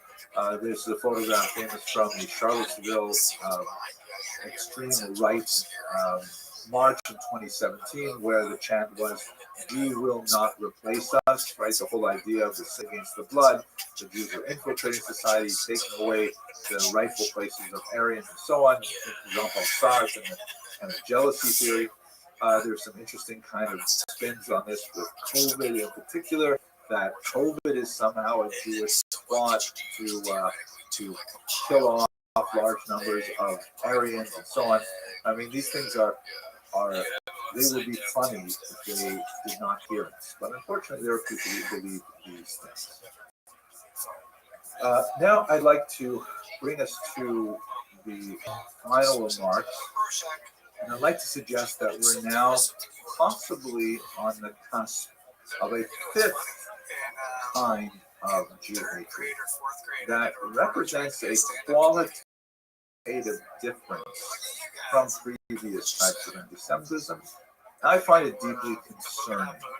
So I've seen a few different ways to kind of term this. There's actually several essays written in a recent issue of the Jewish Review of Books on this. Let's call it anti-Israelism. It's a kind of anti-Semitism that is focused specifically on the land of Israel, the state of Israel, as the justification for more typical anti-Semitic attitudes. There are three basic fundamentals, but before I go to it, I'm going to show you one image. And this is a very, very true image that actually came out well before October 7th, but it captures a lot of the kind of tone of anti-Israelism. Once again, the word sensitive, please look away. This image, which portrays an Israeli soldier stabbing a child in the heart, clearly evocative of the blood libel, Simon of Trent that we saw earlier, but it's divorced from obvious religious connotations and is subsumed with political connotations. Now, this kind of image, perhaps a person might subconsciously see it and not blame all Jews, but certainly blames Israel in particular, and it's hard not to see how the blood libel elements would seep out into the broader sense and call it truly anti-Semitic in the larger sense, rather than a very profane and vulgar act of political caricature. I would say that this anti-Israelism, this possible fifth type of anti-Semitism, has three basic fundamentals. And I think as we see more of this and study it more, we may find others. But the first one is the basic idea that Israel is an illegitimate state. They like to refer to it, for example, as the Zionist entity, as if they don't want to even say the word Israel. And it may be illegitimate for a whole host of different reasons. I mean, one of the principal things about anti-Semitism is that it doesn't have to make sense. It just has to kind of loosely hang together ideologically enough for you to believe even a piece of it, get a toehold in it. So Israel is considered illegitimate because it is, a settler colonialist state. When not only is that laughable because it's actually, if you really want to call it a colonial state, it's actually the most successful example of anti-colonialism. That is the reversal of colonialism with the return of indigenous people and taking away their country from the ultimate colonial power of the 19th century, the British Empire. That's on simply on one basis. Another, there's no point in going knocking all these different arguments down because they're silly in many ways. Israel, for example, the land was purchased. In the 19th century, the land was legally acquired. Following that, there was defensive wars. And we have, the realities of what happens afterwards in negotiations and peace treaties. So I really don't want to spend our time talking about why these ideas are ridiculous, but I just want to try to imagine what are people thinking when they're engaging. So the first idea that's very important is that the belief that Israel is somehow an illegitimate state.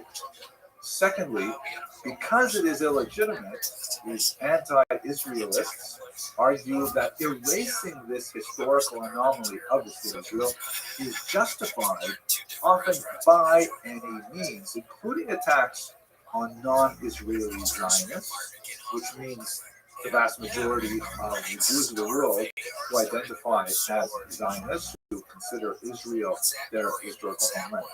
And there's a tremendous amount of euphemism that circulates around this, referring to attacks on Israel or Zionists as resistance.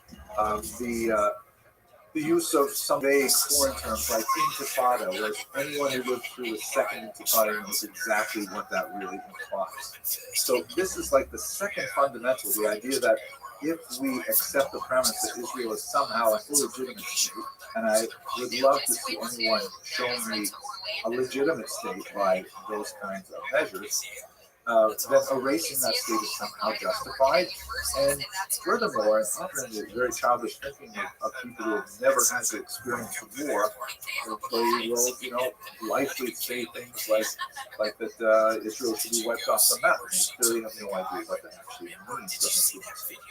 And third, and this is what I find especially troubling, the participation of Jews in these movements, these anti-Israelite movements, anti-Israel movements, lends legitimacy to the movement itself. It's a kind of tokenism, but it nevertheless seems to be very prominent. Like, it's amazing to me how much we see various Jewish individuals and sometimes organizations at the forefront of these. And what exactly does that mean? I want to point you to one incident that I saw last week that I found deeply saddening and troubling. This is a presser held at the Capitol. You can see several members of Congress in the background there, clearly pleased with the speaker, who is a young 19-year-old student at George Washington University. First name is Miriam. And she speaks, you can actually go to the forward website and listen to the speech. She speaks about how, as a young person, she had no access to an anti-Zionist synagogue.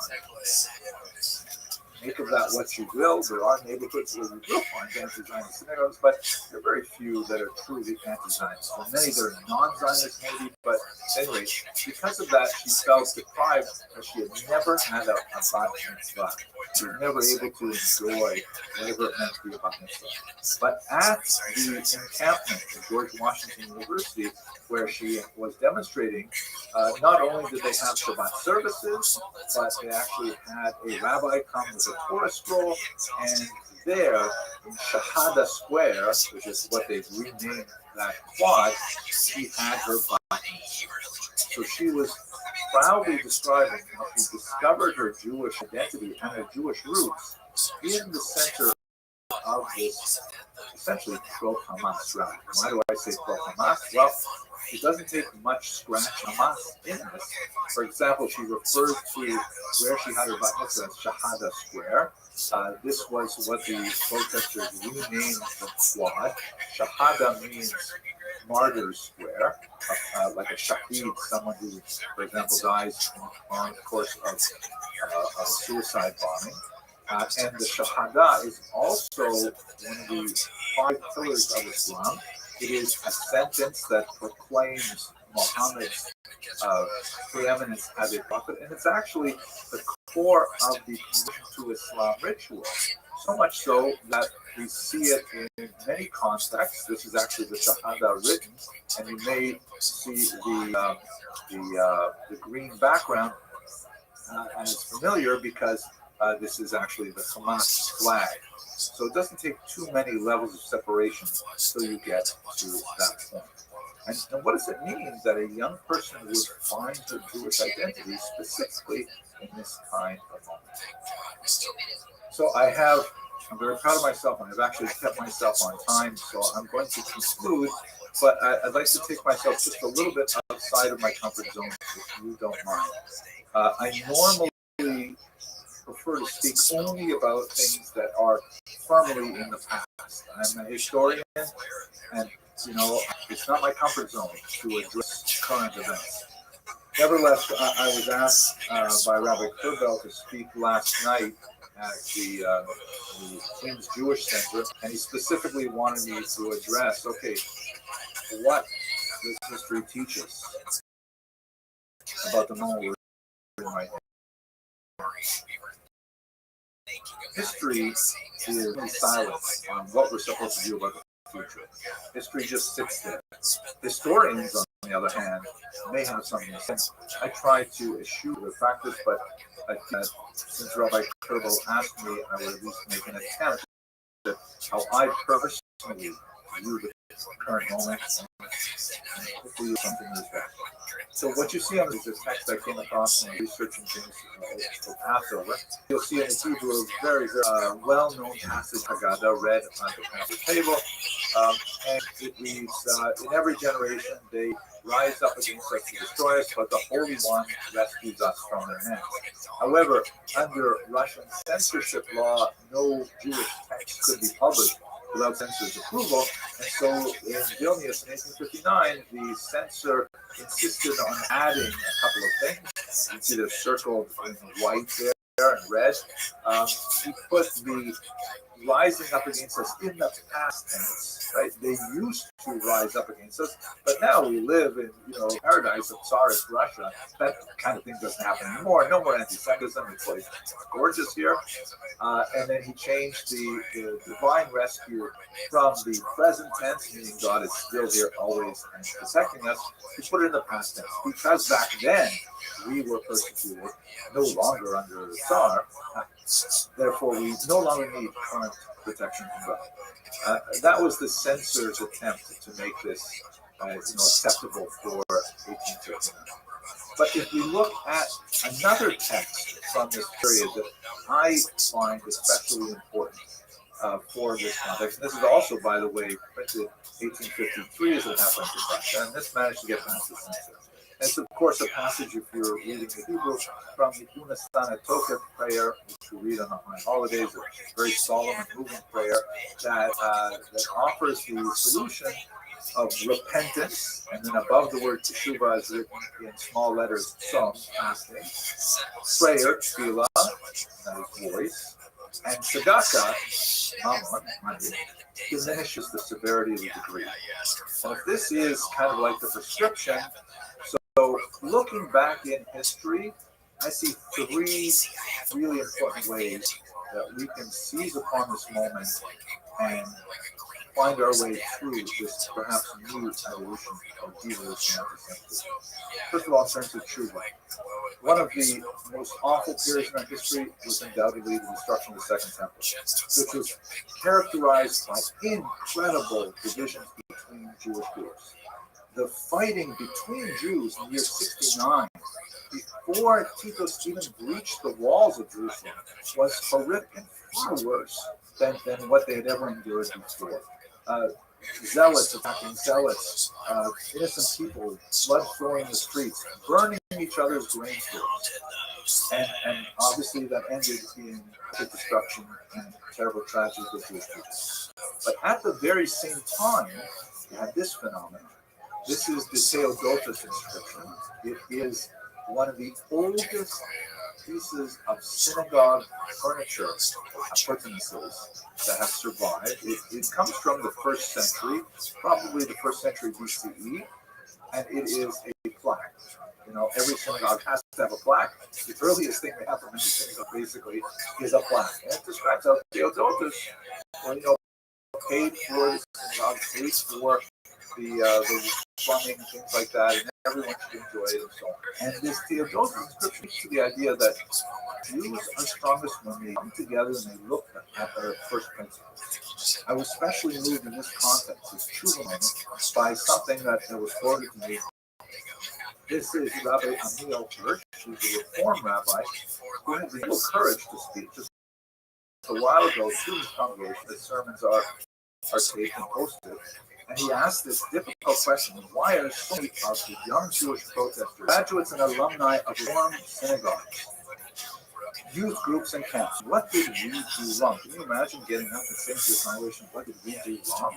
And most importantly, what should we be doing now to instill in our youngsters the core Jewish value of Ahavat Yisrael, which he defines here as love, concern, and responsibility for fellow Jews? Now, I'm not including this particular clip here to knock Rabbi Hirsch, God forbid, or his movement, or anything like that, but I'm saying that he took a heroic stand to speak to his congregation about, hey, we're seeing this here, we're seeing this happening. What did we do wrong? And every synagogue, in my humble opinion, should be engaging in self-searching as well. That's tshuva, that's going back and looking at first principles. And I will say that, I have had many interactions with Jewish people who are involved in the protests, and the blood of Isaiah and Amos flows through their veins, and I believe they are misguided, but they are pursuing much of these protests in good faith, believing that they are actually supporting what is right and just in the world. They do not see themselves as self-hating Jews, and in my humble opinion, I certainly don't think we should treat them as self-hating. We should do our best to draw them close with love. Anyways, I'm stepping outside of historian. So the name tefillah, right? So tefillah also happening in synagogue. This is a synagogue from Israel from the 5th century in Hamat, Tveria. And even though it was, 3rd, 4th century, I believe, even though it was hundreds of years after the destruction of the temple, the mosaic still has references to the various appurtenances in the synagogue itself. And what's fascinating about the time that this was built, the period of phenomenal crisis for world Jewry, and especially in Israel. The Jews had fought and they lost 3 major wars with the Romans. They tried once more in 352, a smaller rebellion, horribly crushed. It was clear that the Romans had no patience left for the institution of the Nasi, the patriarch. In fact, it would only be a few decades before they ended that. And it's at that time, when things looked most bleak, that Jews got together and recorded the Jerusalem Talmud. The core text that went on, especially in its Babylonian variant, to become what some call the Constitution of Judaism. Phenomenal creativity, massive scholarly effort, and it happened in an extremely dark time. Because at this time, when they said, you know what, you can't rely on the current status quo to be able to calculate the months, it's now time that we put down a fixed mathematical calendar that we have to this day. So when Jews come together in truth, and they come together in prayer in their synagogues, we find incredible reserves of strength, creativity to solve problems that survived the Jewish world throughout the centuries. Finally, last one, tzedakah, mammon. That should be fairly obvious, but I think that it makes me think about my own Ashkenazi roots. And the Ashkenazim, even though they're incredibly powerful today and a huge influence on the course of world history over the last 500 years or so, when you go back to the roots of Ashkenazi Jewry in the 8th, 9th, 10th centuries, tiny little outposts living in northern Germany, and they basically had to figure out how to solve major problems on their own. They did not have the ability to rely on much larger Jewish population centers, and so they developed many major institutions like the Kehillah as an internal support system that was supported by mandatory taxes on every Jew. It was considered the responsibility of every Jew for every other Jew in each settlement, and they acted on it and perpetrated the Jewish people, allowed them to survive through very challenging times. So with these 3 ideas, Tshuva, Tefillah, Tzedakah, in my humble opinion, for what it's worth, coming from a historian, not a rabbi, I hope this provides you with some avenues of thought. And with that, I want to thank Ms. Lichtenstein and Project Linus for giving me the opportunity to speak with you all once again. I'll conclude, and we have some time, I think, for a few questions. Thank you very much for your attention and your input. Ms. Lichtenstein, I'm not sure if you are able to get on. We had some technical problems. So I have a few questions in the Q&A. Let's have a look. And for those of you who want to split at this point, please do. But I'll look to see and answer what I can. So, anonymous attendee writes, what is the actual ethno-religious background of people currently referring to themselves as Palestinians? Well, if we break that term down, ethno-religious, the religious term, obviously, the Palestinians are basically Sunni Muslims. There are quite a few Christians as well, but they adhere overwhelmingly to those groups. It's ironic that Hamas, which is Sunni, gets most of its financial support from Iran, which is Shiite, but that's basically the religious background. Ethnic background, it's clear that most of them are Arabian stock, which is closely related to Jews. We are distant cousins to one another, which is, of course, validated by the biblical text as well. Isaac and Ishmael were half brothers through their father Abraham. But it's very messy and difficult to try and tease out the genetic differences between them, DNA type differences. Okay, hope that's helpful. Mr. Rudnitsky writes that my lecture, Dr. Abraham, your lecture brought me closer to Jerusalem during the Austrian lockdown. I'm a former student of Michael T. Well, that's nice. Please send my regards. Not a question, though. Let's see if we can get another question. Robert Sasanic, why don't the students go to jail after the break-in? Good question. I am not a lawyer. I am a school administrator, and I suppose if, God forbid, I have to deal with those questions, maybe I deal with them differently, but it's a good question. It's not really something I'm interested in. Oh, look at that. Matt Sachs is online. Nice to see you, Matt. Great to have you here, Dr. Matthew Sachs. Dave Shapiro, what is the definition of Semitism? So, Semitism as an idea, it's kind of a made-up idea. They use this word to have a made-up thing. The made-up thing is this world Jewish conspiracy. That's what Semitism is supposed to be. And it's not accurate because Arabs are also Semites, not included in the world conspiracy. And there is no world conspiracy to begin with. So it's kind of like a silly term we're using, and we have used for the last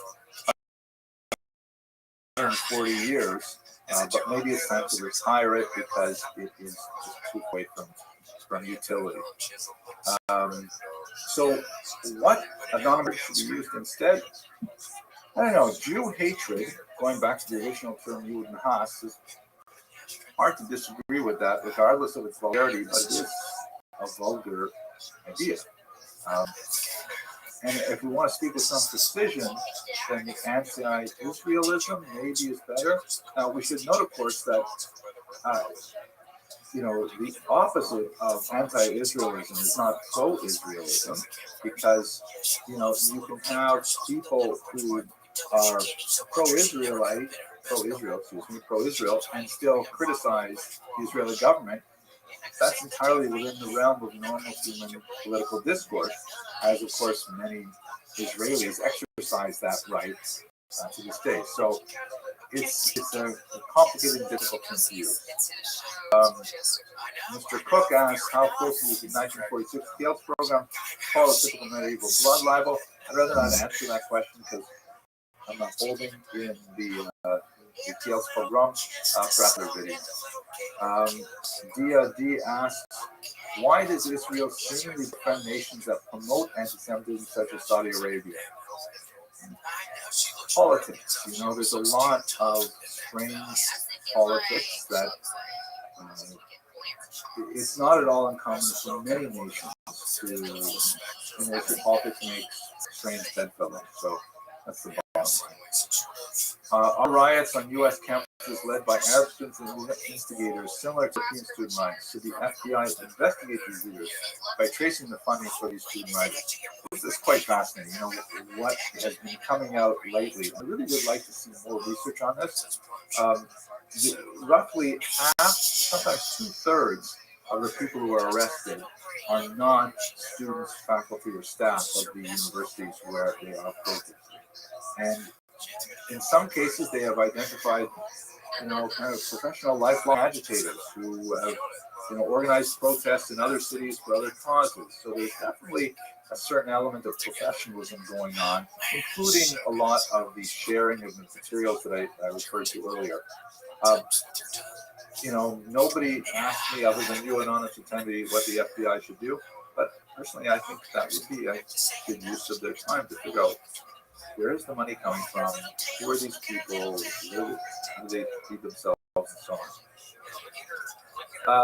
Bob Olesh asked me to comment on the thought that then when there is less anti-Semitism, there's more assimilation and less Jewish values. And when there is anti-Semitism, Jewish people stick together more because of the threatening environment. So that comment is basically true. And I think when you look historically at the nature of Jewish communities, you see that one of the phenomena that Jews tend to, or you see as often accompanying flourishing Jewish communities is when there is a small amount of anti-Semitism. Not enough for anyone to get hurt, God forbid, not enough to really hold people back. but kind of like a low-level degree of anti-Semitism that's basically social in nature, violent, God forbid. That kind of like constant outside irritation tends to be correlated. And there is very little anti-Semitism, then the Jews take care of it themselves, and they tend to become more centrifugal and away from the center and so on. So it's a very valid observation. Mr. Schreiber asks, how worried am I for my physical safety? Usually I'm okay. Usually I'm not too worried about this. Just like I am. Sometimes people notice that I'm Jewish. And I'm more worried people who seem to be like mentally ill than I am about people who are anti-Semitic. This country is still, I think, fairly stable. And, so I'm not, but we have seen horrible things actually before this entire crisis. Attacks on obviously religious Jews and Crown Heights and total parts, places like that. Oh boy, okay.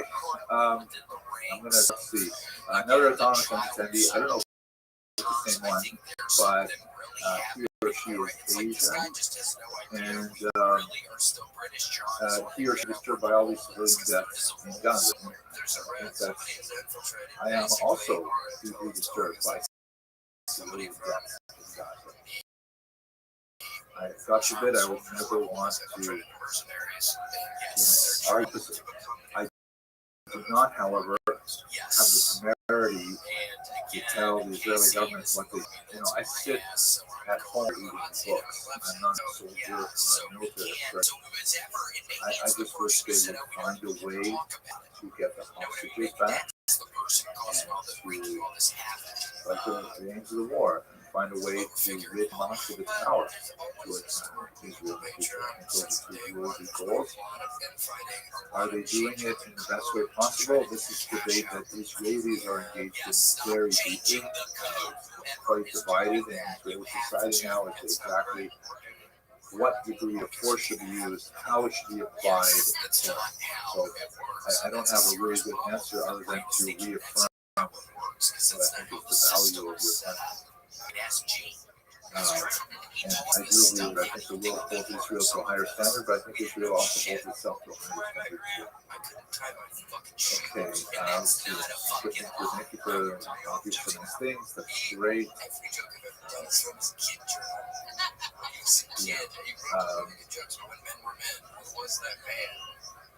Wow. I guess I could probably wrap up now because most of these are things that we addressed.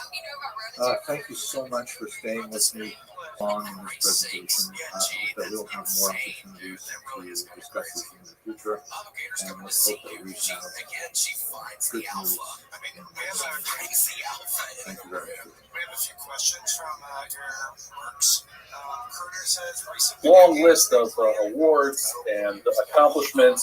I'll just mention that he's a YouTube Silver Creator Award, which clearly shows that he is a person who has a remarkable ability to take history, which is such an important discipline of studies. According to Moshe Olam, it says in the Torah, you're supposed to study history, but to be able to take history in a very serious way and be able to convey its messages and its lessons in a way that is interesting and engaging, even on social media, is really a testament to the skill and to the talents of our speaker. His current project is a 3-volume survey of Jewish history forthcoming from foreign publishers. We want to thank our sponsors this morning, Linda and Stephen Rothschild, who has sponsored this lecture in memory of Stephen's mother, Edith Rothschild, Esther Bas, Yaakov HaKohen, Zichrono Livracha. I don't want to take any more of this time. Thank you, Rabbi. I just appreciate the very kind introduction. I really, in a strange way, coming here, I know that the only time I come here is on Tisha B'Av, but your attention and your intelligence and your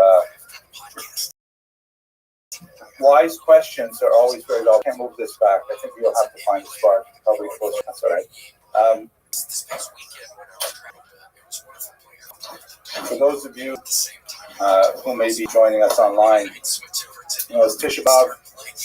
We're all sitting on the ground or on chairs if necessary.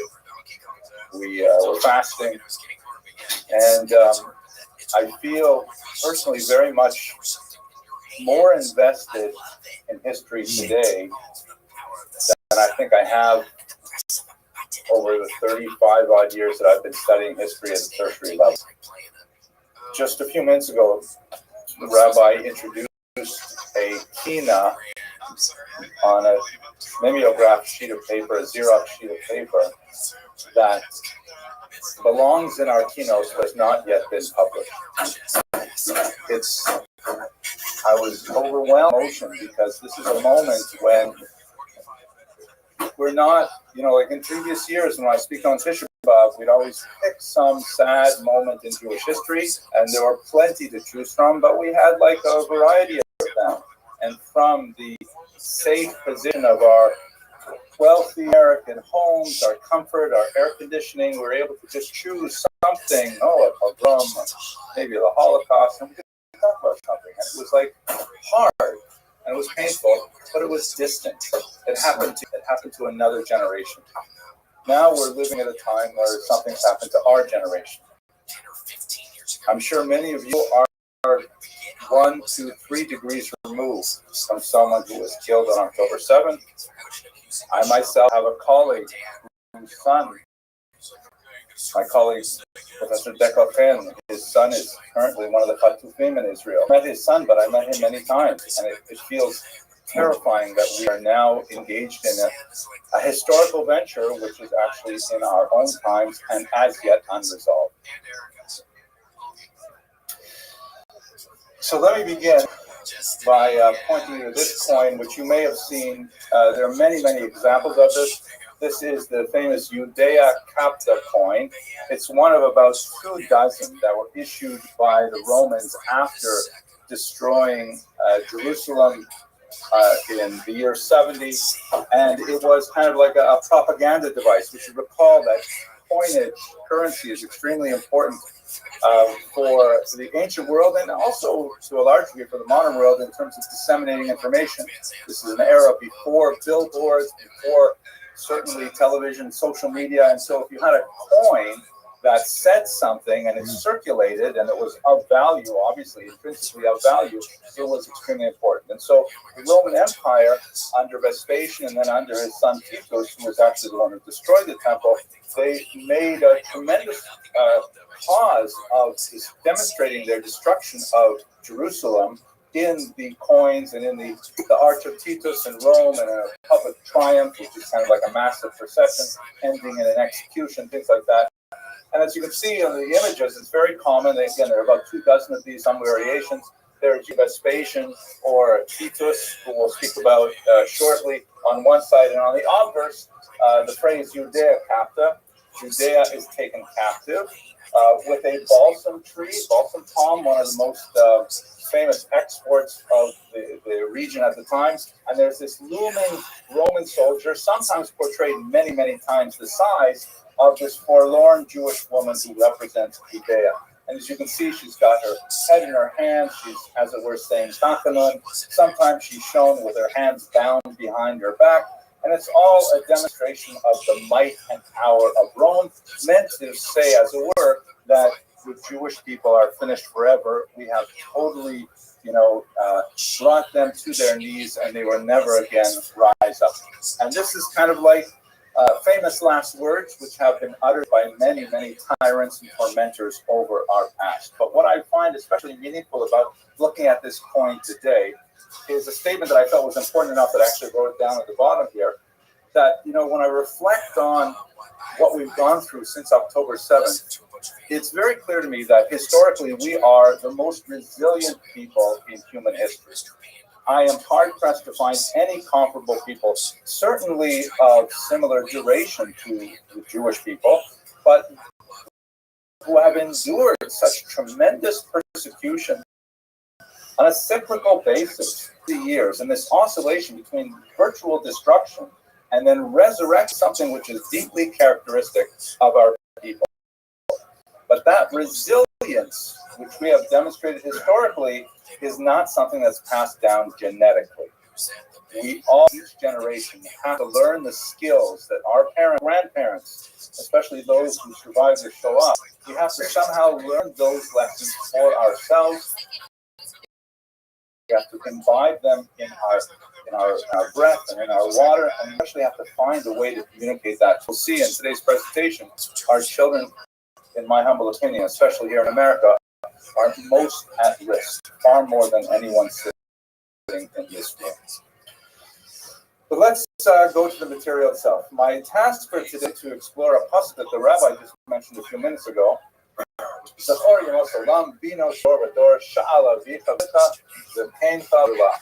Remember the days of old, consider the years of ages past.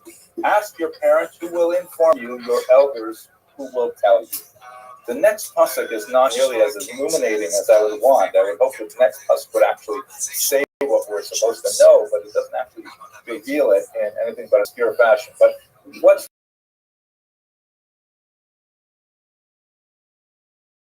is that it relates to people, that it is embedded in our faith and in our Weltanschauung, that we have to learn history in order somehow to gain meaning from it, pass it on to the next generation, which is singularly difficult. We have a few models, 19th century and 20th century thinkers. Many of you are familiar with Santayama's famous quote, "Those who cannot remember the past are condemned to repeat it." At Touro University, we say this about the required history courses, by the way, that if you fail, you will have to take it again. That's the only joke I have in this entire class. William Faulkner, famous American novelist, wrote a fascinating passage in his Requiem for a Nun. The past is never dead. It isn't even past. Meaning the elements that we tend to relegate to things that are no longer occurring are in fact occurring in our own day today, if only we would see them. And then finally, perhaps most sophisticated, Mark Twain, great lover of the Jewish people, wrote, "History doesn't repeat itself, but it often rhymes." Meaning we don't necessarily have one-to-one correlations between the events of distant history and our contemporary period, but we often find that there are elements that we can look at and understand, gain some perspective on our own times. And that's essentially what my goal for today is. Over the next 50 minutes or so, I would like to specifically look at the Roman Jewish War, the first great revolt that erupted in the year 66 and ended with the fall of Masada in the year 73 or 74. And I would like to reflect on that in the light of what we have experienced since October 7th. I do not intend to give you one-to-one correlations. This happened in the year 68, therefore we should do this in Israel today. This particular cause was neglected, therefore we have to pay more attention to it today. I don't think I have the skill to do that. In fact, one of the challenges is that I spent most of my time studying history, and prophecy was a department down the hall where I did graduate studies. It's very hard to translate those skills. I am very comfortable talking about things which are definitely over and theoretically no longer changing. The future is a big blank to me. Never feel that there is value, as we learned from the pasuk. There is value in exploring the past and using that as a starting point for our reflections for our current day. I think one of the areas that we have to look at first is, what are our sources?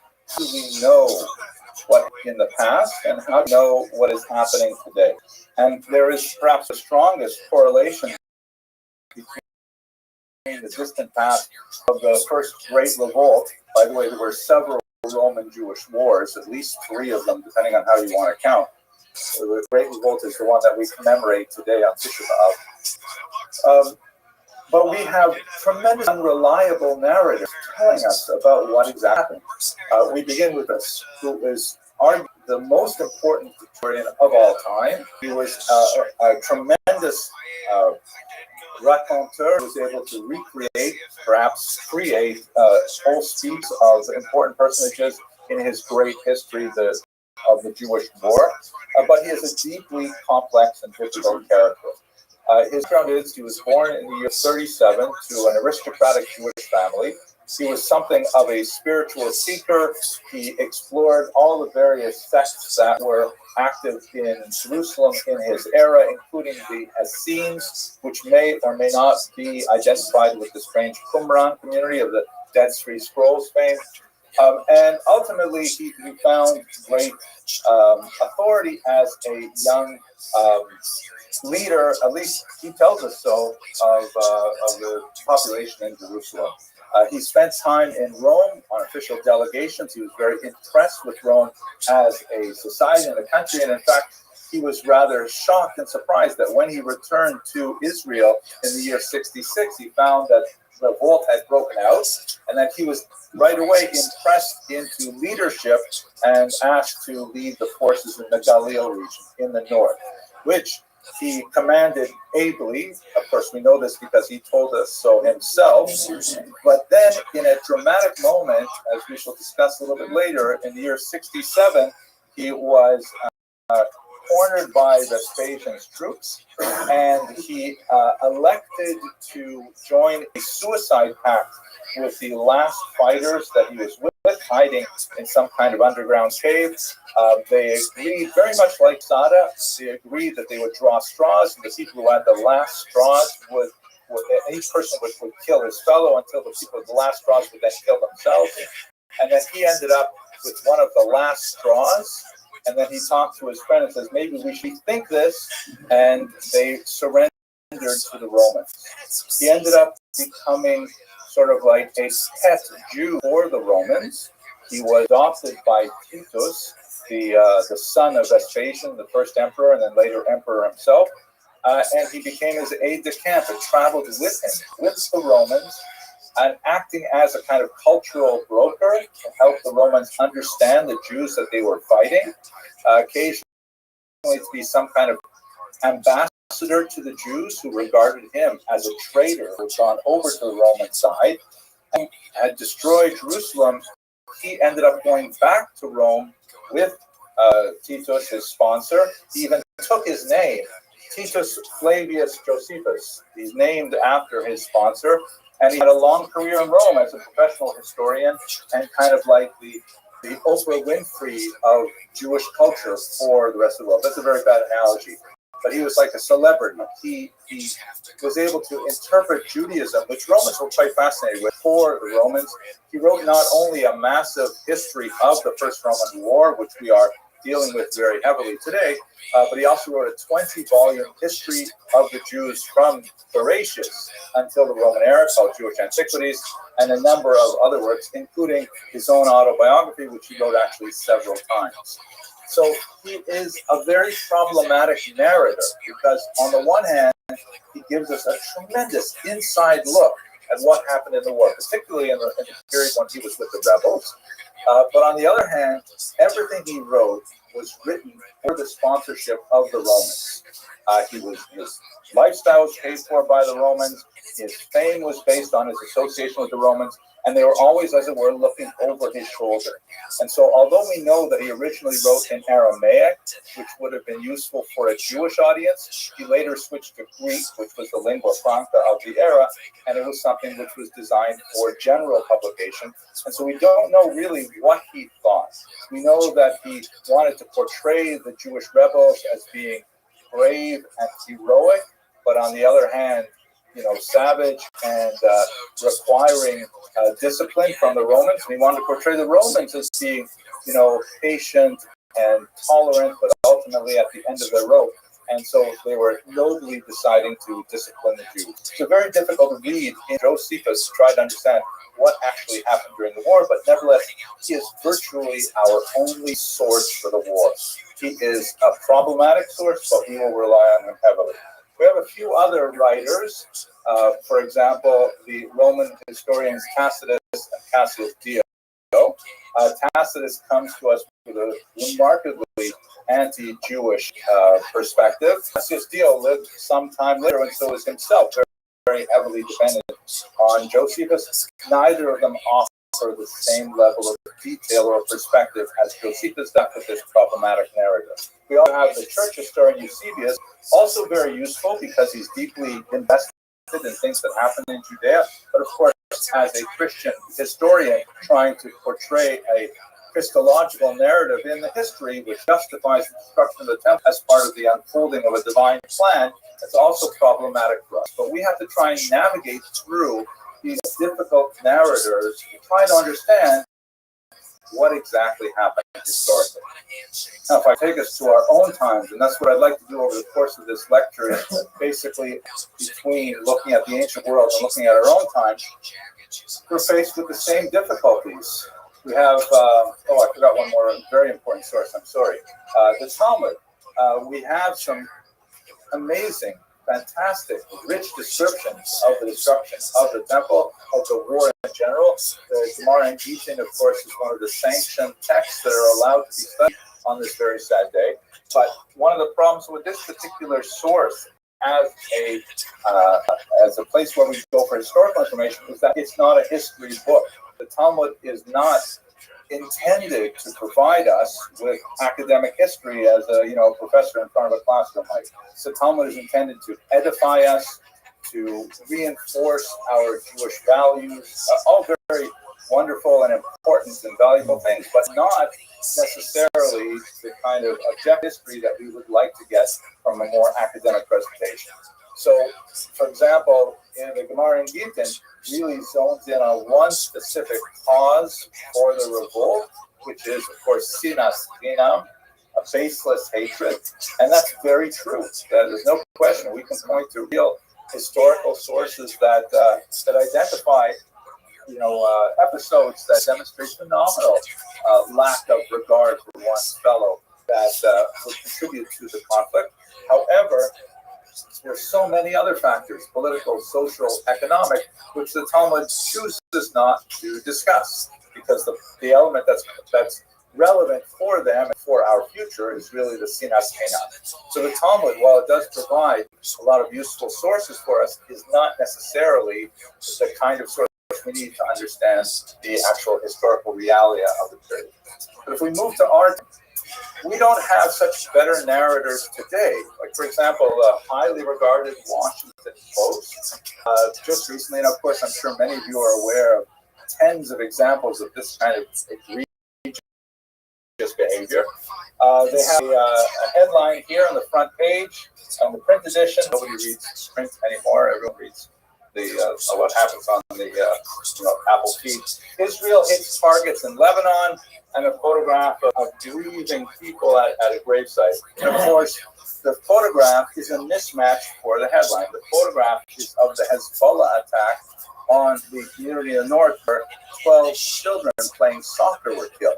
These are Israeli citizens who were killed in a strike, but the juxtaposition of the headline with the photograph is deeply misleading, and certainly can only exacerbate anti-Israel feelings among people who just look at this casually. And of course, laid out, and they will issue an apology, which will appear on page 792 and some other text. But the damage is already done, and we can point to many, many examples of these kinds of, one might argue, there are mishaps of the editor, but there's far worse examples, of course, in less reputable places. Another one, the New York Times, of course. Here you recall the explosion at the Al-Aqsa hospital, I think it was, in which immediately Palestinian sources reported that the Jews, the Israelis, had conducted an airstrike at a hospital, and then it turns out it was actually a Palestinian jihad rocket that had gone awry. So you can see here, within the course of a few hours, the New York Times switches from immediately accepting the Hamas-sponsored account, Israeli strike kills hundreds in hospital, Palestinians say, and then backing off, maybe it's not correct, at least 500 dead in strike on Gaza hospital, Palestinians say. So finally, the most harmed, at least 500 dead in blast at Gaza hospital, Palestinians say. So these are the narrators that we are dealing with as we try to navigate what's happening in Israel. We can go to much more reputable pro-Israeli sources, like I read the Times of Israel quite a bit, for example, and I read, Burning News on WhatsApp. Once every 5 minutes, I'm checking to see if there are any updates. But of course, they have their own slant as well, and they will say things the way they want. So we lack clear, objective narrator of these events to negotiate our own assessment of what is actually happening. Okay, so, and of course, we have one major element that I can't skip over, and that is the fact that even if we had these acceptable narrators, there are certain elements which I have to say I find as a human being very difficult to understand. The mentality of Hamas in many ways completely escapes. And I'll just give you a few examples of this. I'm sure you've seen many of these things. These come from Memory, which is a wonderful site. What basically they do, it stands for Middle East Media, and basically what Memory does is they comb the Arabic language for broadcasts. They used to do only text, now videos as well, very well. They applied subtitles them so they can see what is the Arab world saying about what's going on in Israel, and quite often it reveals a perspective on the conflict which I cannot understand fundamentally. We've all seen these kinds of things, like a children's, like a sixth grader or a 6-year-old school play. You can see parents here with their cell phones, watching their kids attack the capture of an Israeli outpost. This is pre-October 7th, in which they will capture Israeli soldiers and bring them back to Gaza. 6-year-olds here dressed up as soldiers with fake weapons. This never happened at any of the schools I sent my kids to. But nevertheless, this is part of the culture. It's so foreign to me that I simply can't get a hold on it. Also, examples like this. This is after October 7th. They interviewed one woman who lost several of her children, and she says, this is just screenshots, but you can go to Memory and watch the entire interview. By Allah, if all of my children and grandchildren are martyred for the sake of Allah, it will make me happy. And I can understand that, God forbid, if a person loses a son or a daughter in combat, then you can feel that if your daughter or son did something valuable, their death was not in vain. But I'm hard pressed to imagine any Jewish mother or grandmother saying it would make them happy. You can come to terms with it, you can accept it perhaps, but to say it makes you happy is beyond me. And here's one from just yesterday. This is an Islamic scholar from the Muslim Brotherhood speaking in Kuwait. And he goes on and says, if you are a nation of 100 million people and 10,000 people die, it's meaningless. And he pushes further on this. And he says, really, we shouldn't be worried about how many Palestinians are dying in Gaza. I simply don't know how to talk to people like this. We don't have common values. And so even if we have a reasonable narrator to explain to us what's going on, we don't know if we're going to get a handle on it because it's beyond, philosophically beyond human understanding. He goes on, by the way, to say, and this is just a bizarre point, why is every single person is so precious for the Israelis, meaning Jews? Why do we care so much about every single person? He offers this crazy answer, because we spend so much money to bring them to Israel. And he has it completely backwards. And we may spend a lot of money on individuals, but that's because we care about individuals. We're not trying to win some kind of geopolitical point. This is the reason there is a war, because they've captured our children. Okay, so that's it. Believe me, that was actually the introduction. That was the first bubble. We have a few more bubbles left. If it becomes overwhelming, I won't be offended if any of you decide you want to walk out. That's okay. This is a really long and hard day. But let's now go to the war itself. So here's what the geopolitical environment looked like at the time of the Great Revolt in the year 66. This shaded area is almost all of the Roman Empire. I couldn't squeeze all of it onto the page, it goes up about halfway through the United Kingdom as well. So this is the massive empire as opposed to this tiny little province of Judea over here, tucked away in the southeast corner. And Judea was important in some ways. I mentioned the balsam pine, for example, balsam palm, but also as a point which is kind of like ancient flyover country where the great riches of Egypt and connected it to the both continents of Asia and ultimately Europe. So it had kind of like importance as a place of traverse, but it didn't have a tremendous amount of natural resources. And it was a constant headache for the Romans because the Jews were so foreign to them.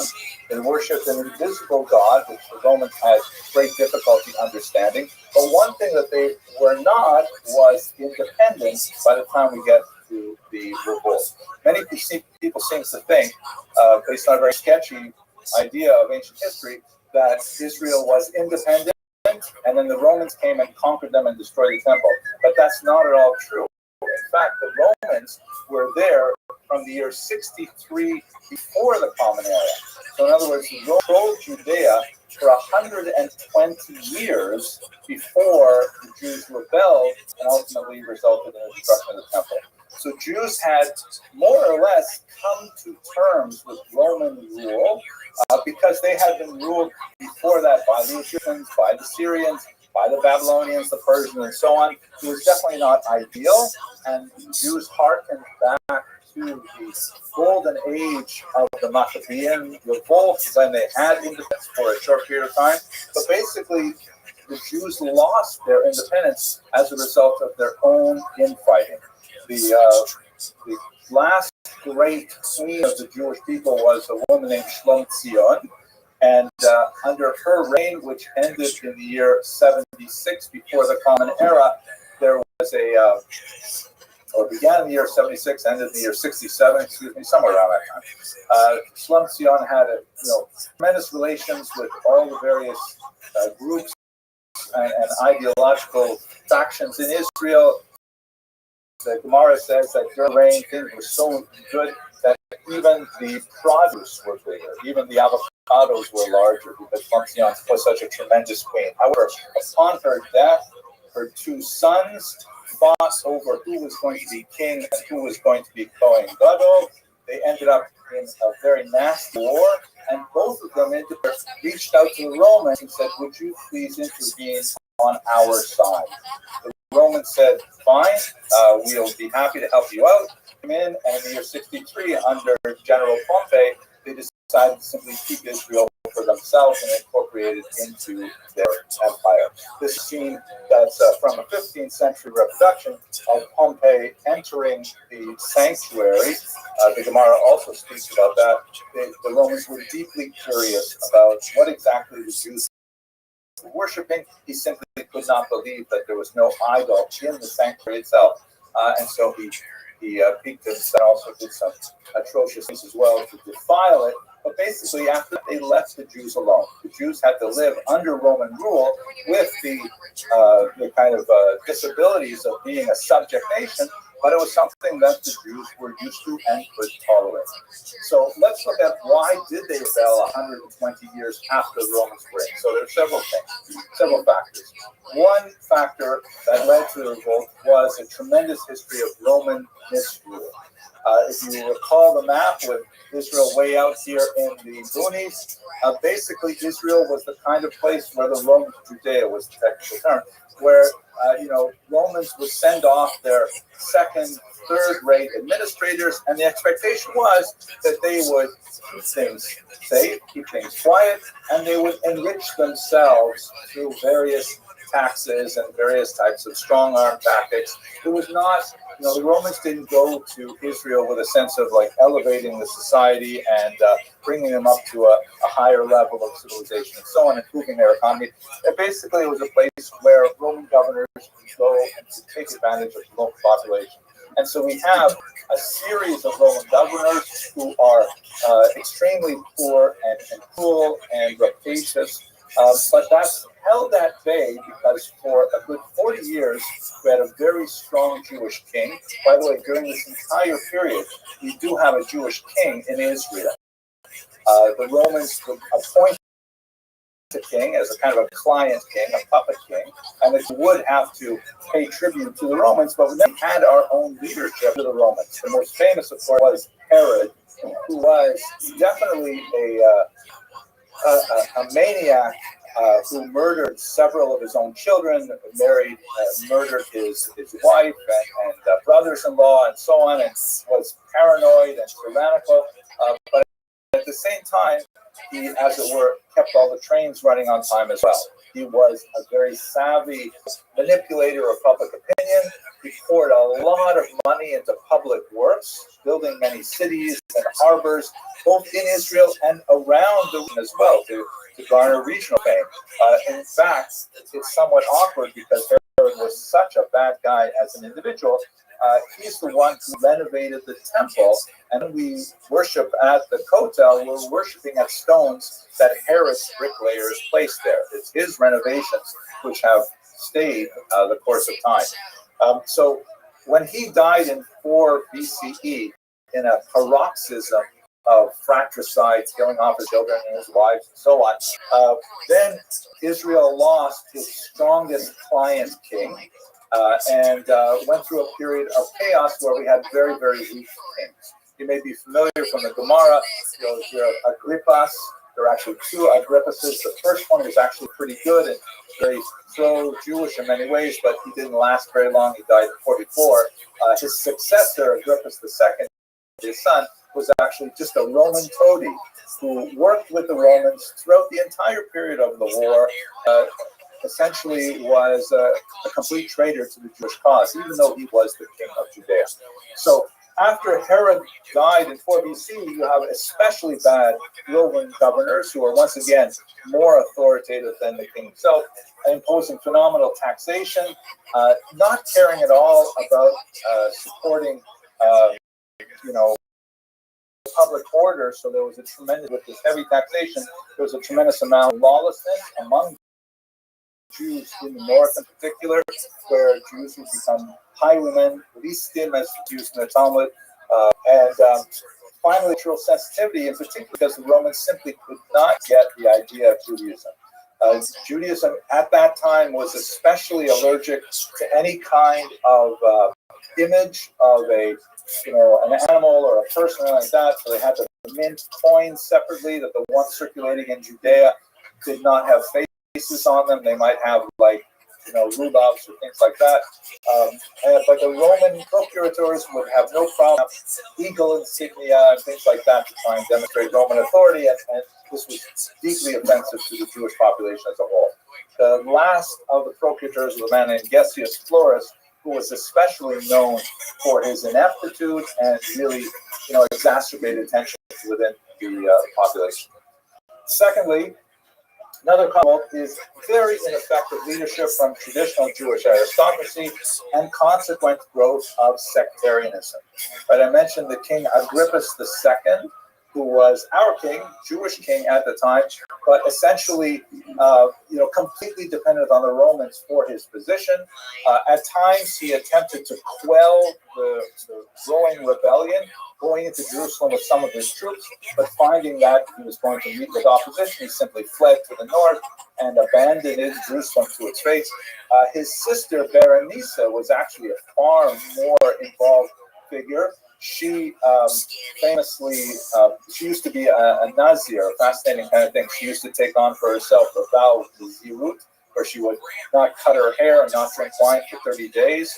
And famously, in one of these outbreaks of violence in Jerusalem, she approached Gessius Florus barefoot and still coming out of her Nazir roots with her hair shorn, begging Gessius Florus, the procurator, the Roman, to try and be more lenient on the Jewish people, to no avail. But besides her particular, and even she has her problematic aspects, later she fell in love with none other than Titus, the destroyer of the temple, and went back to live with him in Rome, where under pressure he was sent her away. It's a very tragic story. It's actually celebrated in a lot of Christian art, this ill-fated romance of the Roman Emperor Titus and the Princess Berenice. But time for another story. At any rate, having no leadership, a whole host of sectarian groups erupted in the Jewish scene, and it was painful to see how you had multiple Jewish groups pitted against each other, including several groups of rebels who all agreed that Rome had to be thrown off, but they disagreed on how to do it, and that they disagreed violently with each other, as we shall see in a moment. We have conflict with pagan communities as well, because don't forget that Israel always has been a multi-ethnic state. There's never been a time when Israel was only populated by Jews. And frequently, we don't get along with our neighbors in Israel. During this period, there's a lot of conflict with Greeks who are living in Israel, who are pro-Roman in many of their orientations, especially at cities like Ashkelon and Kizari. Tremendous conflict with the Shomronim, what's the English word for the Shomronim? Samaritans. Thank you very much. Why that's in my mind? I guess it must be because I'm fasting. The Samaritans, who are, how exactly to put them on the Jewish scale is more complicated, but there's a lot of conflict with them as well.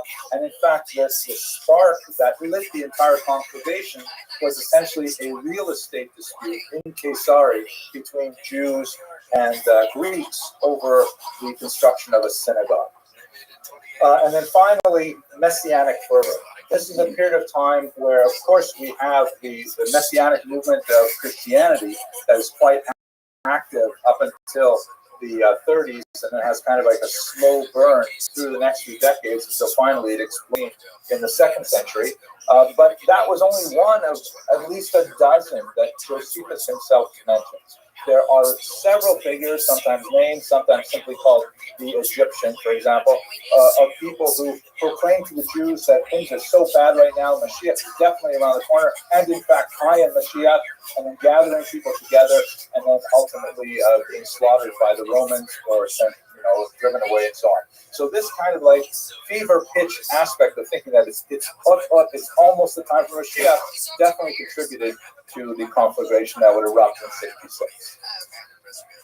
Let me take you now to our time and try to understand the origins of the war from Gaza.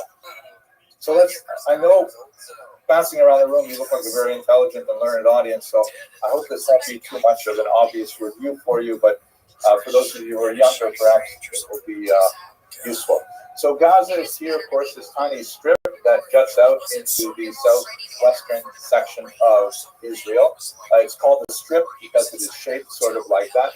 And its fate between 1948 and 1967 was that it belonged to Egypt, located over here. This map, by the way, is the map of Israel in the 1949 ceasefire line, right after the War of Independence was in 1948-49. This is what Israel looked like until 1967, when in the remarkable 6-day war, Israel decides to launch a preemptive strike because Egypt and Syria in particular are going to attack Israel. And when the United Nations, which has its peacekeeping troops in Sinai, decides that it's too dangerous for them, and Hussad, the head of the United Nations, decides to remove the peacekeeping forces separating Egypt from Israel, Israel decides to launch this preemptive strike, which is amazingly successful. It was over in 6 days, even over in somewhat less because they destroyed the air force of the Egyptians in the first day. Israel expands dramatically. Israel takes over the Golan Heights, which has since been annexed because of its strategic value looking over into Syria. They take over the west bank of the Jordan River, which includes East Jerusalem, which remains a very contentious area. They take over the entire Sinai Peninsula, this massive area here. And so suddenly, in 1967, Gaza, with its huge population, suddenly becomes part of Israel. But major things happen in 1978 with the Camp David Accords, when Anwar Sadat, shown here, the president of Egypt, and Jimmy Carter, president of the United States, and Menachem, prime minister of Israel, signed a remarkable peace treaty, and it is not an especially warm between Egypt and Israel, but it never with minor skirmishes since then. In return for this peace treaty, they look very happy here. Unfortunately, Anwar Sadat would be assassinated by Brotherhood in a public stadium shortly afterwards because he dared to make peace with their neighbor, with Israel. The Muslim Brotherhood is, of course, one of the forerunners of Hamas ideologically. And so what that is, shortly afterwards, with great contention, Israel ceded the entire Sinai Peninsula to Egypt. There were several Jewish outposts that had been constructed here, and it was very difficult for the Israelis to actually remove Israelis from this region and repatriate them to Israel. But nevertheless, even though it was a massive territorial concession, it nevertheless did result in a fairly stable peace for the last 40 years. Then, so Israel now, oh, by the way, one important point. Egypt refused to take back the Gaza Strip. Egypt says, we'll take all of this desert, thank you very much, but we do not want this massive collection of Palestinians. By this time, they were using the name Palestinians to describe themselves. We do not want to incorporate them into our country. They had a terrible reputation for destabilizing the region. Jordan, Lebanon, Syria all had difficulty with massive Palestinian populations. Jordan is actually a majority population Palestinian. They suffered a coup in the 1970s that they only barely pushed off. And so Egypt simply said, we do not want the headache of Gaza. And so they left it under Israeli control. It was not annexed like the Golan Heights was, primarily because if Israel were to annex the territory and make it part of Israel proper, they would have to find some way of giving citizenship to the Palestinians living there, which would create a demographic imbalance and would remove Israel's status as a Jewish country. As I'm sure you're aware, Israel struggles with two basic values. It's constantly trying to do two things at once, and many times these values clash. Israel wants to be a Jewish country, obviously, as a refuge for Jews. That's the way Herzl thought of it. And it also wants to be a democratic country. It wants to, absorb the values of the Enlightenment, very much like America, and that means one person, one vote. And so the challenge is, if you don't have a majority Jewish population, then it could democratically very much vote to simply no longer be Jewish. And so democracy or democratic values are sometimes sacrificed to preserve the other value of being a Jewish state. This is a highly problematic challenge that Israel is constantly faced with, and it's really at the crux of the one state versus two state problem. So Israel is forced to administer the state. They use the term either enter or occupy. Sometimes those have different connotations. And a small number of Jewish settlements are set up. Here you can see from the satellite image, the regions colored blue are where you had Jewish settlements between 1967 and 2005. Some of them were very successful ventures like the Gush Katif, hydroponics and so on were developed in Gaza. However, by the year 2005, Ariel Sharon, the Prime Minister of Israel, decided that it was a demographic time bomb. That there's no way that they could hold on to Gaza with its some 1.5 million Palestinians and roughly 5,000 Jews. It was an extremely expensive endeavor, not only militarily and economically, but also socially to preserve it. And so, in a matter of great controversy, but supported marginally by the majority of the Israeli population, Sharon pulled out of Gaza completely in 2005. And so it was a very traumatic moment, much more traumatic than when it pulled out the northern Sinai. But the thinking was, first of all, Trump said, we can't keep Gaza because there are too many Palestinians there. At some point, they're going to demand citizenship. The United Nations will force it upon us. What are we supposed to do with them? We don't want to be jailers. And so that's one aspect. And the other aspect was maybe if they really have their own region with the promise of tremendous investment from Arab nations from Europe, from America, they will begin to civilize themselves, and they will, develop a society that we can live alongside as neighbors. That was kind of like the ultimate sort of maybe utopian hope. The Gazans responded very negatively to this, as we shall see. From 2005 to 2006, it was briefly part of the Palestinian Authority, which was an organization or an entity set up to try and meet the requirements of the Oslo Accords by giving Palestinians a degree of autonomy in both the West Bank and Gaza.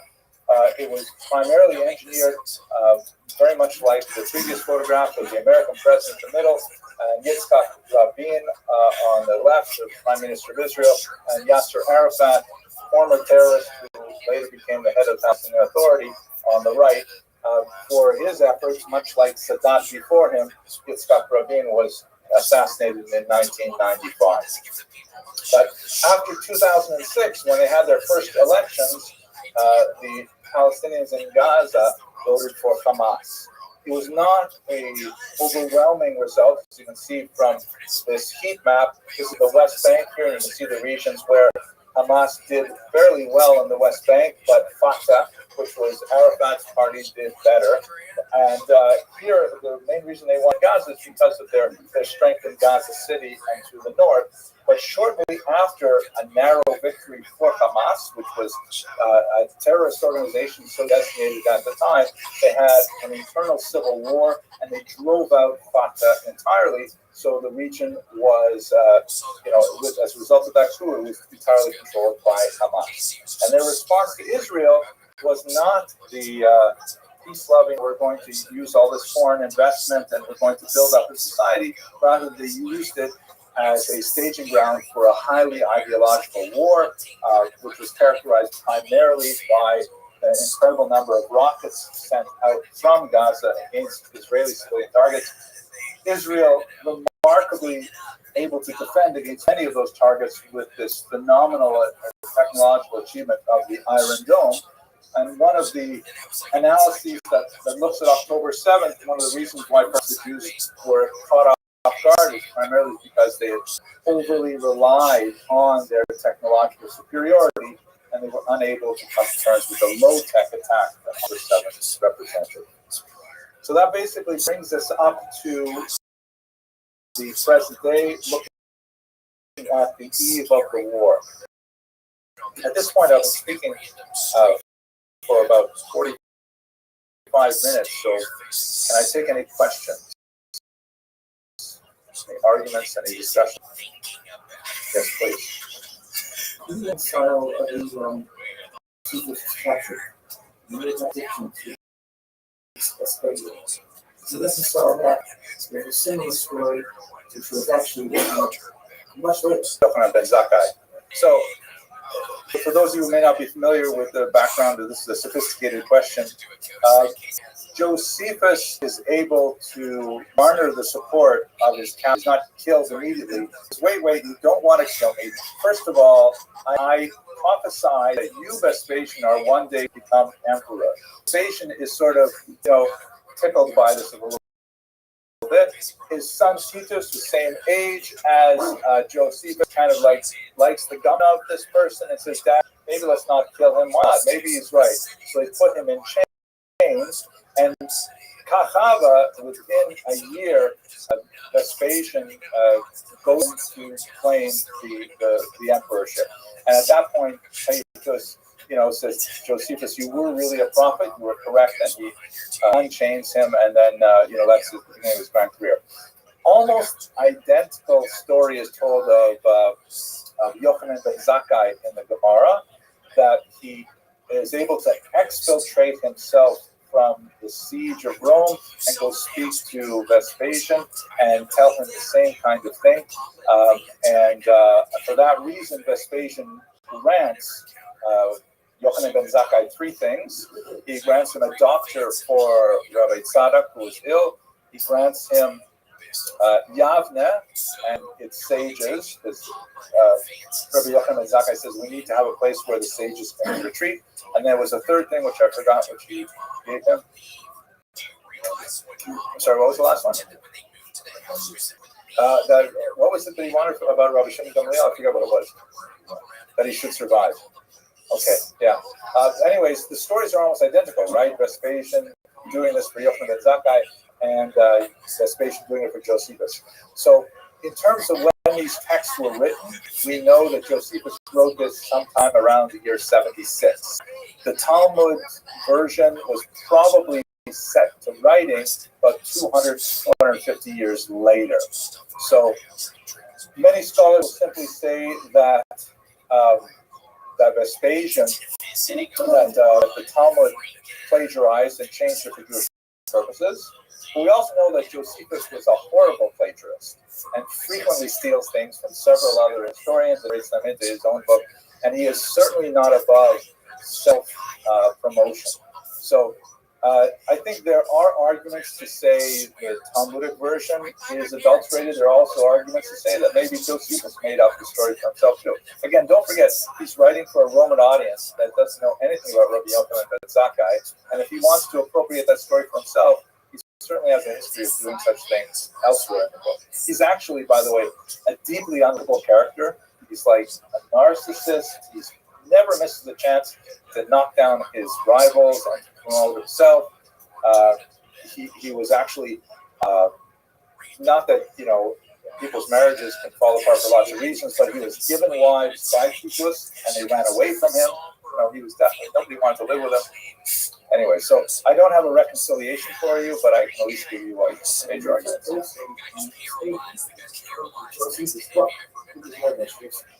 Yes, Vespasian did not. That was Titus, really. Yeah, so Vespasian was not at Jerusalem with Rabbi Yochanan ben Zakkai. Correct. There's a great 2-volume set that's called Ben Josephus v'Chazal, that goes through every line of Josephus and compares it to any comparable passage in Chazal, and lots of discussion about this. Okay, yes, please. What is the difference between what we call the 1948 famous offering and what the Muslims call Nakba? Oh, well, they're really describing different phenomena. We have the war that erupted in 1948 and ended in an armistice, not a peace, in 1949. Israeli historiography tends to call that the War of Independence. They use the term Nakba, or catastrophe, that describes the war, but that's secondary to the main point of the catastrophe, which is the mass displacement of about 750,000 Palestinians in the context of that war. Palestinian historiography tends to emphasize that this argument that the Jews forced them out in the context of the war, and it's not extreme to say that there were moments when that definitely happened. There was something called Plan Dalet, which said basically, if Palestinians leave these territories, do not try to stop them. Let them abandon their regions, because then it'll be better for military advantage and so on. And I think, if you look at there's definitely a whole range of historiography on this. People who are very extremely anti-Israel, and people who are extremely, pro-Israel without critical thought. Somewhere in the middle is a scholar named Benny Morris, who is one of the more moderates of the new historians, right? In my humble opinion, I think probably has the closest vision of how to understand the chaos of that war. It also is important to note that one of the things that receives very little attention, but there is some work being done at Bar Ilan right now on the Jewish Nakba. Because while the Palestinian case is so deeply dependent on that massive displacement of Jews, Palestinians, there's also almost same size, something like 820,000 Jews who were expelled between 1948 and 1952 from various Arabic countries in the Middle East and North Africa and so on. And so that aspect of the whole story definitely needs to be brought into the overall historiography as well. Okay, so why don't we go on? Again, it's Tisha B'Av, and I don't mind if you want to leave. That's okay, it doesn't offend me, but yeah, we're not going home for lunch, so I'm just feeling sorry. All right, so let's explore this is David Roberts' famous depiction of the destruction of Jerusalem under Titus. How exactly did the war break out? We should remember that wars in the ancient world and are fought in the spring and summer. The summer rains, or the autumn rains of October, which is ironically reflected in a lot of the writing about the October 7th massacre as well, really cut down any kind of major military activity. So the war begins in our case in the summer of 66. Gessius Florus, who I mentioned earlier was one of the Roman procurators, was extremely callous about this one particular property dispute that erupted in Caesarea. Jews approached him with a bribe to say, please, you've got to support our position. He said, I certainly will. He takes the bribe, and then he ignores them. And then violence erupts when some local Greeks set up some avodah zarah in front of the shul. They sacrificed some birds in front of the shul in such a way that the Jews would have to become the Tameh, would have to, it was just basically an insult. It was like spraying a swastika on the door, as it were. And a small fight broke out in Caesarea between Jewish toughs, younger Jewish men who were willing to fight against the Greeks, and Gessius Florus does not intervene at all. The older Jews, are forced to take the Sefer Torah out of the synagogue and run away from Caesarea because they're worried that the synagogue will be destroyed. Word of this gets to Jerusalem, and Jerusalemites are extremely intense with this kind of behavior, and there's protests in the street. Gessius Florus sends troops down to Jerusalem. There's actually violence in the street between his troops and Jewish citizens there. And then what hurts Gessius Florus in particular is that while he is there, he decides to raid the temple treasury for a small and bizarre amount, like 17 talents. And just the idea, though, of him penetrating the treasury of the temple and taking any kind of money from there was considered deeply offensive to the Jerusalemites. And he said he was doing it to repair the damages that occurred in the riots in Caesarea. So at that point, and this is what really got him mad, some Jewish pranksters walked around the city carrying their hats, saying that we need to make a collection for Gessius Florus. He needs to build some walls.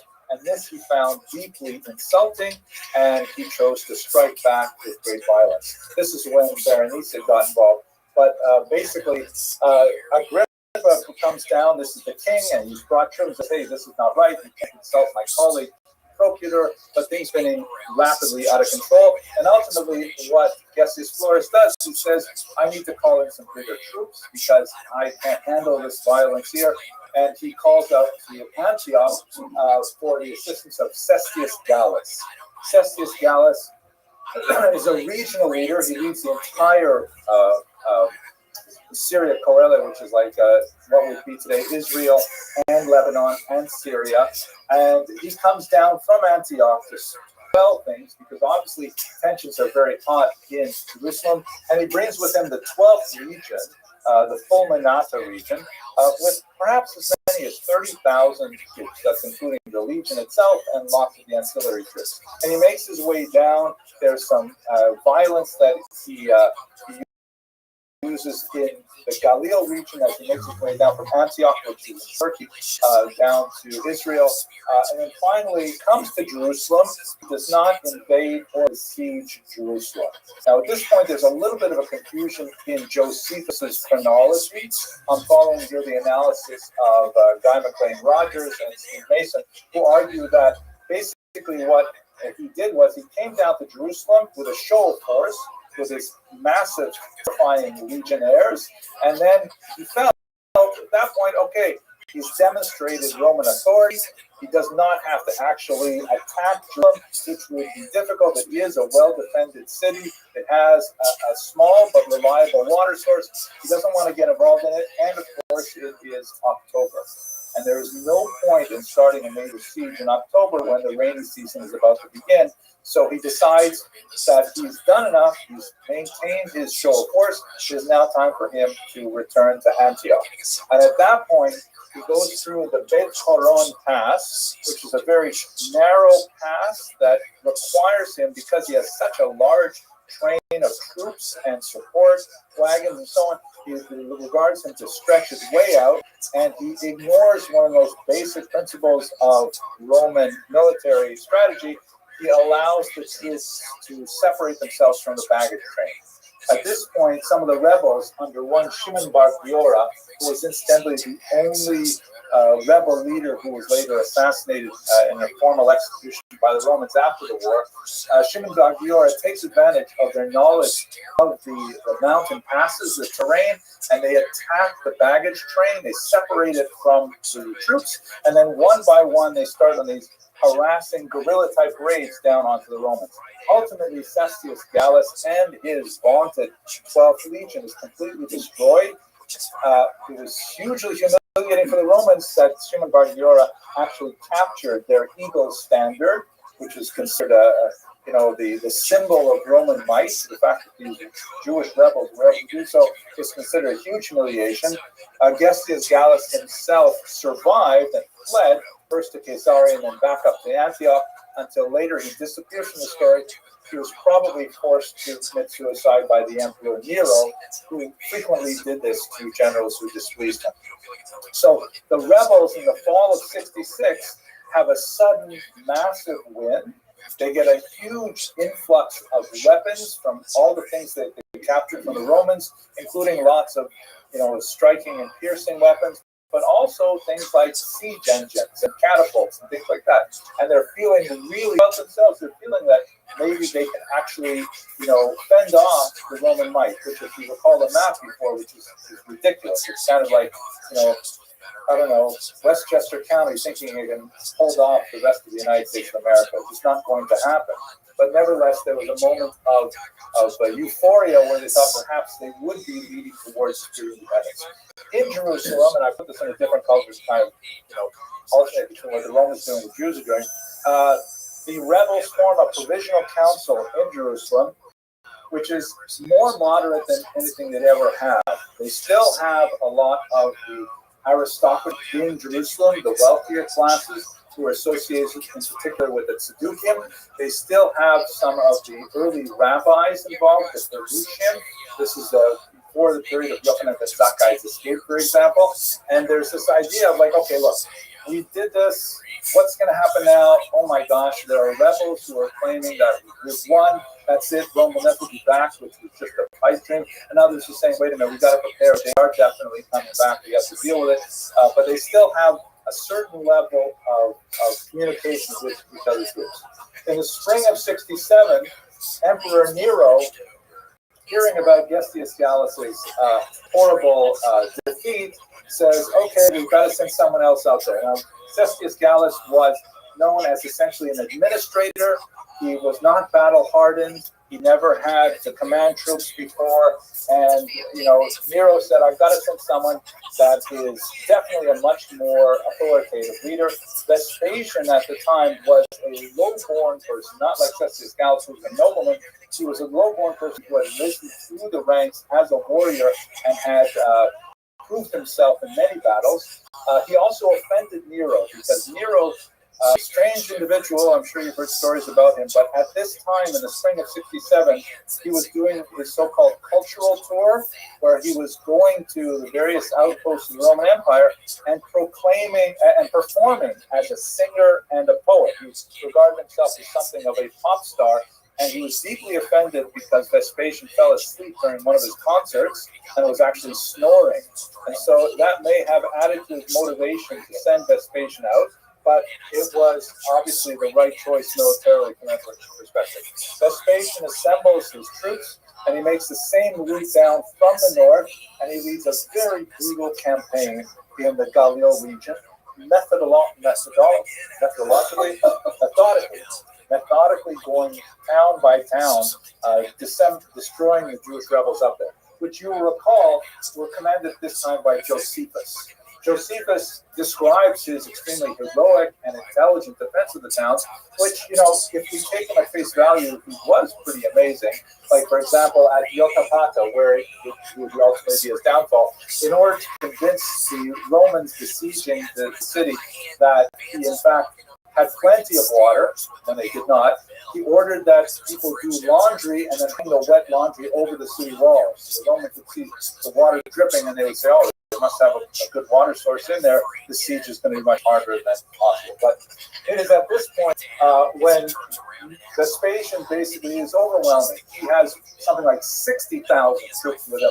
That's including several legions and all kinds of auxiliaries donated by other client kings. Only very happy to fight against their rivals in Israel. At this point, Josephus is deeply in a fight with one John of Gushkala, and when Vespasian decimates all these cities, Josephus surrenders, and John of Gushkala makes way down to Jerusalem, where he would be one of the major active at this time. One other point that I didn't want to really raise, I'm not sure what to do with it. What I find ironic about this period is that in the first century, we had no clear leader that we all basically agreed was going to represent us. There's a lot of similarities to our day today, especially with Israeli politics, so fractured, and those every 6 to 8 months, because we can't simply decide what do we want as a people. That's an unfortunate parallel that's hard to avoid. Okay. Then in the summer of 60, again, there's going to be a break because you have to take off, no fighting during the winter. In the summer of 68, Vespasian hears about the unrest in Rome. Nero has committed suicide, and now there's a period of interregnum where there are several candidates for the position of emperor, and he stops the attacks because he's waiting to see what's going to happen. So basically, the Jews in Jerusalem have a period of about a year and a half in the course of this war where they could get their act together, and instead they do the opposite. They engage in incredible infighting in Jerusalem itself. There's one, Elazar, who takes over the sanctuary of the temple. John of Giscala takes over the courtyard. Shimon Bar Gioria comes in. The Idumeans come in, and there's horrible street-to-street fighting amongst Jews in Israel, in Jerusalem, for a year and a half before the Romans even approach. At its worst point, the rebels competing with each other actually burned each other's stores of wheat, which was essential for withstanding the siege that they knew was coming. But in their paroxysm of factional fighting, the Jews simply could not unify and agree on a common course of action, and each individual rebel controlling sections of the city, literally fighting with the other for control of the population. At this point, Josephus describes some of the most bizarre behavior of these rebels when, people were living in tremendous privation from starvation, and other groups, because they had stolen the goods, were living, essentially nightlife with tremendous distractions, and it's one of the most painful sections to read, how the Jews wasted their time for a year and a half preparing for the siege. It is at this point when the Jewish Christians who were in the city fled to Pella, which is just in Jordan, and they were able to ride out much of the fight. In the spring of 70, after the dynastic issues in Rome are resolved, Titus, Vespasian's son, now with Josephus at his side, to lay siege to Jerusalem, and that this begins around Pesach time, and then by late fall, Av, eventually the city falls, and the temple is destroyed on Tisha B'Av or thereabouts, and that's basically the end of the war. But there are a few rebel holdouts, like at a couple of fortresses. The most significant ones would be Masada, which falls in either the year 73 or 74. So that's basically the course of the war. There's three main stages of the fighting, and if you have to assess the Jewish response to it, based on Josephus, the Jews definitely fought with tremendous ingenuity and with bravery and with chutzpah, but their bravery and their skills could not be matched by the tremendous infighting that they engaged in that completely undermined any of their attempts to resolve the situation peaceably. If we look at our times, October 7th, this is one of the most frightening photographs I've seen. I mean, I'm not going to show you the horrible graphic photographs that are unfortunately readily available. This is a satellite photograph that shows you the Mediterranean here. And here's the Gaza Strip. You can see with tremendous congestion, as the rabbi pointed out earlier. And this is on October 7th, the fires burning in the Gaza envelope, in the kibbutzim, as they were attacked on that horrible day. It was, of course, the Simchas Torah, and I don't need to go over the basics of what happened because we're all still living it. The IDF would invade 20 days later after a punishing bombing campaign, and there would be one brief pause from the 24th of November to the 1st of December where 155 hostages would be released, but there's still well over 100 still living in Gaza, or there's still over 100 in Gaza, of whom perhaps 60 are still alive. Looking at it from a broader perspective, we should recall, however, that this is not like a one-front war. This is a war where Israel has been attacked loudly from several sources. Not only the violence that erupted on October 7th in Gaza, but Hezbollah, of course, all of us, I mean, I haven't checked my news since we began talking, but everyone's worried about what's going to be happening in the north. Hezbollah has launched over 19,000 rockets at Israel. Have any of you experienced that same kind of script reality where I'll open up my phone and I will look at Times of Israel or Burning News or something, and I'll see, okay, 30 rockets launched at Israel, and then I'll look at the regular news and there's nothing. There's crickets. It's not important when bombs are falling on Israel. And of course, we had the dramatic lone drone attack from Yemen that succeeded in killing an Israeli in Tel Aviv, and then the counterattack by Israel on their port. And of course, what we're all worried about today is what will Iran do? Iran has been saber-rattling since Haniya was assassinated. And I also have a small personal reflection here. We're all involved in this so much. My son, one of my sons was in Israel at the time. We wanted to bring him home for Passover, and his flights were canceled because Iran launched 300 rockets at Israel. And, it just seems so weird to me that my life intersects with world history because Iran shoots bombs at Israel, and yet that's the time we're living in. That's maybe not such a coherent thought. I'm not sure how to process it myself, but I feel like we are wrapped up in history today much more than we ever have been. Okay, let me pause now that we finished the question. See if there are any questions. Yes, please.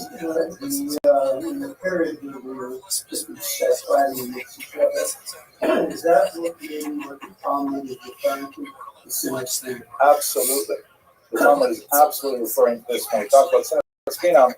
The tremendous disregard and ridiculous level of violence on each other because we simply could not appreciate our common humanity and our common Jewishness.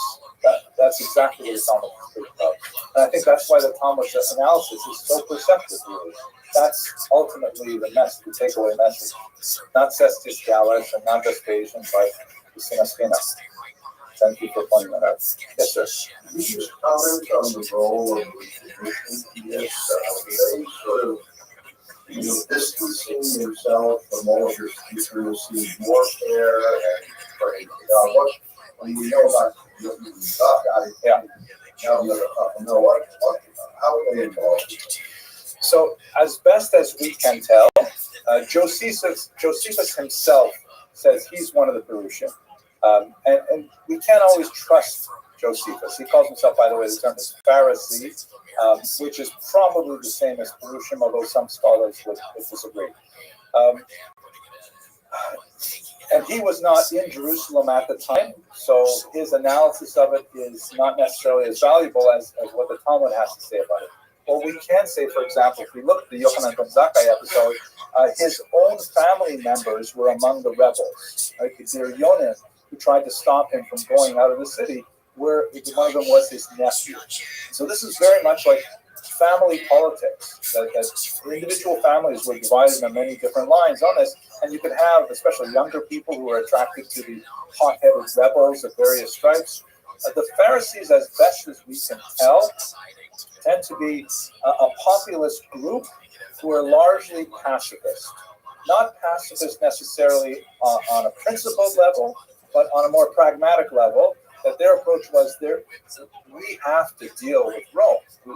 We are not strong enough to push off Rome, and any kind of, open rebellion is going to result in disaster. So my best assessment of the Perusian is that they're still part of the people. They still have great connections with people. They're not alien from them like the Sadducees were, for example. And in the case of Rabbi Yochanan and Zakkai, they definitely have connections with the rebel groups. But they want to cool the jets of the hotheads who want to fight against Rome. And that's why the Perusian strategy, as articulated by Yochanan and Zakkai, is Ten li yavne b'chachameha. Give us a place, we're going to leave, and we're going to establish ourselves there and focus on Torah, because we can't win this war. That's my assessment. Yes, question?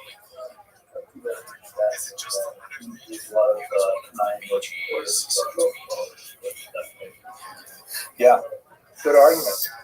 So the question was, this may have been, as at least my assessment of the Perusian at this time, but 60 years later, you get to the third Roman Jewish war, led by Bar Kokhba in the about the year 135, and that had a lot of support from the Perusian later. Like Rabbi Akiva, of course, famously argued that Bar Kokhba was going to be Mashiach. This was going to be it. So, the Perusian, if they're such peaceniks, how come they could support Bar Kokhba later?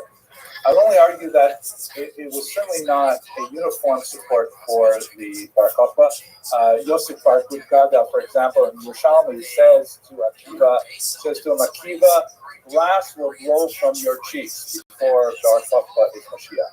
So there definitely were lots of Tanaim who were not in favor of Bar Kokhba, or at least not to the extent that Rabbi Akiva was. However, the fact is, we have the 24,000 students of Rabbi Akiva who died, according to the Gemara, of a plague, but according to Rabbi Chai Gaon, of a persecution. There's not an extreme argument to say that those 24,000 followers of Rabbi Akiva who died in that revolt. They were supporting Bar Kokhba. So what's the difference between them? I don't know. It's a good question. I think the main difference would be that Bar Kokhba, as far as we can tell, since letters of his were discovered in the Qumran region, he was a Frummi. I mean, he was pro-Perusian. He was pro-Torah Shabbal Peh. He was definitely a very kind of like aggressive leader and so on, and very successful. I mean, he managed to hold up 7 Roman legions for 2 years, which is unbelievable. Rome had to bring legions from England to fight against Bar Kokhba. So it was a pitched battle that was far more threatening to the Romans than the first Roman Jewish revolt. And maybe that he captured their imagination, that he was Mashiach. But it's a good question. There's a lot longer discussion than we have time for. I think I saw a question in the back. Did you have a question? No? Okay. Yes, please. The Greeks that you're referring to, are these Jews who accept the Greek culture on themselves, or how do they relate to the Greeks from the times of not Greeks? So these are probably not Greeks like from the Peloponnesian region, but the local populations that may have originally been ethnic Arab and so on, who adopted Greek culture. There are certain cities like Caesarea, for example, which is a Greek stronghold, and to the south, Ashkelon also. And they were populated more by Greek tilted culture, where Greek was the lingua franca, and they had athletic games, and they had idols in the streets and things like that. Not tolerated all in Jerusalem, but they were more like Greek oriented, as opposed to being ethnically Greek. And there could be some Jews involved in those as well. I don't know offhand. The Greeks, that's what the Maccabees did. Those same Greeks.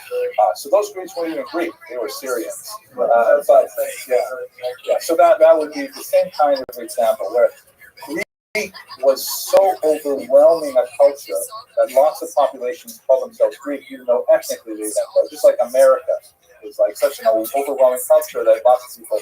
Well, maybe that's not a good example.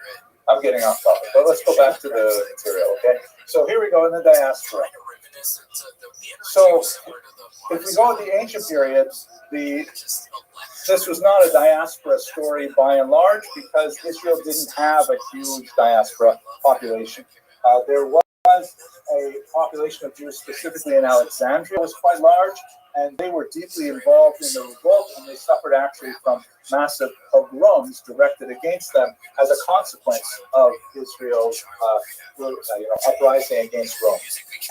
Parthian Jewry, which is where you had the masses of Talmudic Jews.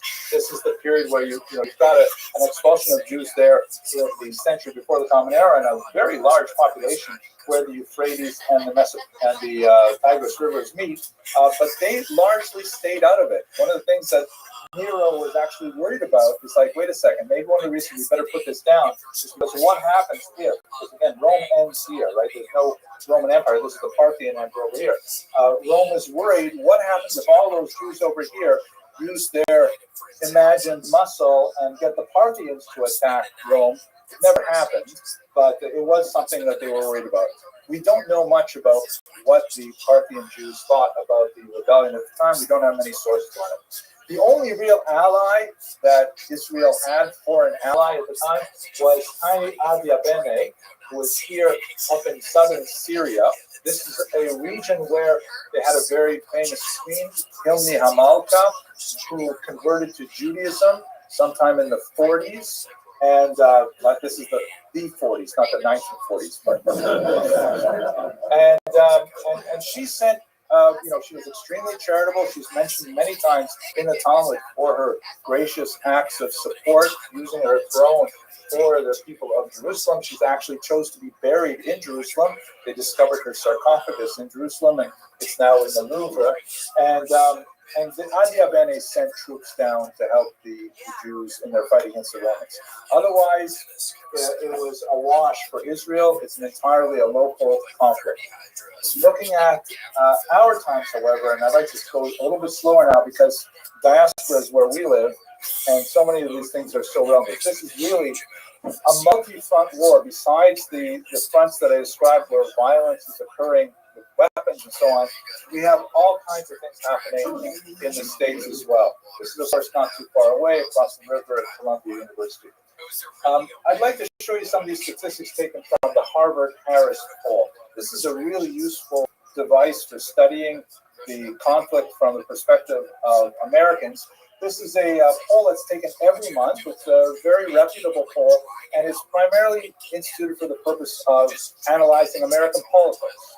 It's got about 60 pages come out, PowerPoint slides, 60 pages on how politics in America are evolving, and the first 40 or so are all of the presidential race. That's just what it's for. However, since this war came out in October, they added, very usefully for our purposes, some questions on foreign policy, how Biden was handling the war between Israel and Hamas. And they have repeated those questions with some slight variations every month. And so we've been able to get a really good sense of what do Americans think about this war. So this is fascinating. This is a new question. How closely are you paying attention to the Israel-Hamas war? And this remarkable number, 59% of Americans say, yeah, we're following it closely. 40% somewhat, and 90% saying, obsessive compulsive like me. That's a really significant number. It's very sadly 64% last month and so on. But that means that more than half of Americans are really paying attention. And interestingly, this will be very important in the next few slides.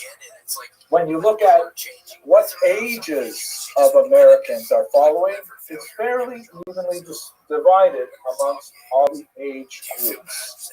So it means that across the board, you talk to any American today over the age of 18, there is like a 20% chance that that person will be following the book closely, 1 in 5. And that's pretty remarkable, given that sometimes Americans have difficulty identifying the names of the vice presidential candidates. So this is a remarkably large statistic. Now, what exactly do they think? This is a question they've asked many, many times, and the numbers have been fairly stable. In this conflict, do you support more Israel or more Hamas? 80% of Americans support Israel. And that's something we should feel very good about. This number has been very stable ever since October. It has not dropped below, I think, 76%.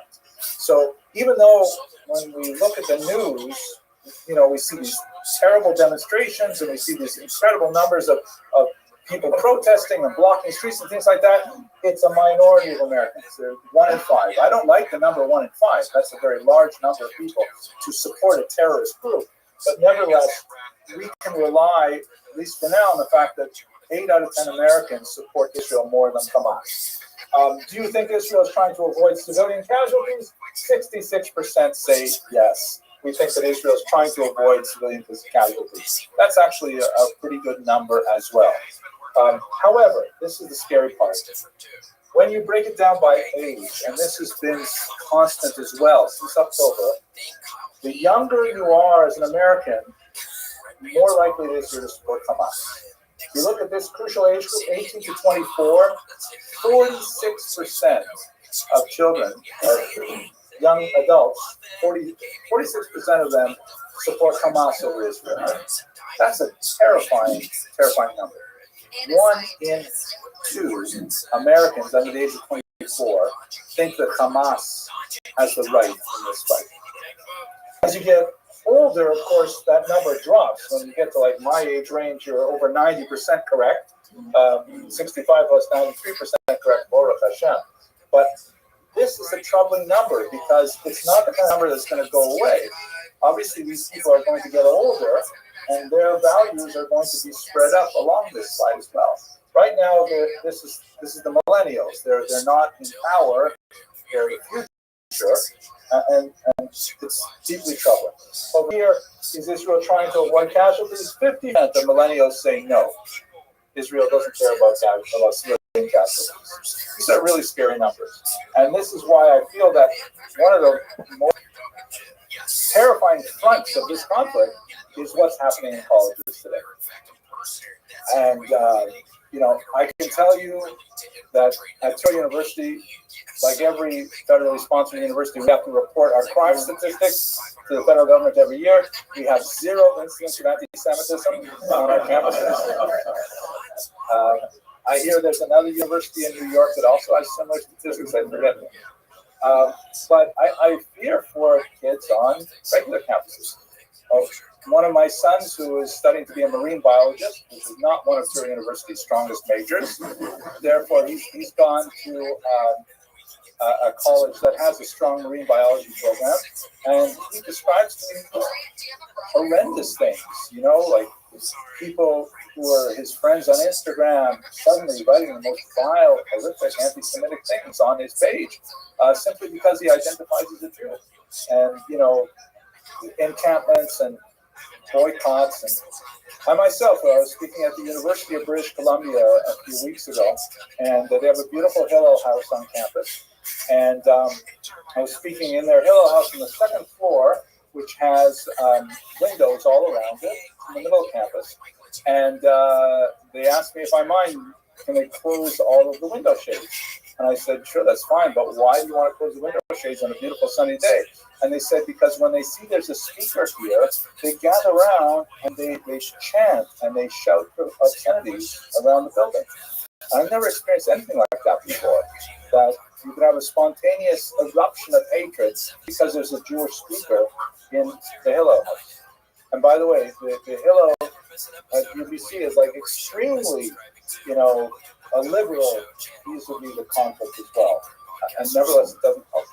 So these numbers are terrifying. This is a real front, and it's not us who are facing it. We are, most of us in this room are older. We have our circles of friends. Maybe we see people at work, but going into college campuses, this is a terrifying kind of statistic.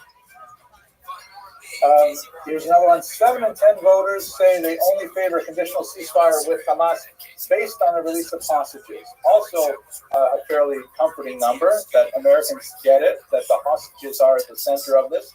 And if there's no hostage deal, there's no ceasefire. But again, looking at younger people, 54% say no.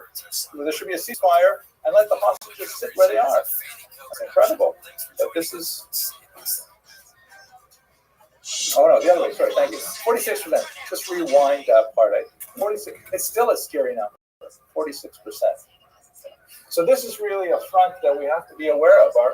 Our kids are really in danger. Our kids are in deeply hostile environments that I haven't experienced anything like this. This is something that happened actually just last night. This is an ad that appeared in the Jewish Standards this past week, and it's a Krav Maga class. And look at this here: learn essential skills for college life. Now, as a university administrator, I think essential skills for college life. I'm thinking, okay, math literacy, I'm thinking English composition skills, but no, it's self-defense as essential skills for college life. This is the environment that we're living in today. It's pretty dramatic. They had it on the air of Tisha B'Av, but shows how serious it is.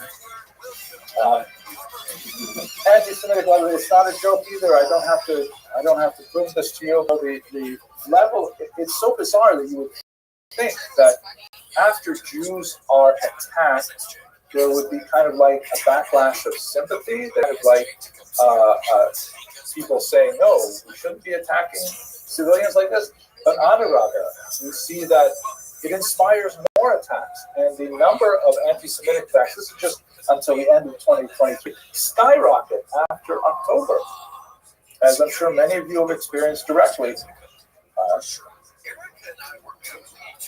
But what I find, I think, most frightening about all this phenomenon, and I'll speak a little bit more about it in the next slide, is this bizarre as a Jew phenomenon that has really gained tremendous prominence, although I doubt that it has statistical depth.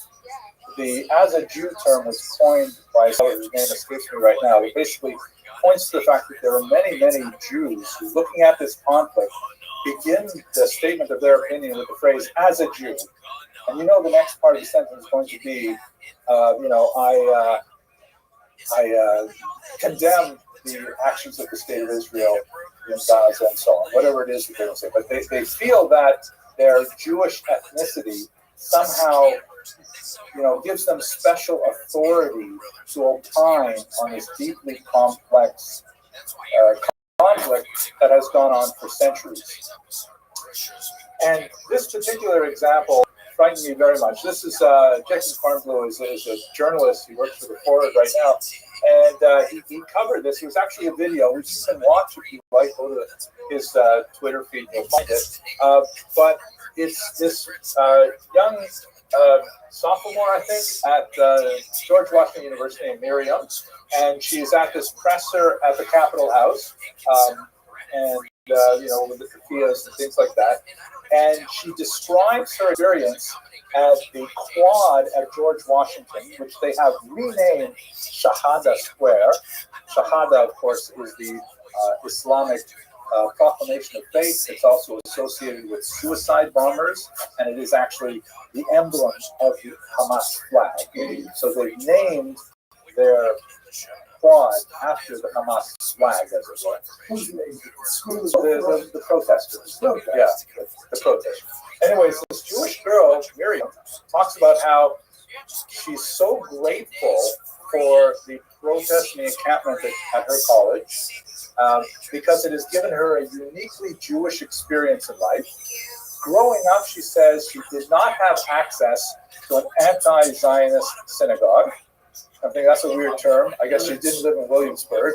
But, she says, I never had access to an anti-Zionist synagogue, which is like virtually impossible to imagine. And therefore, I was so grateful, she says, when a certain rabbi came and brought a sacred Torah and on Shabbos in the encampment, and she was able to have her bat mitzvah right there in Shahada Square. And she was proclaiming how this was such a wonderful experience for her to be able to connect with her Jewishness. And she identifies her protest over Gaza with her Jewish identity. Now, I don't want to minimize the fact that you can see the holiness of her neshama really coming out there, because it's no, I don't mean it facetiously, that she identifies with the suffering of humans, identifies with the social goals of the prophets. The blood of the Neshama runs through her veins. Am Yirmiyahu, and they're all in her, and they're all synthetic, Tirdoff, and all those things. Absolutely, no question. But the thing is, it's so close, it's so mixed up, it's so confused, and so divorced from what actual Jewish values are, that we cannot feel but sadness. It's an excellent question. The question is, what do I attribute it to? There's a rabbi in, I think he's on the east side, Rabbi Amiel Hirsch, who's spoken publicly about this very, very powerfully. And he takes an al-Fayt approach. And he says basically, in some of the more liberal identifications of Judaism, we have sacrificed too much of Jewish particularism to the concept of universalism. We have really doubled down on teaching our kids that, we have to respect all humanity, and we have to and it's not like that's wrong. That's absolutely part of our tradition as well. But we're also a family, and we have to protect ourselves. We have to understand our own traditions, our own specificities. And he says that it's our fault. We have not balanced our education properly. We have not taught our children. And I think we all have to take a piece of this. It's not just because of his denomination. I think we all have to take a piece of this. But we've not taught our kids enough about what specifically is the value of being Jewish. What is in Judaism per se that we don't share with the rest of the world. Kind of like, if you will, a Shmini Atzeres moment as opposed to a Sukkot moment. Okay, but I'll return to this in 1 second, because it's not all bad. Okay, I'm in my concluding bubble now. Thank you for your patience and endurance. I'm surprised so many of you have lasted this long. Here's something I enjoyed coming across the other day. This is a Haggadah printed in Vilnius in 1859. And this is a period of time when the Tsarist government in Russia was deeply involved in Jewish printing. And I actually have a few volumes in my own home that have at the beginning a little stamp that says approved by the censor, who is usually a Jewish guy who's employed by the Russian government to remove any kind of thing that the Tsar might feel is offensive. And so this one particularly zealous censor was looking at the Haggadah, and he said, it's going to offend the Tsar, so I think we should make some small changes. So the printed version, as prepared in 1859, this is a famous passage I'm sure we're all familiar with. And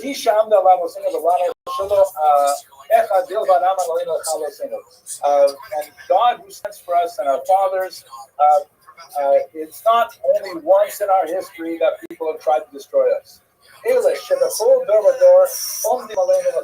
Rather, in every generation, there are people who rise up and try to destroy us. And the Holy One rescues us from their hands. The censor said it's not going to fly, so therefore he made the small change, add this word hayu, and change the mem to a hey, so that instead it reads, in every generation they used to rise up against us. No longer. We live in the Tsarist golden age where, we're so happy to live under Russian rule that no one's going to hurt us anymore. They used to rise up and destroy us, and the Holy One rescued us. Past tense, not present tense. We no longer need rescuing because we live in this, Soviet or Russian paradise. And although it's funny to look at this now, I think in many ways, I felt like this about America. I felt like all that stuff I studied, like here it is. Look at my keynotes, right? And it's hardcover, like solid, because it's not going to change. It's great. It has all the past things we've gone through in a conveniently located spot, and I'm never going to have to replace this one. That's why a hardcover is so useful, because it'll stay on my shelf forever. And I think we've all been abused of that notion. We've all kind of had a wake-up moment since October 7th that what happened in previous generations is very much real to us today. So I'm going to step out on a limb here, and I mean, I've been doing this for most of the last hour and a half, but I'm going to step out on a limb and go past my historian, boundaries, and think a little bit more about what are we supposed to do about it. And these are just my personal reflections. They are not, bound in any rabbinic authority or anything like that. But I think that if we go back to the sources, this is actually also from a Russian printed Maxa. The advice we have is Tshuva, Tefillah, Ushgaka, Awareness, Roa, Kedera. We have a threefold plan that we have relied upon for repentance, prayer, and that will ameliorate the situation. So if you look at three things in our context, and I'll point out these things. First of all, Tshuva.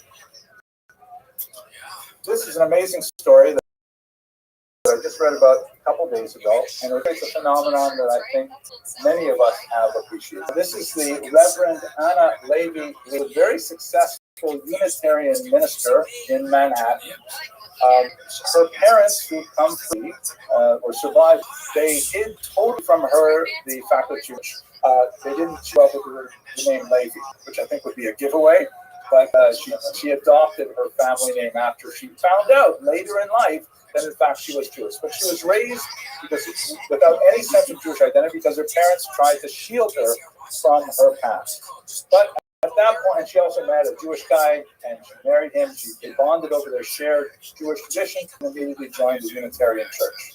But the thing is, she's successful, she wrote a great book, and she's very religiously oriented. But after October 7th, despite having a large congregation, very influential congregation, the congregation started pushing her on issues of making public statements in support of Gaza. And she was offended by the text and disturbed by them. She had to get them to include some reference to the hostages later on. And it was so skewed, and she had so much opposition from her congregation that she eventually had an October 7th wake-up moment, and she said, I can't stay here anymore. And so she quit the church, and now she is in rabbinical school. It's probably not an opening here for her yet, but nevertheless, there is a phenomenon that even though we have seen with the as a Jew phenomenon, we've seen that there is a centrifugal force, that when there is pressure on the Jewish people, there are some Jews who will be pushed away. They're not attached firmly enough to the core of our values that when there is pressure, they will disappear. But there's also a centripetal force. There's also a force where, we saw this on Instagram. A friend of mine, Naomi Nachman, who's a culinary individual, she does foodie. She says, right after October 7th, there's all kinds of people piling on their Instagram trying to find out recipes for challah. Everybody wants to get back in there, even though they can be so far away. And when we are under attack, there's something that draws us together as well. And I think we should welcome that and we should encourage that. And when we meet Miriam, whose Jewish experience at Shahada Square gets just a little bit more interested in Judaism, I think that's an opening for a conversation. And I think that's also a small tikkun for the tremendous disunity that we demonstrated in the first Roman Jewish War. Secondly, tefillah. We read this upstairs just a couple hours ago. I mean, I referred to my keynotes as being a hardcover. And now I have to awkwardly add a photocopy into it because I know that this is new history. This is history in creation. That all of these keynotes that we read commemorating the disasters of the past, they're not the last. And we will be creating us. This is the keynote of our generation. This is a keynote that, previous keynotes I've read, and occasionally I've been more moved or less moved. But who can read this keynote by Rav Rimon and not be moved? Who cannot feel? Who cannot see the images of Fir Bivas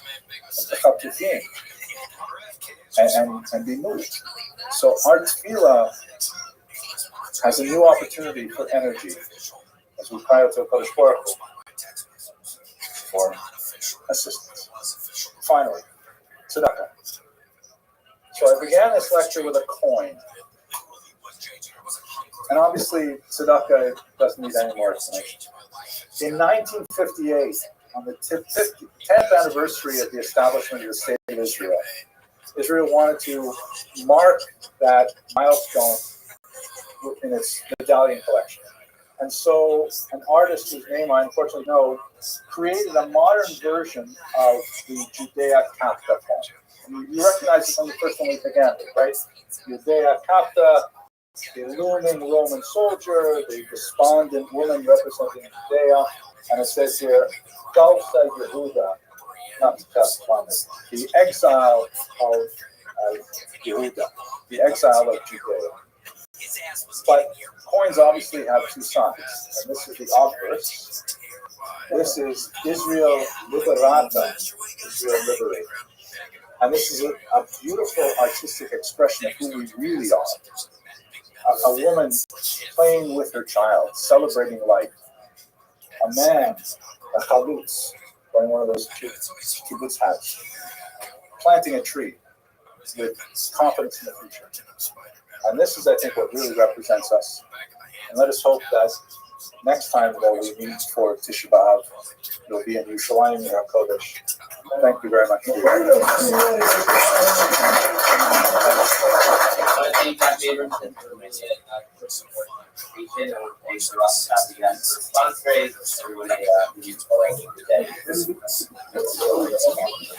There's some dispute over what exactly it stands for.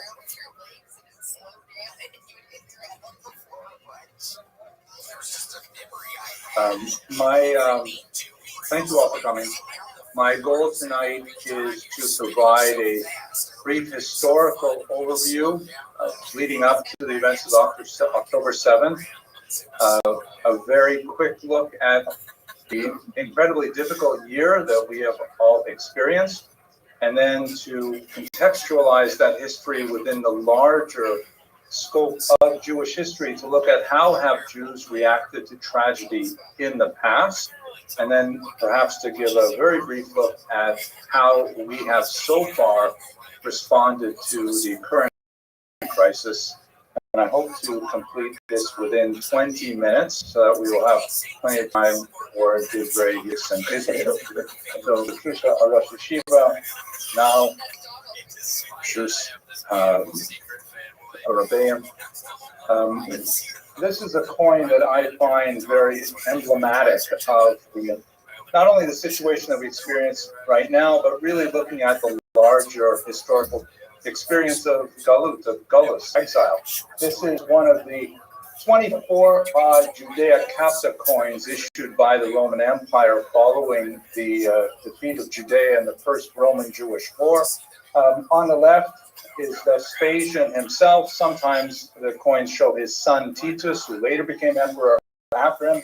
And on the right, you see Judea Capta. Judea is taken captive. There's a palm tree in the center, which was one of Israel's greatest exports at the time. And there on the left is a looming Roman soldier looking down at a despondent Jewish woman who represents the Jewish polity. The Romans made tremendous propaganda out of these coins, which circulated widely in the ancient Near East, and it was a constant reminder of the humiliation of the Jews. This was not the only time, of course, that currency has been used to humiliate a defeated or to-be defeated enemy. Here, for example, are from the 20th century, some examples from Germany. Hochstädt, after World War I, local currency was instituted to replace the highly devalued currency, and it frequently included anti-Semitic messages, including this one here from Sternberg that actually shows Jews being burnt after a post-desecration trial. And I think when we reflect on what these images mean, I think of two things. The first is that nobody can school us on what it means to be resilient. There's no people on the face of this planet that has experienced more tragedy and has yet come back from that tragedy with renewed strength and vigor. There's no people that can be compared to the Jews in that regard. But at the same time, we all have to learn those lessons over and over again every generation. We do not automatically absorb the lessons of resilience from our parents. Perhaps we look to them for models, but the challenges are always different, and the responses always have to be tailor-made and titrated to the individual situation. So let's begin first with a quick overview of why we had October 7th in the first place, and then look at the year after that. So, of course, here's a map. On the left, you see the armistice lines after the War of Independence ended in 1949. You can see Israel is the green part in the middle. And then on the right, you have after the remarkable Six-Day War that Rabbi Krupka so eloquently alluded to. Gaza is, of course, that little strip that is on the bottom left. We're all familiar with the map. Now, in terms of the ownership of Gaza, between 1948 and 1967, it was part of Egypt. But then after Israel conquered those large territories, it was taken over by Israel temporarily. And then in the Camp David Accords, in which Anwar Sadat on the left, the president of Egypt, and Billy Carter, president of the United States, and Menachem Begin, prime minister of Israel, signed a historic peace treaty with Egypt, which, although it is a tenuous peace treaty, it nevertheless is holding. Then the Sinai Peninsula was entirely given back. For his efforts at creating peace with the Jewish state, Anwar Sadat was assassinated by members of his own bodyguard, the Muslim Brotherhood, which was actually an ideological forefather of the Hamas movement. But Egypt did receive the entire Sinai Peninsula, the entire triangular portion at the bottom there, which was conquered by Israel in the Six-Day War. But Egypt refused to take back Gaza. Gaza was simply too much of a demographic, economic headache for Egypt, and they were also quite unenthusiastic about taking so many radicalized people, especially associated with the Muslim Brotherhood, into the boundaries of Egypt itself. So then between 1967 and 2005, Israel controlled the territory. There were some very isolated settlements. As you can see here, the blue sections in this satellite photograph are the Jewish settlements in Gaza before 2005, but it was a tiny population, about 5,000 Jews inside a population of then about 1.2 million very angry, unhappy Palestinians. It is demographically one of the most crowded spaces on the earth. And huge unemployment, an inverted age pyramid where almost half the population is under the age of 18, and it proved to be extremely difficult to hold on to this territory militarily, economically, and socially. So under Ariel Sharon's leadership, with a very, very close vote, and with polling Israel was highly divided, they decided to simply disengage from Gaza. That is the term they used. In other words, they simply said, okay, we are going to remove any Israeli controls over Gaza in 2005. It was a very, very difficult thing for the Israeli government to do. But essentially, that was the moment that Gaza had to create a new future for itself. The thinking was that perhaps they would elect to pursue prosperity and, if not peace, at least not hostilities with Israel. That turned out not to be the case. So after 2005, it was given over to the Palestinian Authority, which was something, an entity that was created as a result of the Oslo Accords, once again brokered by an American president, and this time with Yasser Arafat, the leader of the Palestine Liberation Organization, on the right, and Yitzhak Rabin, Prime Minister of Israel. Like Sadat before him, Yitzhak Rabin was also assassinated, sadly, by Israeli extremists. But what Gaza did to that territory since 2006 is basically they had elections fairly early on. And in those elections, there are two major parties, Fatah, which is the PLO's party, sort of mainstream party, Yasser Arafat's party, which tended to do better in the West Bank shown here, or Yehuda and Shomron. But in the Gaza Strip, you can see that Hamas had a very strong presence in the north part of the Strip, and then shortly after winning the elections in January 2006, they immediately had a coup and drove out all of the Fatah representatives. So after that one and only election, it was completely dominated by Hamas. And the principal relationship that Hamas had with Israel from then was basically in two forms. One, work permits. About 30,000 work permits were issued every day for Gazans to enter into Israel and to work in various jobs, even on October 6th. And the other way was, of course, with rockets, because the hostilities absolutely never ceased from Gaza since 2006. Israel fought several smaller wars with Gaza, but the state essentially developed a kind of modus tolerandi with the Gazans, part of which was related to over-reliance on technology, which was performed absolutely amazingly well. This is a photograph, of course, of the Iron Dome on the left, responding to rocket attacks from Gaza. But obviously, the Gazans were able to get around that with a low-tech solution on October 7th. And that was essentially a massive incursion into the state. I'm not going to go into the details. We're all deeply familiar with what happened on that terrible day. But perhaps some 3,000 Palestinians, roughly half of them complete civilians, not formally attached to any of the various factions, stormed into Israel and created absolute havoc. Even using the word pogrom is too limited to describe the atrocities that occurred on that terrible day. We're all familiar with this, and there's no real reason to review it any further. What we have experienced, however, is clearly directed primarily by Iran. Iran has a very controlling role in this, and it's quite nefarious. Iran is primary funder of Hamas, which is especially ironic because Hamas is a Sunni movement and Iran is, of course, Shia, but the hatred of Israel is far more significant to all parties. They also fund Hezbollah, and Israel is, of course, at war now with Hezbollah in the north. In Lebanon, also having factions in Syria and in Iraq, and they're also funding the Houthis from faraway Yemen, who are even launching, unfortunately, once even successfully, a deadly attack on Israel. The Houthis, by the way, is our kind of movement. This is their official government slogan. It reads, "God is great, death to America, death to Israel, a curse on the Jews, victory to Islam." So I think that pretty much sums up their central philosophy and how hate is really at the core of this entire movement. But perhaps more frightening for us here in the diaspora is that Iran is behind quite a bit of the international movement against Israel.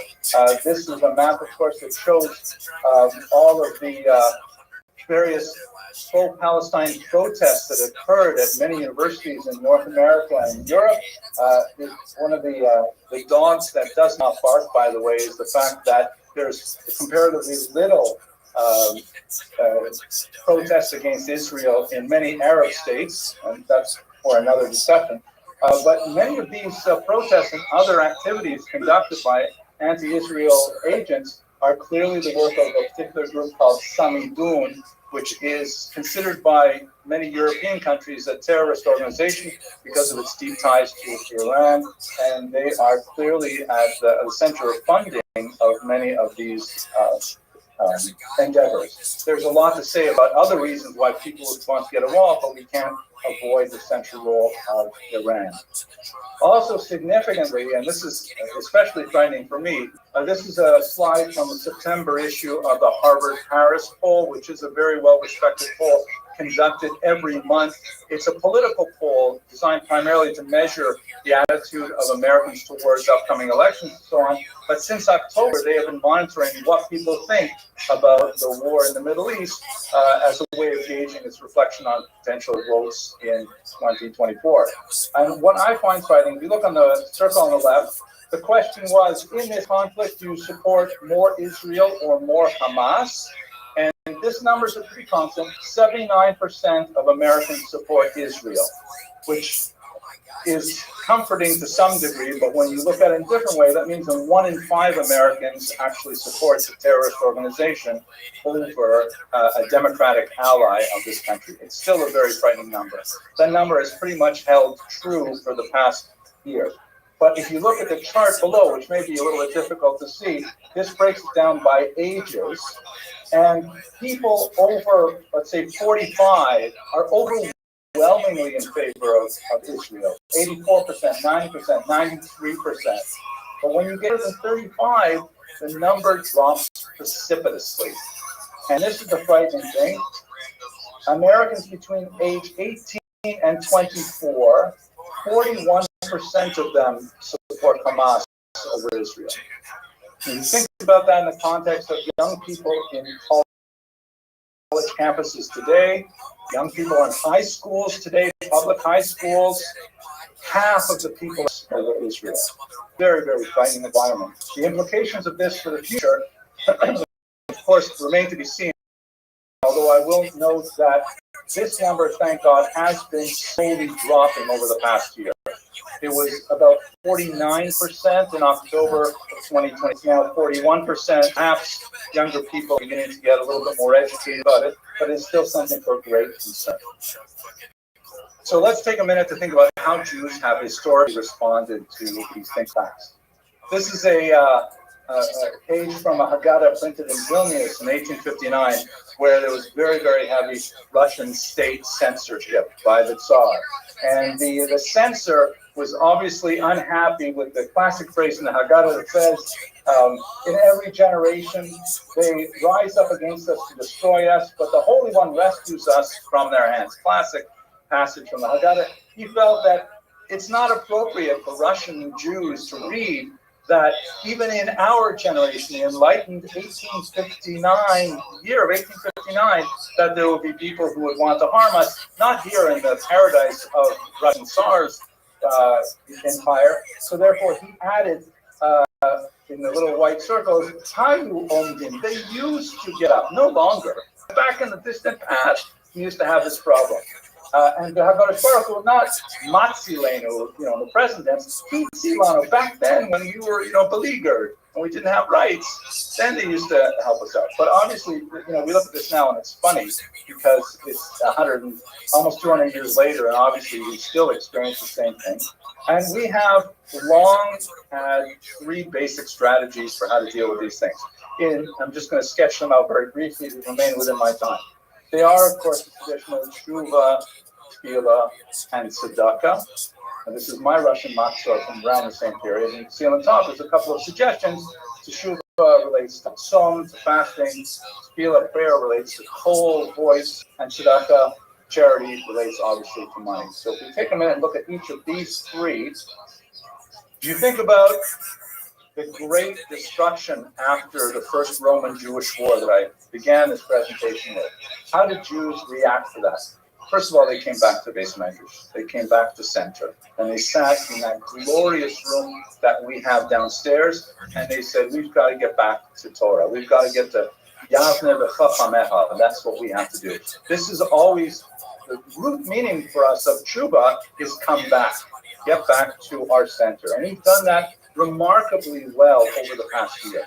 The statistics are just out the roof in terms of synagogue attendance, people attending shiurim, people joining, online classes, all kinds of things.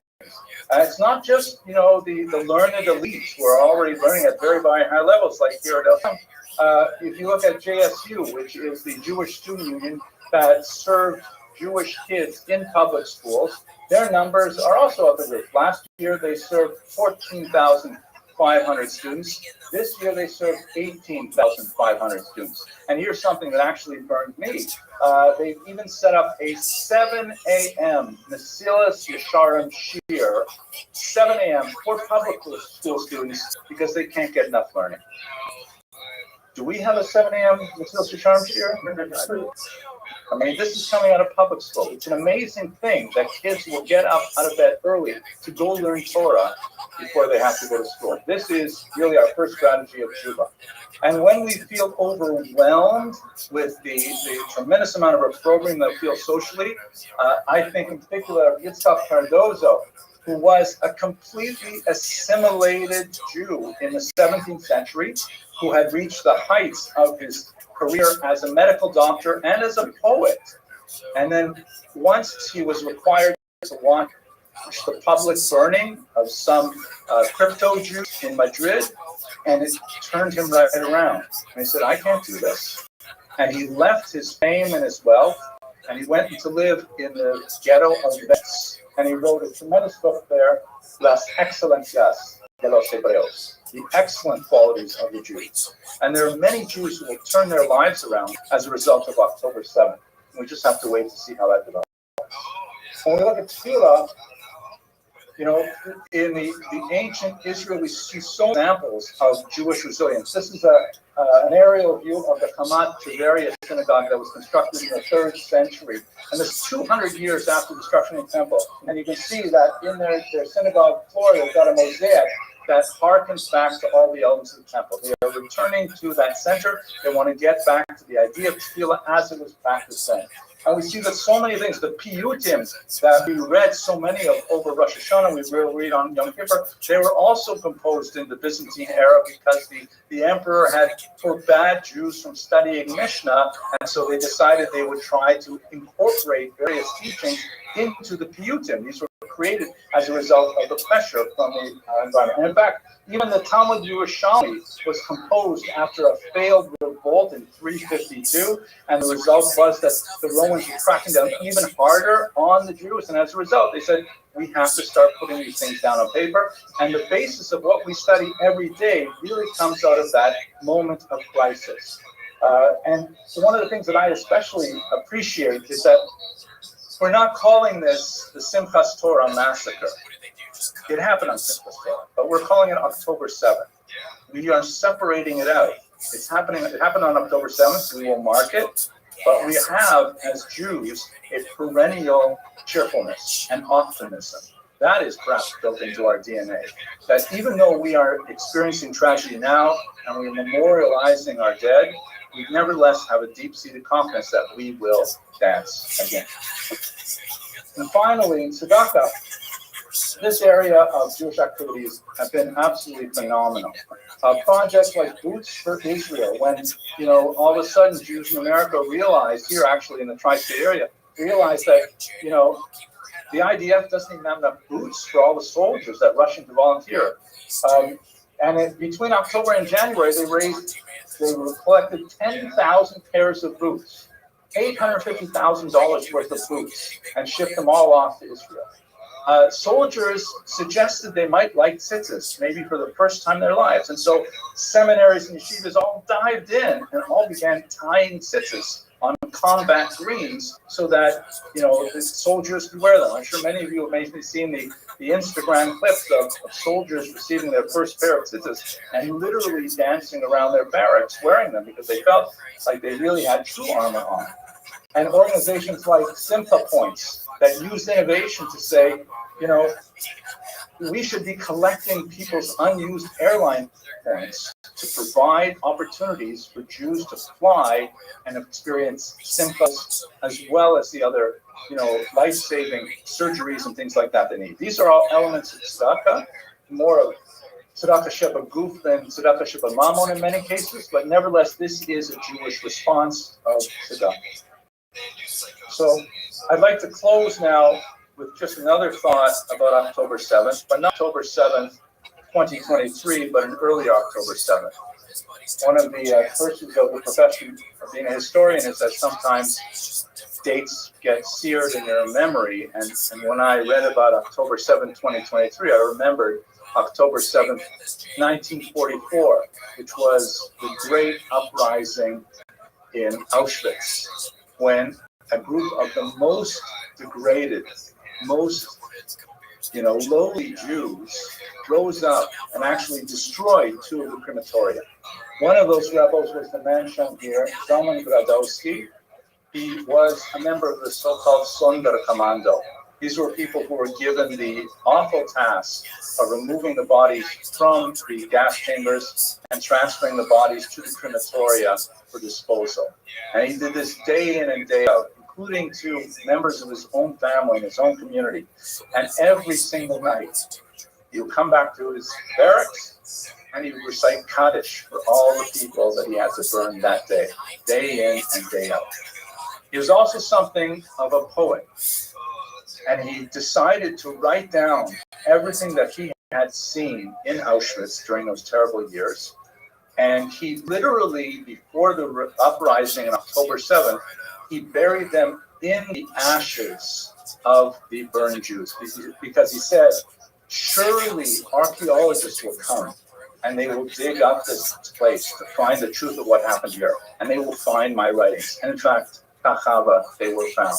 And I'd like to read you one passage from an incident that happened in March. The Nazis had brought together a group of Czech Jewish women, and they wanted to launch a demonstration of the efficacy of Zyklon B, the poison that was used to gas them to death. And they had all these young women gathered in a single room, and they all stood there, the Nazis in their uniforms, looking at these women in their last moments before their lives.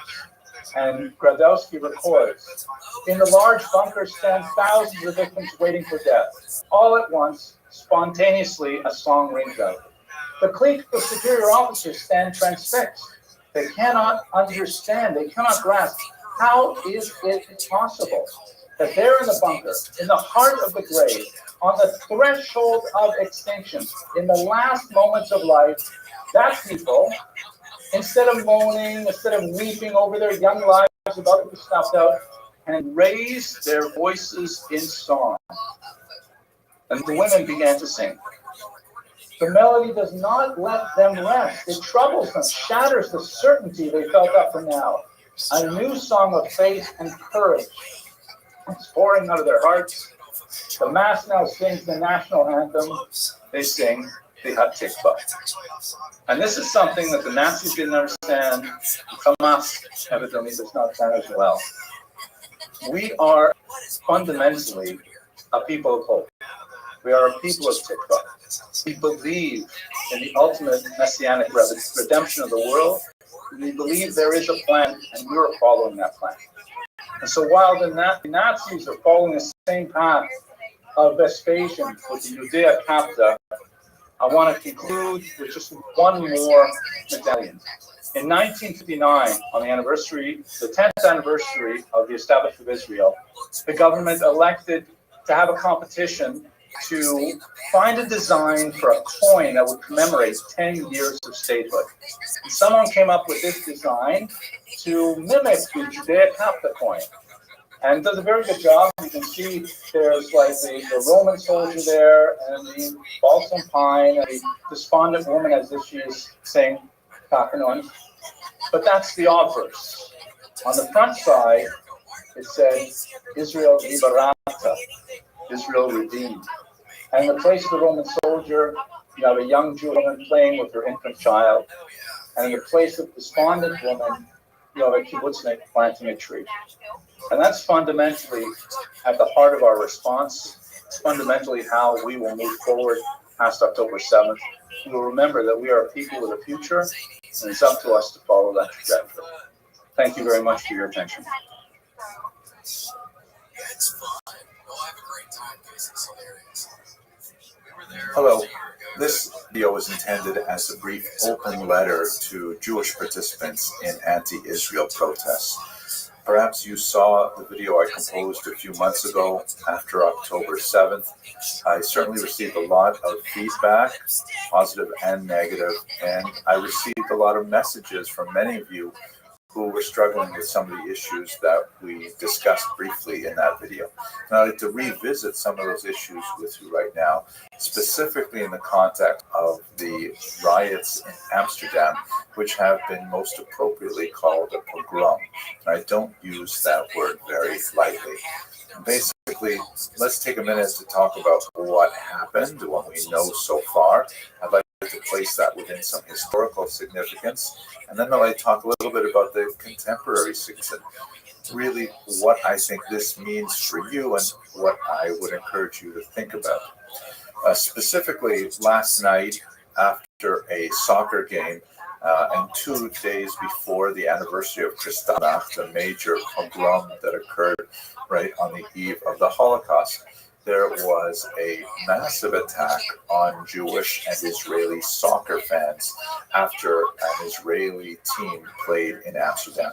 European soccer fans are not known for their reticence to engage in profanity and chants against teams they don't like, and occasionally engage in violence. So in a certain way, this is within the culture of European soccer, football, perhaps not a very nice aspect of that culture, but it's one that they've been challenged to control for many, many years. But this specific incident of violence was clearly qualitatively and quantitatively quite different. Basically, after the game ended, gangs of thugs arranged to ambush Jewish and Israeli soccer supporters as they came out of trams and at certain corners and at certain main streets and things like that. There is some evidence that there was some premeditation, some planning, and perhaps involving people riding around on scooters and identifying Jews who had been photographed at the stadium, perhaps involving taxi drivers. We'll see as the investigation goes out exactly how this came to pass. But in the end, roughly 10 Jews and Israelis were hospitalized. About 60 people were arrested. And Israel even took the extreme measure of sending rescue planes to Amsterdam to bring back the fans that had gone there to watch a game.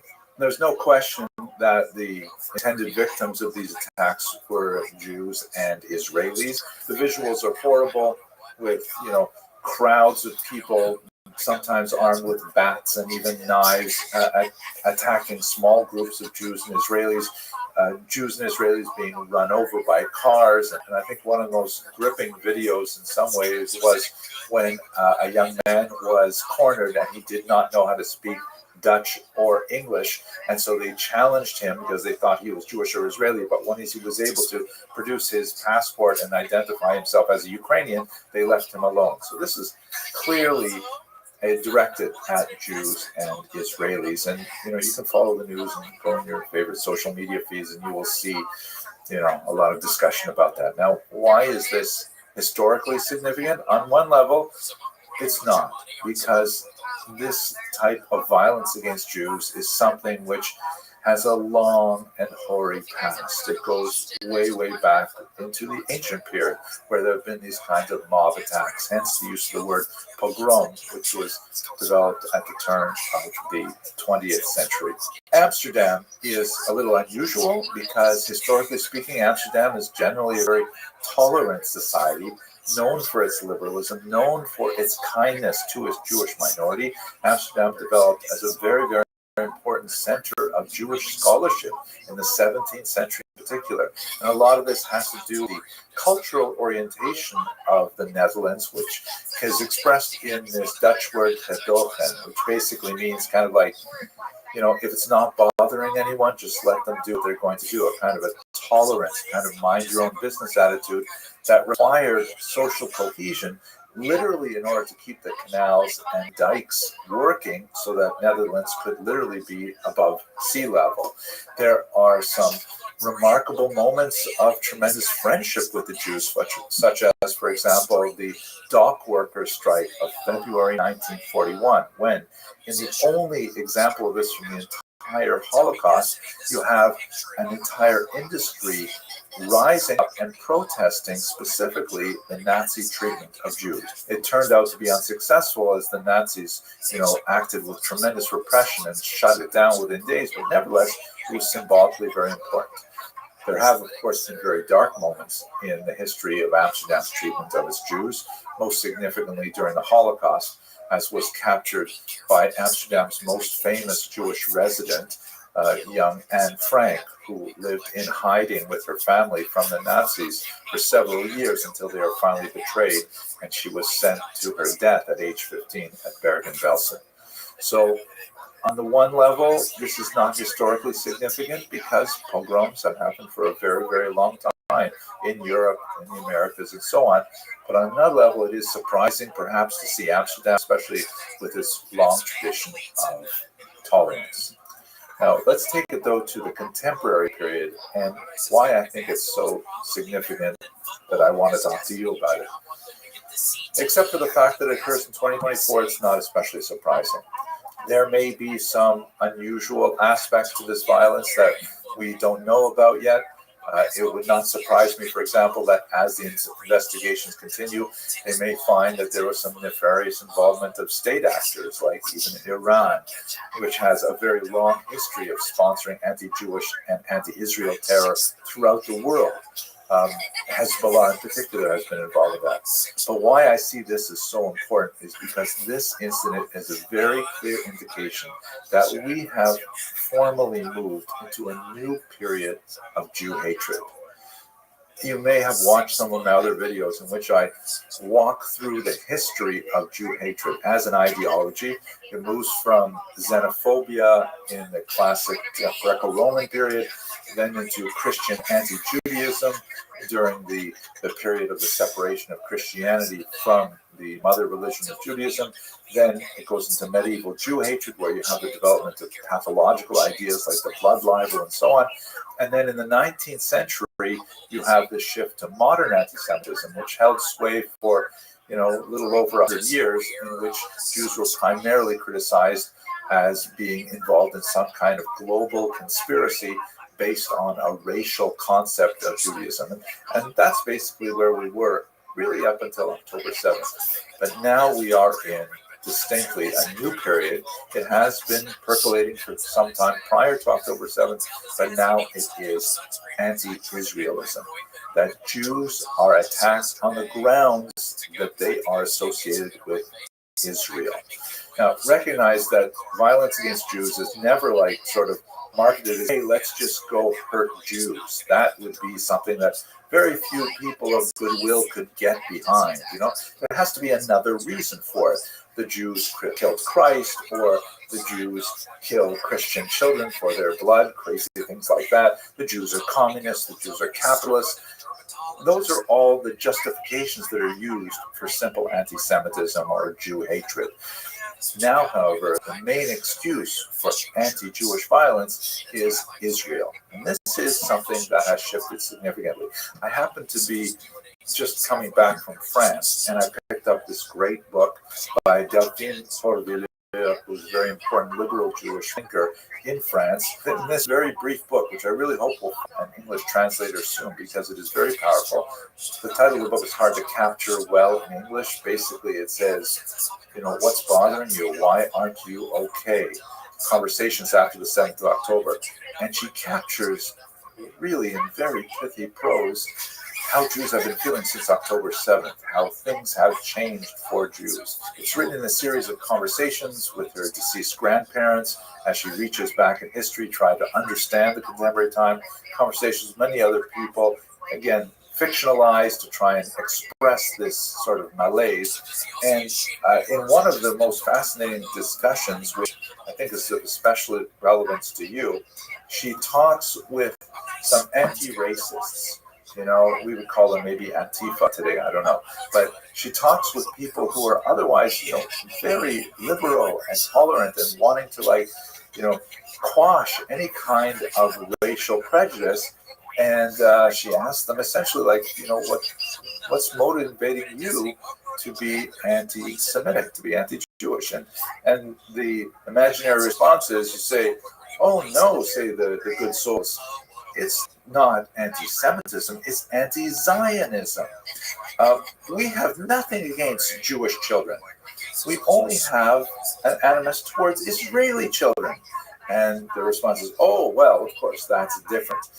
They are certainly to blame, right? They're certainly culpable, these Israeli children. I mean, do you hear how absurd this sounds? And when we contemplate what's going on in Israel, it is very difficult. It is complicated. There's a tremendous amount of suffering in Gaza, no question. And at the root of it is the kidnapping of people like the Bibas brothers, who were aged 9 months and 4 years old when they were kidnapped. Now it's 399 days into this war, and they are still being held hostage. So what does this have to do with you, and why am I talking to you about this? I want to express that I have phenomenal respect and regard and admiration for you. You are motivated by the same spirit that motivated the prophets Isaiah and Amos. That you want to see justice done. And in fact, you are the inheritors of that prophetic tradition on a genetic level, not only on an intellectual and spiritual level. But I want you to understand that the Jewish opposition to the abuse of authority is intrinsic to the Jewish heritage, and it is vigorously exercised in modern Israeli democracy. And there is a place, a very hallowed place, for your objections to Israeli policies, whatever they may be. And in your opposition, you may proudly stand shoulder to shoulder with many other Jews and many other Israelis, both Arab and Jewish Israelis, because this is the nature of the Israeli democracy. It is certainly not uniform. But please, I would hope that you would take some time to think about where you are standing right now. Who are the people who are on your left and on your right? Are they the people who chant, globalize the Intifada? Because Amsterdam is an example of the globalization of the Intifada. Are they people who say resistance by any means?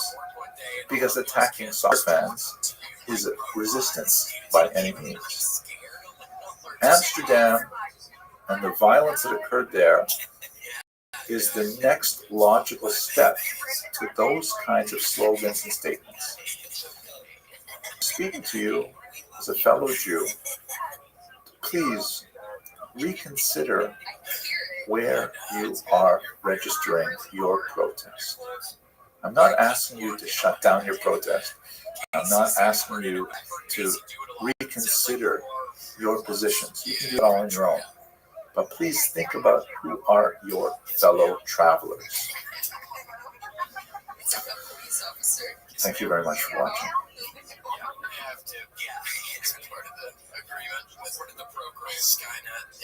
Good morning, fellow students of Jewish history. I'm right now in Jerusalem, and I'm standing on the balcony of my hotel, and you can see the new city behind me.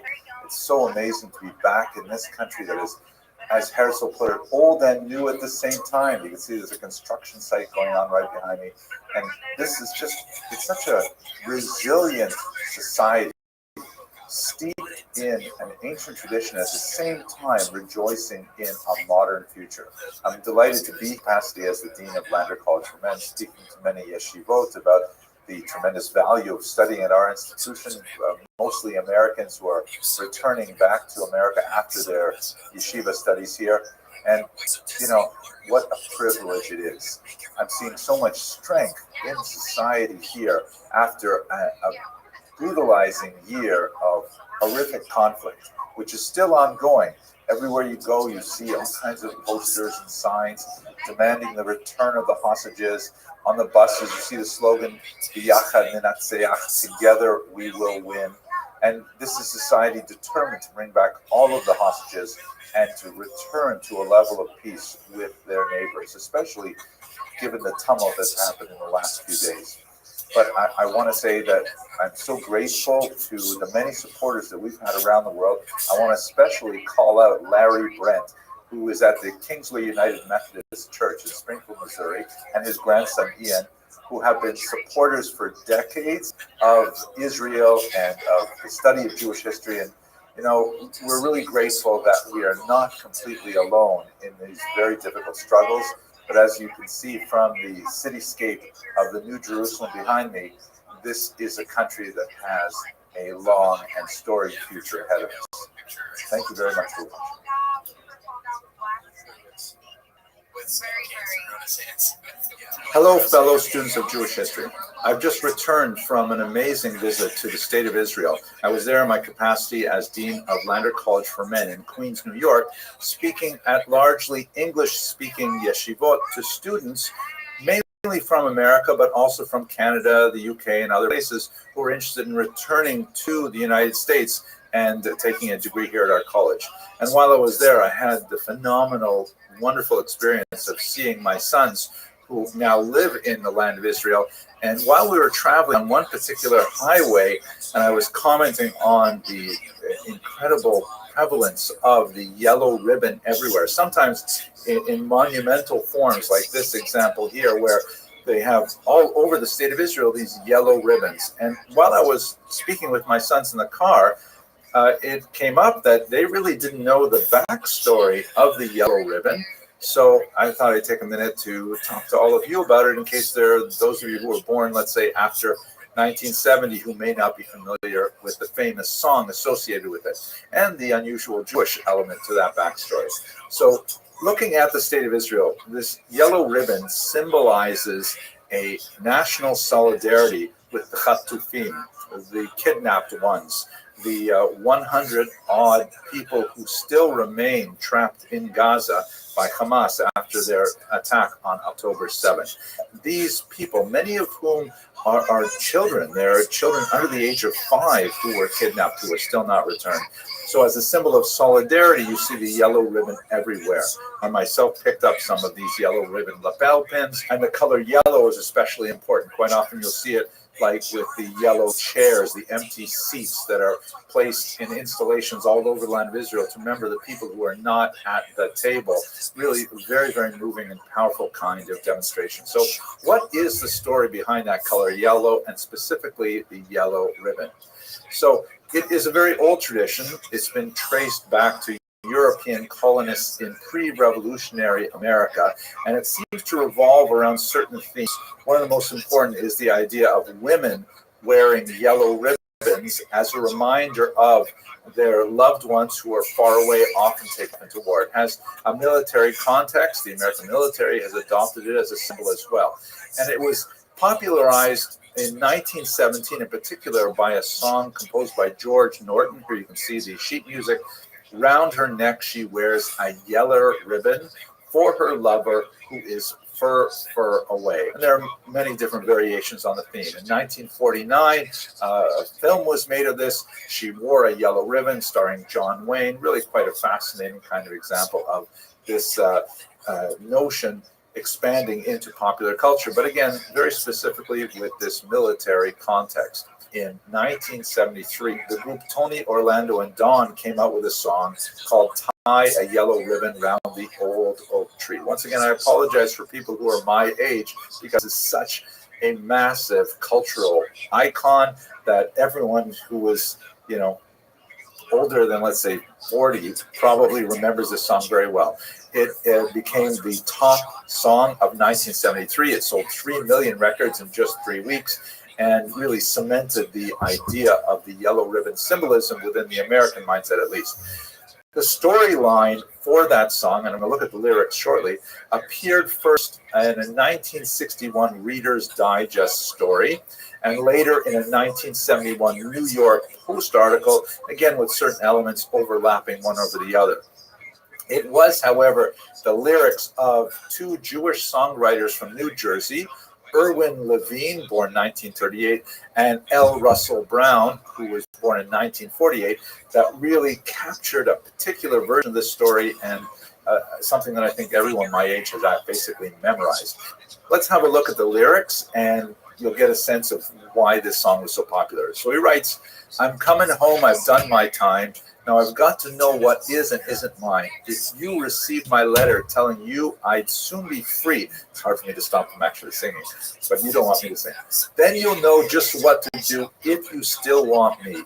He's speaking, as it were, to his girlfriend, wife, we don't know for sure, saying that, listen, I'm coming back home from prison, and I don't know what our relationship is going to be like. I don't know if you're still hoping for me. I don't know if you've cut me out of your life, but I want you to leave a symbol for me. Then the chorus famously goes, "Tie a yellow ribbon round the old oak tree," the old oak tree. "In 3 long years, do you still want me? If I don't see a ribbon round the old oak tree, I'll stay on the bus. Forget about us. Put the blame on me if I don't see a yellow ribbon round the old oak tree." Right? That's the whole setting for it. Then, beautifully, the lyrics go, he speaks now to the bus driver, and he says, "Bus driver, please look for me, because I couldn't bear to see what I might see. I'm really still in prison, and my love, she holds the key. a simple yellow ribbon's what I need to set me free. Wow. So basically, he can't bear it. He's waited so long. He hasn't heard from his wife, apparently, or his girlfriend. And he's saying, I don't know what I'm going to see when we get up to the old oak tree. So he asked the bus driver to please tell him what he sees. Is there a sign that he's welcome after coming back from prison? And then the last verse goes, now the whole damn bus is cheering, and I can't believe I see 100 yellow ribbons round the old oak tree. And he finally emerging from his prison, which is not a physical prison anymore, but still very much a mental and emotional prison. And he sees that his wife is still with him. His wife is still supporting him. His wife still wants him home.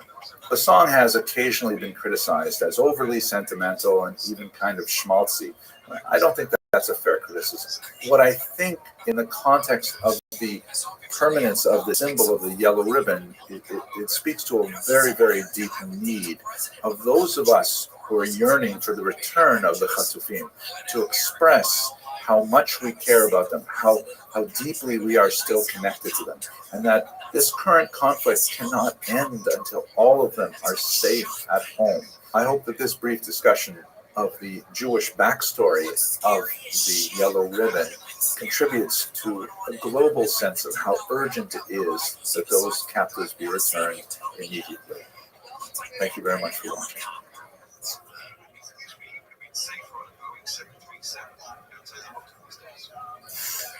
Hello, fellow students of Jewish history. I'd like to take a few minutes to go through a quick review of Gaza in Jewish history. Just get a very basic sense of the long stretch of interaction between the people of Gaza and the Jews in various periods from antiquity to the present.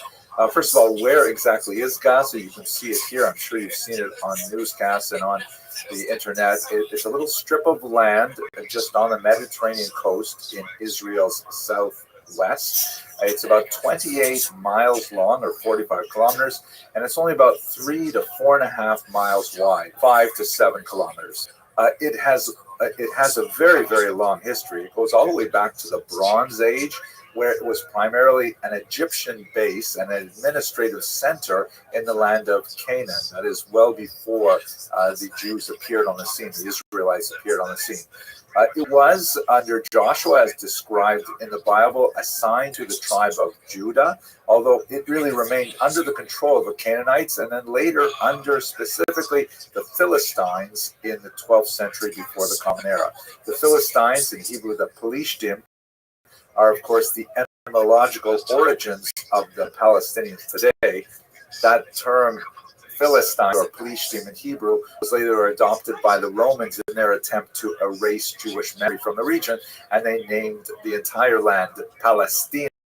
That's where the Arabs get the word Philistine from the Roman bar of this 12th century people living there. Of course, we have lots and lots of biblical stories about the conflict between the Pelishtim and the Jews. If you have a look, for example, in the book of Samuel, it's constantly going back and forth. I think one of the most dramatic elements of Gaza specifically is the scene in which the judge Samson is taken captive and brought back to the temple of Dagon in Gaza, what would be, I guess, Gaza City today. And he is publicly humiliated. They didn't have social media back then, but they blinded him and they strapped him to the pillars of this temple. And he had this great prayer to God that he should have strength one more time. And he pulled down the pillars of the temple and destroyed all the people in it. Useful required reading for Hamas right now. The region, although it was basically independent from areas under Israelite control, it was briefly conquered by King David, King Hezekiah, King Alexander Yanai in the Maccabean period, the Hashmonaim, and even under King Herod. But the Talmud considers it as not technically part of the borders of the land of Israel. It's always been somewhat separate and recognized for its distinctiveness.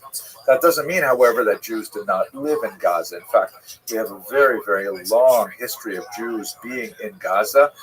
We have some great archaeological discoveries, such as a synagogue there dating from the early 6th century of the Common Era. You can see that they have actually a representation of King David here, labeled in Hebrew. And it's clear that Jews lived in Gaza after the Muslim conquest in the 7th century. It tended to drop, the Jewish population dropped after the Crusaders entered in the 12th century, but basically began to grow again in the 14th through the 17th centuries. It was only in the 20th century when the Jewish population there finally disappeared, and that was primarily because of the uprisings in 1929, a lot of conflict between Arabs and Jews in the Yishuv movement, that is before Israel became a state, and Jews decided to leave Gaza at that time. So when you get up to 1948, which is, of course, a crucial period in the history of the region, you have about 20,000 people living in Gaza. The vast majority of them are Muslims. There are only about 720 Christians. The British mandate, and they had handed it over to the United Nations for a solution, and they came up with this kind of bizarre plan to divide what would become the state of Israel into 7 pieces. 3 of them would be Arab, 3 of them would be Jewish, and Jerusalem would be a international zone. As is well known, the Arab nations surrounding the future state of Israel refused to accept this UN plan, and they attacked. And this resulted in the very bloody War of Independence. Amazingly, the state of Israel was not only able to maintain itself, to not have all the Jews pushed into the sea, but they actually even consolidated their territory somewhat. Gaza, however, was left under Egyptian control. The Arab population of the Gaza Strip expanded tremendously as tens of thousands of Arabs fled the conflict and made their way into Gaza. So it expanded to about 88,000. And then after the armistice, it actually ballooned to 360,000, which is characteristic of the Gaza Strip. It is a phenomenally overpopulated piece of land. There were 8 refugees camps set up in Gaza for these 1948-49 refugees, and they largely remain there to this day. The area is plagued by huge unemployment. Gazans were not allowed to work even in Egypt until 1952, and the unemployment rate was hovering around 50% at that time. Terrorist attacks from Gaza into Israel prompt Israel to briefly conquer the period in November of 1956, and then to retreat in 1957 once diplomatic arrangements were made. Unquestionably, however, the most significant date in the history of Gaza and its relations to the land of Israel is June of 1967. When the remarkable Six-Day War occurred. In 1967, Israel was preparing for a massive attack by the Arab armies that surrounded it, particularly from Egypt and from Syria. So they launched a preemptive strike, and largely using superior air power, they were able to expand the borders of the state of Israel dramatically, encompassing the entire Sinai Peninsula, the region that had been controlled by Jordan, called the West Bank, and the Golan Heights to the north. The Gaza Strip, of course, was also now part of the region that the state of Israel was responsible for. However, and this is really crucial, the state of Israel had to determine what it was going to do with these territories. Some territories were annexed, meaning they were made part of Israel permanently. That includes East Jerusalem, for obvious reasons, because that is the historical capital of the Jewish people, and the Golan Heights in the north, which had a significant military advantage because it overlooks Damascus and it also overlooks the Galilee from the other side. So controlling that was considered very significant. But the Sinai Peninsula, the West Bank, and the Gaza Strip were not annexed, and they were rather occupied.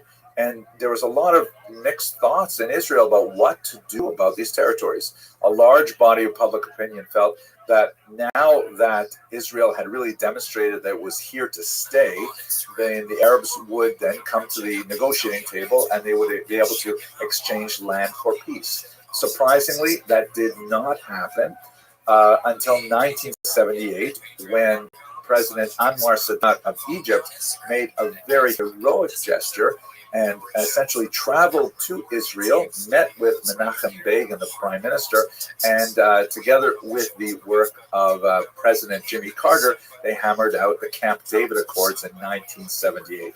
As part of the Camp David Accords, this is very important for our purposes, the entire Sinai Peninsula was given back to Egypt. So Israel controlled it from 67 till 78 and then gave it back in exchange for a peace with Egypt, which has basically held. There have been some moments of tension, including in our own times, but nevertheless, it's basically a peace that is held. But the thing is, Egypt did not want to take the Gaza Strip. By this point, in the late 1970s, Palestinian national sensibilities had grown significantly. They were associated with a lot of terrorist activities around the world, in airports and at the Munich Olympics and so on. And the Egyptians simply didn't want to have anything to deal with it. And so Israel was kind of left holding the bag, forced to maintain this piece of territory with a very hostile population, with very poor employment, and with very poor economic prospects. Things looked a little better for the possibility of a two-state solution with the Oslo Accords in 1994 and 95, when the Palestinian Authority was established, which theoretically gave Palestinians a degree of self-rule within both the Gaza Strip and in the West Bank. However, that has failed to take sufficient hold for reasons which are beyond the scope of this narrow video. Ultimately, however, by 2005, the Israelis had realized that maintaining the Gaza Strip was militarily simply too costly, and that with the demographic imbalance, because the Gazans have very large families and there's inverted age pyramid with a very, very young population there, and with continued unemployment, it would simply be untenable. And although there had been some very successful Jewish enterprises and settlements established within Gaza, in a period of tremendous national turmoil, Ariel Sharon ordered a disengagement, simply a retreat from Gaza, and all of those Israeli settlements were removed. And what that meant was, from 2005, Gaza was technically independent. It was not part of Israel, and they could run their internal affairs however they liked. We will get to the blockade shortly. But the Gazans turned around, and during September and January, they had their elections, and they pushed out Fatah, which is the somewhat more mainstream Palestinian movement that is associated more now with the West Bank. And they elected Hamas, a organization recognized as a terrorist organization by most Western nations, including the United States, and Hamas has been in power ever since. So now Israel had a very, very difficult kind of situation. They had literally a terrorist state on their borders, a state that was dedicated to the destruction of Israel's very existence. And Israel had to figure out how they were going to have these very, very hostile neighbors. The blockade was intended to make sure that the Gazans under Hamas could not import weapons. And then later, so they could not import secondary materials that could be made into weapons. That has proved to be not very successful, because Hamas has taken much of the foreign aid that is poured into Gaza, humanitarian aid in many cases, and has diverted it to building more and more rockets. And in fact, rockets are the primary way in which Gaza interacted with Israel. That and the use of work permits. After 1967, there was actually a period of some prosperity for Gaza, as in an attempt to develop some kind of normalcy, some kind of relationship with this population, Israel allowed Gazans to work in the country, and they issued thousands upon thousands of work permits. In 1971, 32.7% of Gazans worked in Israel, and the unemployment rate was almost zero. By 1979, the number of guys working in Israel had risen to 42.4%. By 1996, it was at 46.1%. It was a steady increase of economic interrelationship between Israel and Gaza. The Gazans were largely working in menial labor and construction and things like that, but nevertheless, there was at least funds flowing into the region. In 1987, however, things exploded with the first Intifada, which was kind of a Palestinian expression of disgust at the lack of progress that they had made towards statehood. And Israel, responding to many of these violent demonstrations, began cutting down on the work permits. By 1993, the percentage of Gazans working in Israel had been reduced to 26.5%, basically half of what it was in 1986. But suicide attacks increased, and in 1994, 1995, horrific bus bombings and things like that, orchestrated from Gaza, meant that the number of Gazans who were allowed to work in Israel reduced to 3.3%. Now, this is the part that I think is especially significant for what we're enduring today. According to what I think is some quite insightful reporting by Reuters, Israel is apparently caught off guard because they were kind of lulled into a sense of security, thinking that, hey, things were getting better. It looked like the Gazans were beginning to realize that, working for a living and building your home is much better than trying to destroy it with barbarism and with war. And in fact, the number of work permits that were given to Gazans was going to be increasing. And so Israel seems to have let its guard down, thinking that maybe we're slowly, like we are with many countries in the region, maybe we're finally getting to a normal kind of relationship, but that in fact was not the case because Hamas was still in control. Hamas, throughout this period, has been launching rockets, particularly at cities in the south like Sderot, and with newer technologies beginning to reach further north like Tel Aviv and even Jerusalem. And although the Israelis countered with the development of a remarkable device, the Iron Dome, which is the equivalent of hitting a moving bullet with another bullet, that essentially blunted the impact of much of the rock fire. But then the Gazans under Hamas began to use the strategy of kidnapping. In particular, Gilad Shalit was kidnapped in 2006, was held for 5 years, and because of the Israelis' vaunted opinion that no soldier should ever be left behind, they actually negotiated a controversial deal of releasing 1,027 Palestinian prisoners, some of whom had been jailed for violent terrorist crimes, in order to get back Gilad Shalit. And that's basically where we are today going into this particular conflict. Hamas has clearly learned that the Israelis are sensitive to kidnapping, that Israelis value their population, and that they want to get their people back. And all I can see from a historical perspective is that Hamas worships death and wants to increase the suffering of their population. Rather than pursuing the route of working towards prosperity, it seems that all of their energy is going to more and more bombs, more and more violence. I hope you found this video useful.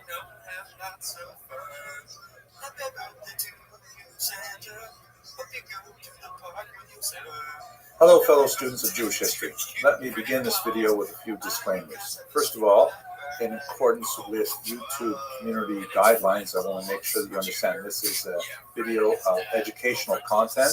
I'm just trying to discuss a historical phenomenon. It happens that it relates to the present day in many ways, and it has some graphic and disturbing images and discussion. Secondly, I want to give you a spoiler alert. If you look at the title, I am going to say that anti-Zionism is basically a form of anti-Semitism or Jew hatred. If that disturbs you and you prefer not to listen, then just leave a nasty comment and then go watch something else. I would recommend something relaxing like a kitten or puppy video, something like that. What I intend to do in this short video is, first of all, to discuss what it is we mean by the term Zionism. What exactly is that as a historical phenomenon?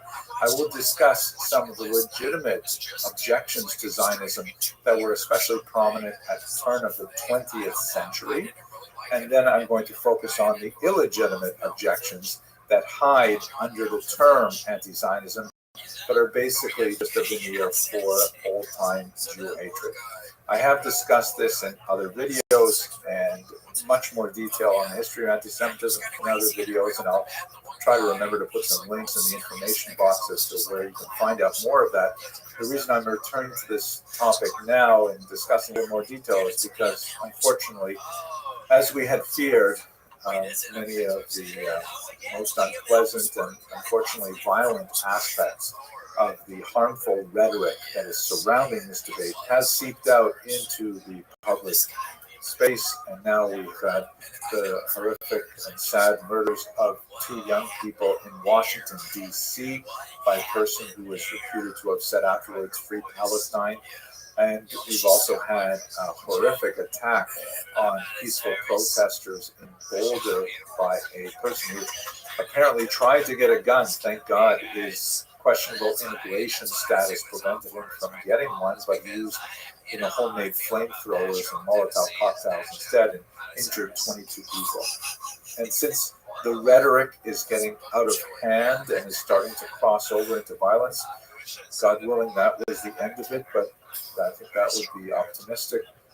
It's important for us to understand what exactly are we talking about when we refer to anti-Zionism. So let's begin by saying, what exactly is Zionism? Well, first of all, it's not a settler colonial movement. On the contrary, it is historically the most pro-indigenous movement ever in human history, which is why, ironically, so many First Nations in Canada and the Maori and New Zealand and elsewhere support Zionism. You see that occasionally in the social media spaces. The Zionism refers to the age-old desire for Jews to return to their ancient homeland in the land of Israel.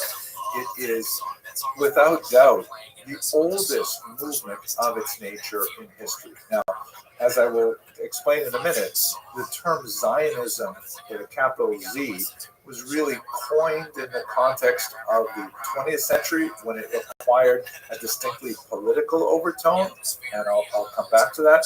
But historically speaking, this is something that goes all the way back to, at the very least, the 6th century before the Common Era, when the Jews were first exiled from the land of Yehuda, the southern part, or central and southern part of what will be today the land of Israel, to Babylonia under King Nebuchadnezzar. And we see it recorded, for example, in the Bible all over the place, but Psalm 137 is perhaps the most powerfully statement of that yearning to return to the land of Israel. Just quoting here in English, "By the rivers of Babylon, there we sat down, yea, we wept, when we remembered Zion." Right? What is Zion, or Zion? Zion is one of the hills of Jerusalem, and so it's come in the 20th century to represent his general desire to go back. A very powerful song. Now, in the 20th century, as I mentioned now twice, that's when Jews, particularly in Europe and especially in Eastern Europe, began to be affected by the nationalist movements that were growing at that time, and many peoples began to seek their opportunities to express themselves as national unit. There are lots of nationalities that were submerged within empires. For example, the Austro-Hungarian Empire, the German Empire, the Russian Empire had all kinds of non-Austrians or Hungarians, non-Germans, and non-Russians within them. And a lot of those peoples, the Czechs, the Ukrainians, the Slovaks, the Poles, and so many, wanted to form their own state. And so Zionism represented this movement that took hold of this age-old yearning to return to the land of Israel. And by the way, I should point out that the vast majority of Jews were living in diaspora at that time. In fact, had been for the last 15th, 18th century, bulk of the Jewish population living outside of Israel, but there was always a small population in the land of Israel itself throughout this entire period. So one can also make the argument the Jews actually never totally left the land of Israel. They always regard Jerusalem as their eternal capital, and were waiting to actually come back to it. It began to acquire this modern nationalist political tone, particularly under the leadership of Theodor Herzl, shown here, very famous leader of the World Zionist Organization that was established in 1897 and had significant success at motivating Jews around the world contribute in a financial way to purchasing land in the land of Israel in order to eventually come back there. Herzl's particular